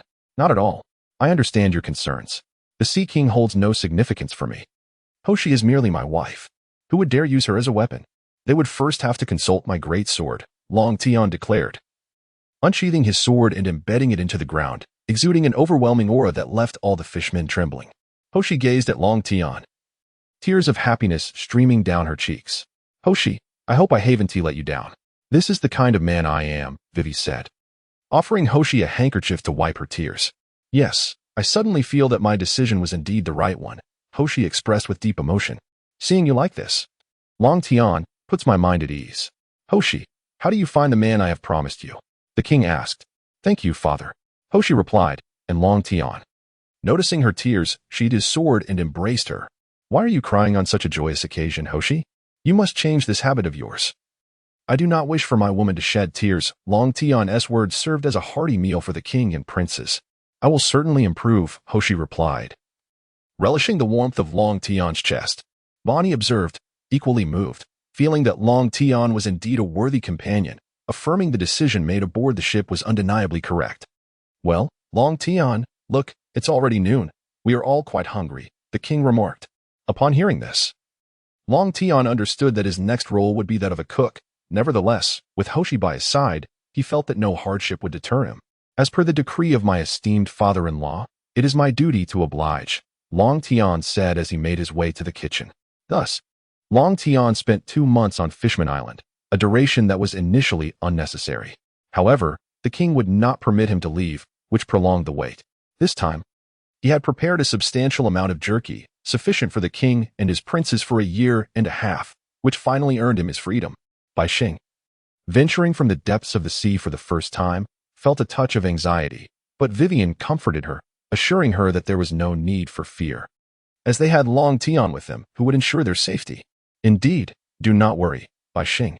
The more you engage with the outside world, the more accustomed you will become, and there is nothing to fear out there, Long Tian remarked, as the ship was about to surface. Long Tian, about the promise you made me, Bonnie interjected, unable to contain herself. Rest assured, I shall first take you to the kingdom of women, otherwise. Do you believe you can accompany me to the holy land of Mariejois? That would be far too perilous, Long Tian replied, steering the vessel towards the kingdom of women as it emerged from the depths. Wow, the statues on this island are quite majestic, Bai Xing observed, gazing at the serpentine sculptures adorning the Isle of Women. Just as Bai Xing was marveling at everything, Long Tian announced, prepare to dock. Upon receiving the news of Long Tian's arrival, the Empress rushed to the port to await his arrival. Lady Snake, look, the ship of Lord Long Tian is approaching, Marigold exclaimed, as the Empress turned her gaze to the sea, where a vessel was slowly drawing near, and there she beheld the one she had longed for. Hancock has already been waiting for you at the port, Vivian said, glancing at the Empress. Yes, I know. After I visit the holy land of Mariejois, I will dedicate my time to you all, Long Tian assured, feeling a particular sense of indebtedness to the Empress. Hence, he intended to spend some time with Vivian and the others after rescuing the tyrant Kuma. Before long, the ship had docked, and upon seeing Long Tian descend with the 4 women, the Empress was momentarily taken aback, her mind racing with unfounded assumptions that perhaps Long Tian no longer desired her. Hancock, could you please refrain from overthinking? Long Tian said with a hint of exasperation, recognizing her inner turmoil. The Empress blushed, giving a slight nod. Come, Hancock. Let me introduce you to your future sisters, Long Tian said, taking the Empress by the hand and leading her to where Vivian and the others were gathered. Long Tian, you should step aside for a moment. We have matters to discuss, Vivian urged, gently nudging him away. As she was aware that only she and the Empress had conversed aboard the Moby Dick, and she knew how easily the Empress could become jealous. All right. I shall leave you to your conversation. I will go prepare dinner, Long Tian said as he ventured into the village, while Vivian and the others continued their discussion. Soon, a lavish feast was laid out, and Long Tian called out to his wives, who were outside laughing and chatting, dinner is ready, come and eat. Upon hearing his call, they all rose and made their way to the dining room. As they beheld the array of delectable dishes, Bonnie could no longer contain herself and rushed to the table to begin feasting, followed by the others who settled in to enjoy their meal. Observing his wives savoring their food with such satisfaction, Long Tian felt a deep sense of contentment. After everyone had eaten their fill, Vivian turned to Long Tian and inquired, when do you plan to journey to the holy land of Mariejois? Let us postpone until tomorrow. After I rescue the tyrant bear, I shall accompany you, Long Tian declared. Bonnie, touched by his words, felt a warmth in her heart. He was indeed a man of his word. Long Tian, you must exercise caution. I shall await your return, the Empress expressed, concerned for him as he had already braved the holy land of Mariejois for her. And now he was set to venture forth once more to save Bonnie. Ha, Hancock, there is no need for concern. My strength now far surpasses that of my arrival on the island, Long Tian reassured. Yet, Hancock and the others remained apprehensive, for that territory belonged to the world government. Long Tian remained indifferent, for he believed that no amount of words could compare to the importance of returning safely. As the dawn of the following day arrived, Long Tian rose early to prepare breakfast, and at that moment, Vivi and her companions arrived at the dining hall. Upon witnessing the splendid spread of delicacies and the steaming chicken soup, Bonnie and Hancock felt a warmth in their hearts. Vivi and her friends also experienced a sense of happiness. "Stop staring and sit down to enjoy the breakfast," Long Tian smiled as he spoke. Only then did everyone snap back to reality, taking their seats to savor the morning meal. After relishing the heartfelt breakfast, all present understood that Long Tian was about to depart, and they gazed at him with lingering reluctance. "By the way, Shirahoshi, Empress, Bonnie, I have gifts for you," Long Tian said, retrieving 3 space rings from the system. The Empress couldn't help but indulge in her imagination, while Shirahoshi felt a bit shy. And Bonnie looked on with her characteristic boldness. Long Tian then carefully placed each ring onto their ring fingers, and the 3 women regarded the rings as treasures. "All right, I must be on my way. However, there is no need for you to see me off. It's not far from here to the Holy Land, Mariejois. I shall return shortly," he stated as he stepped out the door. Watching Long Tian leave, the 5 women simultaneously called out, "Long Tian, you must return safely. We will be here waiting for you." Hearing his wise words, Long Tian did not turn back but merely waved his hand. After all, with his strength, although he could not yet defeat the 5 elders, he could certainly overpower them. As long as he did not intervene, everything would be fine, even if she did. He still had his trump cards. However, he was merely going to rescue someone and intended to keep a low profile. Long Tian arrived at the harbor, setting sail under the watchful gaze of numerous female soldiers. After several days, he descended upon the Red Earth continent. Previously, he had ascended to the Holy Land of Mariejois with a flash of speed. However, this time, the process was far less cumbersome. He unsheathed his living greatsword, sprouted a pair of Aatrox wings from his back, and soared upwards, swiftly reaching Mariejois. He exhaled a sigh of relief, hoping that Bartholomew Kuma was still in the slave prison. Otherwise, locating him would prove to be quite a challenge. Having visited previously, Long Tian remembered the route to the Celestial Dragon's slave prison, thus sparing himself the need to capture a Celestial Dragon and provoke unnecessary commotion. Long Tian arrived at the entrance of the slave prison, only to find a multitude of enslaved souls instead of the tyrant Xiong. However, he did not offer them salvation just yet. His priority was to locate the tyrant Xiong before attempting their rescue. As he cast a glance at the prisoners within the confines of the prison, a sense of helplessness washed over him. He had recently liberated a group of them, and now the prison was once again filled to capacity. Some might argue that his efforts were in vain. But how could one turn a blind eye upon witnessing a young girl battered and bruised? For Long Tian, the resolution was clear. If he had the power to save, he would. Long Tian searched within the residential area of the Celestial Dragons, a region he had previously ravaged. However, it had swiftly been restored by the world government. At that moment, Long Tian spotted a sniffling celestial dragon atop a tyrant bear, the creature's body marred with wounds. Its mechanical interior exposed where the skin had been cruelly lashed apart. "Ah, found it at last," he mused, though a flicker of concern crossed his mind about the possibility of failure. Just then, he sensed the lurking presence of CP0. With a wry grin, he recalled how he had dispatched these hidden foes in a previous encounter. If they stood openly beside the celestial dragon, Long Tian would have to deliberate. Yet this group of CP0 lacked foresight. Resolving to act, he unsheathed his blade, the Wind Blade. Once he had dealt with all the CP0 operatives, Long Tian swiftly delivered a fatal strike to the celestial dragon riding the tyrant bear. "Hey, tyrant bear, can you hear me?" he inquired, glancing at the motionless creature. Receiving no response, he shook his head and hoisted the tyrant bear onto his shoulder, teleporting to the entrance of the slave prison. There, he set the bear down and shattered the prison gate with a single swing of his sword. "Take the money and run.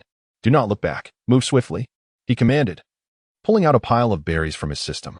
The enslaved individuals, seizing the opportunity, fled in a frenzy, offering their heartfelt gratitude to Long Tian before making their escape. Long Tian awaited, having deliberately released his aura with a single strike to draw attention, ensuring the successful escape of the slaves. "It's you again, Long Tian." The 5 elder stars, upon recognizing him, were immediately struck by a sense of cerebral hemorrhage. "Do you think this place is your home? That you can come and go as you please?" The elder with the glasses remarked, recalling how they had been pummeled into a state of disarray last time. "Now it's your turn." With that, Long Tian unsheathed his great sword, sprouted 2 pairs of wings from his back, and lunged forward to strike at the 5 elder stars. Damn it! Just as the intelligence indicated, he is indeed the monster responsible for the slaughter of the Navy during the Summit War, exclaimed the bald elder with glasses, drawing his initial sword, the Kitch, to counter Long Tian's assault, only to have it effortlessly deflected. What? His strength is astonishing, he gasped. No one can hold back anymore.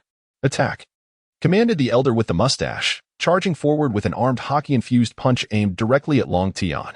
At this moment, Long Tian also turned to face the hammer and executed a swift, slicing strike with his fist. The instant their fists met, a powerful surge of energy radiated outward. My goodness, your punches are quite formidable, old dog. They are likely only a tier below carp, Long Tian remarked. As he spoke, the other three individuals nearby launched their assaults. The golden-haired Gorosei unleashed a torrent of acid from his hand, revealing himself as the Acid Man, having consumed the acid fruit of the natural type. Meanwhile, the Gorosei wearing a hat drew forth a supreme blade, the Dream Slayer, aimed directly at Long Tian, while the bearded Gorosei brandished a long spear and took aim, firing bullets that even Kaido would dare not confront. Sensing the attacks of the three Gorosei with his observation haki, Long Tian deftly deflected their strikes with an armed haki punch and soared into the sky, evading the onslaught. Damn it, he can fly, exclaimed the golden-haired Gorosei as their attack went awry. The bearded Gorosei fired his spear at the airborne Long Tian, but Long Tian swiftly created a wind barrier to block the bullet. Phew, most of the slaves have escaped, but to take the tyrant bear with me, I must first incapacitate them, Long Tian thought as he descended back to the ground, sheathing his blade of the gale and retracting his wings. Observing Long Tian's ability to deflect bullets and soar above them, the Gorosei were enraged, realizing that if Long Tian wished to flee, they would be unable to catch him. Yet, as they gazed at him from below, there was an oddity in their expressions. At that moment, the bespectacled, bald-headed Gorosei, whom Long Tian had previously sent flying, stood before him.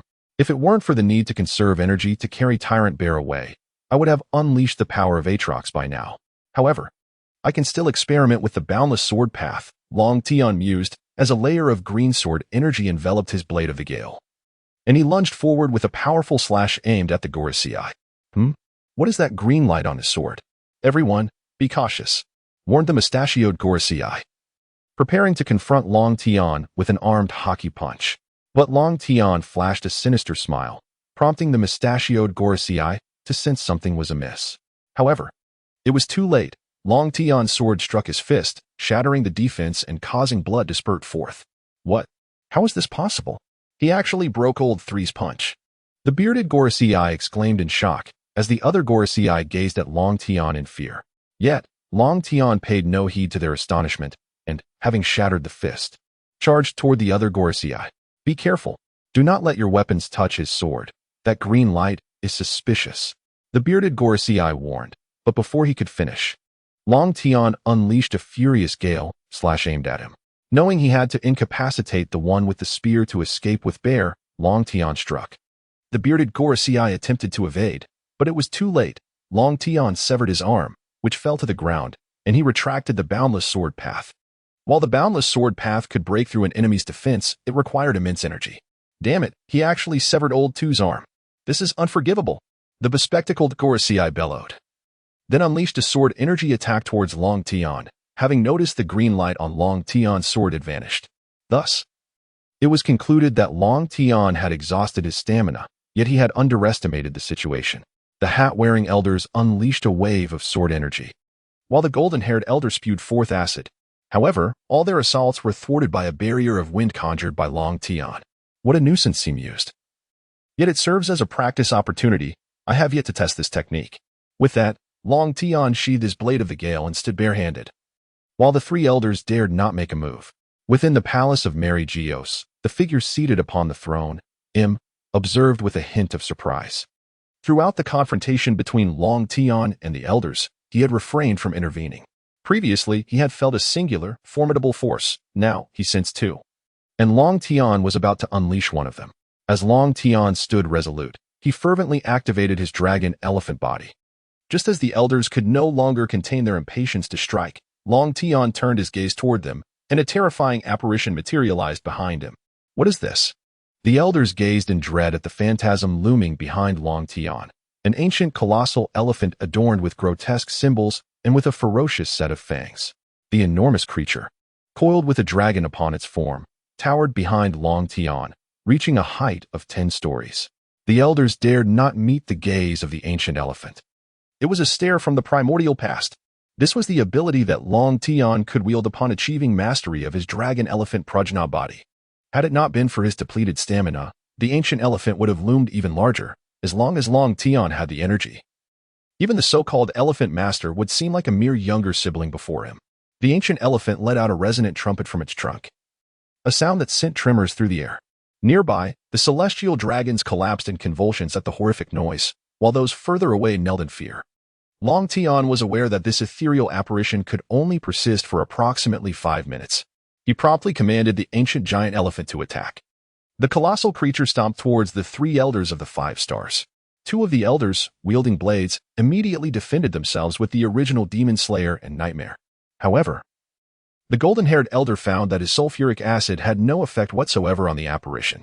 Long Tian sensed that him was approaching and immediately drew his greatsword, lifting the bear skyward. Shortly after Long Tian's departure, Im made his appearance. He locked eyes with the ancient giant elephant, which sensed Im's provocation and let out a deafening roar, raising a colossal foot to release the 5 elders and then aimed to stomp down on him. Just as the foot was about to descend, Im struck with a punch, dispersing the phantom of the ancient elephant. The 5 elders knelt before him, too intimidated to utter a word. Observing their silence, Im eventually spoke. "Rise, this matter cannot be blamed on you. When he last visited, I sensed an extraordinary power emanating from him, and this time, there are 2 sources. One is the strength within his body, and the other is the power from his great sword. His aim is not to eliminate you, but rather to rescue the revolutionary bear. We must investigate his connection to the revolutionaries." After delivering this message, Im returned to his palace, while the 2 injured elders tended to their wounds, and the remaining 3 unleashed their fury upon CP0. Phew, thankfully I escaped swiftly. Im's strength is truly formidable, Long Tian realized. Already aware that the phantom of the ancient elephant had been obliterated by Im, with the massive body of the bear slung over his shoulder, Long Tian departed from the Red Soil continent. He retrieved his concealed ship from the ocean and, once aboard, gently set the bear down. Gazing at the silent tyrant bear, which could only move by crawling, Long Tian shook his head in resignation. "Though I have rescued you, I lack the means to restore your consciousness. How shall I explain this to Bonnie?" Upon hearing Bonnie's name, the bear exhibited a slight tremor, which did not go unnoticed by Long Tian. He uttered a few more words about Bonnie, yet the bear remained unresponsive, leaving Long Tian no choice but to set sail. Meanwhile, on Daughter Island, it had been half a month since Long Tian's departure when a group of intruders arrived. They were swiftly detected by the island's guardians, though it seemed they had intended to be found. "Who are you, daring to invade Daughter Island?" one of the guardians demanded, weapon in hand. "Ah, please remain calm. We seek an audience with your Empress." "We are from the Revolutionary Army," replied a man with a scar over one eye. "What? The Revolutionary Army? What business do you have with Lady Snake?" "We have information regarding Long Tian," he stated. "You possess news of Lord Long Tian? Wait here, I shall notify someone," the guardian said, before departing, while the other guardians kept their weapons trained on the intruders. The Empress and her 4 attendants were gathered in discussion about Long Tian when the guardian burst in, interrupting them. Breathing heavily, the guardian reported, "Lady Snake, a group of Revolutionary Army members has infiltrated the island and we apprehended them. They claim to have news of Lord Long Tian." They have news of Long Tian? "Bring them forth immediately. I must inquire personally," the Empress urged, her anxiety palpable. Due to the 5 elders' deliberate information blockade, the recent upheaval at Mariejois had yet to reach them. Thus, the women of Long Tian were filled with deep concern. They responded affirmatively that they were the guardians of the nation and ventured forth, while the 5 ladies anxiously awaited news. At this moment, Vivi proclaimed, "You need not worry. Long Tian shall be safe. We must have faith in him." The Revolutionary Army was swiftly ushered into the Grand Hall, where all eyes scrutinized the members of this faction. "What role do you play within the Revolutionary Army? Speak of Long Tian's whereabouts, or know that trespassing upon Daughter Island is a grave offense," the Empress urged with palpable urgency. Sabo promptly introduced himself. "I am Sabo, Chief of Staff of the Revolutionary Army, and these are the 5 esteemed generals. There is no need for alarm." "Vivi and the Empress, you are acquainted with Ivankov, are you not?" "Ah, we do know him. After rescuing Ace, he stayed on the ship for a brief moment before being taken away," Vivi responded. "Indeed, he is also a general in our revolutionary ranks, so you need not be so anxious. Moreover, Long Tian is unharmed. Is Long Tian truly safe? Where is he now? Bonnie inquired, her anxiety evident. For Long Tian had ventured to the holy land of Mariejois on her behalf. Just as Sabo was about to speak, a guard outside called out, Lady Snake. Lord Long Tian has returned. Sabo felt a tinge of embarrassment, but the 5 ladies disregarded the formality and hastened towards the port, with the others following closely behind. Oh, what a headache, Bonnie lamented as she arrived, pondering what course of action to take. Long Tian, having placed Bear at the port, felt somewhat helpless. It was then that he heard Shirahoshi calling for him. Long Tian sensed the presence of the 5 women, disregarding the bear, and swiftly appeared before them with outstretched arms. Bai Xing, upon seeing Long Tian, could not help but embrace him, tears streaming down her face. Long Tian understood that Bai Xing had just accompanied him to the shore, and his sudden departure must have frightened her greatly. Thus, he held her even tighter. The other 4 women watched Long Tian with a mix of anxiety and curiosity. Bai Xing, after a moment of weeping, embarrassedly remarked, I'm sorry, Long Tian, I accidentally got your clothes wet. Is there a need for such formalities between us? Bai Xing, perhaps I should change into another outfit while you continue? Long Tian suggested. As soon as he finished speaking, the 4 women erupted into laughter. While Bai Xing shyly buried her face in Long Tian's chest, the tense atmosphere artfully alleviated by his words. After releasing Bai Xing, Long Tian turned to the group behind him and inquired with a hint of confusion, Hancock, who are they, and why are they on Amazon Lily? Before the Empress could answer, Sabo interjected, We are the leaders and advisors of the Revolutionary Army, here to find you, Long Tian. Oh, seeking me for what purpose? I hardly know you, aside from having a slight acquaintance with Ivankov, Long Tian replied. This is because, following your tumultuous escapade at Mariejois, we received word that you left with Bartholomew Kuma, hence our visit, Sabo elucidated. Oh, so it was Kuma you were after. However, that is not permissible. I rescued Kuma for Bonnie. Are you attempting to seize him? Long Tian countered, his gaze shifting to Bonnie, who regarded the Revolutionary Army members with caution. No. Kuma is part of our Revolutionary Army. Upon hearing that you had saved him, we wished to see how he fared, Sabo quickly clarified. Recognizing the potential consequences of attempting to take Kuma away from Long Tian. I see. By the way, you are Sabo, correct? Long Tian remarked, suddenly recalling the name, which struck a familiar chord. Wait, you know me? Sabo asked, bemused, given that they had never met before. Yes, I've heard Ace and Luffy mention they have a brother. Which must be you, Long Tian responded thoughtfully. Luffy? Ace? Why do those names sound so familiar, yet I cannot place them? Sabo lamented, clutching his head in frustration. Indeed. Ace is still alive, and you have not yet faced any trauma. Thus, your memories remain elusive, Long Tian contemplated, observing Sabo's distress. Very well, given your history of amnesia. It is entirely understandable that you cannot recall. Would you like me to assist you in any way? Long Tian offered kindly, recognizing the bond between Sabo and Ace.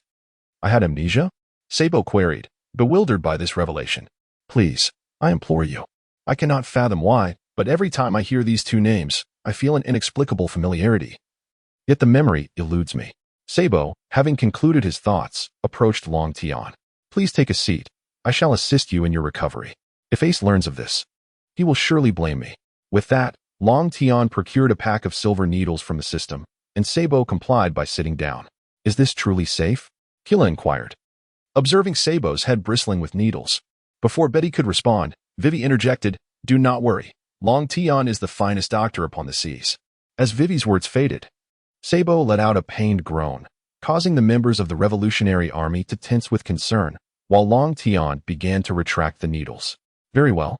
Wait here for a moment. He will awaken shortly and his memories will be fully restored, Long Tian assured before leading the 5 women toward the harbor, leaving the Revolutionary Army to await Sabo's revival. Upon arriving at the harbor, Bonnie could no longer contain herself upon seeing the tortured form of Kuma. She rushed forward to embrace him. The others stood in silent reverence, but Long Tian appeared somewhat taken aback, for it seemed Kuma wished to speak upon seeing Bonnie. Yet he fell silent, allowing her to hold him.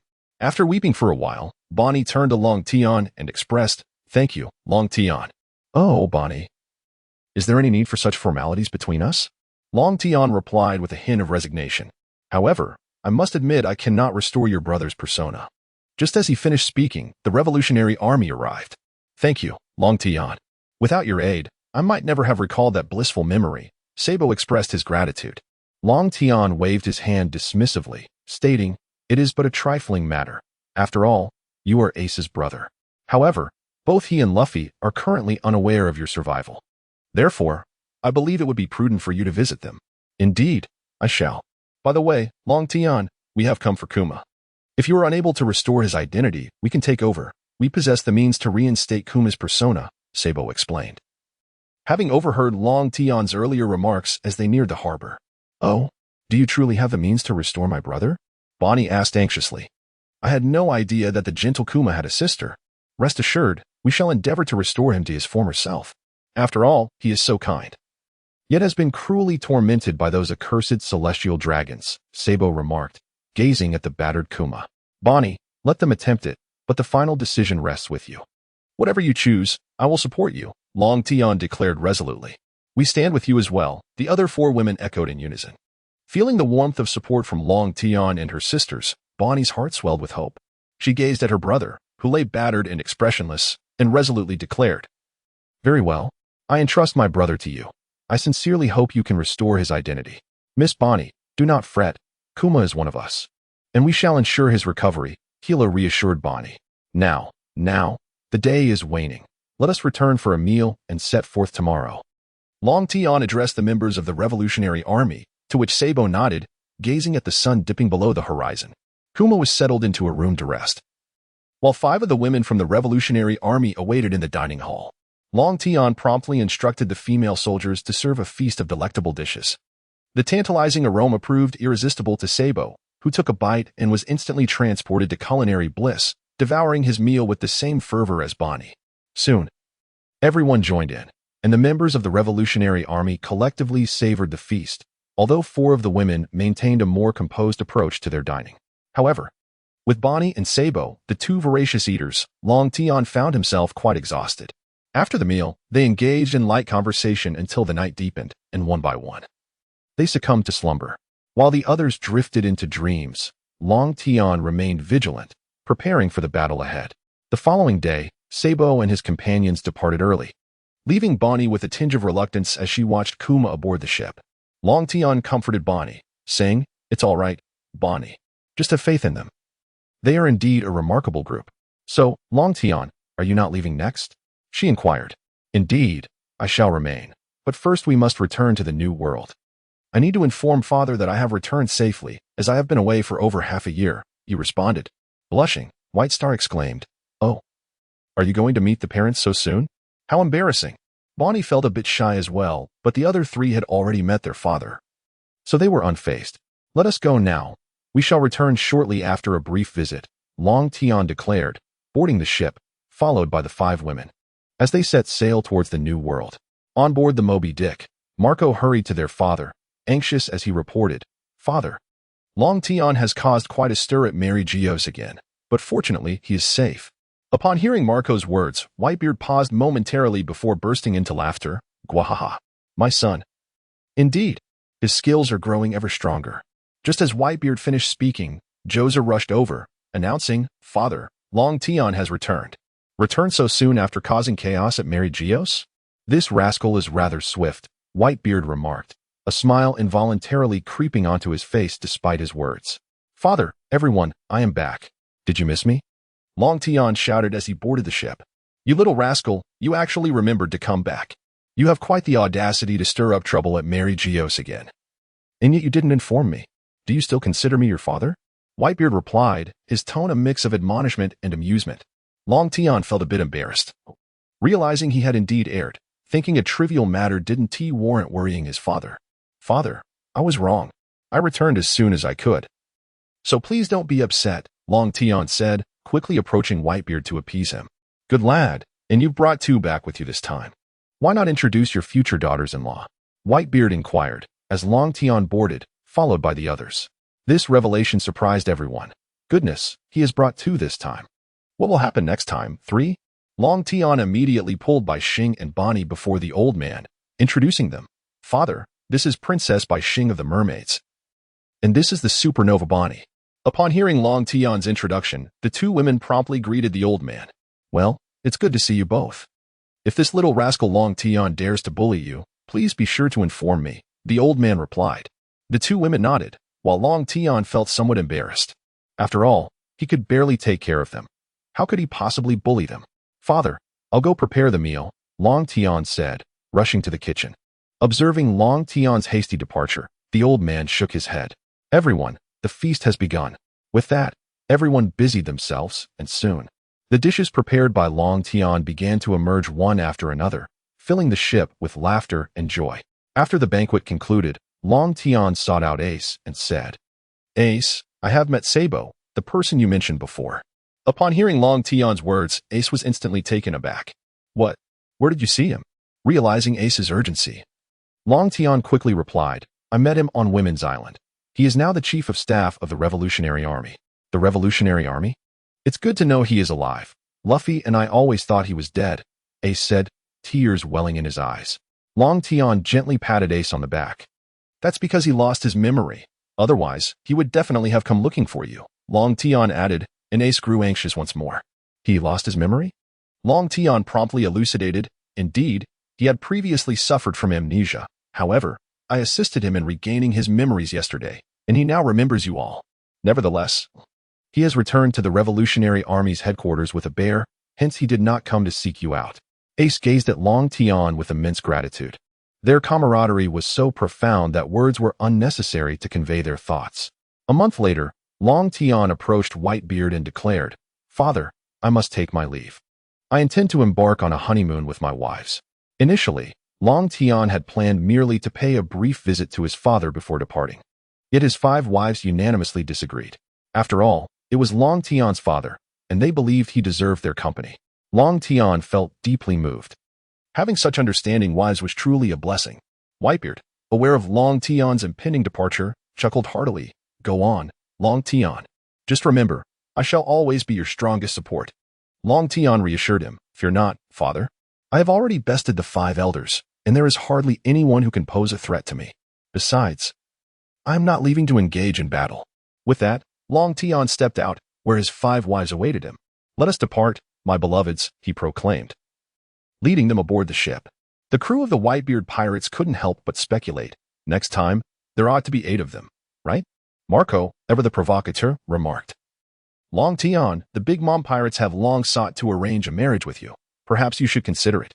No sooner had Marco spoken than he felt an ominous aura. Long Tian glared at him. Marco, is it I, Long Tian, who cannot draw my sword? Or is it you who has become overly audacious? As he unsheathed his great sword, Marco, terrified, hastily retreated to his quarters, eliciting hearty laughter from the crew aboard the Moby Dick. Thus, Long Tian returned to the land of women with his wives to enjoy their honeymoon, which, of course, included the customary evening festivities. 8 months later, on Daughter Island, Long Tian prepared to board a ship with his 5 wives. You must teach that long-nosed Perona a lesson. One of them said fiercely, Anyone who dares to bully my sisters deserves a proper reprimand. The Empress added, now no longer the queen of the land of women, having abdicated her throne to remain with Long Tian, free from the burdens of governance. Vivi quickly intervened. Come now, Perona, let go of your grudges. Hancock, you too. It's all right, Vivi, I'll go easy on her, Perona replied. After all, she did bully my wife, so I must let her vent her frustrations. Yet, it has been a while since I last saw Zaro. I wonder how he is doing. All right, let us set sail. With that, Long Tian steered the ship towards Selebratory, where the appointed time for Luffy and his companions had arrived, and he was bound to see them off. At Selebratory Archipelago, Luffy's crew was on the verge of gathering, unaware that a significant trouble awaited them. On a warship by the seaside, a rear admiral reported to the Admiral Kizaru, who was seated in a chair with his back turned. Report, Admiral Kizaru, we have located the Straw Hat crew. Some members have already found their ship, and Straw Hat Luffy is en route.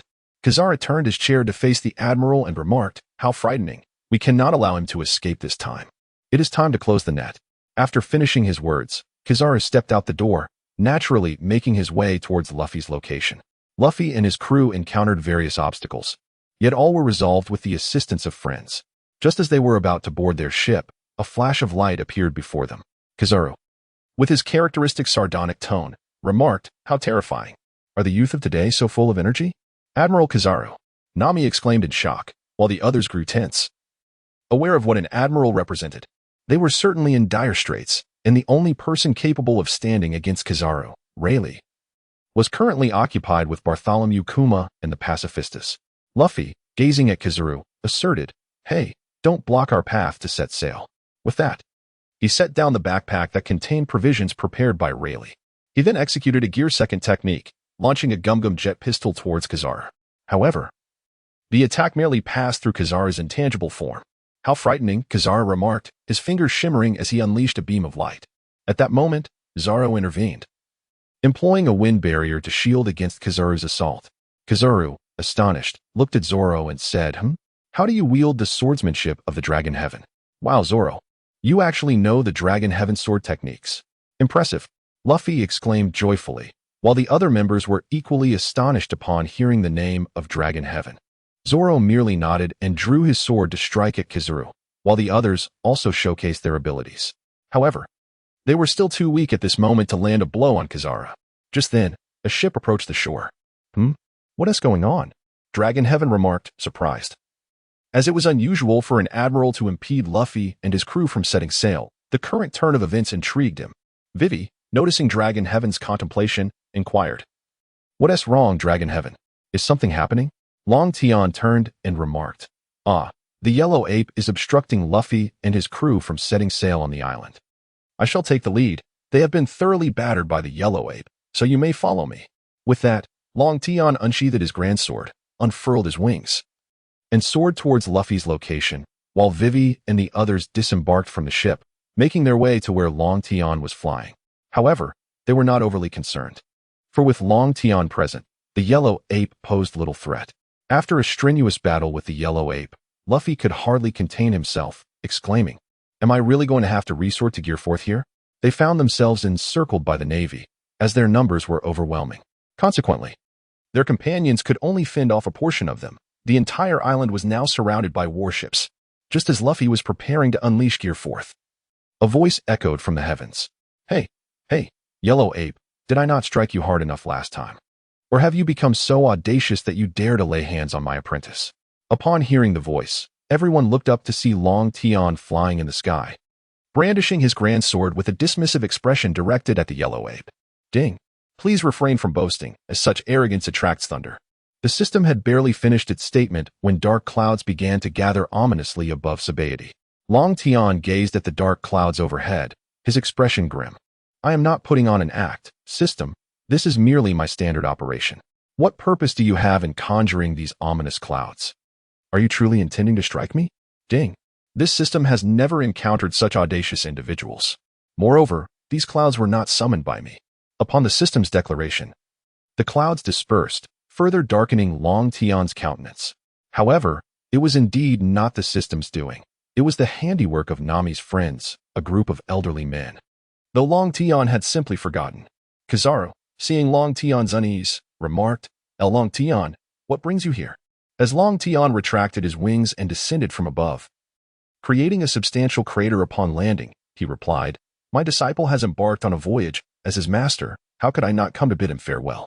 Upon hearing Long Tian's words, Zoro felt a surge of emotion, though he was not one to readily convey his feelings. Nevertheless, the Straw Hat crew erupted in excitement. Nami gazed at Long Tian dreamily, exclaiming, "Is he really Long Tian? How can he be so handsome? His entrance was so cool." Usopp and Chopper engaged in fervent discussion. Luffy joyfully chimed in, "Ha! Long Tian, are you here to see us off as well?" Hey, Luffy, he mentioned sending off the green-haired one. "Not you," Sanji interjected, observing Luffy's exuberance. At that moment, the surrounding Navy soldiers all aimed their guns at Long Tian.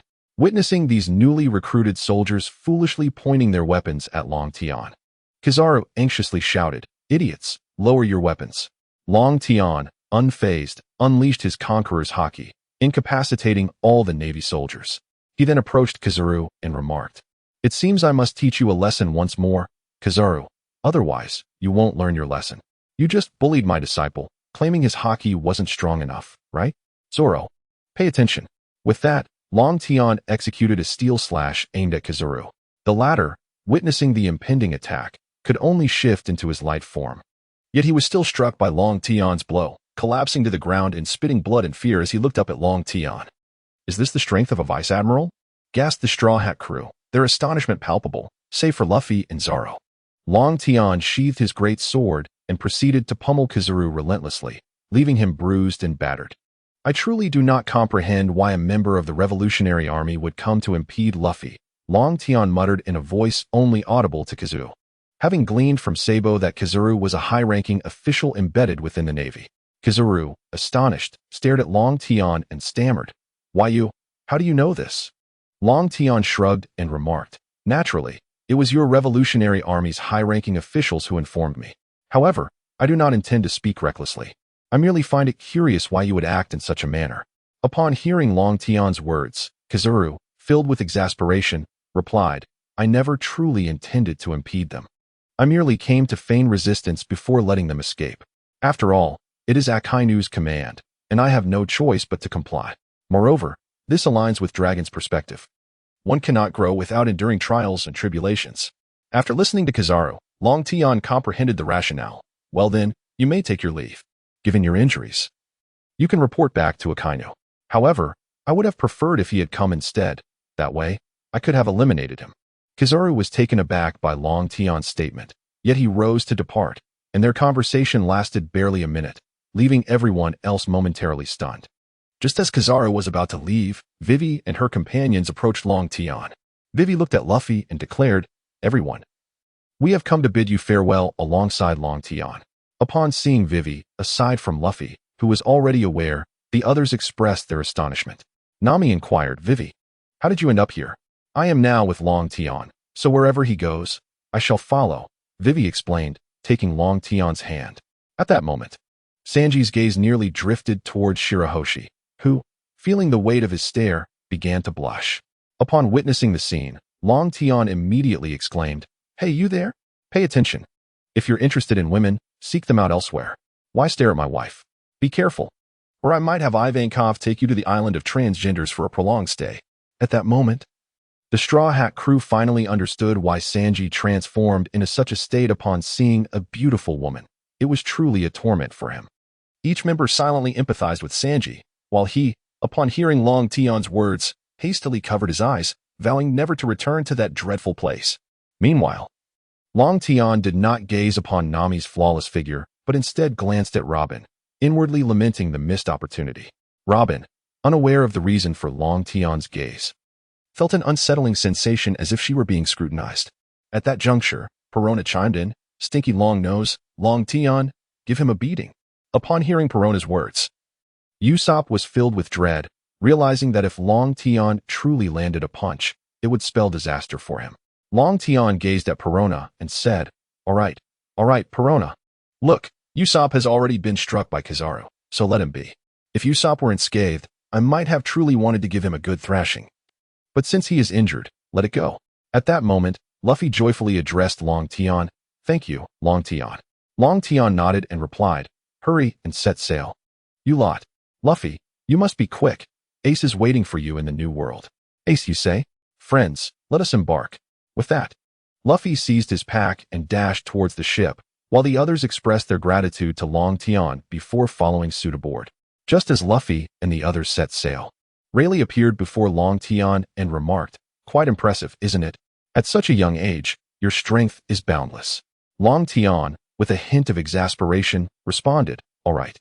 Uncle Rayleigh, no need to tease me. Father has been insisting that you join him for a drink on his ship.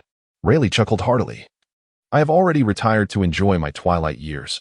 I shall not go. Instead, I'll wander the casinos. But, Long Tian, if possible, do take good care of Luffy. With that, Rayleigh departed, leaving Long Tian to ponder, does this headstrong youth truly require my guardianship? Subsequently, Long Tian, accompanied by his wives, made his way toward their ship. As they too were returning to the land of women, a month later, while Long Tian was busy cooking in the kitchen, a voice echoed in his mind. Ding! A new sign and location has been refreshed. Please check. Host. Long Tian couldn't help but retort, oh? It's only now that it has refreshed? System. It's been nearly a year. Ding. In light of the host's dissatisfaction with this system, the new sign and location is about to be cancelled. Long Tian immediately pleaded, no. I was wrong, dear system. I merely spoke a couple of words. You can't just cancel it like that. Ding. The host is advised to refrain from speaking carelessly. All matters of the system are random. Long Tian, dawned into silence, opened the system to view the newly refreshed location, and then exclaimed with excitement, "Truly remarkable, system.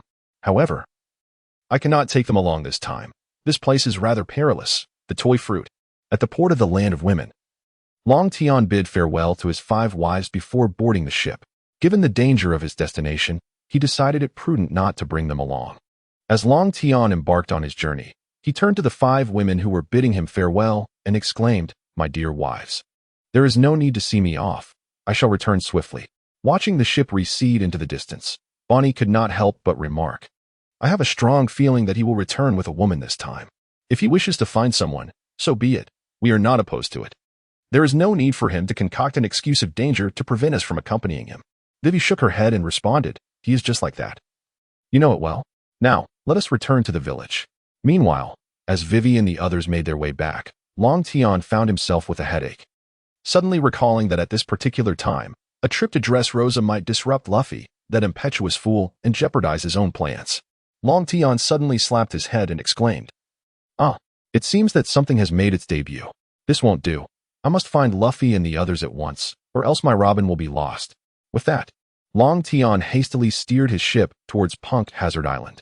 Meanwhile, on Punk Hazard Island, Luffy and his crew had just emerged from a fierce battle. All those present, whether Navy or pirate, sat together in joyous celebration, reveling in a feast. "Sanji, why don't you go seek Long Tian's mentorship? It has been ages since I savored his culinary delights. They are simply exquisite," Luffy declared, devouring a piece of meat. Sanji, his expression darkened, retorted, "Before you suggest that, kindly set down the meat I prepared." Luffy burst into laughter. "Huh? Just joking, Sanji. You are my ship's chef, so naturally, your dishes are the most delectable." Nearby, a diminutive figure dressed in a kimono, accompanied by another man in traditional attire, was voraciously consuming food, while the smaller figure shed tears. The man in the kimono asked, "Tama, what troubles you?" Wiping away his tears, Tama replied, "Father, as a warrior, how can I weep in public?" Just as Tama finished speaking, Luffy playfully chimed in, "Peach." Instantly, Tama was amused by Luffy's antics. At that moment, Trafalgar Law approached and said, "Straw Hat, if we don't leave soon, the pursuers will arrive." Luffy shouted, "Everyone, hurry and finish eating. We must set sail." They quickly consumed their meal, and soon Luffy and his crew, along with Law, boarded their ship, which began to sail away with smiles on all faces. Luffy stood at the bow and proclaimed, "We are off." On Long Tian's side, after several days of travel, he was nearing Punk Hazard Island. Suddenly, he spotted a small vessel on the water, adorned with a sail depicting a smiling face. To his observation hockey, he sensed the presence of 2 living heads aboard the ship, and his expression darkened as he approached the vessel. Bafaro, observing the approaching ship, turned to Baby 5 and said, "What shall we do? We do not know whose ship this is, and the young master has yet to arrive." No sooner had he spoken than the ship halted before them. Long Tian leaped down from his vessel, his gaze landing on Baby 5's head, an expression of anger crossing his features. After all, Baby 5 was already designated to be his wife. Between their 2 heads sat a hat-shaped transponder snail. Bafaro and Baby 5 stared at Long Tian in terror, rendered speechless by the evident fury radiating from him. They understood that this was the deputy of the Emperor. And not just any deputy, but one who had caused chaos at Mariejois on 2 occasions without facing any repercussions. Long Tian picked up the phone bug and said, "Hello, young one. Where is Baby 5's body? I strongly advise you to reveal its location at once, or I shall make you regret your existence in this world." Upon hearing Long Tian's words, Luo from the Sunny exclaimed, "Why not Doflamingo? Who are you?" Long Tian replied expressionlessly, "I am Long Tian. I will keep the Din Din Mushi and the Bafaro. Just tell me where Baby 5's body is." Luo was taken aback, his mind buzzing. He had unwittingly provoked one of the strongest vice-admirals. His luck felt akin to that of a dog. Regaining his composure, Luo quickly responded, "The body is on Punk Hazard Island, under the watch of the Navy." Without uttering another word, Long Tian retracted his ship, drew his great sword, cradled Baby 5's head, and soared towards Punk Hazard Island. Meanwhile, aboard the Thousand Sunny, Luo was drenched in sweat, fully aware of the repercussions of angering this man. The Straw Hat crew noticed his unusual demeanor, prompting Luffy to inquire, "Luo, what's wrong? What happened?" As Luo looked at Luffy, the tension in his body began to ease. He then said, "Captain Straw Hat, I heard you know Long Tian, right?" Upon hearing the name, the crew gathered around him, and Luffy affirmed, "Yes, I know him. He and Ace are good friends, and he is truly a wonderful person." Relieved by Luffy's words, Luo exhaled deeply and added, "That's good." Earlier, the Din Din Mushi I left on the small boat connected, and it was Long Tian on the other end, not Doflamingo. He was upset and angrily asked me where Baby Five's body was, and I told him. After hearing Luo's account, Luffy laughed heartily. "Don't worry, he won't be angry. The worst that will happen is that he will give you a beating." Initially reassured by Luffy's words, Luo's relief turned to despair upon the realization that being beaten by Long Tian was not exactly a trivial matter. Meanwhile, Kinemon observed them with curiosity, as he was unaware of who Long Tian was. On Long Tian's end, he hurried towards Punk Hazard Island with Baby Five's head, when Baby Five suddenly asked, "Why are you helping me?" Long Tian gazed at Baby Five and remarked, "I have come to your aid because I require your assistance." Upon hearing his words, Baby Five instantly transformed into a gentle demeanor, repeating, "You need me, you need me." Observing Baby Five, whose form was reduced to merely her head, Long Tian found the sight peculiar. He hastened his pace, swiftly arriving at Punk Hazard Island. At the harbor, two bodies writhed, surrounded by a group of onlooking Navy personnel, some of whom gazed at Baby Five's body with evident desire. Unable to tolerate the scene, Long Tian unleashed his Conqueror's Haki, incapacitating all onlookers. He then soared to Baby Five's side, carefully reattaching her head. As Baby Five regained her complete form, Long Tian exhaled.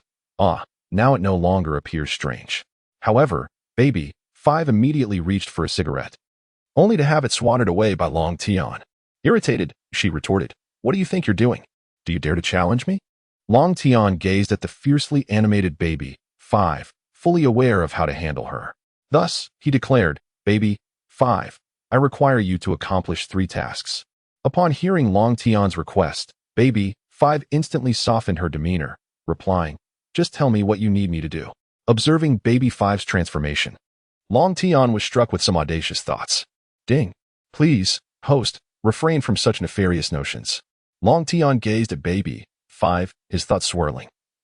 Yet it was imperative that she shed her detrimental habits first. Thus, he addressed her, saying, "Baby Five, foremost, I require you to relinquish your smoking habit." Upon hearing Long Tian's request, Baby Five promptly nodded in agreement. Observing her response, Long Tian felt a surge of relief, grateful for the protection offered by Flamenco. Otherwise, Baby Five would have faced dire consequences long ago. Continuing, Long Tian added, "Moreover, I need you to cultivate a gentler demeanor. It is unbecoming for a young lady to speak so harshly. Do you understand?" Baby Five immediately replied in a softer tone, "Yes, I comprehend." This response brought Long Tian considerable comfort. However, the next matter he was about to broach filled him with a certain embarrassment. Yet, for the sake of preventing Baby Five from falling into the clutches of malevolent individuals, he pressed on. "Lastly, Baby Five, I need you to become my wife." Baby Five, taken aback by Long Tian's declaration, could hardly believe her ears. Nevertheless, she quickly responded, "Is that true? Long Tian, do you genuinely wish for me to be your wife?" Long Tian nodded, while Baby Five felt an overwhelming sense of happiness, realizing that such an attractive individual needed her. She believed her life was now complete. Long Tian unsheathed his great sword and spread his wings, addressing Baby Five, "Come here, we must depart." "Yes, I'm coming," Baby Five promptly responded, rushing to Long Tian's side. He embraced her and soared directly toward the sea. Meanwhile, on a small boat, Doflamingo had just concluded a conversation with Law. But Buffalo expressed his curiosity about Long Tian's abduction of Baby Five. Buffalo, carrying Doflamingo, inquired, "Shall we seek out Baby Five, young master?" To which Doflamingo replied, "If you wish to court death, then go ahead. I have no desire to follow. You do not grasp the terror of that man. However, if he has taken a liking to Baby Five, perhaps it is a fitting fate for her." Aboard the Thousand Sunny, Law concluded his discussion with Doflamingo, feeling a sense of unease as he sensed that something significant was about to transpire. Suddenly, not far from them in the sky, Long Tian, cradling Baby Five, flew toward the Thousand Sunny. With his current mental prowess and observation haki, locating Luffy and his crew, who had just set sail, was a simple task. Luffy's crew was engaged in a discussion with Law about forming an alliance to take down the 4 emperors. Zoro, brimming with excitement, exclaimed, "The four emperors, huh? Sounds impressive." No sooner had he spoken than a figure descended from the sky onto the ship. Long Tian looked at Zoro and remarked, "Impressive, you say? You certainly have the audacity to speak." Everyone was taken aback by Long Tian's presence, especially Law, who regarded Baby 5 in Long Tian's arms, feeling as though the specter of death was beckoning him. Luffy burst into laughter, exclaiming, "Long Tian, are you joining us as well?" Upon landing on the ship, Long Tian beheld Peach Boy and, with a heart not entirely filled with optimism, addressed Luffy, "What nonsense is this? You expect me to join you? With your current state? You dare challenge Kaido? I am beginning to seriously doubt that Rayleigh imparted any wisdom upon you." To Long Tian's remarks, Luffy paid little heed, promptly responding, "Long Tian, I'm rather hungry. Could you perhaps prepare something delectable for me?" Usopp was immediately startled by Luffy's words, collapsing to the ground before rising to pull Luffy away, continuously apologizing to Long Tian, who merely regarded Law with a hint of irritation. Long Tian gently set Baby 5 down, and as she brandished her weapon, intent on firing at Luo, he swiftly intervened. With a soft tone, Long Tian reassured Baby 5, instructing her to wait patiently, promising to avenge her grievances. Upon hearing his words and sensing her worthiness, Baby 5 obediently nodded and sheathed her weapon. Long Tian then turned and approached Luo, and everyone present understood that Luo's fate was sealed. Long Tian twisted his neck with a crack and addressed Luo, "Boy, will you let me pummel you obediently? Or shall I end your life? The choice is yours." Upon hearing Long Tian's words, Luo immediately cast a pleading glance at those around him. However, in the face of Long Tian's fury, no one dared to intervene. Even Zoro stood silently, refraining from so much as a breath. Seeing no one come to his aid, Luo could only utter, "Please, go easy on me." No sooner had Luo spoken than Long Tian's fist struck him, leaving him dizzy and disoriented. With each blow, Luo's visage quickly swelled, resembling that of a pig, until he collapsed to the ground. Long Tian, having vented his frustration, felt a degree of restraint. Otherwise, Luo would have been beaten to death by now. Only when Long Tian approached Baby 5 and Chopper did anyone dare to check on Luo.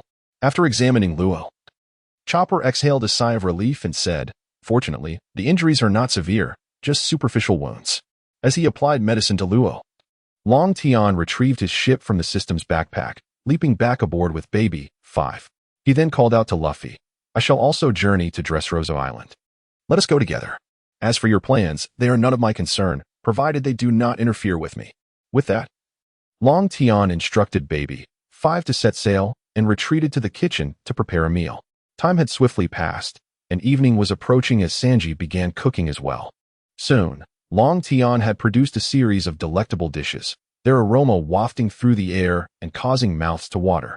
On the Thousand Sunny, Luffy, unable to resist the enticing scent, exclaimed, "Hey, Long Tian, let me have a bite, just one bite."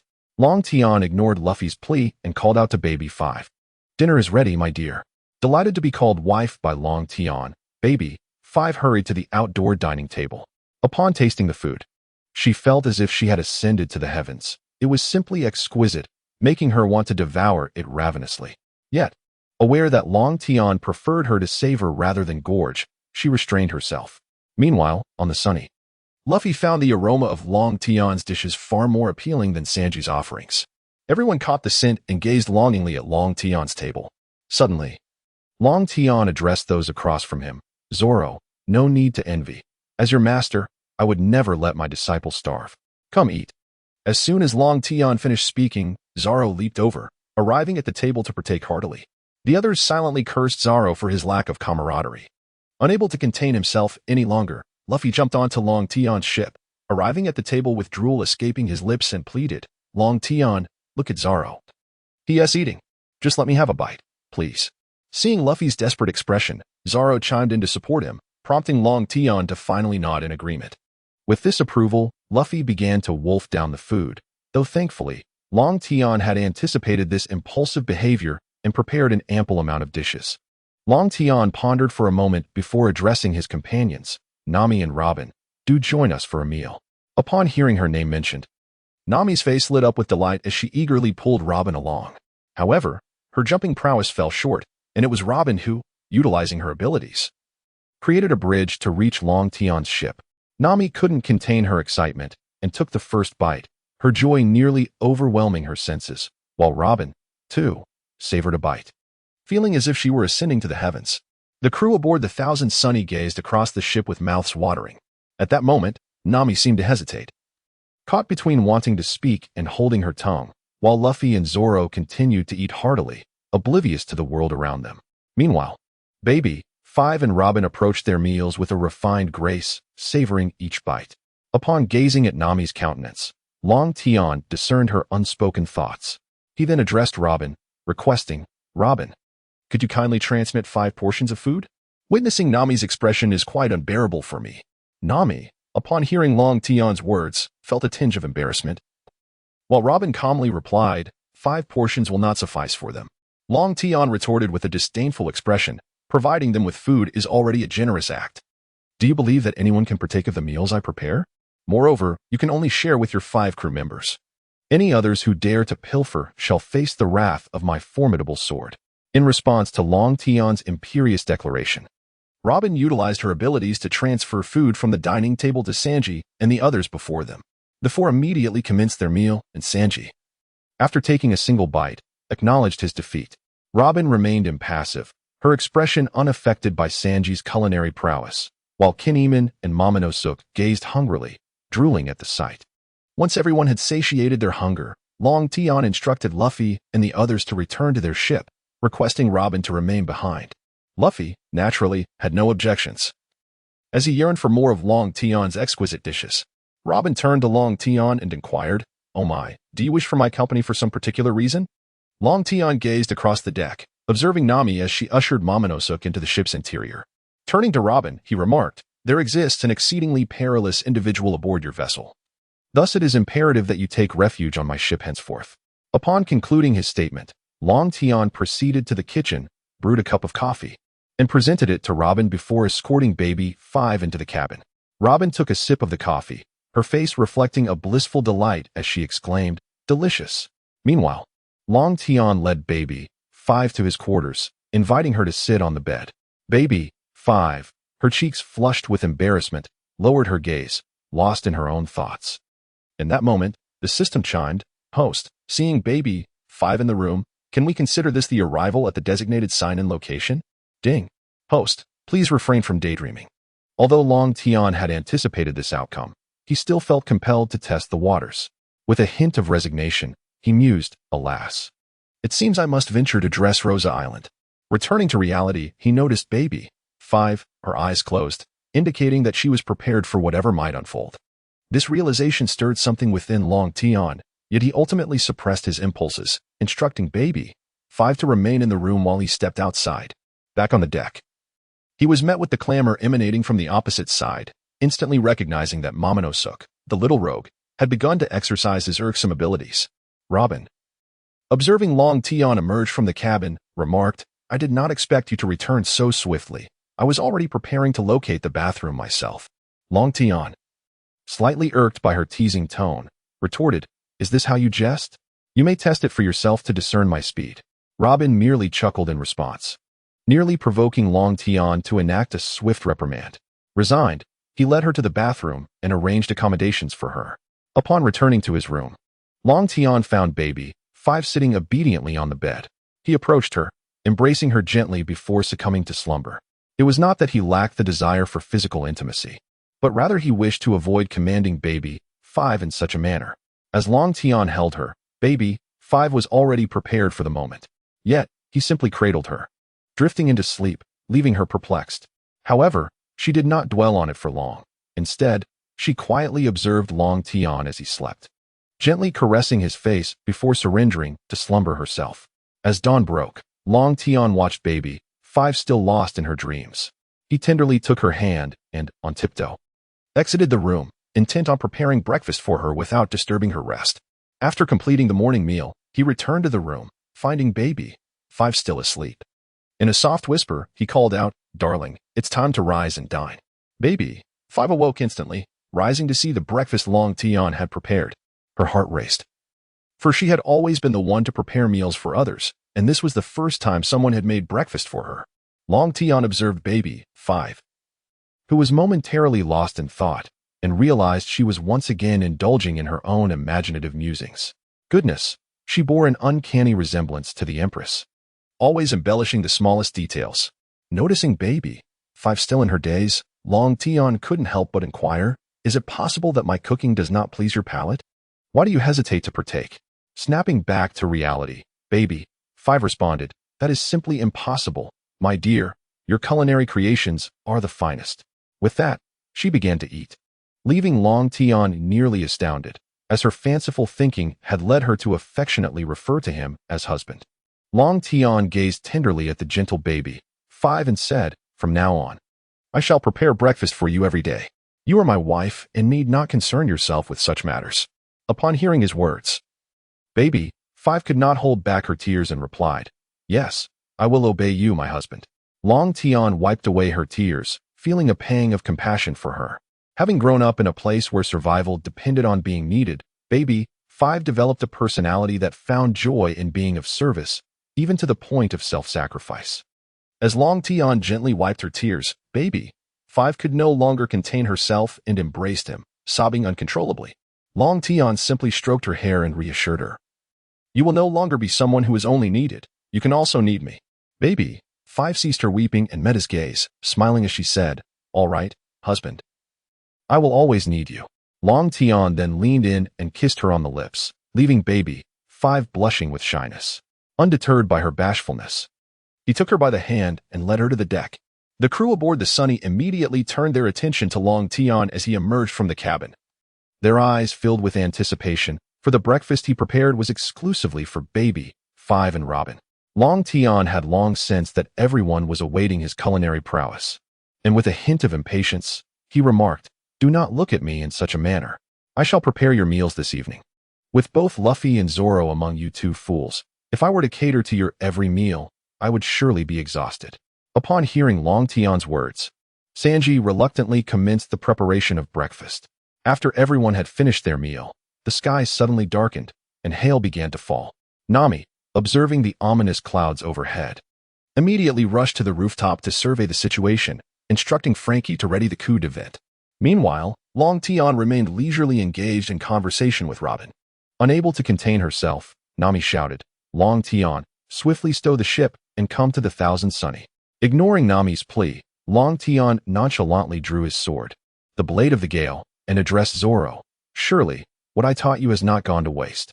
Why be so anxious over such trivial matters?" Upon finishing his statement, he felt a tremor in his hand gripping the sword hilt, prompting Zoro to mimic his actions and tremble as well. Suddenly, a colossal ice block plummeted from the sky, and the crew aboard the Thousand Sunny anxiously turned their gazes towards Zoro. In unison, Zoro and Long Tian conjured a barrier of wind around the ship, enveloping it instantly. The ice block collided with the wind wall and was shredded to pieces. Long Tian then sheathed the blade of the gale, returning to his chair to sip coffee. While everyone gazed in astonishment at him and Zoro, Luffy exclaimed joyously, "Incredible, Zoro." The rest of the crew exhaled a sigh of relief, but Nami, somewhat irate, struck Zoro on the head, chiding, "Why did you not use this ability sooner? You made me worry for nothing." Zoro, feigning ignorance, settled himself on the ground. Before long, they navigated beyond the range of the dark clouds, and the giant ice blocks along their path were dismantled by the wind barrier. Just as Luffy and Long Tian's group advanced towards Dressrosa, the waters surrounding their ship began to churn violently.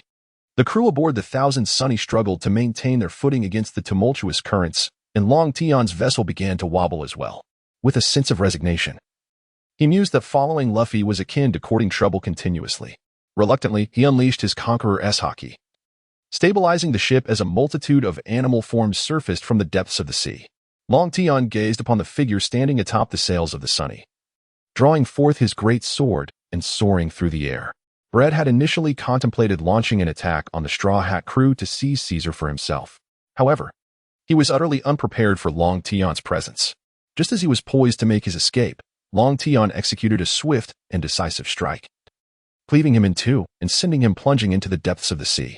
Long Tian was eagerly anticipating his arrival at Dressrosa Island. The audacity of this fellow to stir up trouble was simply deserving of his fate. Upon returning to his ship, Long Tian declared, "It is settled. Let us proceed." Luffy and his crew were left speechless, having been dispatched so swiftly.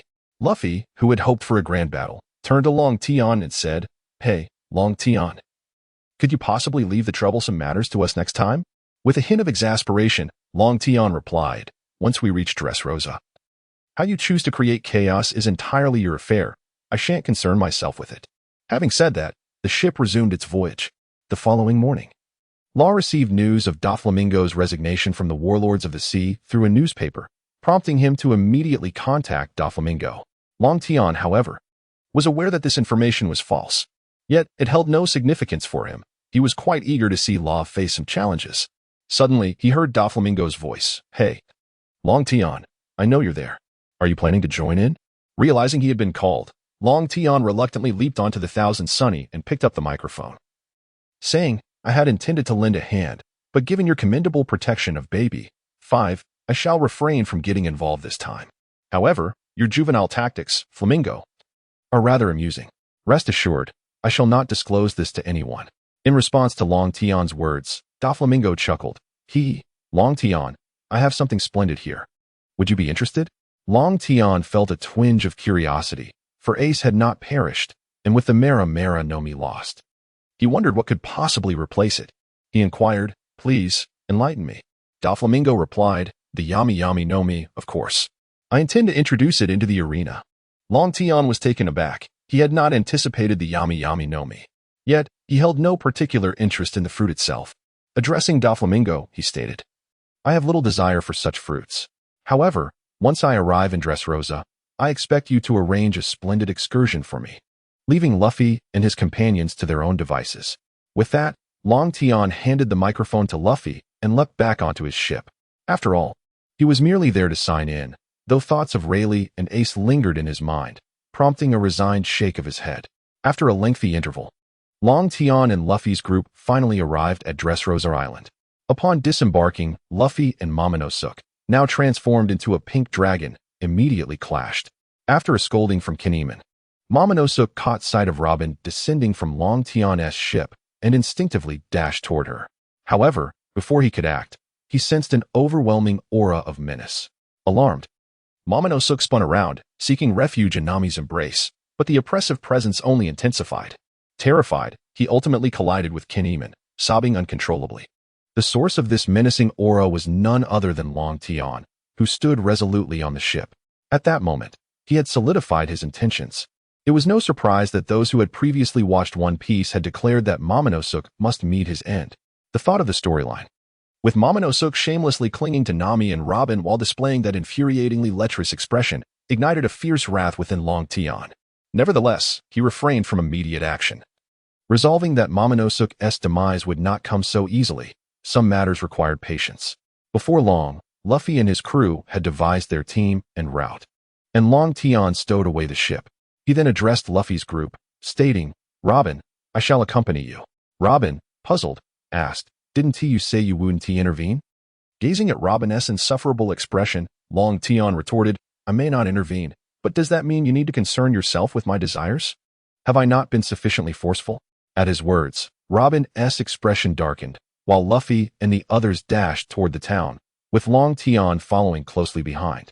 However, Robin harbored significant reservations regarding Long Tian, for while they all donned disguises, he, along with Baby 5 and Robin, made no effort to conceal their identities whatsoever. Long Tian sensed Luo's irritation and immediately twisted his neck, producing a crackling sound as he gazed at him. Luo promptly suppressed his dissent and took the lead, followed closely by Robin, who smiled slightly as she joined the procession. As they traversed the path, everyone who saw Long Tian fled in terror, causing quite a commotion. However, Long Tian remained unfazed, engrossed in playful banter with Baby 5. "Is this the bridge?" he mused, glancing at it. "I've heard there are enormous fighting fish in these waters," Luo remarked. Long Tian waved his hand dismissively. "Let us move quickly. That rascal Luffy has likely caused a ruckus by now. We cannot afford to waste time." Having spoken, he stepped onto the bridge, with the others trailing behind him. Throughout their journey, there was no sign of the so-called fighting fish. For Long Tian exuded an overwhelming presence that deterred even the bravest of them from approaching. Soon, they arrived at a forest on the opposite side of the bridge. Suddenly, a diminutive figure darted towards Long Tian with remarkable speed, drawing everyone's attention. Baby 5 transformed her weapon, poised to fire, But before she could act, Long Tian unleashed a wave of Conqueror's haki. The diminutive creature crumpled to the ground, and the haki reverberated throughout the forest. Long Tian had no desire for Robin to venture inside, so he rendered them unconscious instead. The others trembled as they beheld Long Tian, their consciousness intact solely due to his deliberate restraint. Otherwise, they would have succumbed long ago. Before long, 3 o'clock arrived, and a figure appeared in the sky, accompanied by a group emerging from the forest. Doflamingo descended, his expression dark as he regarded Long Tian and Baby 5. Didn't you claim you wouldn't participate, Long Tian? He inquired. At that moment, the individuals in the forest revealed themselves, Admiral Fujitora and a contingent of Navy soldiers. Long Tian shook his head, replying, I'm merely passing through. I shall depart now. Robin, let us leave this battle to them. Your involvement would be futile. Baby 5, feeling a bit embarrassed, glanced at Doflamingo and said, I'm sorry, Master. I have found my destined one. Doflamingo chuckled. Hee hee. No worries, Baby 5. Being with Long Tian is far superior to trailing those worthless fools. Disregarding Luo and Usopp, Long Tian led Robin and Baby 5 onto the bridge, his intention to sign off. He was there primarily to ensure Robin's safety. However, had he disembarked and taken Robin away immediately, his strength would have permitted it. Yet, he refrained from leaving a negative impression on her, thus accompanying them for this portion of the journey. No one dared to obstruct Long Tian, including Fujitora, who sensed the terrifying might of Long Tian. It was no wonder that even the 5 elders were powerless against him. Meanwhile, Luo's complexion shifted from dark to pale. Observing Long Tian's departure, Doflamingo turned to Luo and smirked. Hee hee, you don't actually believe Long Tian will save you, do you? Meanwhile, Robin, who was following Long Tian, asked, Where are you taking me? Long Tian directed his gaze towards Baby 5, saying, My dear, you shall lead the way from here to your residence. As Baby 5 nodded, she grasped Long Tian's hand and led him towards Doflamingo's castle, with Robin following closely behind. Upon their arrival, the surroundings were in disarray. Nevertheless, when the townsfolk caught sight of Long Tian, they took a detour to avoid him. At the castle entrance, an elderly man awaited their arrival. Spotting Long Tian, the old man promptly exclaimed, I'm the young master's butler. Welcome, Lord Long Tian. How may I assist you? Long Tian, glancing at the old man, replied, There's no need for assistance. With Baby 5 guiding me, I'm fine. Come, dear, lead me to the garden. Upon hearing Long Tian's words, the old man dared not protest and quickly stepped aside. Baby 5 ushered Long Tian and Robin through the grand doors, revealing a splendid garden. At that moment, Long Tian addressed Robin, saying, Please wait here for a while. When Luffy causes a ruckus, you can come to assist. Robin nodded in agreement, settling onto a chair in the flower pavilion. She then produced a transponder snail to establish communication, while Long Tian disregarded her, allowing Baby 5 to escort him to her chamber. Upon entering the room, Long Tian was struck by the pink walls, reflecting that every girl possesses a sense of youthful charm. Baby 5, feeling a bit bashful, remarked, Darling, please don't look at me like that. It makes me shy. Long Tian chuckled heartily, pulling Baby 5 onto the bed, and addressed the system. System, I have arrived at the check-in location. May I check in now? Ding. The host has arrived at the check-in location. Check-in successful. Ding. Congratulations, host. You have successfully checked in and received 1 everlasting essence pill, 1 random teleportation talisman, and 10 protective charms. Is this the extent of the rewards? Long Tian wondered aloud. What purpose do these charms serve, system? Ding. The protective charms, when activated, form a shield to ward off damage, but are only effective against admiral-level attacks and last for a mere 10 minutes. This is of little use to me. I can easily handle an admiral. However, it could be beneficial for Vivi and the others, Long Tian mused. Regaining his focus, he noticed Baby 5 blushing and gazing intently at his face, realizing she had misunderstood him, likely conjuring some inappropriate thoughts. At that moment, Long Tian retrieved a spatial ring from his system backpack and presented it to Baby 5, saying, My dear, this is a gift for you. Do you like it? Upon seeing the ring, Baby 5's heart raced with excitement. Long Tian took her hand and slipped the ring onto her ring finger, causing Baby 5 to feel as if she were melting. With deep affection, she gazed at Long Tian and professed, Darling, we will be together forever. Long Tian responded, Is that even a question? You are my wife. Where else would you go? Meanwhile, while Long Tian and Baby 5 were in the room, Robin had already departed to assist Usopp. In the room, Long Tian mentioned that Baby 5 had other sisters. Yet she showed no interest in that. Long Tian breathed a sigh of relief, only to suddenly sense something and exclaimed, Are you back so soon? Baby 5 inquired curiously. Who has returned? What has transpired? Nothing much, merely that the flamingo has returned, and he has brought along a general. Come, let us go and meet him. Dragon Heaven replied, pulling Baby 5 out the door. Meanwhile, Doflamingo and Fujitoro were enjoying their drinks, listening to the commotion emanating from the transponder snail. Doflamingo remarked, You see, those fools have begun their antics. Is it not your duty to protect the allied nations of the world government? After hearing Doflamingo's words, Fujitoro set down his cup and said, I apologize. I must take my leave. With that, he exited the room. Moments later, the door swung open again, revealing Dragon Heaven and Baby 5. Dragon Heaven turned to Doflamingo and stated, Flamingo, should you underestimate Luffy, beware of losing more than just your dignity. Doflamingo chuckled, hee. Do you truly believe I would be defeated? Just as he finished speaking, his transponder snail rang, and the voice on the other end reported an invasion of the castle, causing Doflamingo's forehead to vein with tension. Long Tian was aware that Cyrus and Luffy were about to arrive, so he took Baby 5 by the hand and stepped outside. He then asked Baby 5 to lead the way to the restaurant, as both he and Baby 5 had grown somewhat hungry after such a long time. As Long Tian stepped outside, Doflamingo could no longer contain his ire and began to vociferously reprimand over the phone worm. He was then consumed by thoughts of the disdainful gaze Long Tian had cast upon him, igniting a fervent desire to eliminate Luffy at once. Baby 5 accompanied Long Tian towards the restaurant, when suddenly, a small girl with half a pair of glasses appeared ahead, instilling great fear in Baby 5.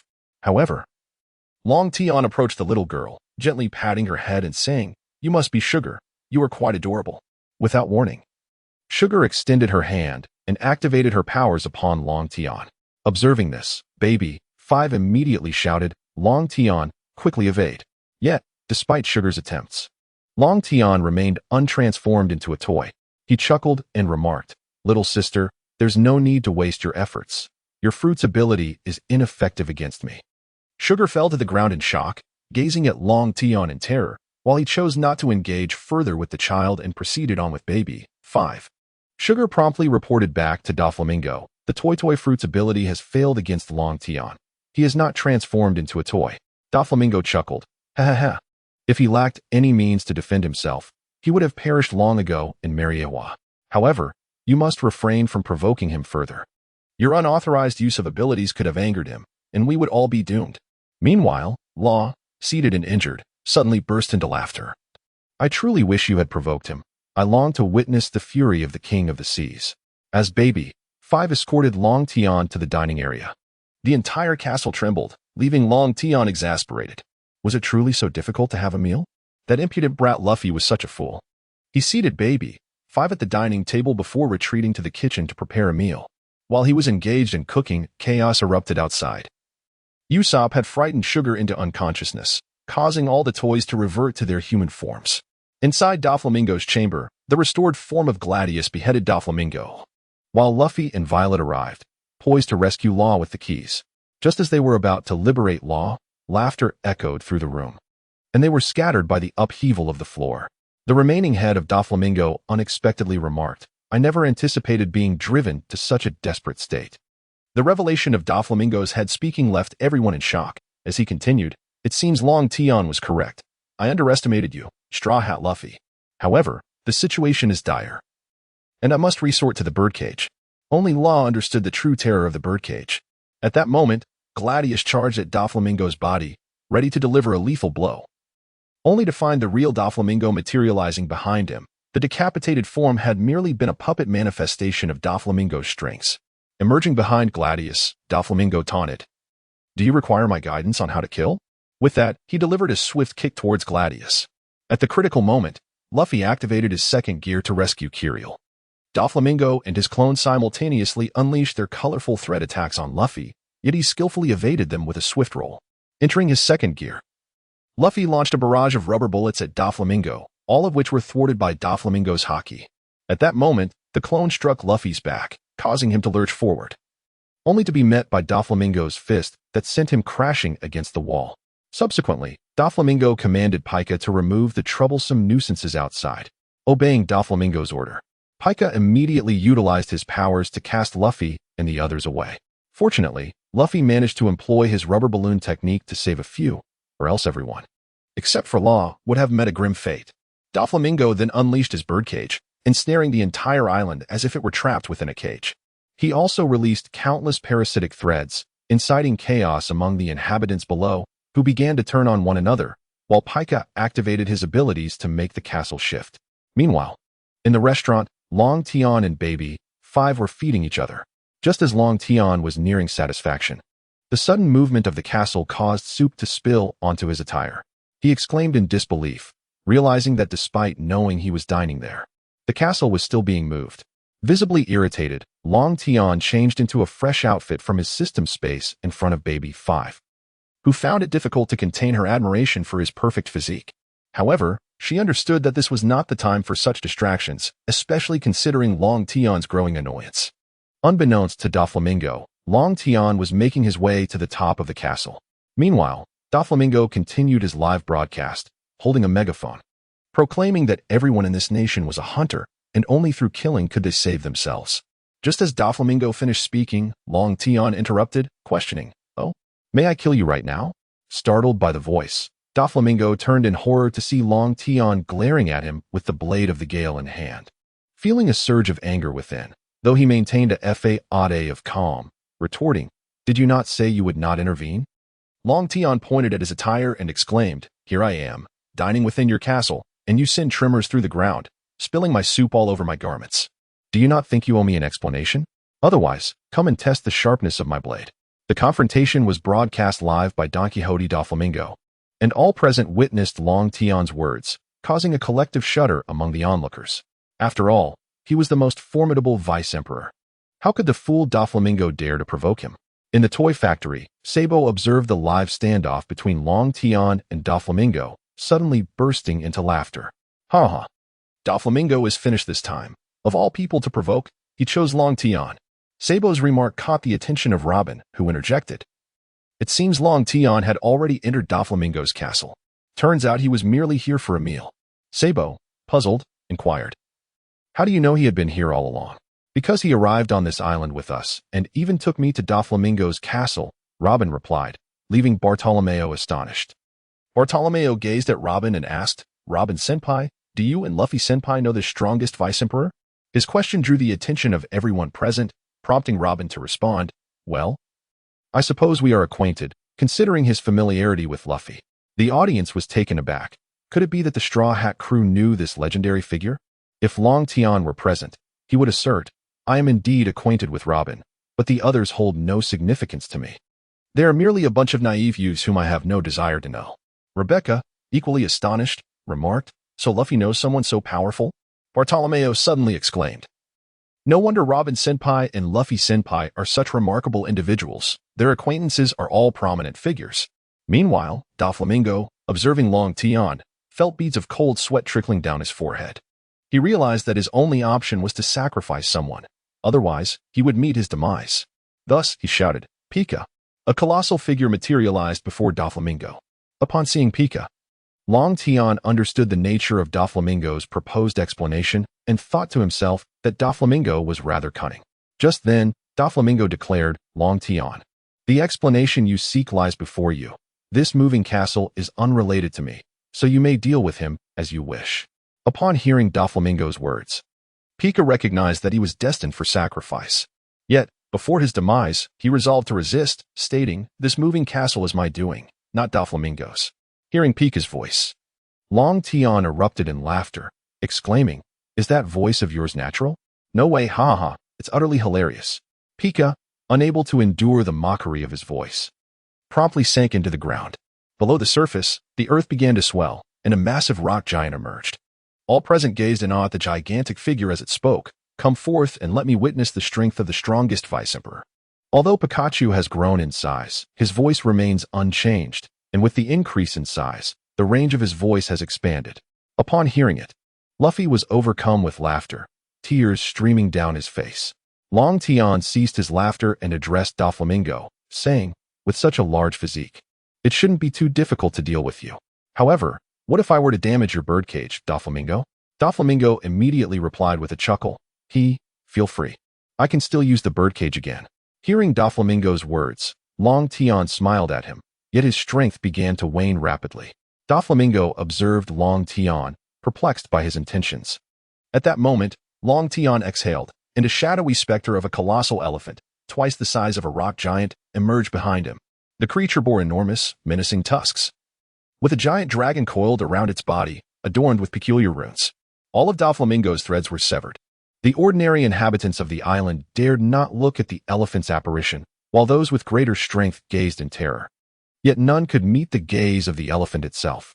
Bartolomeo trembled as he asked Robin, "Senior Robin, do you truly know such a terrifying person as Luffy?" Rebecca, seated on the ground, lamented, "Does Luffy really know such an invincible figure?" Robin found herself at a loss for words, her mouth agape in disbelief. She was not alone. The entire Straw Hat crew was astonished and trembling, realizing they were acquainted with such a fearsome entity. Thankfully, Momonosuke was on his way to Zou. Had he been present, he would likely have fainted from fright. Doflamingo felt fortunate for having sold Pikachu, for otherwise, he might have met his demise. Yet, he turned to Long Tian and remarked, "What a terrifying power.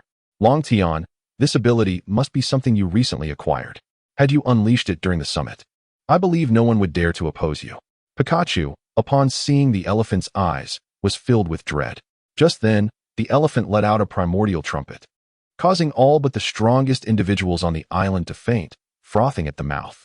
The elephant then swung its massive trunk toward the rock giant, who stood frozen in shock, and with a single motion, the giant was hurled into the sea. The rock giant shattered into pieces, sinking into the depths, and the elephant's specter slowly faded away. Long Tian had expended 90% of his strength to summon such a colossal ancient dragon elephant. Long Tian retrieved a rejuvenating elixir from his system's inventory and consumed it, restoring half of his stamina. This potion was primarily intended for healing, and utilizing it for stamina replenishment felt somewhat extravagant, yet the circumstances were rather exceptional. Meanwhile, Baby 5 regained her composure only after the colossal elephant vanished. Her gaze filled with pride as she regarded Long Tian, the man she had fallen in love with. She remarked, "Darling, you are truly remarkable." Her words prompted Long Tian to toss his hair with a hint of arrogance. Once his stamina was restored, he addressed Doflamingo, saying, "Before you commence your game, let me make it clear that Robin is not to be involved. The others are fair game." With that, he took Baby 5's hand and departed, leaving Doflamingo to exhale in relief once they were out of earshot. It seemed that the so-called Kaido was not so formidable before Long Tian, and after releasing another birdcage, he resumed explaining his game rules and bounties to everyone. As Long Tian and Baby 5 set out to find Robin, Long Tian quickly located her position using his observation haki and instructed Baby 5, "Wife, hold on tight." She nodded in response, and Long Tian unsheathed his greatsword, embracing Baby 5 as he unfurled his wings and soared toward Robin's location. The crew, with Robin still reeling from the shock of Long Tian's prowess, listened as Doflamingo announced the bounty for everyone present. However, Robin's name was notably absent, which puzzled the crowd. Soon, some pirates turned their attention to the injured Usopp, whose bounty was a staggering 500 million berries. As Robin's group sprinted forward in the arena, the outer walls had been connected to the King's Plateau due to Pika's use of the rock giant, and they were preparing to ascend to regroup with the others. Just then, the pursuing pirates caught up, their eyes greedily fixated on Usopp. Just as Robin and her companions were about to take action, a wave of sword energy descended from the heavens, obliterating the group of pirates in an instant. Long Tian descended from the sky, sheathing his great sword and addressing Robin. "What is the matter? Does my name bear no weight anymore? How is it that there are still those pursuing you?" Robin, taken aback by Long Tian's arrival, exchanged glances with Bartolomeo and Rebecca, who looked upon Long Tian with palpable fear. It was only then that Robin replied, "I have spoken to them, yet they refuse to believe me. After all, you are quite the esteemed figure." This revelation left Long Tian feeling somewhat awkward, realizing that they were all rather naive. With a sigh of resignation, he remarked, "Then I shall remain by your side. Surely, that will convince them." Bartolomeo trembled as he stuttered, "Lord Long Tian, are you truly going to accompany us?" Long Tian gazed at the green-haired fellow and remarked, "You must be a fan of that reckless young man, Luffy." Upon hearing Long Tian's words, Bartolomeo immediately replied, "Indeed, I am an admirer of Senior Luffy, as well as a fan of yours." Long Tian looked at the fellow with a sense of helplessness and shook his head. He then turned his gaze towards Rebecca, unable to suppress his admiration. Noticing Long Tian's attention upon her, Rebecca, feeling a tinge of nervousness, spoke up, "Mr. Long Tian, is something the matter? Do I have an issue?" Long Tian regained his composure and remarked, No, I merely couldn't help but admire." Upon hearing his words, Rebecca felt a slight blush creep across her cheeks. During their conversation, they had arrived at the junction between the royal high ground and the arena. Robin promptly utilized her abilities to conjure a climbable net, and the others began to ascend. Meanwhile, Long Tian, cradling baby 5, nimbly leaped onto the net and swiftly made his way up. Upon reaching the top, he was greeted by the sight of King Riku and Violet. Violet, who had been searching for the key to the Sea Prism Stone handcuffs, noticed Long Tian and anxiously addressed King Riku, "Father, Long Tian has arrived." Upon hearing Violet's words, King Riku immediately looked up, and upon seeing Long Tian and baby 5, he trembled slightly, as the strength of the individual before him was overwhelmingly formidable. Suddenly, King Riku knelt before Long Tian, pleading, "Lord Long Tian, I implore you to save this nation." Violet followed suit, kneeling before Long Tian, which prompted him to respond with mild exasperation, "I am not acquainted with either of you. And yet you come before me, kneeling and hoping for my aid in saving this nation. Do you truly believe that is feasible?" Hearing Long Tian's words, Violet felt a twinge of shame. However, both remained kneeling, unmoving. Long Tian shook his head and replied, "This nation does not require my rescue. You should devote your efforts to assisting Luffy. However, if that insufferable brat truly cannot withstand the pressure, I shall intervene." Upon hearing Long Tian's willingness to act, King Riku felt a flicker of hope for the nation's salvation. He attempted to bow his head in gratitude, but Long Tian halted him, disliking such displays. Meanwhile, Robin and the others began to ascend as King Riku and Violet stood up. Once they had all climbed to safety, Violet discovered the key. Rebecca took the key to the handcuffs from Robin and resolutely declared to Violet, "Allow me to go to Luffy." After a moment's hesitation, Violet, seeing the determination in Rebecca's eyes, consented. Robin then produced a Din Din Mushi and began contacting Luffy. After confirming his location, the little people summoned a swarm of beetles using their unique methods. Ultimately, it was decided that Rebecca, Robin, and Bartolomeo would seek out Luffy. While Leo from the little people noted, "The number of beetles is insufficient, limiting our descent speed. We cannot take flight." Long Tian, upon hearing this, shook his head and said, "Robin, come here. I will take you across. This will ensure there are enough beetles for your ascent." With that, he unsheathed his great sword, unfurled his wings, and, holding baby 5 in one arm and Robin in the other, soared into the sky. Rebecca and Bartolomeo, being towed by the beetles, followed closely behind. Throughout their journey, none dared to obstruct Long Tian, though Rebecca and Bartolomeo faced their own struggles. Nevertheless, they eventually arrived at the sunflower fields outside the castle. Long Tian gently set Robin down and stated, "From here on, it is your responsibility. I shall not interfere." After speaking, Long Tian retrieved 2 sun loungers and a small table adorned with 2 glasses of juice. He then reclined on the loungers alongside baby 5, exhibiting no intention of engaging in the conflict, which infuriated Robin. How could one possess such capability yet choose an action, treating the scene as a mere tourist attraction? Meanwhile, Rebecca gazed at baby 5 with a hint of envy, while Bartolomeo mused over Long Tian's impressive demeanor.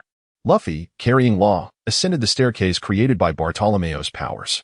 Upon witnessing Long Tian's indulgent posture, Luffy could not help but exclaim, "Long Tian, after I defeat Doflamingo, could you prepare a sumptuous meal for me?"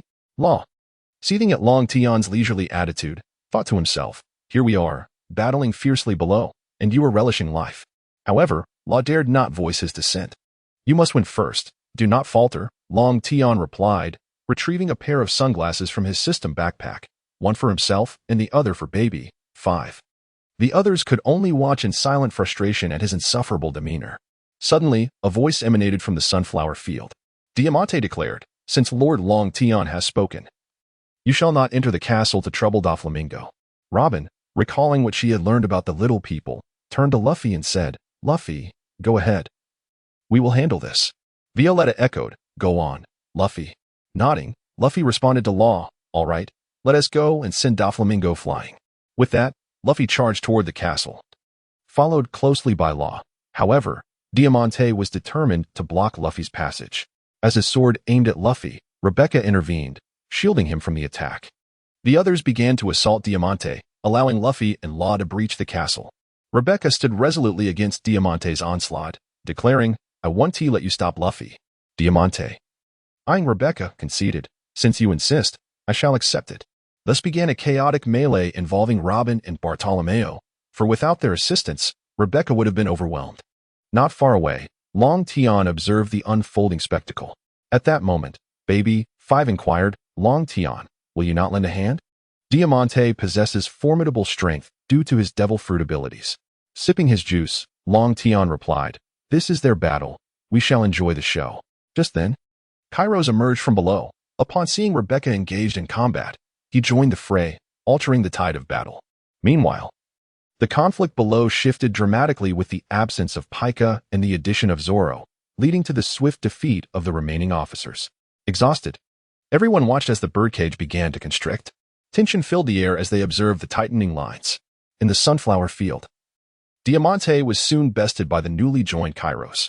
From his sun lounger, Long Tian gazed toward the castle, remarking, "Has he been so swiftly overwhelmed?" As Long Tian concluded his words, a tremendous explosion erupted from the castle above.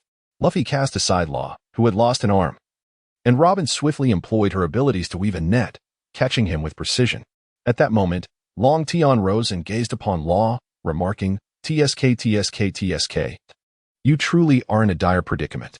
Robin, administer it to him, and then place your hand upon the severed limb to facilitate its reattachment."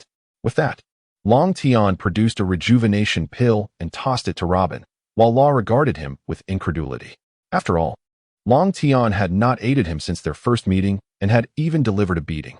Upon perceiving the gaze of Luo, Long Tian immediately discerned the thoughts swirling in the young man's mind, eliciting a sense of frustration akin to a kind-hearted individual feeling taken for granted. He turned to Luo and remarked, "Do not regard me with such a look. The matter concerning Baby Five has indeed vexed me. Yet witnessing your current plight has somewhat alleviated my ire. So, what shall it be? Will you partake, or shall you return it to me?" Luo, upon hearing Long Tian's words, felt a sense of resignation.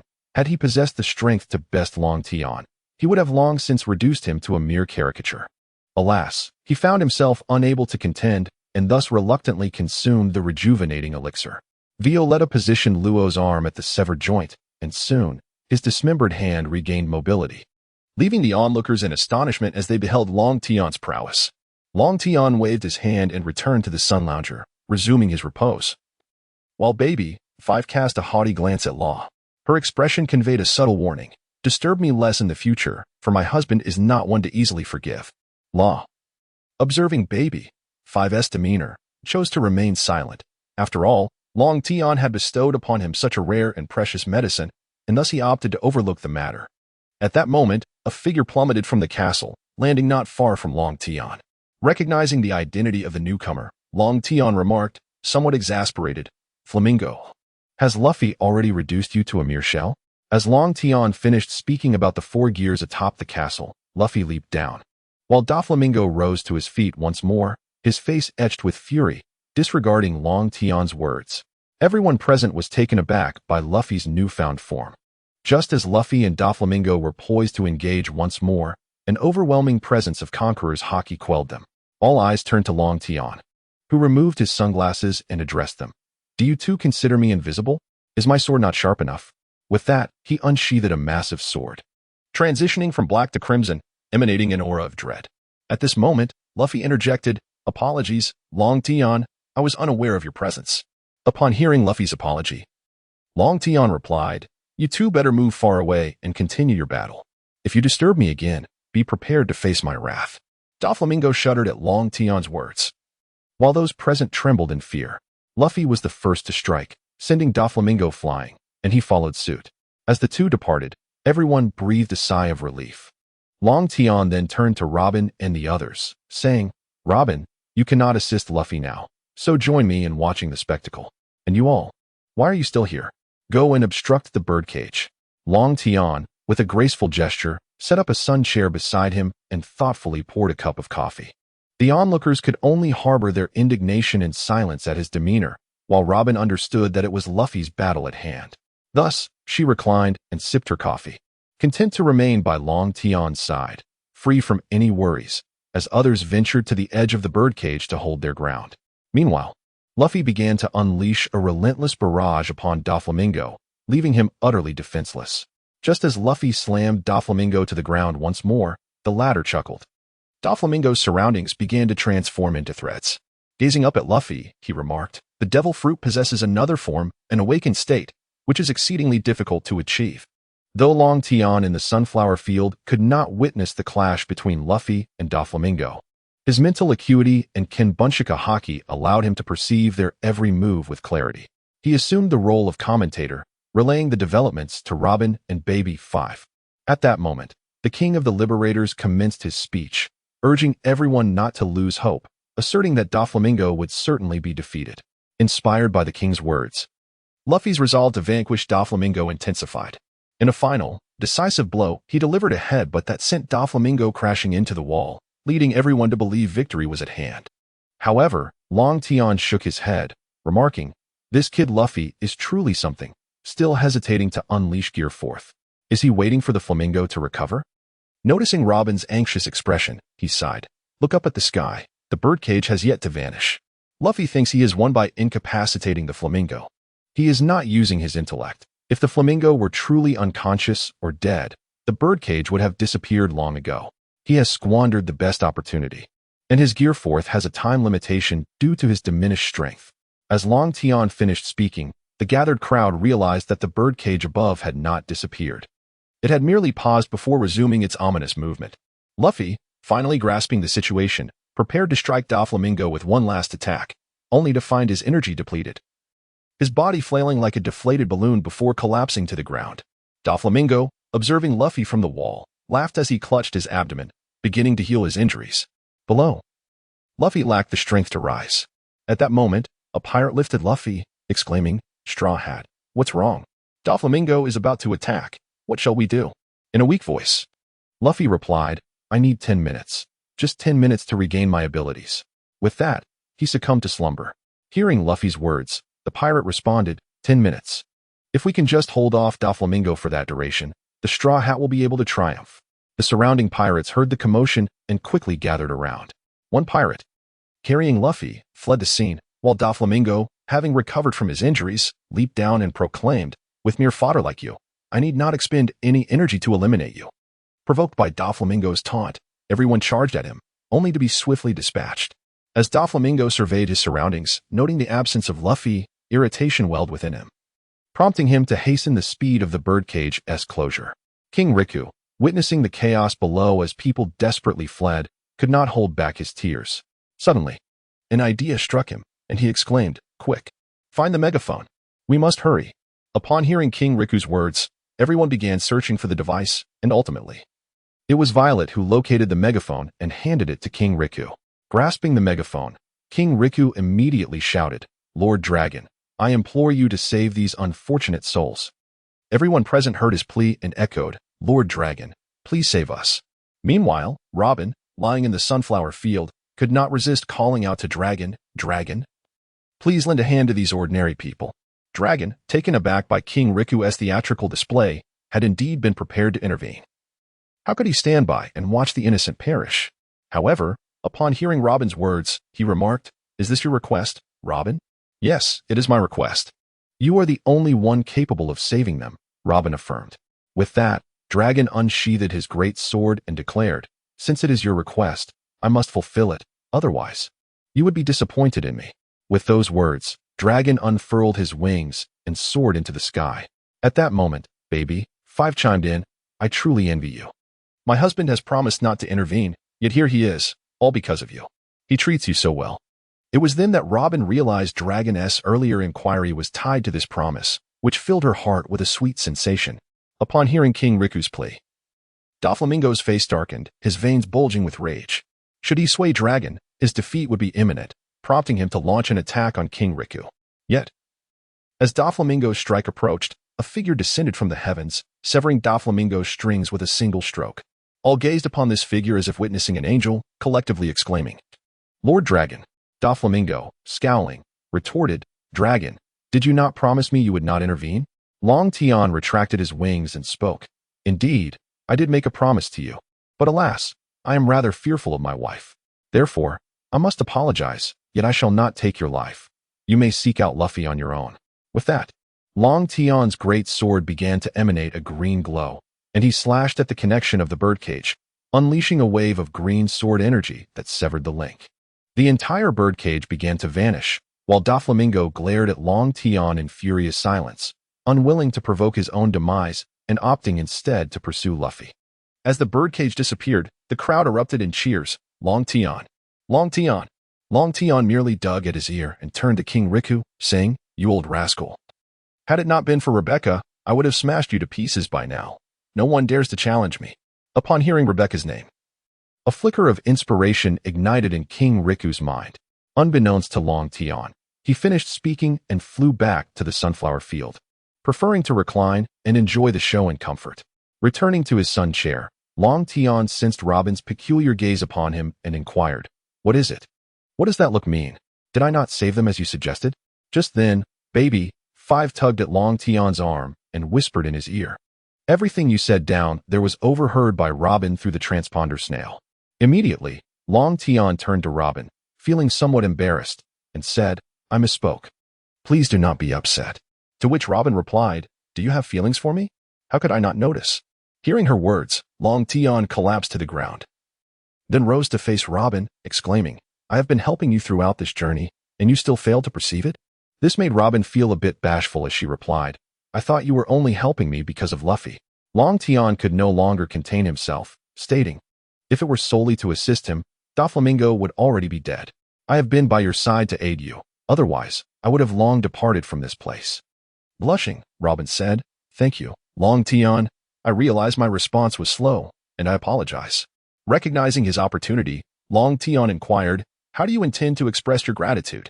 Robin pondered for a moment, a hint of regret in her voice as she confessed, "I am sorry, Long Tian, for I have developed feelings for you, but at present, we cannot be together. It is not only because I am still a member of Luffy's crew, but I also wish to collect and decipher all the historical texts." Long Tian was not taken aback by Robin's words. All he sought was her acknowledgement. He looked at her and said, "I understand, Robin.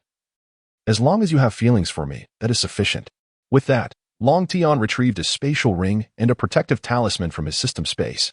He had already given Baby Five a talisman before, and now he took Robin's hand, placing the ring on her ring finger, and asked, "Do you like it?" Robin blushed slightly and nodded. Long Tian presented her with the talisman, saying, "This talisman can deflect the attacks of a general. It should also withstand the strikes of Kaido or Big Mom, but it will only last for 10 minutes.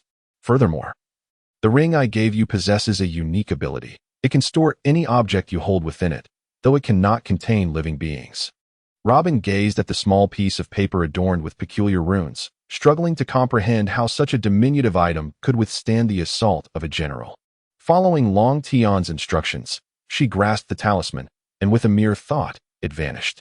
Yet, she could sense that the talisman was now nestled within the confines of the ring, which filled her with a sense of wonder.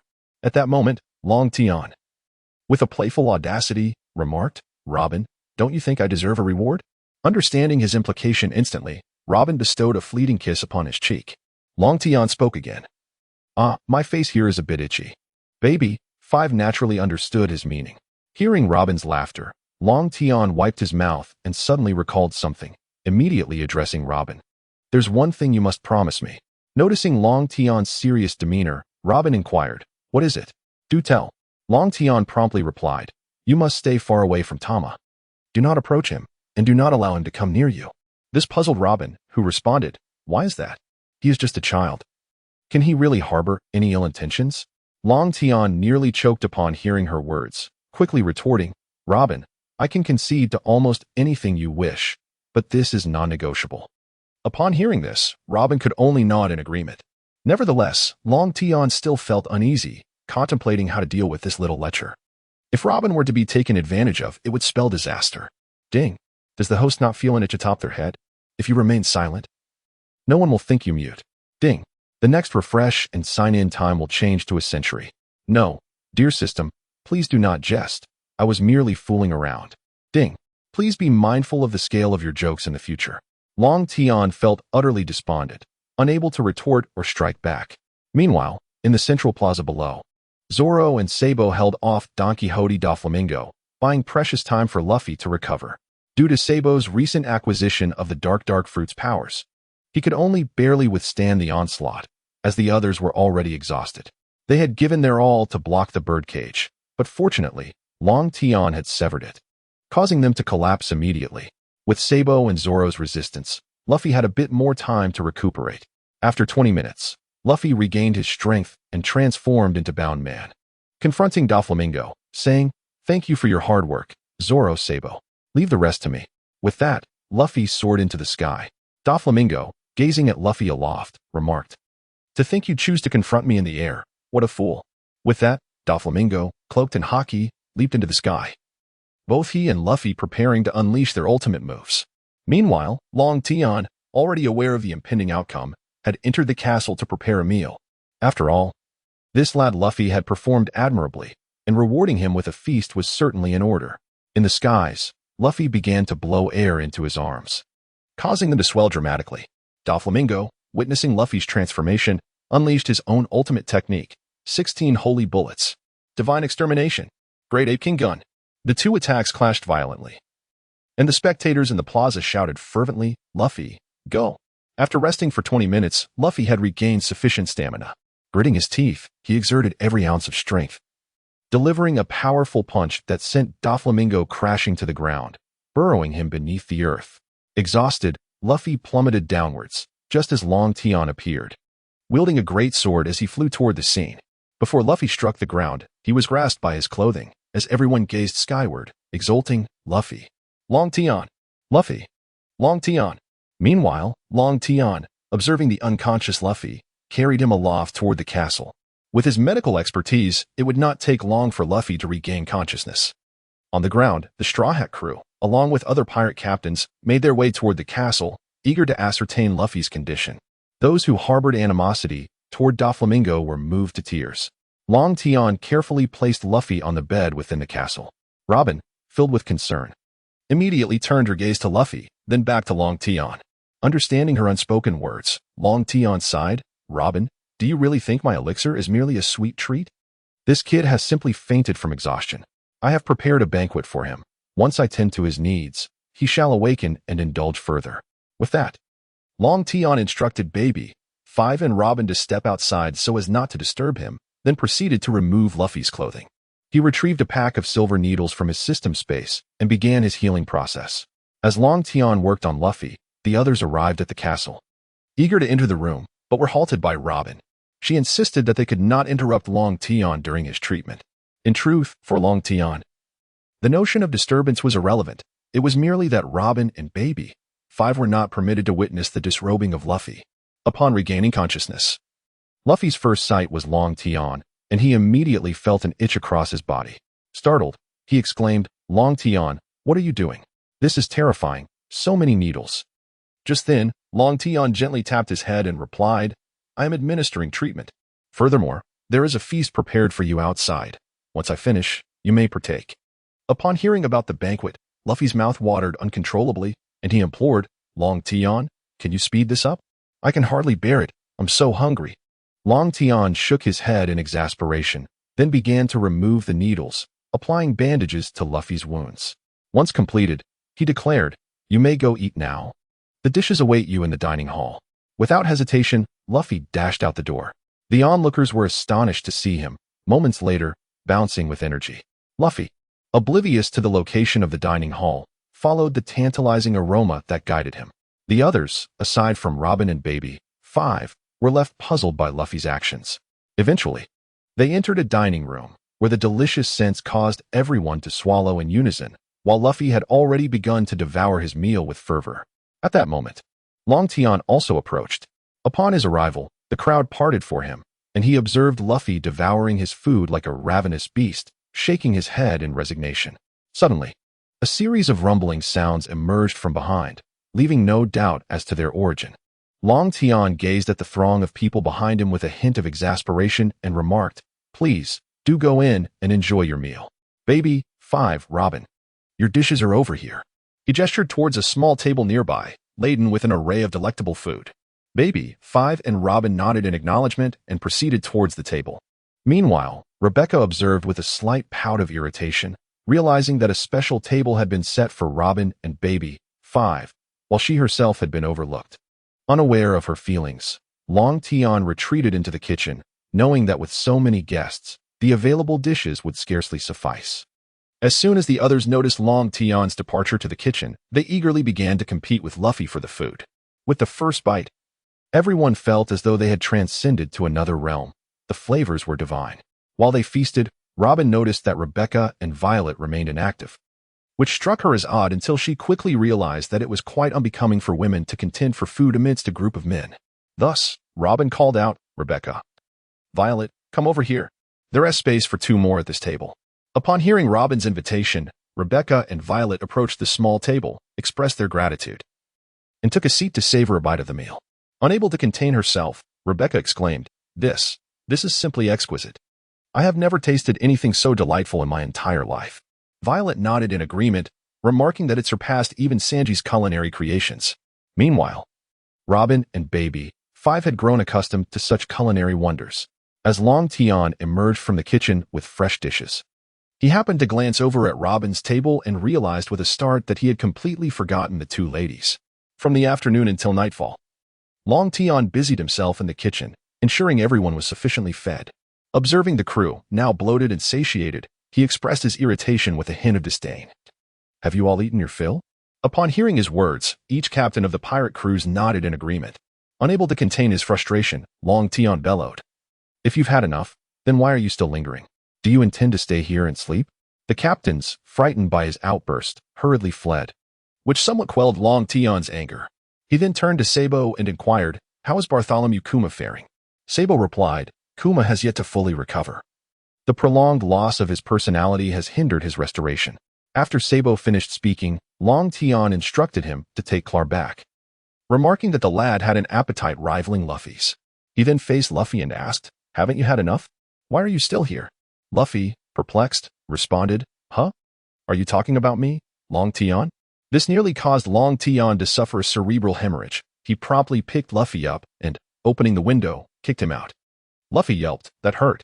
Long Tian then glanced at Zoro and Usopp, who, without needing further prompting, also departed, leaving only the 4 women at the small table, observing him. At that moment, Robin stated, "No need to say more. I will take my leave as well." This caught Long Tian off guard, and as he regained his composure, he grasped Robin's arm and exclaimed, "Robin, are you jesting? I didn't send you away." Robin chuckled, "I thought you wanted me to leave." With a hint of resignation, Long Tian replied, "How could that be? Go find a room to rest. And you too as well, Baby, 5, off you go." With that, Long Tian took Baby, 5 back to their room. The remaining trio, Robin and her companions, each sought separate rooms to rest. "My dear, it seems Rebecca has taken a liking to you," Baby, 5 remarked, clutching Long Tian's arm. In truth, Long Tian was already aware of Rebecca's affections, though he found her attire rather unflattering. "Enough of that. Let us not dwell on it. It's time to sleep," he replied, opting to embrace Baby, 5 and rest. However, Baby, 5 had no intention of sleeping just yet. The following morning, Long Tian awoke with a stretch and rose from his bed. As he stepped outside, he fortuitously encountered Robin and the others. At that moment, the 3 women bore the unmistakable signs of fatigue, their eyes resembling those of bears, and they regarded Long Tian with peculiar expressions. Witnessing this, a slight smirk tugged at the corners of Long Tian's mouth. "What is the matter? Did you not sleep well last night?" This prompted the women to roll their eyes at him, for he was well aware of the reasons behind their restless night. Long Tian let out a hearty laugh and made his way to the kitchen. Soon, he had prepared a sumptuous breakfast spread. However, he did not linger to partake in the meal. Instead, he took a bowl of chicken soup and the breakfast towards his room. Upon returning, he found Baby, 5 already awake and tidying up.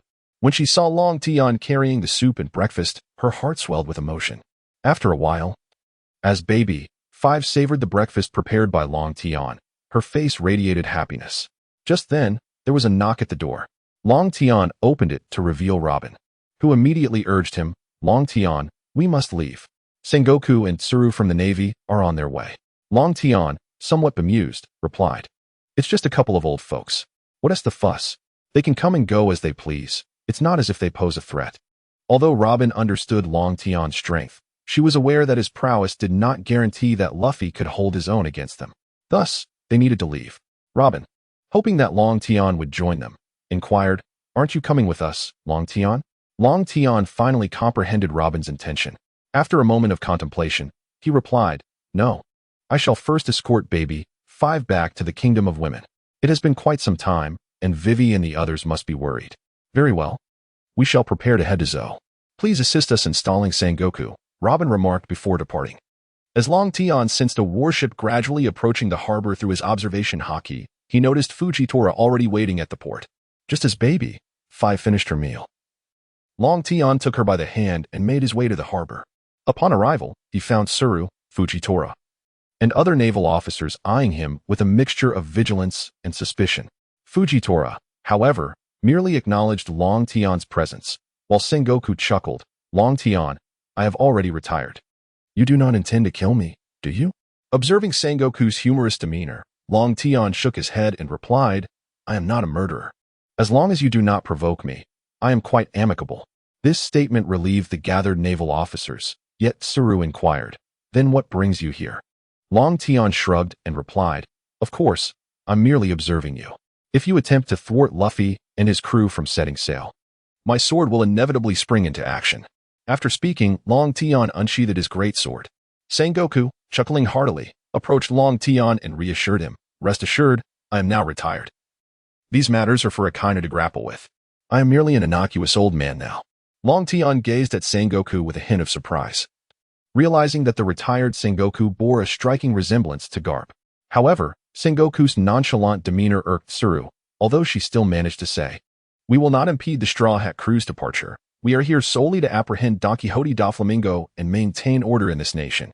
It was then that Long Tian recalled Doflamingo, turning to Tsuru and inquiring, where is he now? I wish to meet him. This request placed Tsuru in a difficult position. But considering the safety of the naval soldiers, she reluctantly replied, very well, he is currently aboard the warship.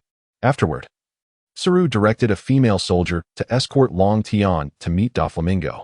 In the prison of Sea Stone, Long Tian found Doflamingo lying on the ground. Upon hearing footsteps, Doflamingo lifted his head and, spotting Long Tian and Baby 5 at the cell door, calmly remarked, have you come to witness my disgrace? Long Tian shook his head and remarked, no, I am not that bored. I simply came to see you. Suddenly, Doflamingo turned to Baby 5 and implored, Baby 5, have Long Tian rescue me. Baby 5 shook her head and replied, I am sorry, young master. From this moment on, I am no longer merely needed by others. I too will need my husband. This revelation caused Doflamingo's veins to bulge in disbelief, as he had not anticipated Baby 5's transformation under Long Tian's influence. However, he suddenly calmed himself and looked at Long Tian, saying, please help me escape, Long Tian. You know that if I am captured, 2 of the emperors will go mad. Long Tian, digging into his ear, responded indifferently, why should I care? Let them go mad. Do you think my father is non-existent? Hearing Long Tian's words, Doflamingo sank into despair. Indeed, Long Tian need not lift a finger. Whitebeard alone could subdue them. Then, Long Tian unexpectedly added, in truth, I merely wish to tell you that your aspirations will undoubtedly be realized in the future. With that, Long Tian took Baby 5 by the hand and departed, while Doflamingo, upon hearing Long Tian's words, burst into laughter, convinced that the gods of this world would eventually be cast down from their thrones. As Long Tian disembarked from the warship, he utilized his observation haki and discerned that Luffy and the other pirate crews had set sail. He then approached the shore, retrieved his ship from the system's backpack, and, accompanied by Baby 5, began his journey towards the land of women. Meanwhile, not far away, Rebecca watched Long Tian's departing vessel, contemplating that she would surely relinquish her feelings for him. 2 days later, gazing out over the boundless sea, Long Tian stood at the helm while Baby 5 reclined on a sun lounger on the deck. At that moment, Long Tian suddenly sensed a woman fainting and collapsing onto a plank on the water's surface. He steered the ship toward her, and upon seeing the woman, He was taken aback. She was clad in military attire, but knowing he could not turn a blind eye to her plight, he resolved to assist her. Long Tian swiftly unsheathed his great sword and unfurled his wings, descending gracefully to the deck, where he gently placed the female Navy officer on the ground. Baby, Five observed her, feeling an uncanny familiarity as if she had encountered her before. Meanwhile, Long Tian retrieved a silver needle to administer treatment to the Navy officer. After a brief moment, she regained consciousness, her eyes fluttering open to meet Long Tian's gaze.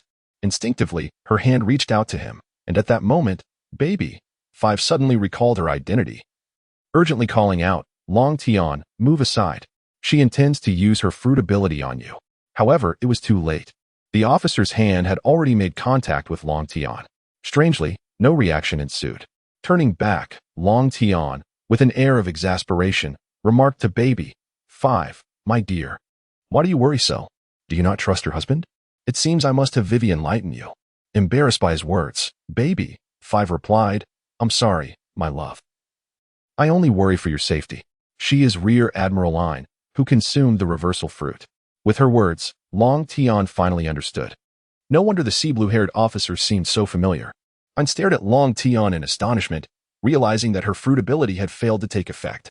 Upon closer inspection of him, a chill ran down her spine. Was this the very Long Tian who had caused two upheavals at the Holy Land Mariejois? Initially reacting with instinct to strike upon waking, she had not taken the time to examine him closely. Long Tian, uncertain, inquired, Are you now part of Zifa's new navy? Ein paused momentarily before responding with confusion. What is the new navy? At her words, Long Tian felt a surge of certainty. His father had not perished, and the impostor claiming to be his son had not dared to appear. Consequently, Zifa had not lost faith in the navy due to that incident. Realizing this, Long Tian addressed Ein, It's nothing. I merely spoke casually. However, how did you end up in the sea? Ein lowered her gaze, remaining silent. And Long Tian discerned that he would not extract any answers from her. Thus he nonchalantly stated, Forget it. Your troubles are not my concern. I merely offered my assistance in rescuing you. You may leave once we find an inhabited island. With that, he returned to steering the ship, while Baby, Five reclined on a sun chair, sipping juice. Ein was taken aback by Long Tian's words. After all, in her mind, pirates were inherently malevolent, and her disdain for them had begun to wane. After some time, Ein stood at the ship's railing, gazing out at the sea, yearning for Long Tian's assistance. Though the words remained unspoken, she contemplated the formidable individual that might even surpass Akainu in strength. At that moment, a small island emerged on the horizon, and Long Tian steered the vessel towards it, causing Ein to feel a rush of anxiety. As the ship approached the shore, Long Tian sensed the presence of a town on the island and instructed Ein, Go ahead, there's a town on this island. Yet Ein hesitated, and Long Tian, having perceived her unspoken thoughts, continued, If you have something to say, speak it. If not, then be on your way. Do you intend to linger aboard my ship indefinitely? Upon hearing Long Tian's words, Ein's resolve solidified. She gazed at Long Tian and said, I would like to request a favor from you. Refusal. Depart at once, thank you. Long Tian's response left Ein momentarily stunned. How could he dismiss such a striking beauty so easily? In truth, Long Tian had long perceived that Ein had something to discuss. Yet assisting her was not a trivial matter. Why are you being like this? Am I truly that unattractive? Well, you are not unattractive. In fact, you are quite beautiful. However, what does that have to do with me? You are not my wife, he replied. This caused Ein considerable discomfort. Nevertheless, recalling her mentor Zafa, she resolutely stated, If you assist me with this favor, I shall become your woman. This declaration brought immense joy to Long Tian, who immediately replied, Then I accept. Ein was momentarily taken aback before responding, Aren't you going to inquire about what it is? Long Tian waved his hand, signaling the ship to set sail once more, and remarked, When it comes to matters concerning my wife, I would traverse mountains of blades and seas of fire. This piqued Ein's curiosity about Long Tian. As a formidable presence upon the seas, most men treated women as mere garments. Yet Long Tian stood apart, which offered her a modicum of reassurance. At that moment, Long Tian inquired, Speak, my wife, what is it you desire? Ein felt a blush rise to her cheeks, for it was the first time someone had addressed her as wife. With a downcast gaze, she replied, Please, do not call me that. Let us reserve it until you have fulfilled my request. Very well. Ein, what is it you wish? Ein suddenly adopted a serious demeanor and stated, "My teacher, Admiral Zephyr, has been captured by Douglas Barrett, and I implore you to rescue him." At last, Long Tian comprehended why Ein, who harbored a disdain for pirates, sought his assistance. And it was indeed for Admiral Zephyr. Observing Long Tian deep in thought, Ein assumed he was daunted and, feeling a twinge of disappointment, said, "If you are unwilling, simply return me to the small island we passed earlier." Long Tian, roused from his reverie by Ein's words, responded, "Do you lack confidence in me? I was merely contemplating how to locate Barrett." Ein, feeling a bit sheepish, replied, "I apologize, Long Tian, but you need not ponder. I know where he is. We merely need to follow this." With that, Ein produced a piece of life paper, and Long Tian proceeded in the direction indicated by it. Along their journey, Long Tian, struck by curiosity, queried, "How did you encounter Barrett, and why did he capture Zephyr?" Ein, with a hint of irritation, recounted, "We were returning to base after completing a mission when we encountered Barrett. Without hesitation, he engaged in combat with teacher Zephyr, ultimately overpowering him and taking him captive, while allowing me to escape to inform the other admirals." Upon hearing Ein's explanation, Long Tian discerned Barrett's intentions. Following the life paper's guidance, they soon spotted an island emerging from the sea, and Long Tian's observation haki detected the presence of individuals upon it. The vessel swiftly docked, and Long Tian, along with Baby, 5 and Ein, disembarked. After stowing the ship, he warned, "I anticipate a confrontation. Exercise caution." Both women nodded in acknowledgement as Long Tian led them into the island's interior. The landscape was sparse, dotted with scattered trees. Yet Long Tian was already attuned to Barrett's location, striding purposefully toward him. Simultaneously, Barrett sensed the arrival of newcomers and was filled with exhilaration. For this was his opportunity to surpass the Pirate King by eliminating all formidable foes at sea. At that moment, Long Tian and the two women arrived. Ein immediately spotted the unconscious Zephyr and rushed forward, only to be restrained by Long Tian. He then addressed Barrett, saying, "Barrett, grant me a favor and release Zephyr." Barrett, taken aback by Long Tian's presence, found solace in the prospect of eliminating a vice-emperor to whet his appetite. Upon hearing Long Tian's request for leniency, he could not help but burst into hearty laughter, exclaiming, "My boy, when I was reigning supreme over the seas, you were likely toddling about in your childish undergarments. Do you truly believe you deserve my consideration?" Long Tian shook his head and remarked, "If you refuse to listen to reason, then I shall have no choice but to teach you a lesson." Before he could finish his statement, Barrett unleashed his Conqueror-S haki. Simultaneously, Long Tian also activated his own Conqueror-S haki, resulting in a clash that reverberated through the sky as if it were about to shatter. Ein watched in astonishment as the sheer force of their haki collision created such a terrifying spectacle. Just then, the two forces came to a halt. Barrett regarded Long Tian with a hint of surprise. Such formidable Conqueror-S haki must belong to an emperor-level figure, yet Long Tian was merely a vice-admiral. Long Tian then drew the blade of the gale and executed a swift slash towards Barrett. In response, Barrett hardened his fists with armament haki, successfully blocking Long Tian's attack. The collision generated a tremendous shockwave. Meanwhile, Ein and Baby, 5 approached Zephyr, observing the epic duel between Long Tian and Barrett. Seeing Barrett withstand his strike did not surprise Long Tian. Instead, he employed the infinite sword path. The blade of the gale became enveloped in a verdant sword aura, and Long Tian unleashed a gale's decisive slash. Although Barrett sensed a dangerous aura, he remained confident in his physical strength and attempted to defend with his fists. However, he was gravely mistaken. Long Tian, amused by Barrett's reckless resolve to block his sword, struck with the blade of the gale against Barrett's fist, cleaving through it with ease and severing his entire arm. Ein, witnessing Barrett's arm being severed by Long Tian, exclaimed in disbelief, "How could he be so powerful?" That's the infamous Demon Barrett. Baby, 5, having witnessed Long Tian summon the ancient giant's phantom, replied, "You haven't seen Long Tian unleash his full power yet." This revelation left Ein even more astonished. Having severed an arm from Barrett, could it be that he had not yet gone all out? Long Tian taunted Barrett, saying, TSK, even the 5 elders dare not take my sword head-on, yet you presume to do so?" Infuriated by Long Tian's words, Barrett activated his fruit ability, merging into a massive rock hand. He then summoned a submarine from beneath the ground and leapt inside, declaring, "You've successfully provoked me, and I shall rend you limb from limb." Following this, Barrett began fusing the ground surrounding the submarine, causing it to grow increasingly colossal. Long Tian merely shook his head and remarked, "Why do you all favor such large forms? Don't you realize that size makes one an easier target?" With that, he sheathed the blade of the Gale and drew forth a great sword, its blade shifting from black to crimson. Ultimately, Barrett transformed into a colossal monstrosity, comparable in size to half an island. Ian, gazing at the enormous creature, thought it was the end, while Baby, 5 reassured, "Do not worry. Size is of little consequence to Long Tian."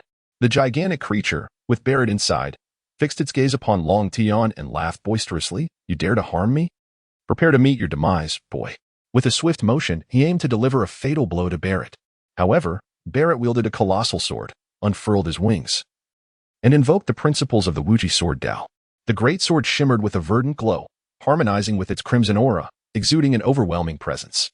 In response to the massive fist, Long Tian executed a fierce-scale severing slash, severing Barrett's arm once more. Yet, Barrett, utilizing his abilities, conjured a new arm, laughing derisively. "It's futile, boy. No matter how many arms you sever, I can regenerate." Long Tian, exasperated by Barrett's arrogance, retorted, "What a conceited fool. Let me cleave you in twain and see how you recover." With that, he concentrated all his might and unleashed a Gale severing slash aimed at Barrett's head. Barrett attempted to block the strike with his massive, armored arms, but it was utterly ineffective. When Long Tian's sword met Barrett's arm, it overwhelmed the defenses, cleaving the enormous creature in two, starting from the head.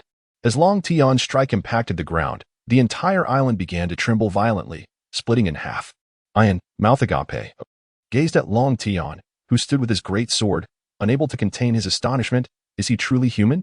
Even Baby, 5, was taken aback.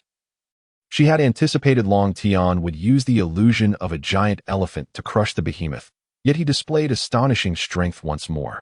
At that moment, Zephyr awoke. Witnessing the colossal creature and the island fracturing, he mused, "Whitebeard has taken on an extraordinary son," just when the trio believed Barrett to be defeated. Long Tian remained fixated on the submarine, then consumed a rejuvenating pill. At that instant, Barrett leapt from the submarine, his eyes sparkling with excitement as he addressed Long Tian. "You must be exhausted, boy. The era of surpassing Roger begins with you." Long Tian had anticipated Barrett's resilience. He had undoubtedly used his fruit abilities to hide nearby. Nevertheless, having ingested the rejuvenating pill, Long Tian regained half his strength. Upon hearing Barrett's words, Baby, 5, and Ian rushed forward. Baby, 5, transformed her legs into a machine gun, unleashing a barrage at Barrett, while Ian brandished his sword in defense. Meanwhile, Zephyr, having recovered at a distance, sought to join the fray. However, Barrett entered his demonic form, rendering Ian's slashes and Baby 5's gunfire as mere tickles. At that moment, Long Tian commanded, "Step back. Your attacks cannot breach his defenses. Trust me, wait to the side." Ian and Baby 5 nodded and retreated, while Barrett chuckled at their withdrawal. "Allies are of no use. True strength lies in one's own power." Long Tian sheathed his great sword and replied, "Perspectives differ. I believe the greatest strength is love." With that declaration, Long Tian fervently activated the dragon elephant form, summoning the visage of an ancient giant elephant behind him. Yet, due to his diminished stamina, he could only manifest half the size of what he had previously conjured in Dressrosa. However, the size was indeed formidable. Ian and Zephyr gazed in terror at the colossal creature, adorned with immense tusks and inscribed with intricate runes, its body coiled with a vividly lifelike dragon. Despite his shock, Barrett maintained his gaze upon the eyes of the ancient giant, which stirred a sense of provocation within the creature. It unleashed a thunderous bellow, a sound reminiscent of primordial times, before stomping towards Barrett. In response to the impending threat of the enormous foot, Barrett summoned his ultimate technique, the mightiest fist, he declared, striking the giant's foot with all his strength, momentarily halting its advance. Yet, this proved futile as the giant roared once more and pressed down forcefully, pinning Barrett to the ground. He felt as though all his bones had shattered before succumbing to unconsciousness. The phantom of the giant gradually faded. While Long Tian knelt on the ground, Ian and Baby 5 rushed to his side, assisting him to his feet. With tears glistening in his eyes, Ian expressed her gratitude. "Thank you, Long Tian." The weary Long Tian lifted his heavy eyelids, reassuring her, "I am fine. Do not worry, my dear." This time, Ian did not protest. At that moment, Baby 5, utilizing her ability, transformed her hand into a weapon aimed at Zephyr, who was advancing towards Long Tian. Ayn found herself in a profound dilemma, torn between her mentor and the one who fought for his promise to her. Long Tian discerned the predicament faced by Ayn, and with great effort, he unsheathed his great sword, preparing to consume another rejuvenating elixir.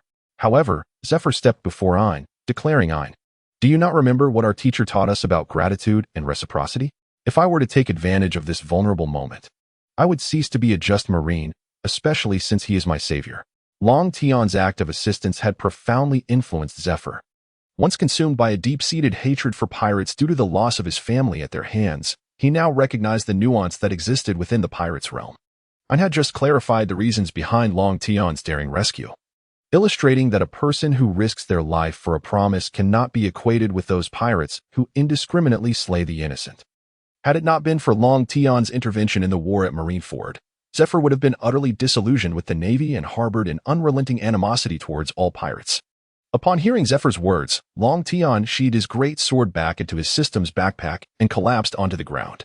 Ayn gazed at Zephyr with gratitude, while Baby 5 also lowered her weapon. After a moment, Long Tian regained some strength and began to retrieve provisions from the system's space to prepare a meal.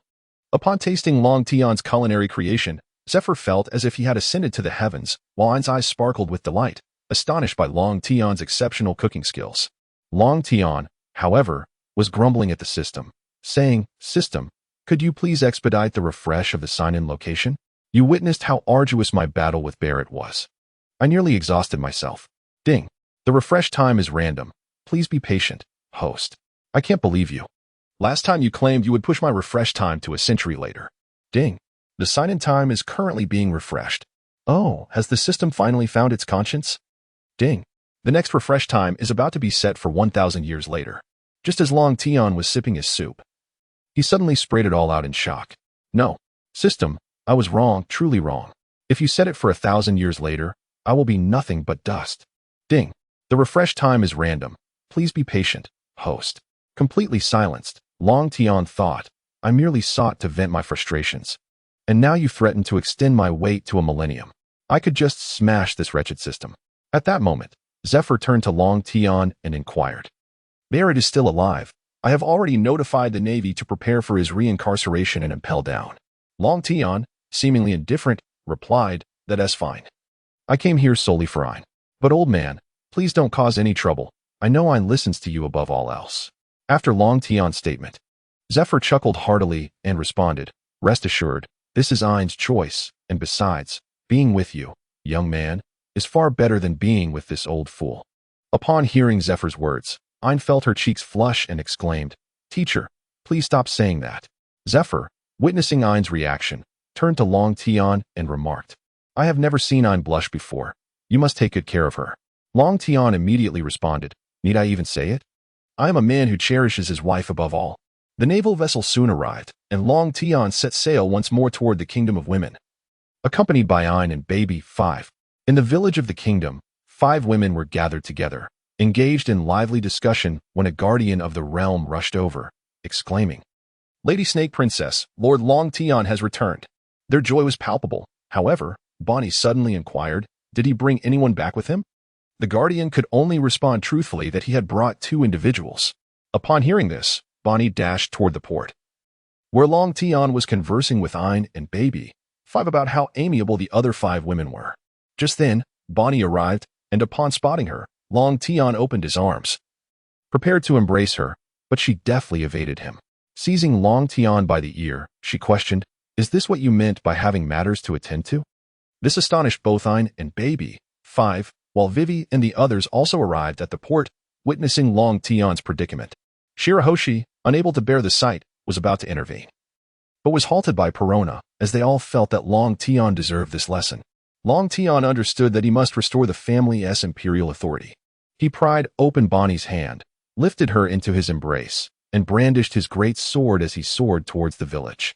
Before departing, he addressed Vivi and the others, saying, I must enforce the family law. Vivi, please welcome our new sister. Aside from the recently arrived Ayn, Vivi and the others exchanged knowing eye rolls. They were all too aware of the mischief he was about to undertake. After Long Tian successfully revitalized the family structure, Bonnie became as gentle as a small creature. Long Tian then led Bonnie to the hall where everyone awaited their arrival. Observing Ein and Baby, 5 quickly forging amicable relations with Vivi and the others, Long Tian felt compelled to make amends with Vivi that evening. Approaching the table with Bonnie, he announced, "Wives, I have brought you a gift." With that, Long Tian retrieved a ring and 6 talismans from the system, distributing one to each of them and placing the ring on Ein's finger. At that moment, Bonnie, holding the talisman paper, looked at Long Tian with curiosity and inquired, "Is this the gift you spoke of?" Long Tian promptly explained, "Do not underestimate it. This talisman can withstand the attacks of a general, albeit only for a mere 10 minutes. Upon hearing Long Tian's words, everyone gazed curiously at the talisman, bewildered that such a small piece of paper could fend off a general's assault. Nonetheless, they carefully stored it away in their spatial rings. Meanwhile, Long Tian retreated to the kitchen to prepare a meal, while Baby, 5 and Ein recounted Long Tian's recent adventures to their fellow sisters. Of course, after a hearty feast, entertainment was inevitable. This time, however, the gathering was enlivened by the addition of 2 new members. The following morning, during breakfast, Ein discovered a bowl of chicken soup placed before her. A month later, Long Tian received a phone call from Marco, informing him that his father required his presence. Initially, he intended to bring his wives along, but Marco advised against it, prompting Long Tian to forego the idea. At the port, Long Tian addressed his 7 wives, saying, "If my father summoned me, it surely must be important. I shall return shortly." Vivi stepped forward to adjust his clothing and reassured him, "As long as you return safely, that is all that matters." Nearby, Hancock and the others watched with concern filling their eyes. Long Tian could only offer some words of comfort to them before boarding the ship to set sail. On the Moby Dick, Marco addressed Whitebeard, saying, "Old man, Long Tian has arrived. Should I announce it, or will you?" Whitebeard took a sip of his drink and replied, "La la la, let me take the honor. Truly, that rascal Ace is quite the handful." Just then, Long Tian stepped aboard and approached the old man, somewhat perplexed. "Old man, where is that rascal Ace? He usually causes the most commotion when I arrive." Whitebeard replied, "The reason we called you here is indeed concerning that troublesome boy." "Oh, what has Ace done this time?" Whitebeard responded with a hint of exasperation, "La la la la. He has been captured by the big MOM pirates. Marco has gone to negotiate for his release, but they have set a condition." Long Tian was at a loss for words. Ace was just as troublesome as Luffy. Nevertheless, as a brother, he inquired, "What condition did the Big Mom pirates propose?"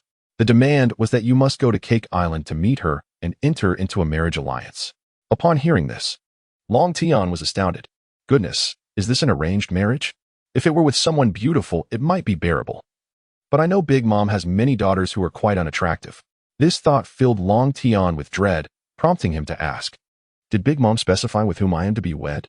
"She stated that you must marry whoever catches your fancy upon your visit." After hearing the old man's words, Long Tian finally breathed a sigh of relief. Long Tian, with a hint of arrogance, declared, "Very well then, for the sake of that fellow Ace, I shall reluctantly sacrifice my appearance." Ding. Please remove the term reluctantly, host. Ah, by the way, system, aren't you going to initiate a sign-in event? Ding. The refresh time is random. Please be patient, host. Long Tian now felt a mix of frustration and indignation, fearing that he might be left waiting for another millennium, which would spell disaster for him. Suddenly, a thought crossed his mind, and he turned to Marco, inquiring, "Isn't Big Mom's tea party about to commence?" After pondering for a moment, Marco replied, "It seems it is indeed about to start." Marco's response sent a shiver down Long Tian's spine. Wasn't this precisely when that reckless Luffy would launch his attack on Big Mom? With a resigned expression, he addressed his father, "Father, I shall set off at once." Whitebeard, observing Long Tian's troubled demeanor, remarked, "I heard you've taken 2 wives again. Why is it that you seem so unhappy despite having more wives?" Long Tian currently finds himself in a predicament, unable to voice his grievances. Upon reaching Cake Island, he must contend with the reckless duo of Luffy and Ace. Nonetheless, he reassures his father, "Not at all, father. I'm quite pleased, in fact. I'm off now." With that, Long Tian returned to his ship, setting sail towards Cake Island. Although an encounter with the impetuous Luffy looms ahead, the prospect of choosing a partner without Big Mom's interference ignites his imagination, pondering the beauty of her daughters. As Long Tian makes his way to Cake Island, Parasparrow reports to Big Mom, "Mama, the Whitebeard pirates have agreed to the alliance. Long Tian is nearing." "Big Mom, Elated by the news, exclaims, Mama Mama, this is truly a double blessing. Perispero, ensure that Ace is treated well, or our entire crew may face ruin. Upon hearing her words, Perispero promptly replies, yes, Mama. Additionally, the Straw Hat Boy has arrived at the Forest of Temptation, and Cracker is currently engaged in battle with him. I have some concerns, considering that the Straw Hat Boy is Ace's brother. Before he could finish, Big Mom waved her hand to interrupt him, stating, it's of no concern. Let Cracker avoid killing him. We shall keep him as an ally. And we must prepare the wedding cake post-haste. No sooner had she spoken than two little figures rushed in, announcing, Mama, the sweet commanders, Smoothie and Katakuri, have both arrived. Upon hearing their report, Big Mom joyfully remarked, it has been ages since the three of us gathered together. We only await Cracker. Meanwhile, Luffy, having transformed into Tank Man, delivered a final blow to Cracker. Long Tian has arrived at Cake Island, and he can sense that Luffy has also arrived, having defeated one of the sweet commanders. He shook his head and addressed those who came to greet him, saying, let us proceed to meet Big Mom. Awaiting Long Tian was Daifuku, the third son of Big Mom, who promptly summoned a carriage upon hearing Long Tian's request. Once Long Tian boarded, they set off towards Big Mom's castle. Shortly after Long Tian's departure, another ship approached the port, bearing Sanji and the Vinsmoke family. With a reluctant expression, Sanji boarded the carriage alongside his family, and they too made their way towards Big Mom's castle. As Long Tian's carriage passed through a grove of trees, he cast his gaze in a particular direction. Meanwhile, on the island known as King Bam, Nami also caught sight of the carriage. However, she could not fathom that it was Long Tian seated within. After merely glancing at Nami, Long Tian closed his eyes to rest, prioritizing the search for Ace. He mused that the foolish Luffy would soon be dealt with by Sanji. Thus, after Long Tian departed, another carriage approached slowly from behind. Upon arriving at the castle, Long Tian immediately sensed the fury emanating from Big Mom. The news of Kleege's defeat had reached her ears, igniting a palpable tension throughout the castle, causing everyone to tremble in fear. Yet, this concern did not deter Long Tian. He strode directly into the castle. Perispero entered Big Mom's chamber, fully aware of her wrath, but with Long Tian's imminent arrival. He had no choice but to report the situation. As he stepped inside, Big Mom's furious gaze fell upon him. Gritting his teeth, he managed to utter, Mother, please calm down. Long Tian has arrived and is already in the castle. No sooner had Perispero spoken than Long Tian walked in, meeting Big Mom's fiery glare with his own. Big Mom, why do you look at me with such anger? He inquired. In an instant, Big Mom's demeanor transformed. She smiled warmly at Long Tian, exclaiming, Mamma Mia, Long Tian, my dear son-in-law, you have come. Hearing her words, Long Tian responded with resignation. Where is Ace? Now that I have arrived, you must release him. Big Mom, glancing at Perispero, replied, I have treated him well, so Perispero, please fetch Ace. Yes, Mother, he replied. Exiting the room. At that moment, another soldier entered, announcing, Mother, the Vinsmoke family has arrived. With this news, Big Mom's joy was rekindled, erasing any trace of her earlier anger. However, the army that was to besiege Luffy had already been dispatched. Come, Long Tian, she beckoned. Let us greet my other son-in-law and his family. With that, she exited, and Long Tian, albeit reluctantly, followed. Big Mom led him to a dining hall. Addressing the guests at the table, Mamma Mia, welcome to the esteemed Germa 66. I apologize for my tardiness. The Vinsmoke family rose in respect, while Sanji looked on in astonishment. As Big Mom approached the table, they noticed Long Tian standing behind her. Shock rippled through the room. But Long Tian paid little heed to their startled expressions, casually selecting a seat. Meanwhile, Big Mom reveled in the astonishment of the Vinsmoke family, feeling a swell of pride. For Long Tian was soon to become her son-in-law. Sanji, though surprised by Long Tian's presence, remained puzzled about his purpose there.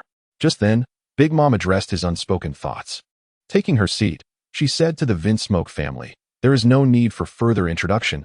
This is Long Tian, who has also come for a marriage alliance. Thus, this union brings double joy.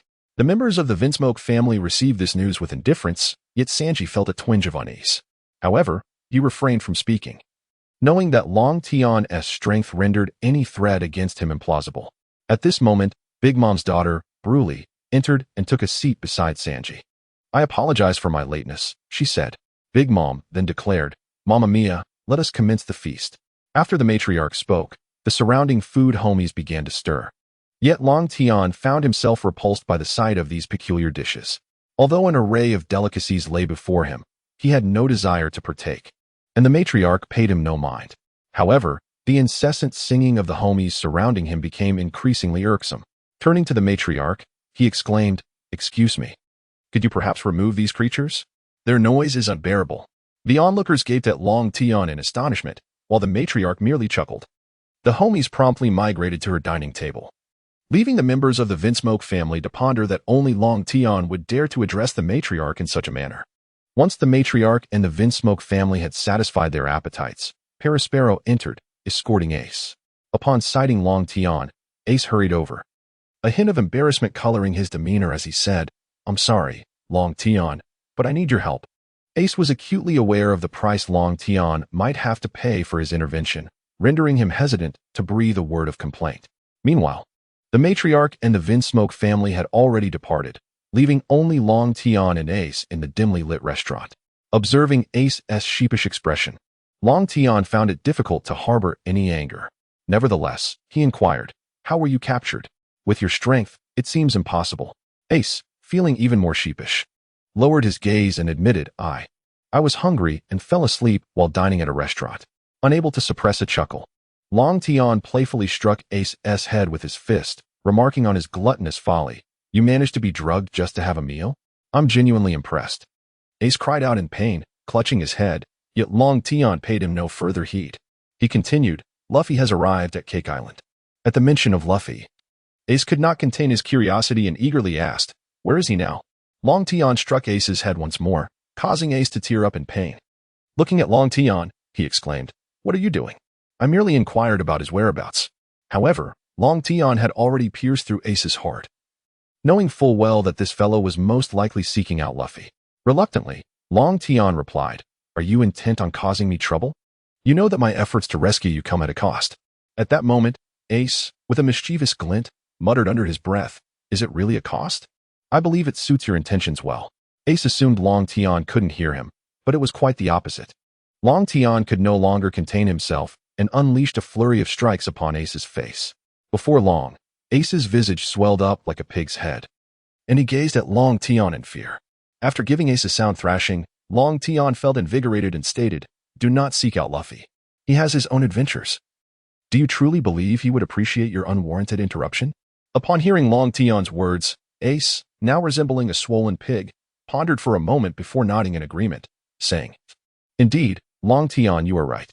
He has his adventures, and I have mine. However, if he is in mortal peril, I must come to his aid." At this, Long Tian acquiesced, adding, "Rest assured, he will not face any life-threatening danger. At most, he may end up like you, battered and swollen. I promise. Should he encounter real danger, I will intervene. But you are forbidden to act. Otherwise, I shall cease to concern myself with him. You can see if you can contend with Big Mom." The mere mention of Big Mom sent a shiver down Ace's spine, and he nodded in agreement. After clarifying matters with Ace, considerable time had passed, and Long Tian led him outside. Upon seeing Ace's swollen face, Perispero was taken aback, yet he refrained from commenting. Long Tian then addressed Perispero, saying, "Arrange 2 rooms for us. I require rest." To this, Perispero promptly replied, "Will you not pay Mother a visit?" Long Tian, somewhat exasperated, responded, "What purpose would that serve?" Katakuri interjected, "Of course, it is for the purpose of a matrimonial alliance." Long Tian shook his head, saying, "Simply take us to our quarters. I have already determined my intended partner. However, I do not wish for our union to be devoid of affection. I intend to cultivate a bond with her first." Perispero regarded Long Tian with curiosity, while Ace, knowing Long Tian's character, was not surprised. Perispero then escorted Long Tian to a room and arranged for Ace to stay in the adjacent one. Upon entering his room, Long Tian felt a sense of helplessness, for it was originally Jinbei's mission to rescue Luffy. Yet, with Jinbei absent, Luffy was unlikely to escape the prison, leaving Long Tian to take on the task himself. Long Tian stepped out once more, and with his formidable strength, he swiftly arrived at the prison of books. Upon entering, he was greeted by the frantic shouts of Luffy and the sorrowful cries of Nami. Shaking his head in resignation, he instantly flashed behind Opera, the guard watching over Luffy, and delivered a powerful punch to his head, causing Opera to immediately lose consciousness. Seeing Long Tian, Nami could not help but shed tears of frustration, while Luffy shouted, "Let me out, Long Tian. Sanji is in danger." Long Tian drew the blade of the gale and employed the infinite sword technique to slice through the book, stepping inside to remove the nails binding Luffy and Nami. Nami immediately collapsed onto Long Tian, weeping profusely, which left him feeling helpless. After all, who would want to witness their companion painfully tear their own hands apart? Only someone as reckless as Luffy would dare to do so. And Long Tian could merely pat Nami's back in a comforting manner. Luffy, in his typical brash fashion, muttered a quick thank you before dashing outside. And Long Tian did not pursue him. Though he had saved Luffy, he knew he could not alter his thoughts or actions. Hence his characterization of him as a reckless fool. At this moment, Nami shyly lifted her head, sticking out her tongue as she addressed Long Tian. "I'm sorry, Long Tian, for getting your clothes wet." Long Tian, with a sigh of resignation, replied, "It's quite all right. Let us find a mirror first. Your companion should be inside." With that, he moved ahead, leaving Nami trailing behind, feeling somewhat defeated. Did Long Tian feel nothing for her at all? Unbeknownst to him, Nami was lost in her thoughts as he guided her to a mirror. After a brief wait, the reflections of Chopper and Garrot appeared. Chopper, startled at the sight of Long Tian, froze in place, but Long Tian paid him no mind and continued on. The commotion caused by Luffy had already stirred up trouble, and with the tea party starting soon, he was determined to find someone. Long Tian entered a room and observed Smooji, who was squeezing juice while holding some food. Upon noticing a pair of feet at the door, Smooji glanced up and, realizing it was Long Tian, promptly stood up and inquired, "May I assist you? Would you like to have some juice?" Noticing the juice in Smooji's hand, Long Tian replied, "Yes, I would like a glass of juice." Upon hearing Long Tian's request, Smooji handed him the freshly squeezed juice. After taking a sip, Long Tian couldn't help but praise, "This juice is quite delightful." Smooji basked in the compliment. And at that moment, Long Tian added, "My aunt has asked me to choose one of her daughters for a marriage alliance, and I have made my decision." Upon hearing this, Smooji immediately assumed Long Tian was considering her for the alliance, which brought her a sense of joy. After all, someone as capable and handsome as Long Tian was indeed someone she admired. However, she still asked, "Who have you decided to marry?" Long Tian pondered for a moment before saying, "It is your sister, Snamin." This revelation left Smooji, who was prepared to receive Long Tian's confession, momentarily stunned, causing her previously buoyant spirits to plummet. Nevertheless, she bravely suppressed her sorrow and replied, "Yes, yes, my sister is truly a wonderful person." Long Tian earnestly addressed Smooji. "That is precisely why I sought to learn more about her. I do not wish for this to be merely a union of convenience. If there is no affection involved, I would prefer to forego such a partnership." Upon hearing Long Tian's words, Smooji's feelings towards him elevated to new heights. They continued their conversation for a while, when suddenly Long Tian remarked, I truly do not know if she would appreciate someone like me." Observing Long Tian's troubled expression, Smooji couldn't help but reassure him. "Snamin will surely like you. You are handsome and possess great talent." As she spoke, a blush crept onto her cheeks, while Long Tian simply replied, "Thank you. Then I shall take my leave." With that, he departed, leaving Smooji gazing at his retreating figure, her heart feeling a tinge of disappointment. Nonetheless, she wished for her sister Snamin's happiness and, shaking her head, resumed her task of juicing fruits. Not long after Long Tian exited, Perispero approached him, stating, "Long Tian, Mother wishes to see you." Long Tian nodded and proceeded directly to Big Mom's chamber. He soon arrived, where Big Mom greeted him with delight. Mama, have you decided on your marriage partner?" Upon noticing the presence of Brook in Big Mom's grasp, Long Tian was momentarily speechless, thinking to himself that one need not court misfortune. Brook, upon seeing Long Tian, appeared somewhat taken aback. Long Tian turned to the aunt and said, "Yes, it has been confirmed. However, I plan to wait until your tea party begins to announce it. Also, we need not prepare wedding attire, as I shall simply become her partner." Upon hearing Long Tian's words, the aunt merely chuckled and remarked, "Well, it is up to you. Yet, I am somewhat curious about which of my daughters is to be your partner." Long Tian shrugged nonchalantly and then exited, making his way to Ace's room. Upon entering, he found Ace fast asleep and could not resist delivering a punch to his head.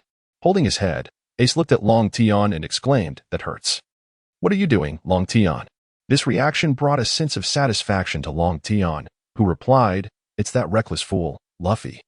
He has been imprisoned in the book prison. While you were in Dreamland, I went to rescue him, only for him to cause a ruckus in the castle instead of fleeing. Hearing this, Ace couldn't help but respond with pride. Of course, he is my brother. This prompted Long Tian to give him another well-deserved thrashing, leaving Ace with a swollen head. Ding. It is advised that the host refrain from further assaults. Otherwise, he may become even more foolish, the system chimed in. Long Tian shuddered at the system's words, realizing that indeed, the more he hit him, the more foolish he became. Long Tian suddenly realized, no wonder Luffy is even more reckless than Ace. Perhaps it is due to the beatings from Garp. After Long Tian exited Ace's room, he instructed a soldier to escort him to the kitchen, as he intended to prepare a wedding cake for Big Mom, lest she become enraged later with no recourse. Meanwhile, Luffy and his companions had gathered at Beej's stronghold to discuss the assassination of Big Mom, while Nami had taken Galette to bathe. In the bathroom, Galette inquired of Nami. Nami, who was that person you were with earlier? I noticed that Jor was quite astonished. Nami fell momentarily silent under the shower, piquing Galette's curiosity. Is there something special about him? Nami then revealed, he is Long Tian, the vice captain of the Whitebeard pirates. Galette, somewhat perplexed, responded, who is Whitebeard? Is his name really Long Tian? Being relatively new to the seas, she was unaware, but Chiefing was surprised that Nami knew Long Tian, especially since her husband, Beej, had only recently learned that Long Tian was also attending the tea party. At that moment, Nami joined Galette in the bathtub and asked, Galette, do you think I am ugly? This question only deepened Galette's confusion, yet she replied, not at all. Nami, you are very beautiful. Galette's words restored Nami's confidence. After their bath, Chiefing led them to change into new attire. Upon seeing the wardrobe filled with new clothes, Galette joyfully asked Chiefing, can we wear these? Chiefing nodded, prompting Galette to pick a garment and try it on in front of the mirror, while Nami changed repeatedly, determined to wear the most exquisite dress so that Long Tian would surely compliment her. Once they donned their new outfits, Nami and Galette were escorted by Chiefing to the hall, where everyone awaited their strategy for assassinating Big Mom. The moment they entered, all eyes were drawn to Nami, causing her to feel a swell of pride, inwardly anticipating that Long Tian would surely praise her. Beej, lounging on the sofa, turned to Luffy and asked, do you all know Long Tian? Luffy replied joyfully, how do you know Long Tian? We are very good friends, and he just saved Nami and me. Letting out a sigh of relief, Beej responded, that's good to know. He won't interfere with our plans to assassinate Big Mom. At that moment, Brook interjected. When I was captured by Big Mom, Long Tian came to see her. They seemed to be preparing for an arranged marriage. Upon hearing the term arranged marriage, Nami nervously asked, what does this mean? Long Tian wouldn't agree to such a thing. Beej explained, he was coerced, due to Ace being captured by Big Mom's crew. The condition for Ace's release was Long Tian's marriage. Upon hearing Ace's name, Luffy exclaimed, Ace was captured? Where is he now? Beej clarified, Long Tian has already arrived. So Fire Fist Ace has been released and is currently in Big Mom's castle. As Luffy contemplated whether to visit Ace, Nami seethed with anger. Meanwhile, in the kitchen, as Long Tian prepared the cake, he sneezed, perplexed, and remarked, this is odd. With my constitution, I shouldn't catch a cold. Is someone speaking ill of me? Despite some skepticism, Long Tian continued to prepare the cake, as the tea party was about to commence. With a hint of exasperation, he murmured to himself, one after another, they leave me no peace. Meanwhile, at the port, all the underground sovereigns from around the world disembarked and began to ride in carriages toward Andy's Cake City. On his end, Long Tian had finished the cake and subsequently placed it into the system's backpack. Once Long Tian was prepared, he stepped outside, for the tea party was about to commence. He first arrived at Ace's chamber and, observing Ace lost in thought upon his bed, remarked, come along, Ace. Soon, Luffy will stir up quite a ruckus, but you must exercise restraint, lest you find yourself witnessing Luffy being pummeled by Big Mom. Upon hearing Long Tian's words, Ace nodded earnestly, assuring, rest assured, Long Tian, I merely wish to see Luffy. With that, Long Tian guided Ace to the entrance of the tea party, where they beheld Smooji attending to a gathering of underworld monarchs. The moment they caught sight of Long Tian, each one trembled in trepidation. Long Tian, unfazed by their reactions, turned to Smooji and said, let us proceed inside. Smooji, somewhat taken aback by Long Tian's request, nonetheless apologized to the esteemed guests before following him into the tea party venue. At that moment, Katakuri, one of the three admirals, made his entrance. Long Tian cast a glance in his direction, causing beads of cold sweat to form on Katakuri's forehead. Sensing the unease, Smuji pointed towards a certain direction, stating, Long Tian, my sister, Snamin, is over there. Long Tian merely nodded in acknowledgement. Just then, Big Mom entered, and upon spotting Long Tian, she exclaimed joyfully, Mama, Mama, Long Tian. Come here. This is your seat, and Fire Fist Ace is welcome as well. As she gestured towards the two chairs beside her, the entire assembly turned their gaze towards Long Tian, each person shivering at the mere mention of his name. Yet, Long Tian disregarded Big Mom's invitation, addressing Smuji. Let us find a place to sit with your sister. With that, he strode towards the table Smuji had indicated, while Big Mom merely chuckled, not chastising Long Tian for his indifference. As Long Tian, Ace, and Smuji approached their designated seats, those seated at the table with Snamin promptly vacated their spots to accommodate them. After Long Tian, Sanamin, and Smuji took their seats, Smuji quietly remarked to Sanamin, Sister, your fortune has arrived. Long Tian has sought me out, expressing his intention to pursue you as his future partner. Upon hearing her sister's words, Sanamin was taken aback, casting a shy glance at Long Tian, while Smuji silently offered her blessings to her sister. Long Tian, however, did not even spare a glance at Sanamin, instead directing his gaze towards the already entered Beiji. At that moment, Sanji and Brin, adorned in wedding attire, made their entrance riding on a cloud-shaped homais, eliciting cheers from the crowd. At this juncture, Big Mom's head chef brought forth an enormous wedding cake, utilizing his powers to lift it from the ground. Big Mom then chuckled, Mama, Mama, Long Tian, can we now say that you wish to unite with my daughter? The attendees were all astonished by her proclamation. For if Long Tian truly intended to wed, it would signify that Big Mom would gain the support of the Whitebeard pirates, along with Long Tian, the strongest vice-emperor. As her son-in-law, Sanamin anxiously observed Long Tian, who remained indifferent to her gaze, and addressed Big Mom. Very well. I shall declare my intention to. Everyone held their breath in anticipation, while Ace stifled a laugh nearby. Long Tian then turned to Smuji and proclaimed, Smuji shall be my partner. The crowd gasped in disbelief. Long Tian intended to unite with Smuji, one of the three sweet commanders. Whether Big Mom would approve remained uncertain. Smuji, momentarily taken aback, processed Long Tian's bold declaration, while Sanamin, though slightly disappointed, offered her blessings to her sister. Big Mom erupted in laughter, exclaiming, Mama, Mama, Long Tian, you are indeed greedy. Smuji is one of my three sweet commanders. Long Tian responded to Big Mom, you yourself agreed that I could make my own choice. Do you wish to renege on that? Upon hearing his words, Big Mom laughed heartily. Mwahaha, fear not. I shall not go back on my word. Now, Smuji, do you wish to be Long Tian's partner? At that moment, Smuji regained her composure, realizing she had been playfully deceived by the mischievous Long Tian. Blushing slightly, she turned to Big Mom and said, Mother, I am willing. Long Tian observed as Smuji extracted a spatial ring from the system, then took her hand and adorned her with it, prompting a rapturous cheer from the crowd. The matron, beaming with satisfaction, remarked, Oh my, Long Tian, you must treat Smuji well. Long Tian nodded, and the assembly's gaze shifted to the wedding cake, where Sanji and Brin were prominently featured atop.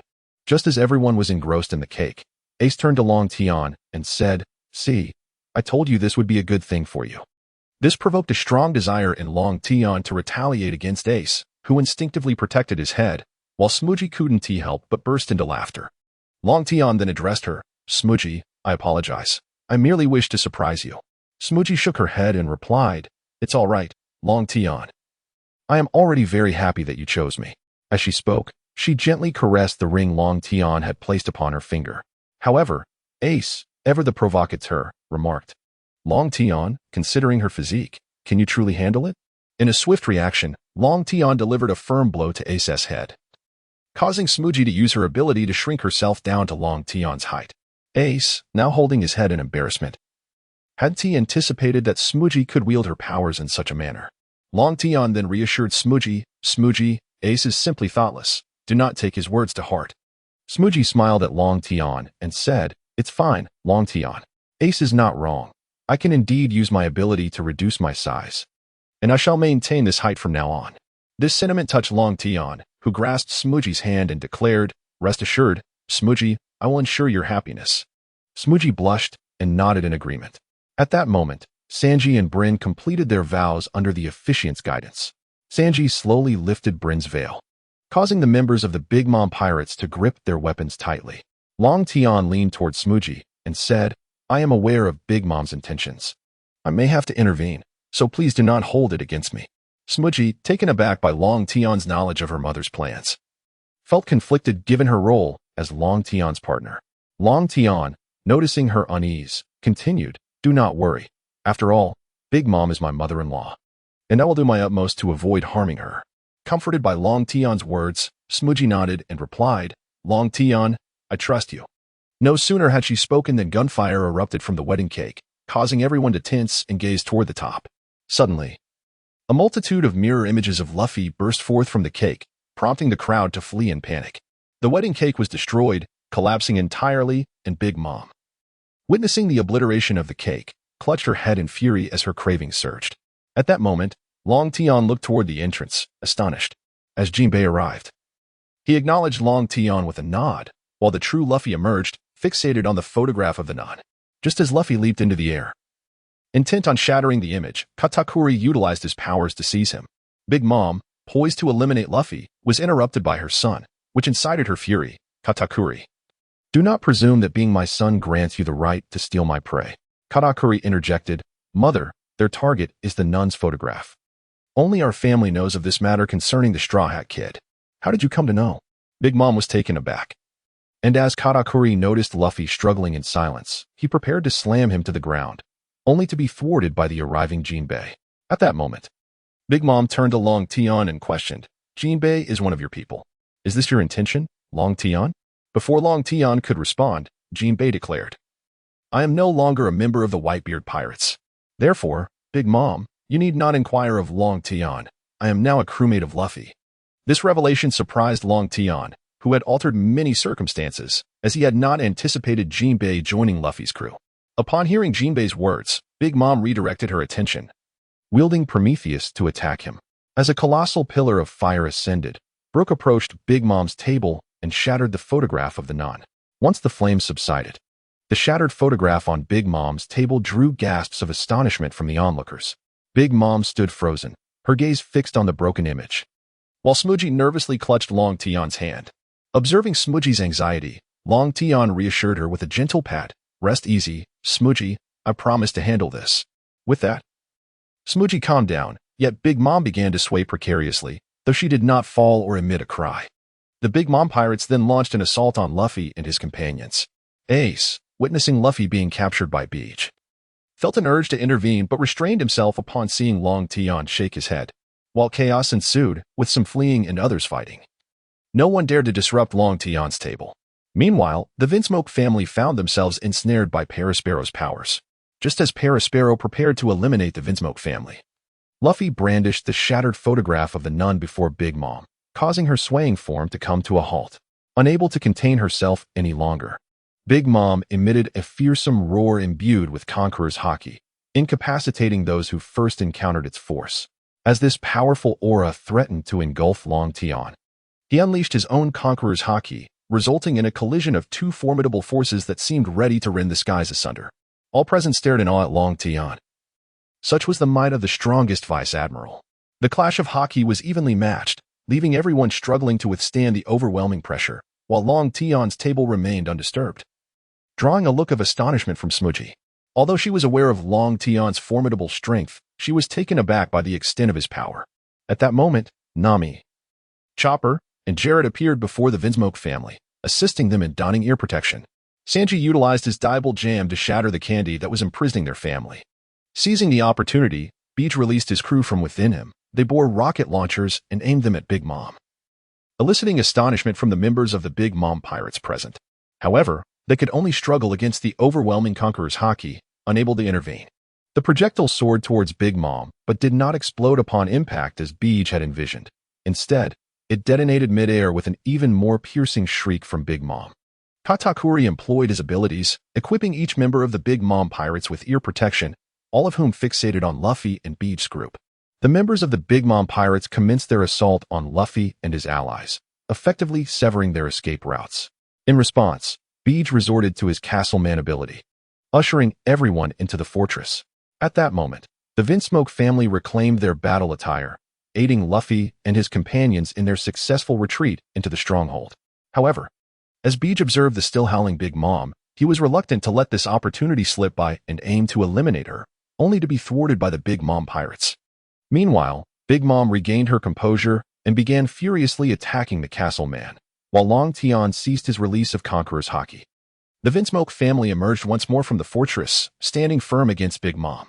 In this tumultuous moment, the impetuous Luffy and Sanji also emerged. Beej reverted to his human form, and Caesar assisted him in soaring into the sky using his powers. The Big Mom pirates began to obstruct their ascent. While Luffy engaged Big Mom directly in his Gear 4th form, Long Tian cast a helpless glance at Ace and remarked, "You and Luffy have made my life anything but easy. Despite having the ability to flee, you insist on acting recklessly." Ace, unperturbed, replied, "Of course, he is my brother." Long Tian shook his head and addressed Smoogie. "Smoogie, keep a close watch on Ace and ensure he does not engage." With that, Long Tian drew his great sword and unfurled his wings. Everyone assumed he intended to thwart Big Mom. However, he soared into the sky, reaching the pinnacle of the castle. Just as Yumite was about to seize the treasure chest, Long Tian suddenly appeared before him. Long Tian kicked Umite away, then stowed the jade hand box into his system backpack. Umite, filled with dread, gazed at Long Tian, fearing for his life. Yet, Long Tian paid him no mind and soared towards Big Mom. Luffy, exerting every ounce of his strength, attempted to send Big Mom flying, but he remained too weak. Just when Luffy was on the verge of collapse, Long Tian descended, brandishing a massive sword, and addressed Big Mom, saying, "Big Mom, grant me this favor and let them go." Luffy, in a moment of defiance, exclaimed, "Long Tian, don't interfere. This is my battle with her." However, as soon as he spoke, fatigue overcame him, and he faltered. Long Tian, observing Luffy caught by Sanji, shook his head and said, "Sanji, take Luffy and leave. I will hold off Big Mom, but the other members are your responsibility." Upon hearing Long Tian's words, Sanji dashed away, while Big Mom retorted, "Long Tian, you little brat. Are you having second thoughts?" Long Tian glanced back at the anxious Smoogie and replied, "I am not having second thoughts, but after all, he is Ace's brother. I cannot leave him behind. So, my apologies, Big Mom." Big Mom chuckled, "Ma. Then let me see just how formidable you, the strongest Vice Emperor, truly are. Napoleon." With that, her pirate hat sprouted blade edges, and she swung directly at Long Tian. In response, Long Tian unleashed his cutting steel flash, and their swords clashed, generating an immense pressure that left onlookers gaping in astonishment. Ultimately, Big Mom took a step back, while Long Tian remained steadfast, eliciting even greater shock from the crowd. Big Mom merely laughed, Ma. Not bad for a little brat. Wiggo." With that, she unleashed a wave of sword energy. While Long Tian's hand on the sword hilt trembled slightly, just as the sword energy was about to strike him, he countered with a wind barrier. Seeing her sword energy thwarted, Big Mom expressed surprise. Nevertheless, she swung again at Long Tian, who responded with his ultimate technique, the gale-severing slash. Their clash sent everyone around them flying, and the sky appeared to split apart. Both had enveloped their attacks in Conqueror's Haki, leaving the spectators in awe, including Luffy and others who had retreated into Beej's body, all astonished by this monumental duel. Big Mom looked at Long Tian in disbelief.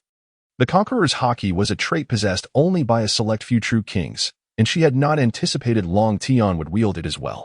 After both retreated a step, they resumed trading blows. As they exchanged sword techniques multiple times, Big Mom began to utilize her homies. She summoned Prometheus to unleash heavenly fire upon Long Tian, while Zeus discharged lightning.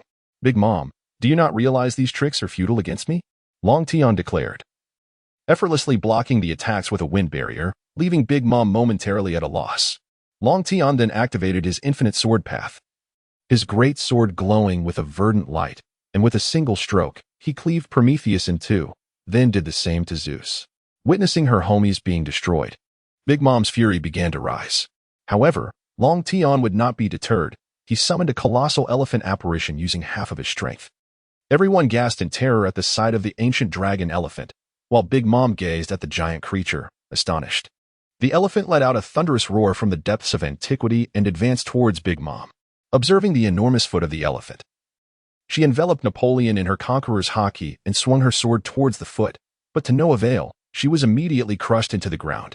Seeing this scene, Smooji could not help but exclaim, "Long Tian." Without turning back, Long Tian replied, "Do not worry, Smooji, I merely rendered Big Mom unconscious." As the elephant's foot lifted, Big Mom had already collapsed and lost consciousness. At this point, only Smooji and Ace remained. The other members of Big Mom's crew had pursued Luffy and the others. "Smooji, wait for my return. I shall apologize to Big Mom and seek her forgiveness," Long Tian declared before unfurling his wings and soaring towards the direction where Luffy had fled. Meanwhile, Luffy had entered the mirror world, and the Sunny was ensnared by Parasparrow's fruit abilities. Pedro leapt from the ship to confront Parasparrow, but he was overpowered and trampled underfoot. In the struggle, Pedro revealed the bombs he had bound to his body, shocking everyone. He was clearly risking his life. Pedro cast a knowing smile at Galette aboard the Sunny, which brought tears to her eyes, and Nami could not help but weep as well. Everyone understood his intentions. Just then, a voice rekindled hope for Nami and Galette. "Hey, Parasparrow, let them go. If I have to draw my sword again, someone will truly die." This was Long Tian's voice echoing from above, causing Parasparrow to break into a cold sweat as he immediately released his grip on Pedro. Upon witnessing the Sunny encircled by candy, Long Tian addressed Parasparrow, saying, "Allow your men to release them and also lift your abilities." Parasparrow hesitated at Long Tian's words, yet upon encountering his piercing gaze, he obediently rescinded his powers and instructed the ships surrounding the sea to keep their distance. Long Tian gazed at Pedro and urged, "Let us depart. Shortly, I shall have Sanji escort Luffy to reunite with you." Upon hearing Long Tian's words, Pedro returned to the Sunny, and everyone set sail. Though Nami cast a reluctant glance back at Long Tian. However, Long Tian merely instructed Parasparrow not to hinder their departure before soaring directly towards Cocoa Island. As Long Tian journeyed to Cocoa Island, he encountered an unforeseen complication. He had assumed that Big Mom would remain unconscious for a considerable duration. Yet, she proved to be a veritable ironclad enigma, even more extraordinary than Luffy's unique constitution. Upon regaining consciousness, Big Mom was met by the furious gaze of Parasparrow, who devised a clever plan, while Smoker anxiously awaited Long Tian's return. Parasparrow approached Big Mom, guiding her toward the shoreline in pursuit of the Straw Hat crew. Ace, eager to intervene, was halted by Smoker, who remarked, "There is no point in attempting to restrain Mother at this juncture. It would be utterly futile. The only way to pacify her now is with a wedding cake." Ace scratched his head in confusion, exclaiming, "I have no culinary skills whatsoever. Where could I possibly procure a wedding cake?" However, Long Tian should be able to make one, and his would undoubtedly be the most delectable in the world. Smoker, observing Big Mom being led away by Parasparrow, shook his head in resignation. Caught in the middle, she faced a challenging dilemma. One side was her mother, and the other was the person she wished to cherish for a lifetime. Ace, sensing Smoker's distress, reassured her, "You must have faith in Long Tian. He will handle the situation as he promised. For now, all we can do is wait." At this, Smoker nodded in agreement. Meanwhile, Long Tian arrived at Cocoa Island to witness a throng assaulting the injured Luffy and Sanji, with members of the Vinsmoke family also joining the fray. Long Tian felt a sense of exasperation. It seemed that every time Luffy stirred up trouble, he was left to clean up the mess, leading him to occasionally wish to distance himself from Luffy's escapades. Despite the Vinsmoke family's involvement, Luffy and his companions struggled against the formidable forces of Cocoa Island, a stronghold of military reserves. Just as Luffy's group appeared on the brink of defeat, Long Tian materialized before Owen. Long Tian exchanged his great sword for the blade of Gale and addressed Owen. "Will you allow them to depart, or shall I draw my sword?" Owen had already provided his answer through action, launching a heated fist towards Long Tian, while a ceaseless army surged behind him. "Since you have chosen to reject my goodwill, do not blame me," Long Tian declared. "Sanji, take Luffy and your family away. I shall handle things here." With that, Long Tian stepped forward, striking at Owen, who was sent flying by the blow. However, it was merely a strike. Long Tian had not aimed to kill. Meanwhile, Sanji and his companions found themselves in dire straits, as the relentless army obstructed their path. Observing the vast expanse of soldiers ahead, a tempest began to swirl around Long Tian. After gathering strength, he instructed Sanji and the others, "Step aside. I shall carve a path for you." Upon hearing his words, Sanji and the others quickly moved to Long Tian's side. He then unleashed a colossal whirlwind, an unstoppable force that swept all in its path into the sky. Just as Long Tian's tempest cleared a route, the Sunny approached. Sanji expressed his gratitude to Long Tian before hastily carrying Luffy and his family aboard the ship. Thanks to Long Tian's intervention, they swiftly boarded the Sunny. And upon reaching the port, Long Tian heard everyone aboard expressing their thanks. "Thank you, Long Tian." With a faint smile, he shook his head, drawing forth his great sword, preparing to return to Cake Island. Suddenly, he sensed a foreboding presence that darkened his expression. Big Mom, with Zeus at her feet, accompanied by Prometheus and Perospero's ship. Long Tian was not surprised to see these homies restored, but Big Mom awakening caught him off guard. He immediately took to the skies towards the Sunny. Everyone aboard the Sunny breathed a sigh of relief, but suddenly, Nami pointed in terror at a distant figure. As they turned to look, they saw Big Mom in pursuit. At that moment, Long Tian's voice resonated overhead. "Jinbei, just focus on sailing. Leave the rest to me." Upon hearing this, Jinbei accelerated the ship. "Cake. I want cake," Big Mom declared as she drew closer, and Long Tian instantly understood that her hunger pangs had struck. He swiftly retrieved a cake he had prepared from his system and flew in the opposite direction of the Sunny, drawing Big Mom's attention as she chased after him. Meanwhile, Perospero watched as Big Mom turned around, ultimately restraining himself from pursuing the Sunny, fearing that Long Tian would seek retribution. Long Tian arrived at the port of Cake Island, just as Big Mom caught up with him. Once she landed, Long Tian promptly tossed the cake to her. Upon receiving the cake, Big Mom took a bite and instantly regained her senses, her eyes sparkling as she exclaimed, "Delicious, utterly delightful." Before long, she finished the cake but felt unsatisfied. She fixed her gaze on Long Tian and declared, "If you cannot provide me with a satisfactory answer, do not even think about being with Smoothie." After licking her fingers, Long Tian grasped her implication and replied, "Let us set aside the matter of Luffy. Upon our return, I shall prepare 10 cakes for you."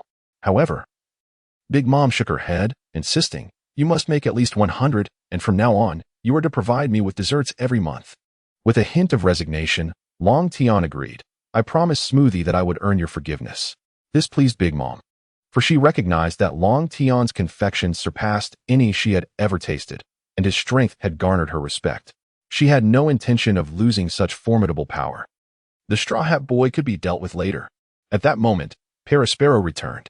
Spotting Big Mom's satisfied smile from the ship, he could not help but exclaim, "Mother, Long Tian has spared the Straw Hat crew. You cannot let him off so easily." Without needing Long Tian to say a word, Big Mom shot Perospero a fearsome glare, stating, "This time, Perospero, I shall overlook it. Do not presume that your status as my son grants you the authority to alter my decisions." Perospero shivered, immediately falling silent, while Long Tian drew his great sword and continued his flight back to Cake City. Meanwhile, amidst the chaotic tea party, Ace was blissfully enjoying the food, while Smoothie anxiously awaited, finally spotting Long Tian's figure in the distant sky. Upon spotting Smoogie, Long Tian immediately soared over and embraced her. Smoogie felt a tinge of shyness. Yet she inquired, "Long Tian, how's mother?" Without the need for Long Tian's response, Aunt returned to the tea gathering, and Smoogie anxiously gazed at her. However, Aunt smiled and reassured, "My dear Smoogie, there is no need for apprehension. Long Tian has provided me with a satisfactory answer." Aunt's words allowed Smoogie to exhale in relief, for she knew not how to choose if Aunt were to press Long Tian further. Long Tian gazed at Smoogie's expression, a twinge of guilt stirring within him. He resolved to compensate her adequately later. Turning to Ace, he inquired, "Ace, you didn't intervene, did you?" Ace nodded affirmatively, replying, "No, I didn't." But what about Luffy and the others? Relieved by Ace's restraint, had he acted, Long Tian would have been burdened with the task of baking at least 200 cakes. A feat that would surely exhaust him. He reassured Ace, "Luffy is fine. They all boarded the Sunny and departed. By the way, I mustn't delay. Night has fallen. So please wait for me a moment." With that, Long Tian made his way to the kitchen, while Big Mom joyfully exclaimed, "Mama, mama." The cakes made by Long Tian are the most delicious. Ace then realized the method Long Tian had employed to appease Big Mom, while Smoogie regarded her curiously. Ace chose not to explain, knowing Smoogie would soon understand. "This is delectable, truly exquisite. This is the finest meal I have ever tasted," Smoogie declared. Savoring the dinner Long Tian had prepared, her expression one of pure ecstasy. Ace was unfazed, while Big Mom indulged in the cake made by Long Tian, her delight palpable, as if she were on the verge of ascending to the heavens. In that moment, Smoogie comprehended why her mother had spared Long Tian. After all, Big Mom had an insatiable love for sweets. Just then, Big Mom turned to Long Tian and questioned, Long Tian, your strength surpasses that of a vice admiral. Does it not? Have you never considered usurping Whitebeard? Her words cast a shadow of tension over the room. Yet Long Tian and Ace remained unfazed, continuing their meal. After a moment, Long Tian responded, Big Mom, status holds no significance for me. Only familial and romantic bonds occupy the highest place in my heart. This sentiment made Smoogie feel chosen by Long Tian, a stroke of fortune in her life, while Ace, already familiar with Long Tian's character, regarded Big Mom's statement as inconsequential. Big Mom chuckled, Mama, I never expected you to be so devoid of ambition, Long Tian. As night fell, everyone prepared for rest. Long Tian escorted Smoogie back to his room, where she remarked, Long Tian, I had no idea you were such an exceptional cook. No wonder you were confident in persuading Mother to spare you. Long Tian, wearing a frown, replied, It's not that simple. I still have to make 100 cakes for Big Mom. Thus, I shall be tirelessly baking over the next few days. Upon hearing this, Smoogie burst into laughter. Naturally, Long Tian would not let this jest pass without retaliation. The following morning, Long Tian awoke to find Smoogie beside him, gazing intently. Curiosity piqued, he queried, What is it? My dear?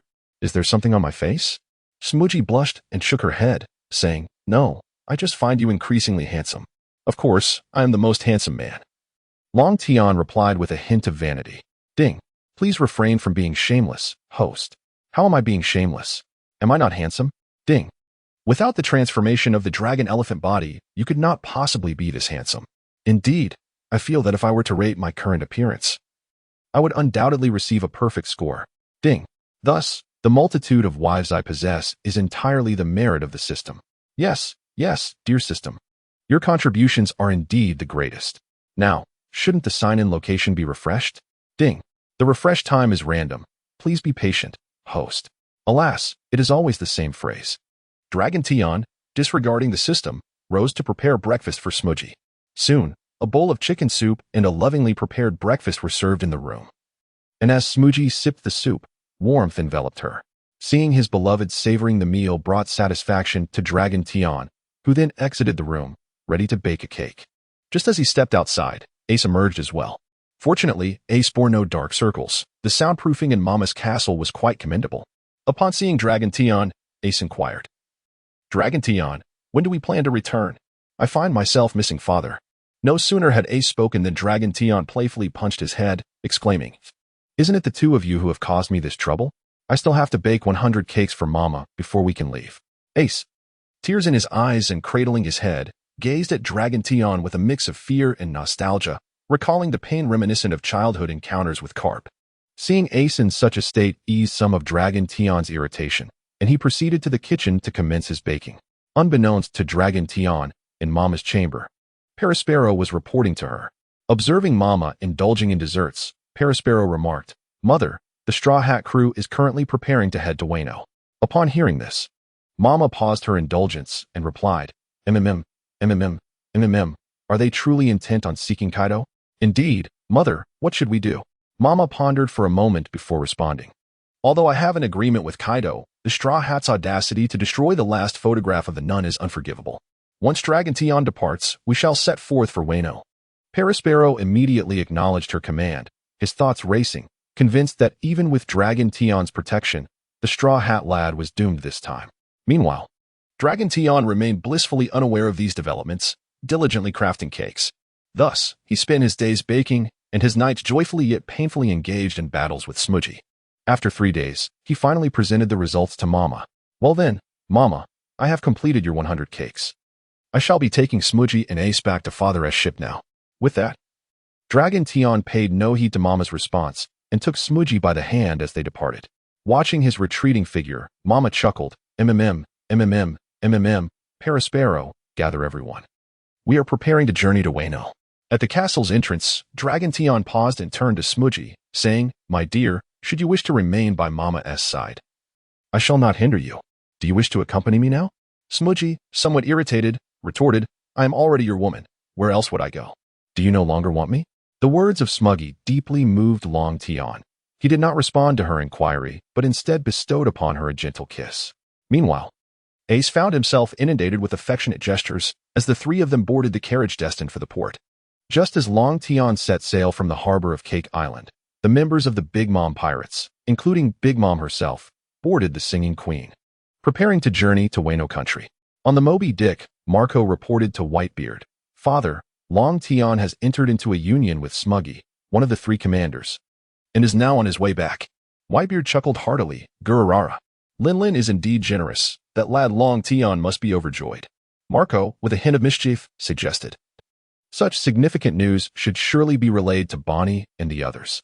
He was acutely aware of Bonnie's fiery temperament among Long Tian's wives, and he yearned to witness Long Tian's embarrassment. However, he miscalculated, for just as Long Tian prepared to board the ship, he overheard Marco's words. Long Tian boarded the ship and approached Marco, twisting his neck with a crackling sound as he inquired, "Marco, whom were you just about to notify?" Marco immediately broke into a cold sweat, darting behind their father, and exclaimed, "Long Tian, don't be reckless." I didn't say anything. However, hiding behind their father proved futile, as Long Tian swiftly grasped Marco's clothing. By the time Marco attempted to flee, it was too late. Long Tian, gripping Marco's attire, declared, "I haven't had the chance to vent my frustrations lately, and my hands are itching for action. Since you were so kind, why not help me scratch that itch?" With that, he unleashed a flurry of punches upon Marco's face. Ace, witnessing this spectacle, couldn't suppress his laughter, thinking, "After all the times I've been beaten, it's your turn now." As Long Tian continued his assault on Marco, he heard Ace's laughter and immediately turned his gaze towards him, nearly causing Ace to wet himself in fright as he instinctively attempted to escape. Yet, Long Tian instantly closed the distance, delivering a powerful armed punch to Ace's head. He then unleashed a dual onslaught, leaving both Ace and Marco wailing in distress. The entire crew erupted in hearty laughter, while Whitebeard observed his son's camaraderie with great delight. Even Smoker was unable to resist the infectious laughter, joining in the merriment. It was only when Long Tian ceased his barrage that everyone beheld the two battered and bruised figures. Long Tian felt a sense of satisfaction as he pummeled his opponents, casting a glance at Ace and Marco, who were both in disarray. Upon meeting Long Tian's gaze, the two hastily retreated to their father's side, clinging to his legs in terror. Whitebeard chuckled, Hoo. I heard you had a scuffle with Ling this time, Long Tian." With this remark, Long Tian could not help but look at Ace again, which only heightened Ace's fear. At this moment, Long Tian spoke. Well, it was really caused by Ace's brother, Luffy. With their meager abilities, they dared to attempt an assassination on Big Mom and ended up getting beaten to a pulp. Had it not been for my intervention, I dread to think how many would have perished. Upon hearing this, Whitebeard laughed heartily. Goo-hoo-hoo. This kid was proclaiming he wanted to be the pirate king. Long Tian shook his head in exasperation. With his current state, it's a miracle if he doesn't get killed. Enough of this reckless youth. Come here, Smuggy. Let me introduce you to my father. Upon hearing Long Tian's words, Smuggy approached and addressed Whitebeard. Whitebeard, please take care of me in the future. Mother has mentioned she misses you dearly. Whitebeard replied joyfully. Ha. That Ling. Well, let us not dwell on that. Boys, the feast is about to begin. Yo. Everyone started bustling about, and Long Tian entered the kitchen to prepare the meal. Soon, the banquet was set, when a bruised Marco foolishly remarked, Long Tian, I heard Smuggy is a juicer. Can you ask her to make me a glass of juice? Long Tian could not resist delivering another punch to his head, saying, Who told you my wife is a juicer? Just stick to your drink. My wife's juice is only for me. Marco immediately covered his head and ran off, eliciting laughter from everyone, while Smuggy turned slightly red as her mind wandered to some inappropriate thoughts. After spending a day aboard the Moby Dick, Long Tian bid farewell to his father and set sail back to the land of women, as he had been away for quite some time. In a garden within the village, 7 women gathered, listening to Wine recount the tale of Long Tian's ruckus at the tea party. Upon learning that Long Tian's visit was to forge an alliance with the Big Mom pirates, the spirited Bonnie felt inclined to stir up trouble. Smuggy, your sisters are all quite amiable. You needn't be overly anxious, Long Tian reassured the nervous Smuggy, understanding her unfamiliarity with Vivi and the others. As Long Tian approached the port of the Land of Women, he spotted Bonnie waiting for him, which led him to suspect Marco had informed her. Once I return to my father's ship, I'm going to give that guy a beating. He won't be able to get up for half a month. Meanwhile, aboard the Moby Dick, Marco, whose face had just begun to swell down, shivered slightly, feeling a strange apprehension, Poor Marco was under fire even while lying down. Smuggy. This is one of your sisters. She has the strongest temper among them all. Wait here for Vivi and the others while I deal with this little firecracker. Long Tian said, docking the ship at the port. He then drew his sword and leapt off the ship, embracing Bonnie as he soared towards the village. As Vivi and her companions arrived at the harbor, they beheld Long Tian cradling Bonnie, instantly surmising their intentions. With a resigned shake of her head, Vivi took Smuggy's hand and began to introduce herself and the other 5 women. Meanwhile, Long Tian had already reached the room in the village, intent on demonstrating to Bonnie, the fiery little pepper who truly reigned supreme in the household. Upon escorting Bonnie to the garden, he discovered everyone gathered together, delightfully engrossed in Smuggy's discourse. This harmonious scene was largely attributed to Vivi, who had tirelessly promoted his father's harem in Long Tian's absence. Thus, when he returned with women, they all accepted it without question. As for Bonnie, the little troublemaker, she too secretly acquiesced, harboring ambitions to claim the top position for herself. The following morning, while enjoying breakfast, Vivi and her companions felt a profound sense of happiness as they gazed upon Long Tian. However, Bonnie inquired, Long Tian, you won't be leaving again after your return, will you? Just as Long Tian prepared to respond in the negative, the system chimed in. Ding. A new sign-in location has been refreshed. Please check, host. This left Long Tian momentarily speechless as he checked the new sign-in location and, unable to contain his frustration, exclaimed to the system, are you trying to stir up trouble? I truly do not wish to be with that reckless fool, Luffy. Ding. The sign-in location is also randomly refreshed. With a sigh of resignation, Long Tian turned to his wives and said, I apologize, my dear wives, but I must make another trip to Wano. This time, it's Kaido's territory, and it's not convenient to bring you along. The women promptly began playfully punching Long Tian, who bore the pain with a mix of suffering and joy. Watching Long Tian's ship set sail, Bonnie couldn't help but remark, he just returned and is already off again. I wonder how many women he will bring back this time. Vivi interjected. Didn't he promise to take us traveling upon his return? Bonnie, spare us your complaints. At that moment, Smuggy added, you all know Long Tian is incredibly powerful, but his path to strength must have been arduous. Thus, we must remain steadfast and not burden him further. After hearing Smuggy's words, everyone nodded in agreement and made their way back to the village. Meanwhile, Long Tian was on the ship, grappling with the dilemma of how to handle the reckless Luffy. The Big Mom pirates were nearing Wano, facing a towering waterfall. Gazing at the cascade, Big Mom declared, Mama, Kaido, I am coming. Just wait for me. Straw Hat Brat. Ascend the waterfall. The Queen's chant, tethered to several koi fish, began to propel the ship upward. Just as the ship neared the summit, a figure soared through the air, delivering a kick to the ship's hull, sending it plummeting down the waterfall. Jean. Big Mom seethed at the giant bird before plunging into the sea, though the Queen's chant remained upright. At the ruins of Wano, Luffy and the others convened, while Kinemon briefed them on the situation in Wano and their combat strategy. On Onigashima, Kaido continued to drink, yet it was not enough for him. He promptly bellowed to his subordinates, this wine is insufficient. Bring me more. Kaido's subordinates promptly brought more wine, and at that moment, Jean returned. Observing Kaido, who was indulging in drink, Jean reported, Brother Kaido, the Big Mom pirates have been pushed off the waterfall by me, and the Straw Hat Boy has already arrived in Wano. It was only then that Kaido set down his cup and replied, Although I am unaware of their reasons for coming, once they set foot on the island, it will be an all-out war. After delivering his report, Jean departed, and Kaido resumed his drinking. Eventually, the wine took its toll, and Kaido found himself intoxicated. He muttered to himself, living truly is a source of vexation. With a thunderous roar, he activated his devil fruit power, transforming into an azure dragon, and left Onigashima. Upon arriving in Wano, he witnessed one of the prominent figures, Jack, engaged in a duel with a Shuridoji. Addressing Jack, he commanded, bring those brats to me. Not far off, Luffy and his crew were left in astonishment, gazing at the dragon soaring above. Law remarked, Luffy, Zoro, and I have been exposed, but our battle plan remains concealed.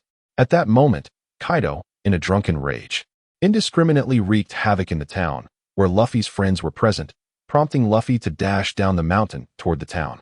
Reluctantly, Law followed Luffy, with Kinemon and Kiku joining them in their descent. Just then, Hawkins approached Kaido, pointing to the mountain. Governor, the Straw Hat Boy and Law are currently hiding at the ruins of Odin Castle. Odin Castle, you say? Kaido responded, glancing at the mountaintop. Hawkins had intended merely to prevent Kaido from causing further destruction, unaware that his words had unwittingly struck a chord. In his drunken state, Kaido gathered a burst of flame in his mouth, and those atop the mountain panicked upon realizing his intent to attack. With Zoro absent, none could withstand the impending assault. At that critical moment, Nami produced a talisman. This was given to her by Robin, who claimed it was a gift from Dr. Vegapunk. Capable of withstanding the attacks of an admiral or a Yonko, in this moment of crisis, Nami had no choice but to utilize it. She called to everyone, gather behind me. Heeding her words, all complied. As Kaido's fiery breath surged toward them, Nami anxiously clutched the talisman, reassuring herself that Dr. Vegapunk would not deceive her.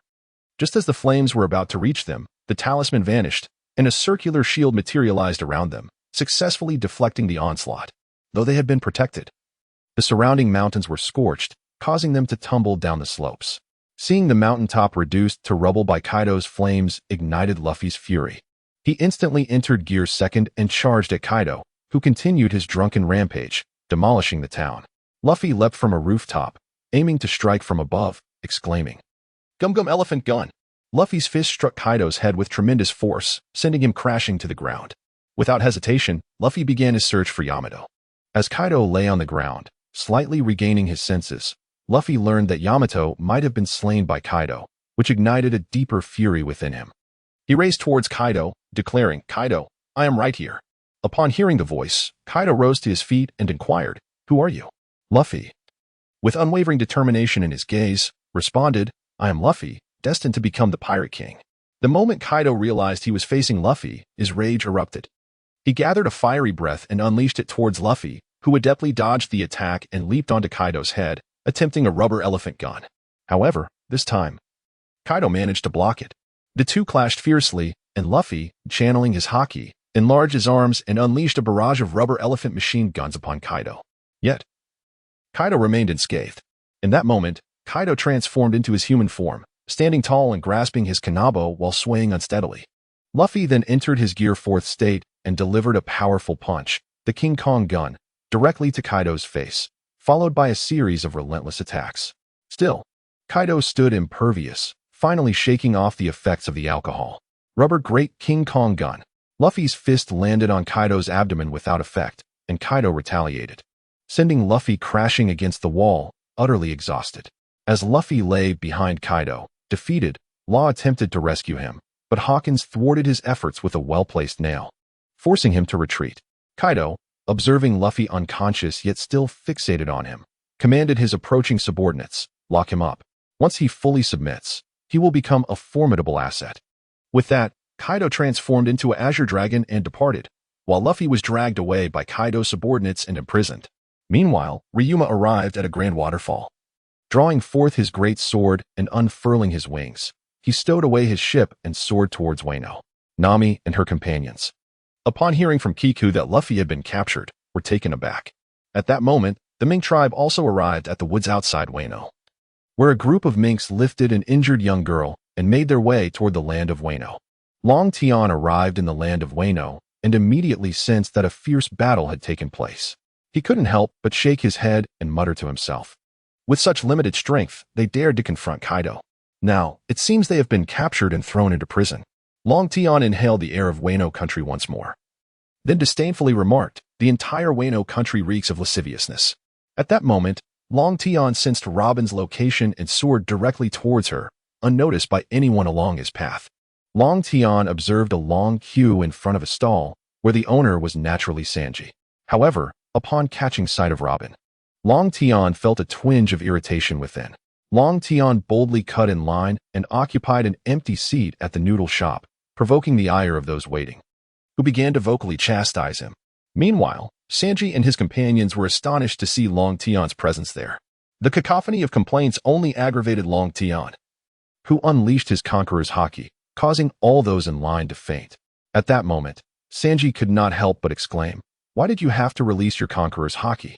Long Tian merely cast a sharp glance at Sanji, which frightened him into immediate silence, as he feared that further words might lead to dire consequences. The others, including Robin, also refrained from speaking, sensing Long Tian's growing displeasure. Once Sanji had quieted down, Long Tian finally instructed him, "Prepare a bowl of noodles for me." Upon hearing this, Sanji began to cook, for he recognized Long Tian as their savior and felt a deep sense of gratitude despite the earlier incident. As the fainted patrons began to regain consciousness, they were bewildered by the events and resumed their place in line. Sanji prepared a bowl of noodles and placed it before Long Tian. Noticing his silence, he returned to continue cooking for the others. Long Tian quietly savored his noodles when Robin dared to approach him and inquired, "Long Tian, what troubles you? I have never witnessed you in such a foul temper." Long Tian continued to eat in silence, which only deepened Robin's curiosity. At that moment, a ruckus ensued. A troublemaker banged on Sanji's stall, shouting, "Hey, can't you hear? It's time to pay up for protection." Sanji, seemingly oblivious, handed a bowl of noodles to a little girl. Upon noticing Sanji's disregard, the troublemaker smashed the noodles from the girl's hands and those on Sanji's stall. The little girl immediately burst into tears, laughing through her sobs.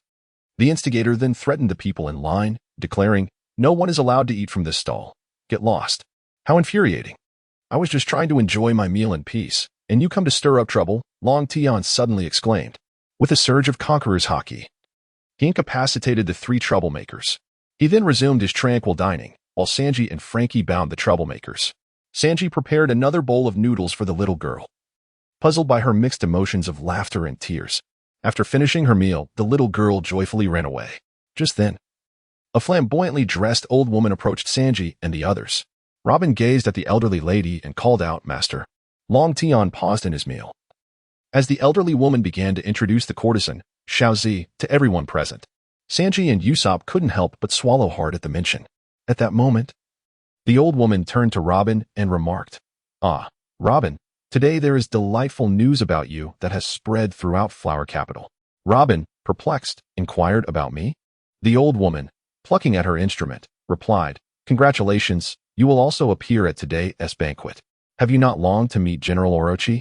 Just then, Long Tian approached, shouldering his great sword, and addressed the old woman, "Let us go. Take me to meet the General Orochi you speak of."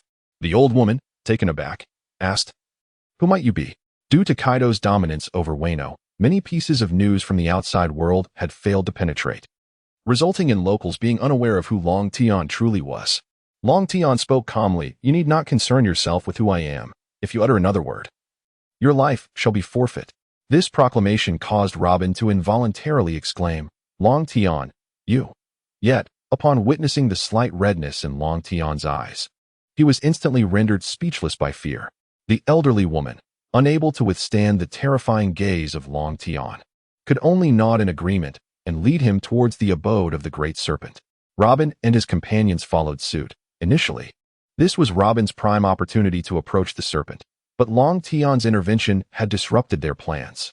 Reluctantly, they trailed behind, curious to see what Long Tian would do next. At that moment, a throng of people ahead erupted in joyous cheers, prompting the elderly woman to instinctively wish to slow her pace. However, sensing the murderous intent behind her, she pressed on resolutely. The courtesan, Xiaozi, clad in wooden clogs, moved at a leisurely pace. She soon heard the clamor behind her, as the elderly woman and Long Tian approached her from behind. The crowd surrounding them was vociferously denouncing Long Tian, and he could no longer contain himself. Long Tian unleashed his conqueror's haki, causing the surrounding buildings to collapse, and all those present fell to the ground, save for the resilient Xiaozi, who managed to remain conscious. As the crowd, who had been cursing Long Tian, succumbed to his overwhelming presence, he finally ceased his display of power, allowing Xiaozi to turn and gaze at him. Upon seeing Long Tian, she collapsed to the ground, rendered speechless by shock. Long Tian, however, paid her no mind and instructed the old woman to continue leading the way. Sanji could not contain himself and rushed over, looking at Xiaozi with concern. "Are you all right, beautiful?" "Forget about him. He's gone mad," he said. Hearing Sanji's words, Long Tian remained silent, not even sparing a glance at Xiaozi as he passed by her. Long Tian did not kill Sanji, which left Xiaozi utterly astonished as she pointed at Long Tian and inquired, "Do you know him?" "Well, I suppose we are acquainted," Long Tian responded. Upon hearing Sanji's words, tears streamed down Xiaozi's cheeks. At long last, she had found someone capable of rescuing her nation. The elderly woman gestured towards a house nestled in a tree, saying, "This is where Lord Orochi resides." Without hesitation, Long Tian unfurled his wings and soared above the dwelling, cleaving it in two with a single stroke of his sword. Orochi, is it? Come out. There's no need to contemplate escape, he declared. Meanwhile, Orochi was engaged in conversation with CP0 when the ground beneath him was abruptly severed, sending a jolt of terror through him. Then he heard Long Tian's voice, which provoked a reaction from him. After all, who was his benefactor to dare shout at him?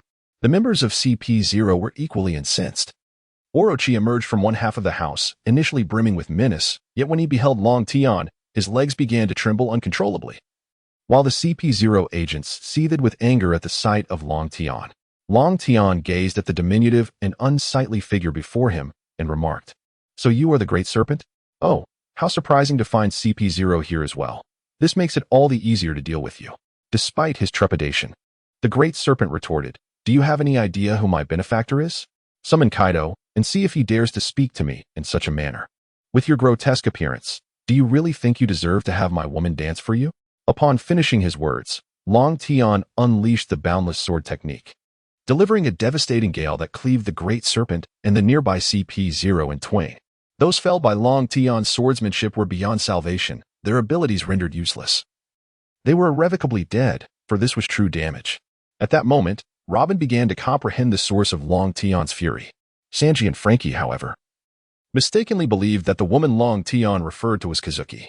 Kazuki herself misinterpreted Long Tian's intent, thinking he was speaking of her. The uproar caused by Long Tian naturally attracted the attention of those nearby. Hawkins drew his cards for divination, and after a moment, he gazed at the outcome and declared, "There is no escape." Without hesitation, Hawkins fled, and Drake, witnessing Long Tian's wrath, hastened his retreat as well. Robin, having arrived at Frankie's location through the slaughterhouse, was taken aback by Long Tian's presence, though he did not perceive Long Tian as a potential ally in their plans.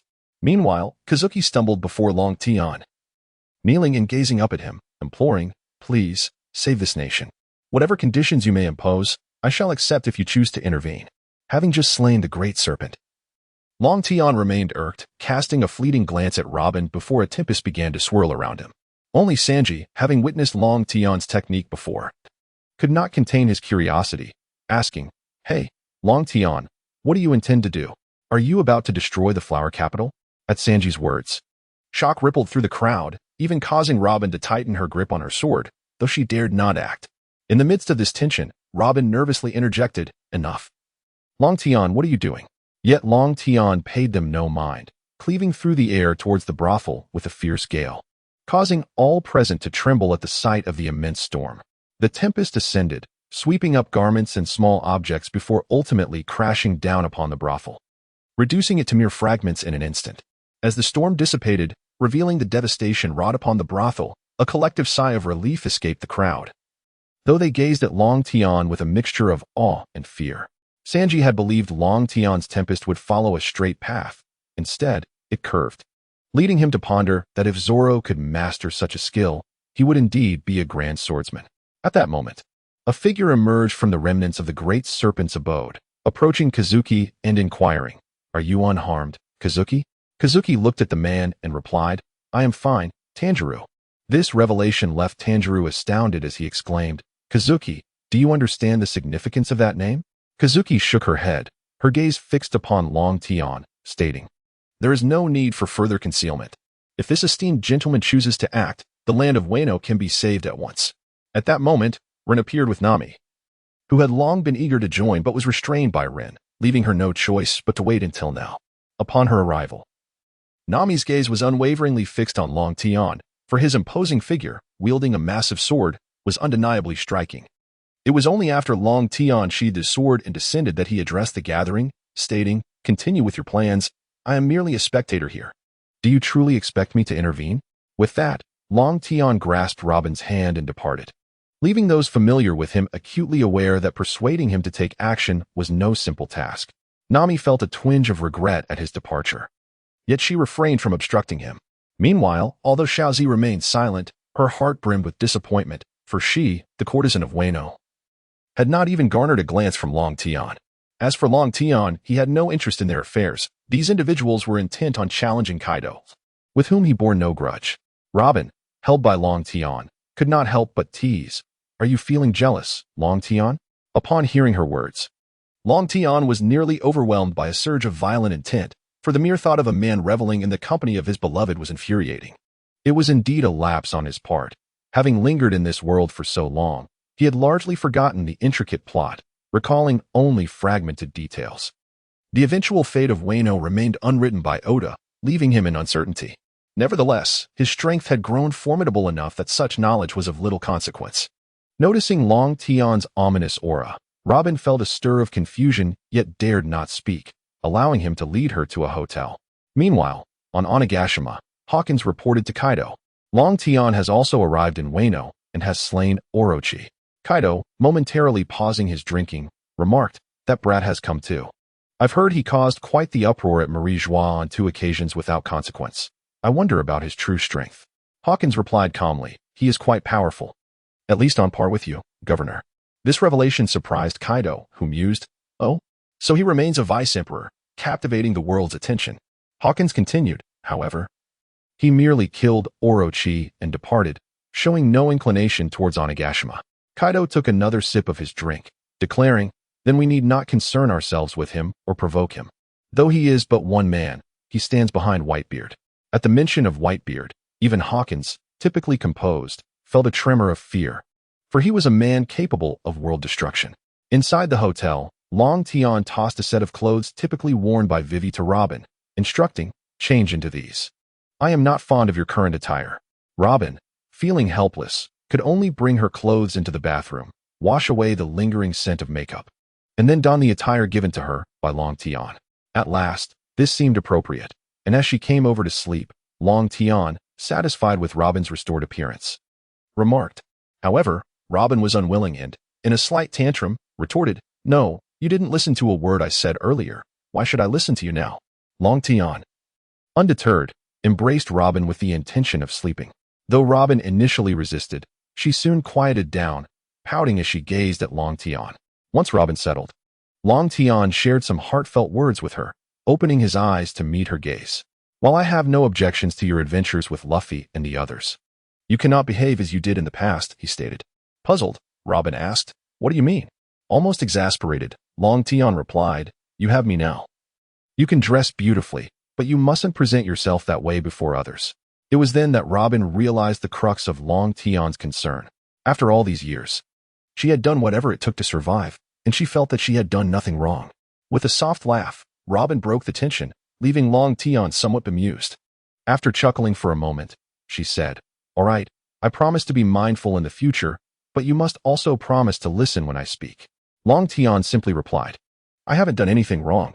This provoked Robin, who retorted, "Do you even realize that when you unleashed that gust of wind, my heart nearly stopped? I thought you were about to destroy the entire flower capital." Long Tian felt a pang of embarrassment. After all, that reckless act had been a result of his impulsiveness. Despite his efforts to maintain control, all right, I promise," Long Tian conceded, leaning in to plant a kiss on Robin.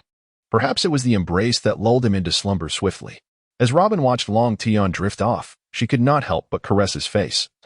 Reflecting on how dashing he had looked that day, a sense of joy filled her heart, especially knowing that Long Tian had felt jealousy on her behalf. Thus, Robin fell asleep with a smile gracing her lips. Meanwhile, on the sandy shores of Wano, Chopper and the others discovered the unconscious Big Mom. Among the 4, only Chopper recognized her. In shock, he exclaimed, "Run. If she wakes up, we're doomed." To which Momonosuke queried, "Chopper, do you know this person?" After a brief explanation, only Momonosuke comprehended who she was, and he turned a shade of pink in fright. Just then, Big Mom stirred awake, prompting Chopper and Momonosuke to flee, while Shinobu and Kiku remained behind. Big Mom, looking around in confusion, murmured, Who am I?" This caused Chopper, who had paused in his escape, to stop and stare in astonishment. Had Big Mom lost her memory? In the present chaos of the flower capital, following the demise of the Great Serpent, the prominent families have begun to prepare for a fierce contest for the position of general. Meanwhile, Luffy's companions gather in a circle, deliberating their forthcoming strategy. Ultimately, they decide to adhere to their original plan. In the early morning, Big Mom and Chopper find themselves perched upon a colossal crocodile, poised to rescue Luffy from the prison. At this very moment, Luffy is finding joy amidst his hardships, evading the guards' attacks while carrying a frail old man on his back. On another front, Nami accompanies Shin to the bathhouse, while Sanji, adorned in the Germa 66 battle attire, stealthily infiltrates the bathing area.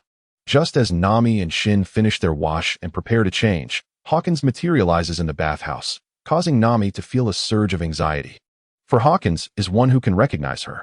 Meanwhile, in a hotel room, Ryuma awakens to find Robin smiling beside him, unable to resist. He leans in for a kiss before rising to prepare breakfast for her.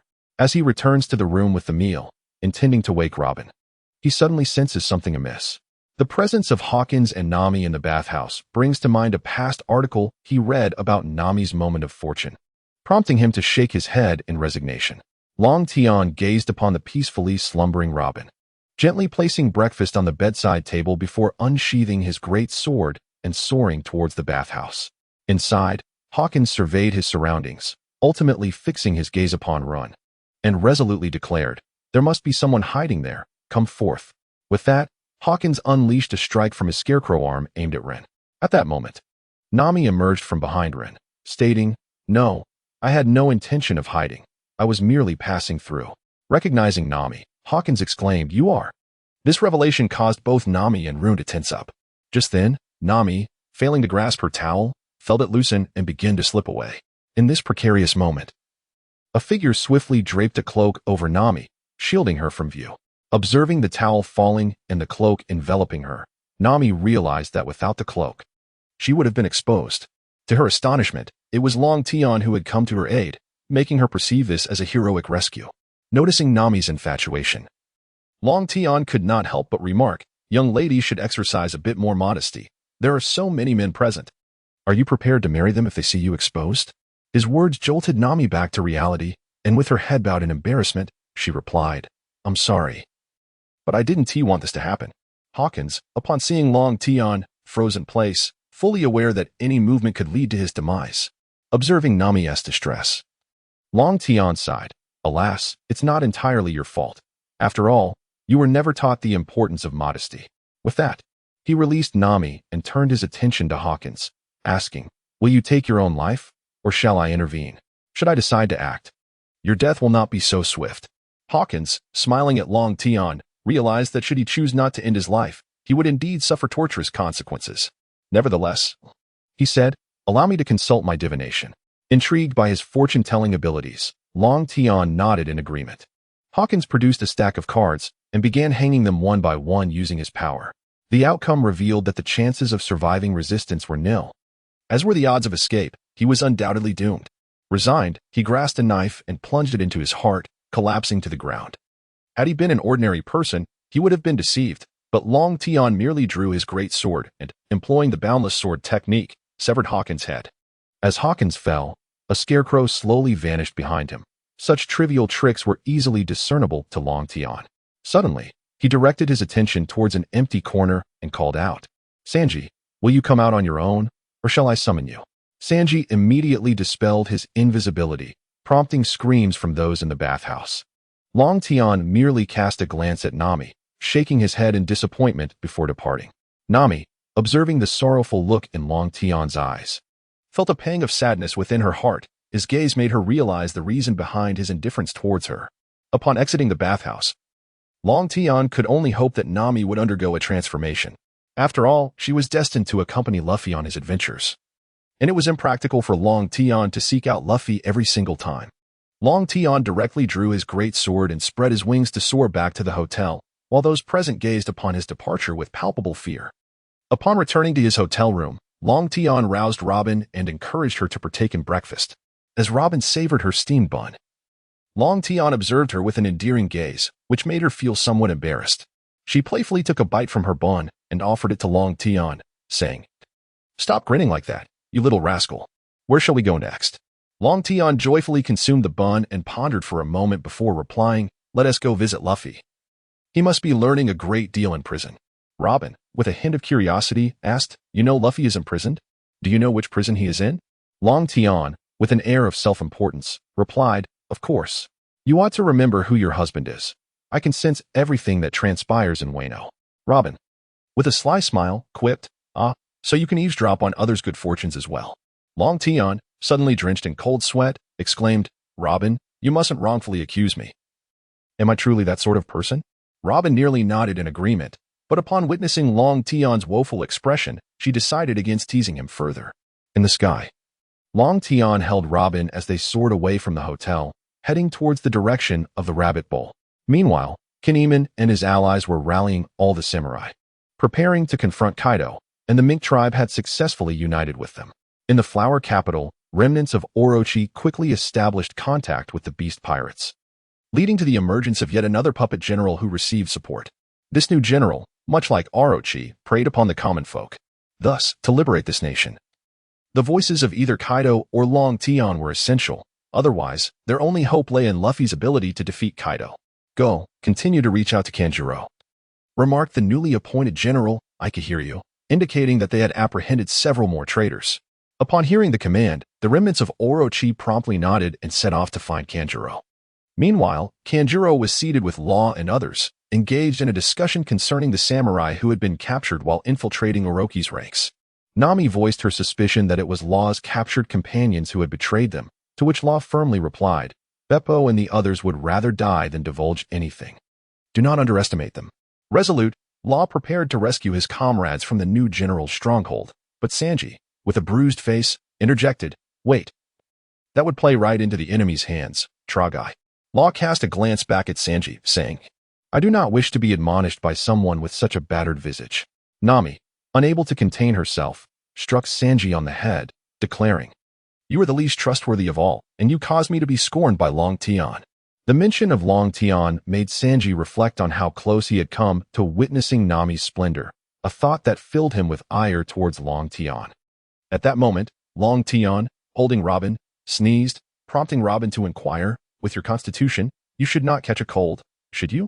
This irritated Long Tian, who retorted, Someone must be speaking ill of me. Who could it be?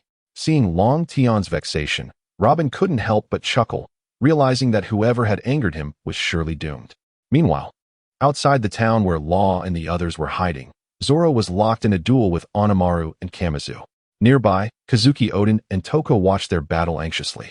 Following Ikehiryu's ascension, a bounty was swiftly placed on Kazuki Oden, forcing him to flee with Toko. As for the others, they had accompanied Kinemon to gather the samurai, leaving them unable to assist Shinobu. Having already revealed her identity, Shinobu reverted to her original name, Kazuki Oden. Ultimately, Zoro, despite enduring great challenges, triumphed over Kames. However, the precious sword, Akushui, was taken away by the ominous Nekaimaru, and Zoro succumbed to exhaustion and his injuries, collapsing to the ground.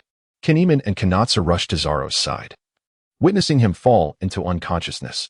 Kinemon, carrying Zoro on his back, made his way to a secluded hut.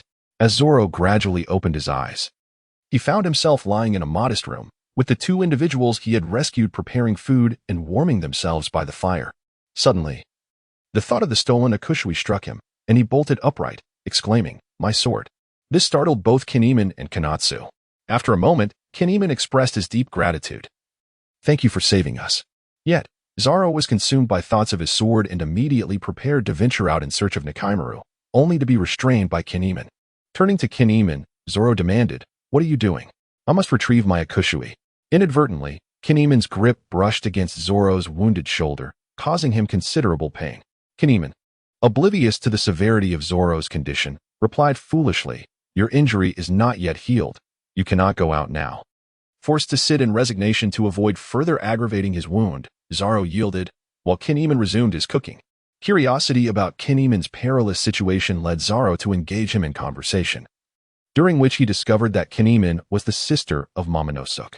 When the topic of her pursuers arose, Kinemon lamented, I am deemed unworthy in the eyes of Lord Ryuma, who refuses to save this nation. The newly appointed puppet general immediately issued a warrant for my capture. Upon hearing the name Ryuma, Zoro involuntarily remarked, Has my master also arrived? This revelation left Kinemon astonished. He is your master? After a moment of contemplation, Zoro replied, In my heart, yes, after all. He taught me 2 sword techniques. Kinemon, overwhelmed with emotion, fell to her knees before Zoro, prompting him to exclaim in surprise, What are you doing? Please rise. She looked up, beseeching, Please, have your master save this nation. It is in ruins. Zoro felt a twinge of embarrassment, realizing he had no sway over Ryuma. Yet he reassured her, you need not do this. We also have our captain, Luffy. Kinemon pondered for a moment before asking. Is he the Straw Hat Kid who was defeated by Kaido in one blow and is now imprisoned? Zoro could only scratch his head and smile foolishly at the ceiling. While Kinemon recognized his embarrassment, understanding he could not compel Ryuma to intervene, tears welled in her eyes once more, but Zoro grasped her shoulders firmly and declared with conviction, you must believe in us. Luffy will surely defeat Kaido. Seeing the determination in Zoro's eyes, Kinemon felt a surge of hope and nodded, all right. I believe in you. Kazuki Hiyori continued to converse with Zoro about the matters of Wano. After a while, both Zoro and Usopp succumbed to fatigue and fell asleep on the ground. Observing the two slumbering figures, Kazuki Hiyori smiled gently and then lay down beside Zoro, drifting into slumber herself. Meanwhile, Ryuma, who was nearing the prisoner quarry, suddenly halted. Prompting Robin to inquire with a hint of confusion, Ryuma, what has transpired? Long Tian cast a glance at Robin and remarked, I can't believe Big Mom is here. This revelation took Long Tian by surprise, as he had anticipated the need to alter the narrative, yet Big Mom had indeed arrived in Wano. Furthermore, she was accompanied by Tama and Chopper, which indicated that her memory had yet to return. Upon hearing of Big Mom's presence, Robin expressed her astonishment, exclaiming, what should we do? She is one of the 4 emperors. Since Robin had not participated in the battle at Whole Cake Island, she was unaware that Long Tian possessed the capability to vanquish Big Mom. Observing the dimming sky, Long Tian reassured her, no need to worry. Big Mom can create her chaos while we focus on our own performance. With that, he continued his flight towards the prisoner mining facility, while Queen, sipping on red bean soup, shivered slightly. Meanwhile, Luffy was still undergoing his trials, gradually growing stronger, and Long Tian had now arrived at the entrance of Queen's Grand Hall. Long Tian strode directly into the hall, causing Quinn, who was sipping on red bean soup, to suddenly sputter and expel the contents of his mouth. Long Tian gazed at Quinn before saying, my dear plump pig, kindly arrange for me the finest chamber you possess. Upon hearing Long Tian's audacious address, Quinn could not contain his indignation, exclaiming, how dare you refer to me as a plump pig? You shall not sleep in the finest room. Meanwhile, Quinn's subordinates looked on in trepidation, acutely aware that their leader was incensed. Long Tian shook his head and remarked, alas. You might as well rename yourselves the Reckless Youth Pirate Crew, for you all exhibit such foolishness. Long Tian was well aware that these individuals bore no fear of the strong. Unless one was able to subdue them, they would remain undaunted. Moreover, when Big Mom arrived, even Queen would dare to engage. Upon hearing Long Tian's words, Queen felt a surge of anger, but before he could act, the great sword in Long Tian's hand transformed from black to crimson, exuding a formidable conqueror's haki in overwhelming waves. The intensity of Long Tian's haki wreaked havoc on the surroundings. Outside, Luffy was similarly unleashing his own haki to withstand the onslaught. Facing the dual pressure from Long Tian, Queen was utterly petrified, his eyes bulging in terror. He immediately exclaimed, Lord Long Tian, please cease. I will arrange for the finest accommodations at once. Only then did Long Tian relent, halting the release of his conqueror's haki. Beside him, Robin shook her head, thinking that Queen should have acted this way from the beginning, as the devastation around them was beyond comprehension. Long Tian, with a satisfied expression, addressed Robin, saying, Robin, you see, with a simpleton like this, you merely need to subdue him. However, this approach is futile with Luffy. That lad is the epitome of a fool, his head forged from steel. Upon hearing Long Tian's description of her captain, Robin couldn't help but give him a gentle punch, while Quinn stood speechless in astonishment. Long Tian discerned the reason behind Quinn's trepidation and said reassuringly, rest assured, you may torment Luffy as you wish. It is of no concern to me, and I shall not intervene. With this declaration, Quinn finally exhaled in relief and promptly arranged for someone to escort Long Tian to the finest chamber. Upon their arrival, Robin could not help but exclaim, Long Tian, how can you act in such a manner? Luffy is at least your friend, is he not? This prompted Long Tian to respond with a hint of disdain. I do not fancy friends who attract trouble indiscriminately. However, Robin, you need not worry. Luffy will be safe here, and moreover, he is significantly stronger now. This revelation astonished Robin, who inquired, how do you know that Luffy has grown stronger? Long Tian embraced Robin and took her to bed, saying, this place cannot confine him. he fortuitously encountered an old man inside, who is teaching him to become stronger. Therefore, tomorrow we shall merely watch the show. If real danger arises, I shall take action. Upon hearing that Long Tian would intervene, Robin nodded in agreement. After a long day of flying, Long Tian felt weary and fell asleep while holding Robin. Robin, with a sweet smile, soon drifted off to slumber on his chest. Meanwhile, Quinn promptly reported to Kaido, "Brother Kaido, Long Tian has arrived at the prison, but he does not seem inclined to rescue the Straw Hat Kid." Kaido, perplexed by Long Tian's intentions, replied, "Since he does not aim to save the Straw Hat, we need not concern ourselves with him." With that, Kaido hung up the transponder snail, leaving Quinn somewhat anxious. After all, he had only wished to persuade Kaido to send the formidable Long Tian away. Reluctantly, Quinn went to bed, his heart pounding with trepidation, while below, Luffy was surreptitiously sipping his red bean soup, blissfully unaware of the impending chaos that would ensue. At dawn, Long Tian awoke as usual, preparing breakfast. As he passed Quinn's room, he overheard Quinn conversing with Kaido. The voice of Kaido emanated from the transponder snail. "The new puppet demands public execution of a lowly subordinate. Connect the live broadcast so that Utian's remnants in the prison can witness it." After finishing, Kaido hung up, prompting Quinn to exclaim, "Is this trivial matter truly worthy of their attention?" Hearing this from outside, Long Tian felt a sense of helplessness. He had believed that killing Orochi would suffice to avert the tragedy of this nation, but he had not anticipated the rapid emergence of yet another puppet. This compelled him to consider discussing matters with Kaido when they reached Onigashima. Long Tian proceeded to prepare breakfast, while Luffy, early in the morning, approached Quinn provocatively, irritating him. As Quinn stepped outside, ready to scold Luffy, he remarked, "Hey, have you gained weight?" Observing Luffy's plump figure, Luffy, burping, retorted, "No, I haven't gained weight." Just then, Long Tian returned to the room with breakfast, playfully patting Robin on the backside. "Wake up, my little lazy pig. It's time for breakfast." Robin, covering her rear, said, "You truly are a little lecher." Hearing the term little lecher, Long Tian looked at Robin and asked, "Robin, you haven't forgotten the promise you made to me, have you?" Robin paused momentarily before recalling her promise and could not help but chuckle. "Really, Long Tian, are you jealous of a child?" Long Tian yawned to clarify. Yet he simply stated, "Have you upheld your commitment?" With a sigh of resignation, Robin replied, "Yes, I remember the last time Momonosuke attempted to run over and hug me, but I used my devil fruit powers to prevent it. After that, he ceased to desire hugging me." This revelation brought a sigh of relief to Long Tian, who could not help but reflect on why Momonosuke must perish. How insufferable this little brat truly is. Meanwhile, at the mining site, Quinn commanded his subordinates to bring forth the live broadcast worms, unveiling the scenes from the flower capital. The footage displayed a man with blue hair, bound to the execution post, awaiting his fate.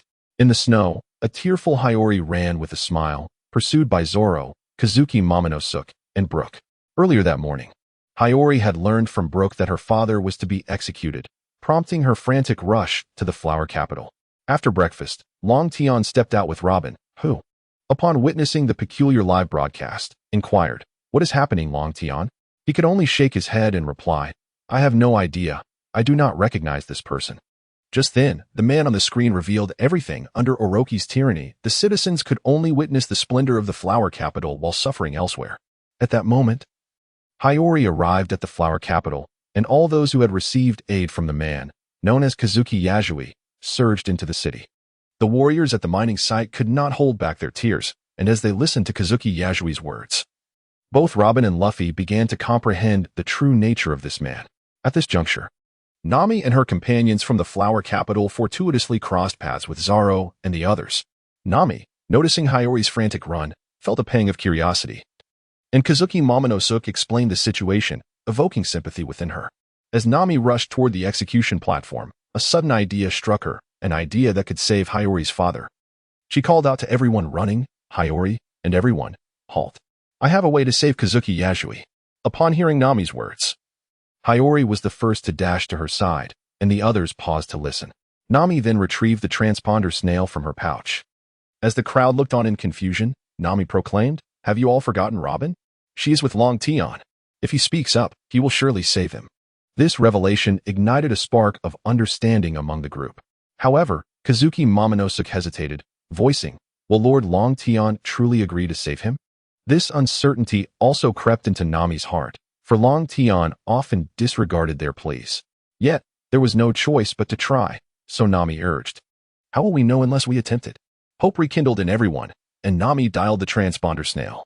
As Robin watched the live broadcast, a sudden ringing sound emanated from the transponder snail, prompting her to retrieve it from her pocket.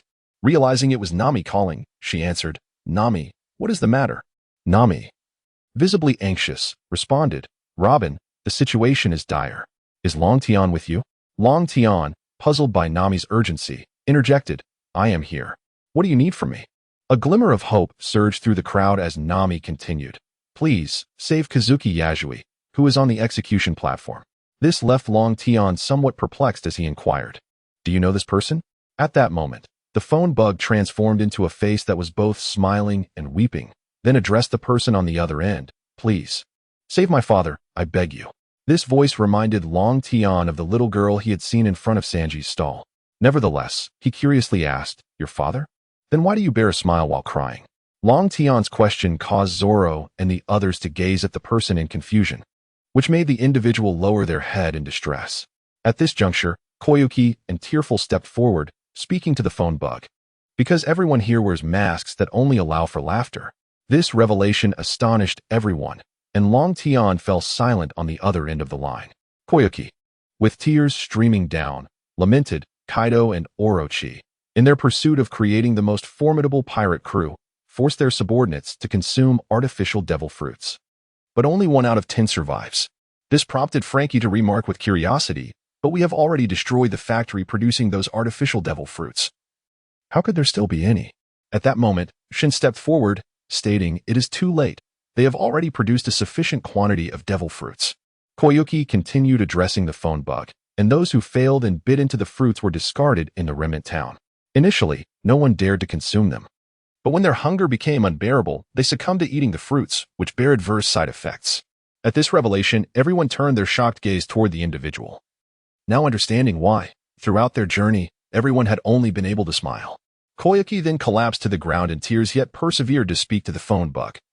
As Lord Odin foretold, beneath the flourishing facade of Flower Capital, there lie those who are destitute and can only laugh while weeping. This sentiment sent chills down the spines of all present.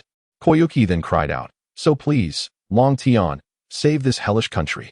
Following this plea, Koyuki covered his face and wept bitterly, and Shin and the individual mirrored his sorrow, while Robin looked at Long Tian with hopeful eyes. Earlier, in Dressrosa, Long Tian had refrained from intervening due to his knowledge of the eventual outcome. However, this time, he was entirely unaware of how events would unfold. Moreover, even if Luffy ultimately triumphed over Kaido, could the expressions lost by these people ever be restored? Long let out a sigh and addressed the transponder snail, saying, I understand. I shall save this nation. You all head to the execution platform first. When Nami arrives, simply present the transponder snail. Upon hearing Long's words, hope ignited within everyone, and they began to rush toward the execution platform. Meanwhile, Long was lost in thought, contemplating how to restore smiles to these people's faces. Although his miraculous healing skills could mend their wounds, he pondered how long it would take to treat so many. At that moment, his gaze fell upon the everlasting life elixir nestled within his system's backpack, leading him to a solution. Yet, he decided to wait and see if this round of sign-in would yield anything beneficial. Glancing at Robin beside him, Long couldn't help but say, My dear, look at how I am saving lives. Shouldn't you show some appreciation? This elicited an eye roll from Robin, who then leaned in and pressed her lips against his. Long licked his lips and remarked, Tonight, you shall see. Robin's cheeks flushed with shyness, just as Nami's voice came through the transponder snail, announcing, We have arrived, Long. Just as the executioner, Wangu Cross, was preparing to carry out the sentence, he heard a tremulous voice rise from the crowd. The transponder snail in Nami's hand relayed Long's voice, commanding, Newly appointed Grand General, release them. I trust you will not refuse. The quarrymaster, Quinn, turned in surprise to gaze at Long, who returned the look with a smile. This made Quinn shudder. He had no desire to meddle in affairs. And Kaido of Onigashima was even less inclined to intervene, deeming it unnecessary to offend Long for the sake of a mere underling. Wanga Cross immediately instructed his subordinates. Lower them at once. Hurry, or we shall all perish. Having witnessed Long's formidable prowess, he knew opposing him was tantamount to courting death. The onlookers, eager to rescue the Kazuki family, though unaware of Long's identity, began to chant his name fervently. Once the Kazuki family was released, Sure ran into his father's embrace, sobbing, "Father, I thought you were going to die." Surrounding them were people, especially the warriors of the Widen family, who had believed the Kazuki family was lost. In that moment, Keigetsu Hai and Nami's transponder snail conveyed their gratitude. "Thank you, Lord Long." The Kazuki family, embracing Sure, rushed over. Knowing it was this esteemed Lord Long who had saved them, and thus expressed their thanks via the transponder snail. "Thank you immensely, Lord Long." Long replied, "If you wish to express gratitude, do so to those around you. They risked everything to rescue you." I merely lent a voice. After concluding the call, Long hung up the transponder snail, and Robin remarked, "I knew I did not misjudge you." To which Long mischievously replied, "Tonight, you shall come to understand just how right you were." This caused Robin to immediately blush and lower her head. At the execution ground, despite witnessing Zoro and his companions, Inui Zizzling hesitated to give the order for his subordinates to act, knowing that Nami had secured the transponder snail. Meanwhile, at the mining site, Luffy spotted Long Tian and Robin from a height and joyfully exclaimed, "Long Tian, Robin, what are you doing here? Are you here to rescue me?" Upon hearing Luffy's voice, Long Tian glanced down and replied, "You Navi young fool, did I ever say I was here to save you?" Luffy scratched his head and responded, "Oh, you're not here to save me? Then you must have come to bring me food." Observing Luffy drooling, Long Tian shook his head in exasperation, while Robin stifled a laugh. At that moment, Queen's subordinates entered through the main gate, bringing along two individuals, one who was constantly laughing and the other who remained silent with his head bowed. Recognizing them, Queen remarked, "Kamakura, is it? I've heard of you. And kid, you know the consequences of escaping from prison." The crowd immediately shouted, "Escaping from prison is punishable by death." Luffy looked at Kamakura in astonishment, while an elder beside him inquired, "Straw Hat, do you know that fellow?" "Yes, I do," Luffy replied, recalling their encounter at Sabaody. Turning to Queen, Luffy boldly declared, "Hey, Balloon, let us get this sumo match started." From his elevated position, Long Tian addressed Robin, "You can just watch from here. Big Mom is coming, and I need to check on her." Robin nodded, and Long Tian unsheathed his great sword, soaring into the sky. Meanwhile, at the massive iron gate of the mining site, Xiaoyu was cheering for Big Mom, while Chopper appeared somewhat fearful. "Red bean soup, red bean soup," Big Mom shouted as she relentlessly smashed the iron gate. Long Tian approached Chopper, who was utterly terrified. Meanwhile, Long Tian cast a glance at Momonosuke, inwardly pondering how this little lecher had managed to survive. Upon meeting Long Tian's disdainful gaze, Momonosuke could not help but shiver, while Kikunajo positioned himself in front of Momonosuke, gripping the hilt of his sword, prepared to strike. This nearly sent Chopper into a state of panic, prompting him to immediately interject. "No, that is not permissible." Long Tian regarded Kikunajo with an inner exclamation of admiration, reminiscing about how he had previously only encountered cross-dressers in videos, and now he found himself face to face with the real deal. Feeling the weight of Long Tian's gaze, Kikunajo's cheeks flushed. At that moment, Big Mom had completely demolished the iron gate, prompting Long Tian to shake his head in response to her reckless entrance. "Do as you wish. I am leaving," he declared, and indeed, he took off into the sky, only having come to ascertain whether Big Mom truly had amnesia. With Long Tian's departure, Chopper finally exhaled in relief, though his thoughts quickly returned to Big Mom's reckless entry, causing another wave of fear to wash over him. Big Mom barreled through the prison quarry, smashing through 3 doors with ease, leaving everyone in stunned silence. "I am famished. Where's the red bean rice cake soup?" she exclaimed, beginning to sniff the air. Upon hearing this, Queen's veins bulged in agitation as he retorted, "Old hag, do you realize that red bean rice cake soup is my lifeblood?" With that, Queen transformed into his dinosaur form, fixating his gaze on Big Mom. Meanwhile, Long Tian returned to Robin's side, producing popcorn and 2 sun loungers. "Come, my dear, lie down and enjoy the spectacle," he invited, reclining on one of the loungers. Robin, shaking her head in resignation, joined him, taking some popcorn from his hand to munch on. Below, Queen confronted Big Mom, insisting, "The red bean rice cake soup is mine. You shall not have a single drop."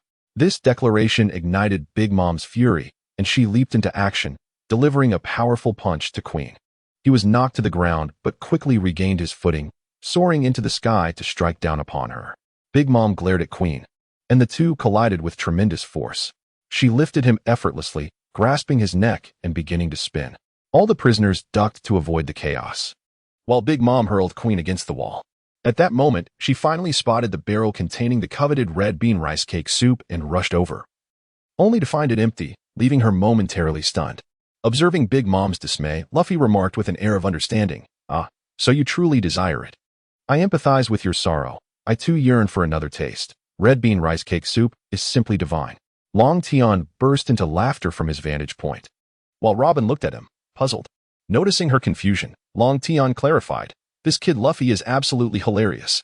In battle, he can hold his own. But when it comes to thinking, he truly falters." Ha ha ha ha. As Robin was about to speak, Big Mom erupted in a furious assault on Luffy. After several relentless attacks, Luffy began to falter, prompting Robin to glance at Long Tian, who waved his hand dismissively and remarked, "It's fine, Robin. This kid can handle it on his own." No sooner had Long Tian finished speaking than Luffy shattered the sea stone that bound both himself and the old man. At that moment, Long Tian pointed at Luffy and said, "See? I told you so. This kid can grow stronger by himself. You needn't fret over him." Nodding in agreement, Robin reclined and truly ceased to worry about Luffy, who was now frantically fleeing from Big Mom. Meanwhile, the seemingly lifeless Queen rose and overheard Long Tian's mocking words. "Are you trying to make me laugh to death? If you can't win, just play dead? Anyone accompanying you would surely call you a useless teammate," Long Tian exclaimed, bursting into hearty laughter. This left Queen feeling quite embarrassed, yet he dared not confront Long Tian, instead begrudgingly discussing with his subordinates how to deal with Big Mom. After some deliberation, Queen's men brought forth a barrel, while Queen positioned himself atop it. Before long, Luffy dashed towards them, and Big Mom, spotting the barrel, charged directly at it. At that moment, Queen transformed and, with his head downward, collided with Big Mom's head, rendering her unconscious. Queen immediately ordered his men to bind Big Mom tightly, and, disregarding Long Tian, took her directly to Onigashima. High above, Long Tian remained still, eager to continue watching Luffy's escapades. Before departing, Queen instructed his subordinates to take over. Luffy, meanwhile, began to wreak havoc, at which point Kiku appeared, rushing towards a damaged prison door. Just then, Reizo burst forth from a tall building, tossing a key and a knife towards the prison door. The prisoners inside unlocked their shackles and smashed the entire cell open, causing the mountain to tremble slightly.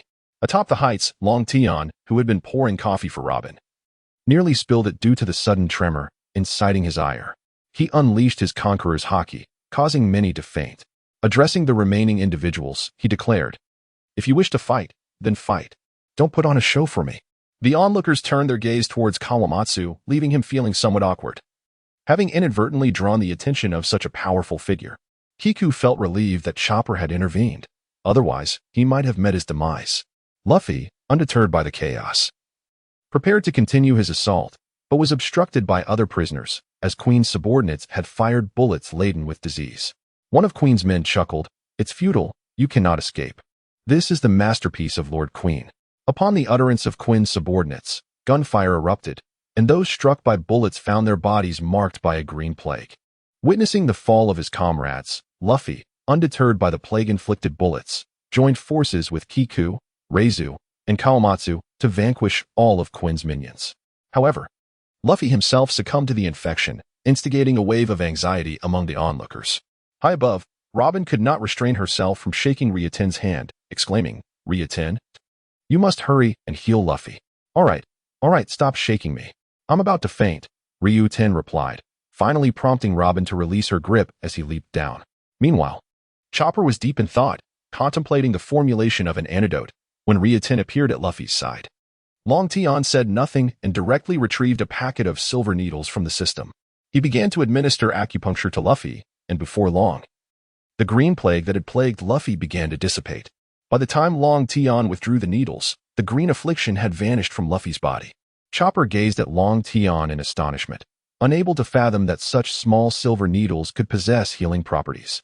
At that moment, an infected prisoner spoke up, pleading, "Please, save me as well." Long Tian merely cast a brief glance at him and replied, "You are not in immediate danger. Wait for him to concoct an antidote." He gestured towards Chopper and then vanished in an instant, for he had no time to tend to these individuals.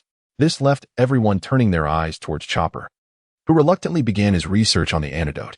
Meanwhile, Among those who had not contracted the plague, Momonosuke commenced a speech, which displeased Long Tian upon his return to a higher vantage point. When did that little lecher become so earnest? Long Tian mused, concluding that it was time for him to meet the Buddha of the Western Paradise. Long Tian glanced at Robin and inquired, "Robin, do you still possess the talisman I gave you?" His question bewildered Robin momentarily, yet she replied, "I have given the talisman to Nami." This revelation incited a flicker of annoyance in Long Tian as he retorted, "That was meant for your protection. How could you simply hand it over to her?" Robin, aware of Long Tian's concern for her well-being, responded resolutely, "I believe Nami needs it more for her safety, and besides, I have my clones to ensure my escape." Exasperated, Long Tian retrieved the last talisman from his system backpack. Long Tian gazed intently at Robin and said, "You must not give the talisman to anyone else. It is truly a matter of life and death. If you were to part with it again, I would genuinely be angered." All right. I shall not bestow it upon anyone else," Robin replied, as he took the talisman from Long Tian's hand and placed it into his spatial ring. Long Tian nodded in satisfaction and remarked, "Very well, you shall accompany that fellow Luffy for the time being. They are currently safe. I have matters to attend to elsewhere." Though reluctant to see Long Tian depart, Robin replied, "Go ahead, I will be fine, so do not worry." With a nod, Long Tian drew his great sword and unfurled his wings, soaring towards Onigashima. Meanwhile, Queen had already escorted Big Mom to Onigashima, where she was voraciously consuming dango, muttering, "None of these treats can compare to the cakes made by my son-in-law, Long Tian." Observing Big Mom's disdain despite her ample food, Queen remarked, "It's a privilege to have something to eat. If it displeases you, simply set it aside." He then turned to Jin and scolded, "Jin, you incompetent fool. You couldn't even handle this simple task." To which Jin replied, somewhat perplexed, "I did indeed kick the ship off the waterfall." At that moment, having finished her meal, Big Mom addressed Jin, "Jin, I shall forget all your past transgressions. Come join my ranks, mama. Just then, Kaido appeared, wielding his kanabo, and looked at Big Mom, saying, "Release her, what are you doing?" Lin, you have indeed come." Kaido's subordinates hesitated, but upon meeting Kaido's gaze, they promptly unshackled Big Mom's handcuffs. "Napoleon," Big Mom called, and the homie had atop her head transformed into a sword. As she grasped the blade, Kaido declared, "I warned you, upon your arrival, I would end your life." In response, Big Mom assumed a stance to swing her weapon and retorted, "There are no fools in this world who come to meet their demise." With that, both combatants swung their respective weapons, clashing them together, both enveloped in the Conqueror's haki, causing the surroundings to begin to disintegrate. Long Tian gazed at the fractured sky and the two formidable auras emanating from Ghost Island, swiftly accelerating to ascend above the island. Long Tian observed the fierce clash between the two sovereigns and couldn't help but shake his head, muttering to himself, "With Luffy's current strength, he is likely to be utterly crushed. Alas, what a headstrong young man." Just as Long Tian uttered these words, Kaido noticed him and halted his weapon's swing, while Big Mom also turned her gaze towards Kaido's fixed position. As Long Tian soared in the sky with his massive sword, Big Mom joyfully exclaimed, "Kaido, my son-in-law has arrived. Mama. This left Long Tian with no choice but to descend from the heavens, and he looked at Big Mom, saying, "Please don't speak so affectionately, we are not well acquainted." After Long Tian landed, Kaido continuously scrutinized him, and understanding their intentions, Long Tian addressed Kaido, "Are you looking to engage me in battle?" As Long Tian finished speaking, Kaido swung his kanabo towards him, while Big Mom observed the confrontation from the sidelines. Long Tian sheathed his great sword and drew the blade of the Tempest, enveloping it with Conqueror's haki. The clash of the two weapons produced a pressure of haki even more formidable than the earlier duel between Big Mom and Kaido. The tremors resonated throughout Onigashima, prompting Queen to contemplate a hasty retreat. Ultimately, Kaido, unable to withstand the force, took a step back, astonished by the encounter. He then gazed at Long Tian and remarked, "Roaro, you're quite impressive for one so young, possessing such formidable strength." Big Mom chuckled and added, "Maramara, Kaido, this is my son-in-law. Do you truly believe you can best us both?" Upon hearing the term son-in-law, Kaido couldn't help but retort, Ling, do not speak so boastfully." This only elicited a more boisterous laugh from Big Mom, who replied, "Maramara, you have but one son, no daughter." Ha. Long Tian, standing nearby, felt somewhat awkward. After all, they were supposed to be battling, not delving into such matters. In the end, Kaido, suppressing his amusement, turned to Long Tian and inquired, "What brings you to Onigashima?" Long Tian hesitated, feeling a bit embarrassed. He certainly couldn't confess to Kaido that he had come to be his son-in-law, lest he be crushed by the overprotective father-in-law. Long Tian gazed at Kaido with a sense of resignation and remarked, "I merely came to witness the spectacle." Kaido, taken aback, responded, "You specifically ventured to my territory for entertainment?" Meanwhile, Big Mom interjected, "Long Tian, you intend to assist the Straw Hat Brat, do you not?" Upon hearing her words, Kaido also fixed his gaze upon Long Tian, who shook his head and said with resignation, "Whatever this kid plans to do is of no concern to me. You need not worry, I shall not intervene." Kaido then turned to Big Mom and proposed, "Let us form an alliance, Lin Lin." Without a moment's hesitation, Big Mom replied, "Very well, we shall unite as allies." Long Tian had already discovered the hideout of a certain individual, and he looked at Kaido, saying, "Kaido, I am merely touring this island. You would not object to that, would you?" This left Kaido somewhat perplexed, but after a moment's contemplation, he replied, "That is acceptable. But you must not cause any disturbances." Long Tian nodded and promptly vanished from sight, leaving Kaido with an ominous premonition. Nonetheless, he returned to the hall with Big Mom, and the two commenced their alliance banquet, while everyone in Wano prepared anxiously for battle. Meanwhile, Long Tian arrived at a secluded chamber on Onigashima, where he confronted a horned figure wearing a mask. Long Tian concealed himself in the beams of the ceiling and addressed the system, stating, "System, observe that Day is present. This bathroom must belong to her, correct? Ding. Host, please refrain from indulging in fantasies. Is that so? This does not count. Ding. This location is indeed a hideaway for Day. However, her true residence lies elsewhere, thus this bathroom does not qualify." Long Tian found himself at a loss for words and ultimately leapt down from the beams. Day, taken aback by the sudden appearance of Long Tian, nevertheless brandished her mace. Assuming a defensive stance, Day inquired, "Who are you? What brings you here, and what is your purpose?" Long Tian was momentarily unsure of how to respond, but mustered the courage to say, "Take a look at my face. Do you truly not recognize me?" After a brief contemplation, Day, astonished, exclaimed, "You are Long Tian, the vice-captain of the Whitebeard pirates, aren't you?" Long Tian nodded, and only then did Yamato lower his weapon, saying, "Since you are a member of the Whitebeard pirates, you must know Ace, right?" This left Long Tian somewhat perplexed as he replied, "You know Ace? Of course. He is my best friend," Yamato reminisced. This revelation left Long Tian feeling a twinge of annoyance, while Ace aboard the Moby Dick suddenly shivered for reasons unknown. Yamato approached Long Tian and scrutinized him from head to toe, commenting, "I've heard that you caused quite the uproar at Mariejois twice. Yet, I can't discern any strength in you. I thought you were a monster." Long Tian retorted, "You would know how formidable I am if you tried." He was merely jesting, but to his surprise, Yamato seized a spiked club and swung it at him.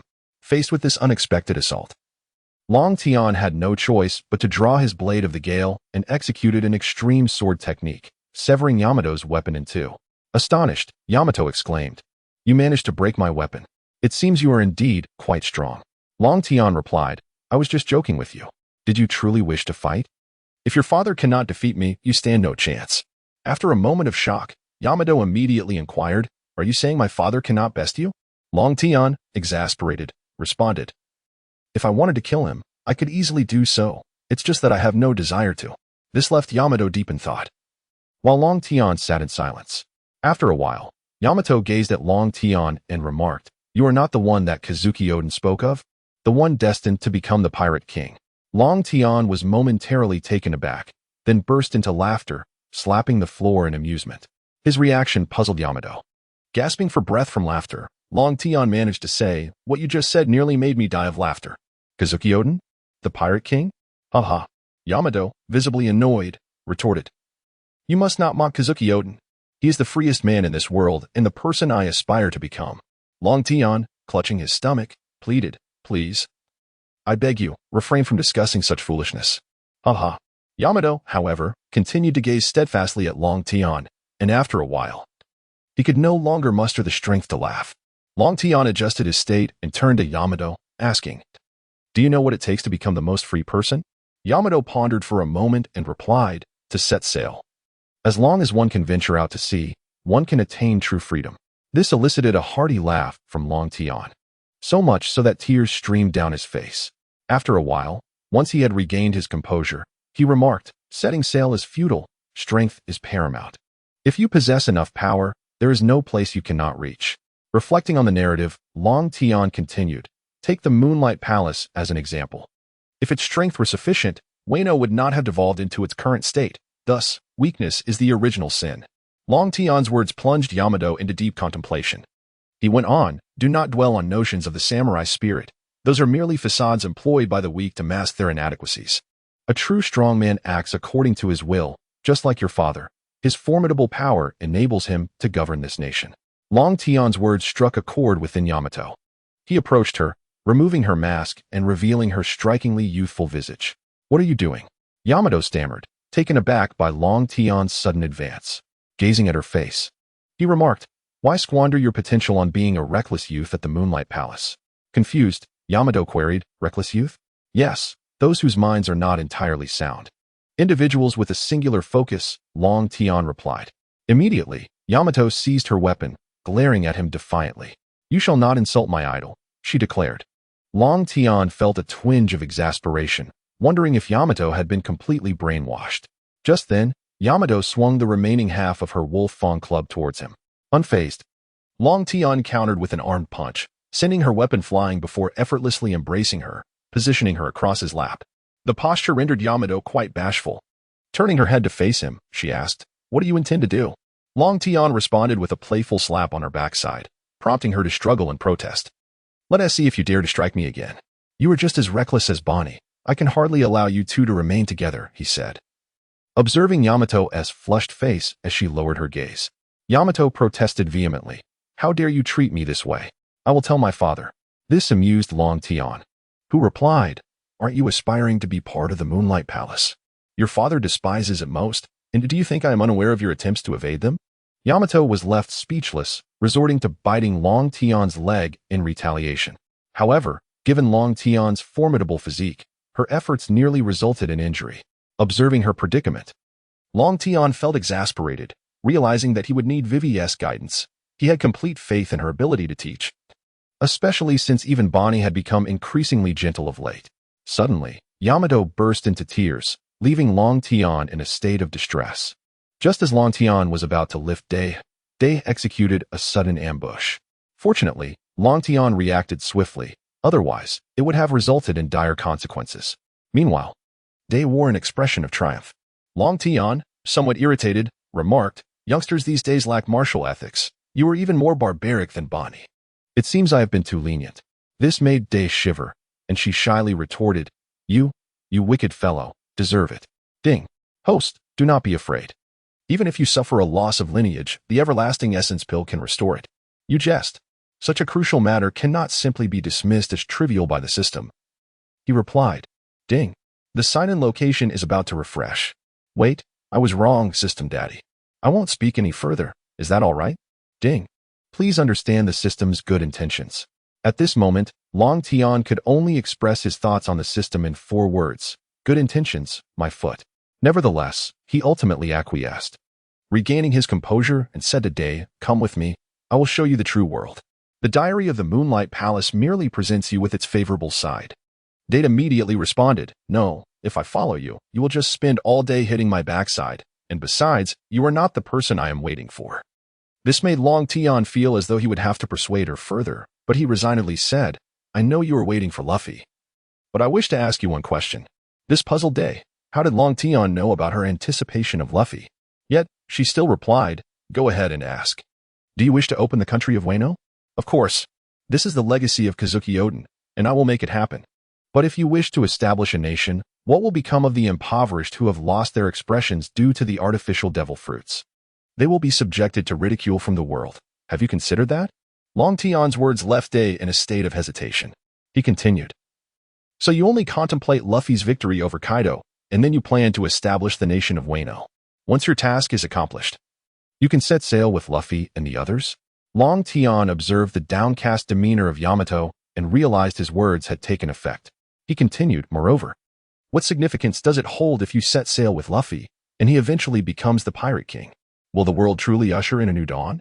At this moment, Yamato could not contain herself and exclaimed, Yes. The Journal of the Moonlight Mansion states that a king will ultimately bring dawn to the world. Long Tian, unable to restrain himself, smacked his forehead and said, "The journal? Show it to me." After a moment of hesitation, Yamato handed the journal to Long Tian. Without a second thought, Long Tian unleashed a burst of Conqueror's haki, obliterating the journal in an instant. This infuriated Yamato, who exclaimed, "What was that for?" "This is a treasure left by the Moonlight Mansion." Long Tian merely shook his head and replied, in the words of our homeland, "This book is nothing but a manual for pyramid schemes, designed to brainwash fools like you." This sentiment stemmed from Long Tian's personal bias. He held a profound disdain for samurais. Although his father was acquainted with the Moonlight Mansion, it did not diminish Long Tian's aversion to samurais. Yamato, upon hearing Long Tian's words, regarded him in silence. Long Tian pondered for a moment and suddenly proposed, "How about a wager? If I accomplish 2 tasks, will you accompany me onto the ship?" He, perplexed, replied, "Pray, enlighten me." Long Tian immediately stated, "First, you wish to set sail, but your father will undoubtedly disapprove. Correct?" Day nodded in agreement. Long Tian continued, "Then I shall persuade your father to grant you permission to embark on your journey. This is the first matter at hand. Secondly, while the founding of a nation may pose no significant challenges, I possess the ability to restore the expressions of all individuals in the land of harmony to their former selves." At this, Date expressed her astonishment, saying, "Is what you say truly the case? Can you genuinely restore everyone to their normal state?" Long Tian merely shook his head and replied, "I am uncertain. It all depends on whether you dare to wager with me. If you are bold enough, I shall oblige." This left Yamato in a state of hesitation, while Long Tian remained silent, merely observing her as she contemplated. Having witnessed the plight of the impoverished souls in Wano country, she pondered that if it were Kazuki Oden, he would undoubtedly agree. Thus, she turned to Long Tian and declared, "Very well, I accept your bet." Long Tian nodded and said to her, "Let us proceed to meet your father." A flicker of uncertainty crossed Yamato's face, for she had escaped, and encountering Kaido might result in her being captured and returned. Sensing her hesitation, Long Tian took her hand and exited without a backward glance, assuring her, "Do not worry, I am not as inept as Luffy." With Long Tian leading the way towards the hall, Kaido's subordinates witnessed this scene and immediately reported to him via a Den Mushi. One of Kaido's subordinates spoke into the device, "Governor, Master Yamato is with Long Tian, and they are holding hands as they approach you." At the banquet, Kaido was instantly roused from his inebriation. It had barely been a moment since his daughter had been spirited away, and he could hardly contain his astonishment. He crushed the Den Mushi in his grip, staring intently outside, while the others remained oblivious to the unfolding events. Long Tian, intending to confront Kaido directly, halted and turned to Yamato, asking, "Where do you reside?" "Let me there now." Annoyed, Yamato retorted, "How can you be so brazen? Is it customary to visit someone's bedroom shortly after meeting?"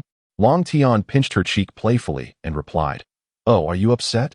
Did you not claim to be a man? Why the sudden shyness?" "Who said that?" Yamato exclaimed, swatting Long Tian's hand away before pulling him towards her room. Before long, they arrived at Yamato's chamber, which was impeccably tidy but lacked a touch of femininity, as most young girls would favor a more pastel aesthetic. System, expedite the sign-in process. Ding. Host has arrived at the sign-in location. Sign-in successful. Ding. Congratulations, host. You have successfully signed in and received 1 eternal vitality pill, the Dragon Elephant Prajna Sacred Body, and 10 spatial rings. Suddenly, Long Tian felt a surge of warmth coursing through him, as a voice from ancient times roared within his being. Yamato looked on in astonishment, for Long Tian unconsciously emanated the pressure of a sacred body. Even the inhabitants of Onigashima sensed this overwhelming power, which eclipsed the awe of Conqueror's haki. After a moment, Long Tian regained his composure and gazed at his hands, feeling an overwhelming sense of invincibility. It was only then that Yamato, having mustered the courage, spoke to Long Tian. Long Tian, what just transpired? Why do you seem like a terrifying beast?" Hearing her voice, Long Tian turned to her and smiled. "It is nothing. Merely a slight enhancement of my strength." Yamato regarded him with curiosity and inquired, "Is it truly just a slight increase? The aura you exuded earlier was far more astonishing than Conqueror's haki." "Well, never mind that.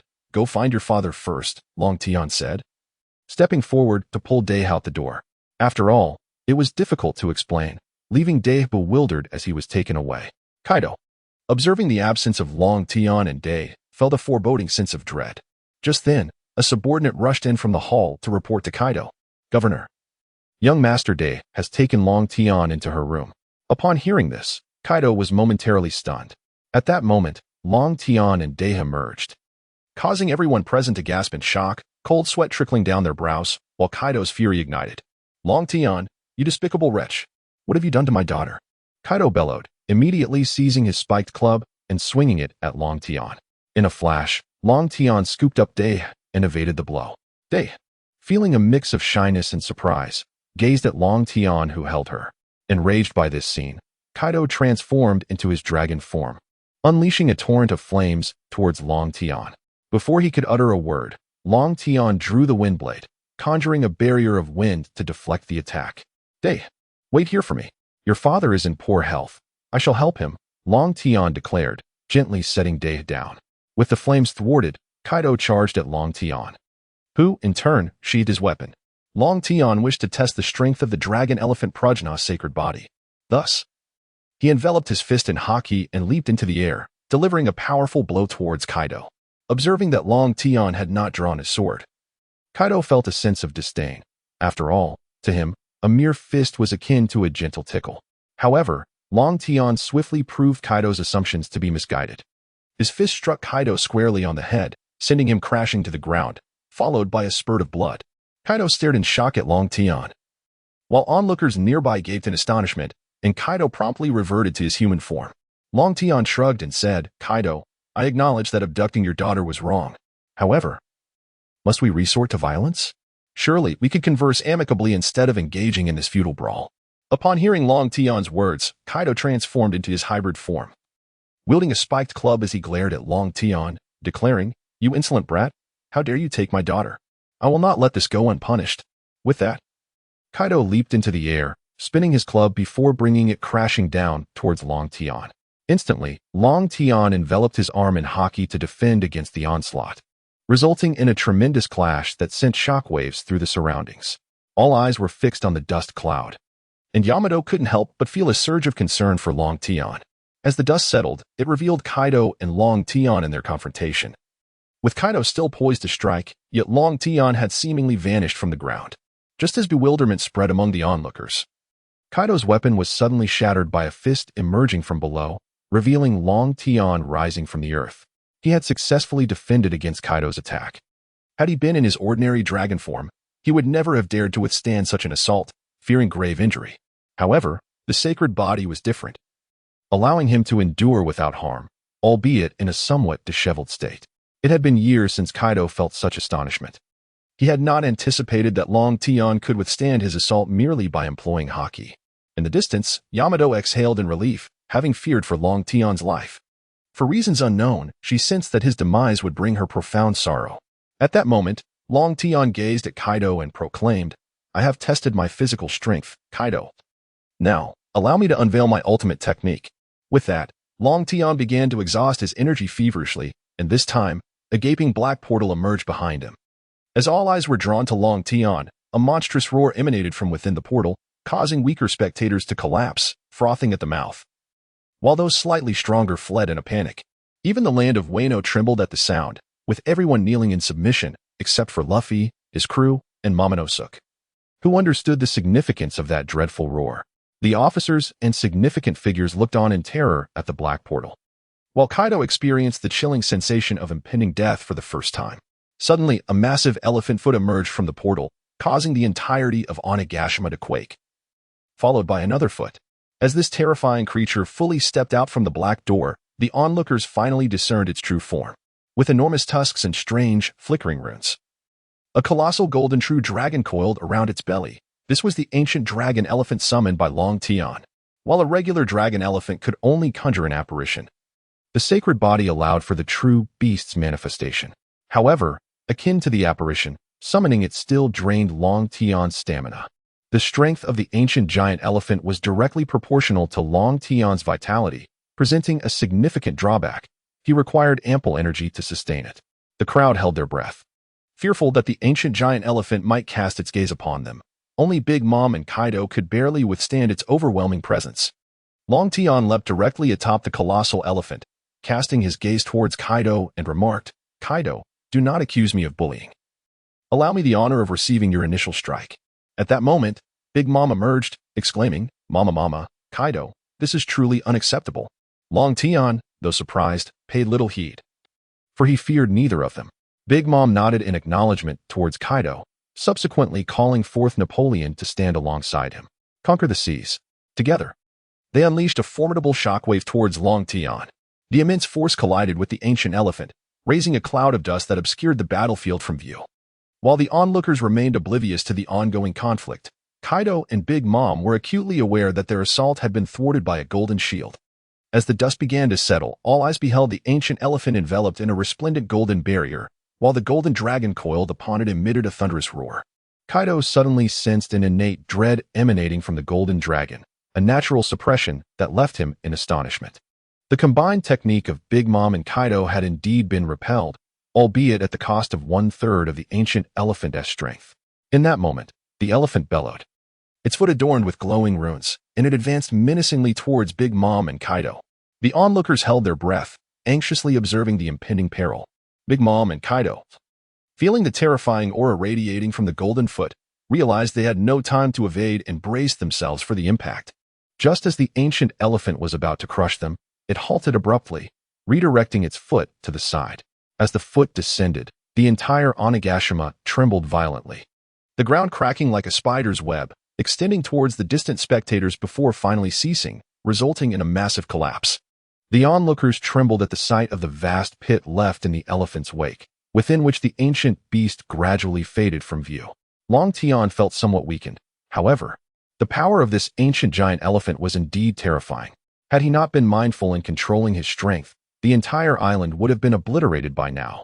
As for why he refrained from attacking Kaido and Big Mom, one was his mother-in-law, and the other was not far from becoming his father-in-law.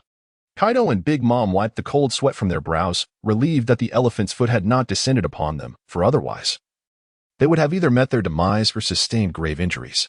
Observing from the sidelines, Yamato gazed at Long Tian in the massive crater and mused to herself, "Is this what you mean by having the power to do as one pleases?"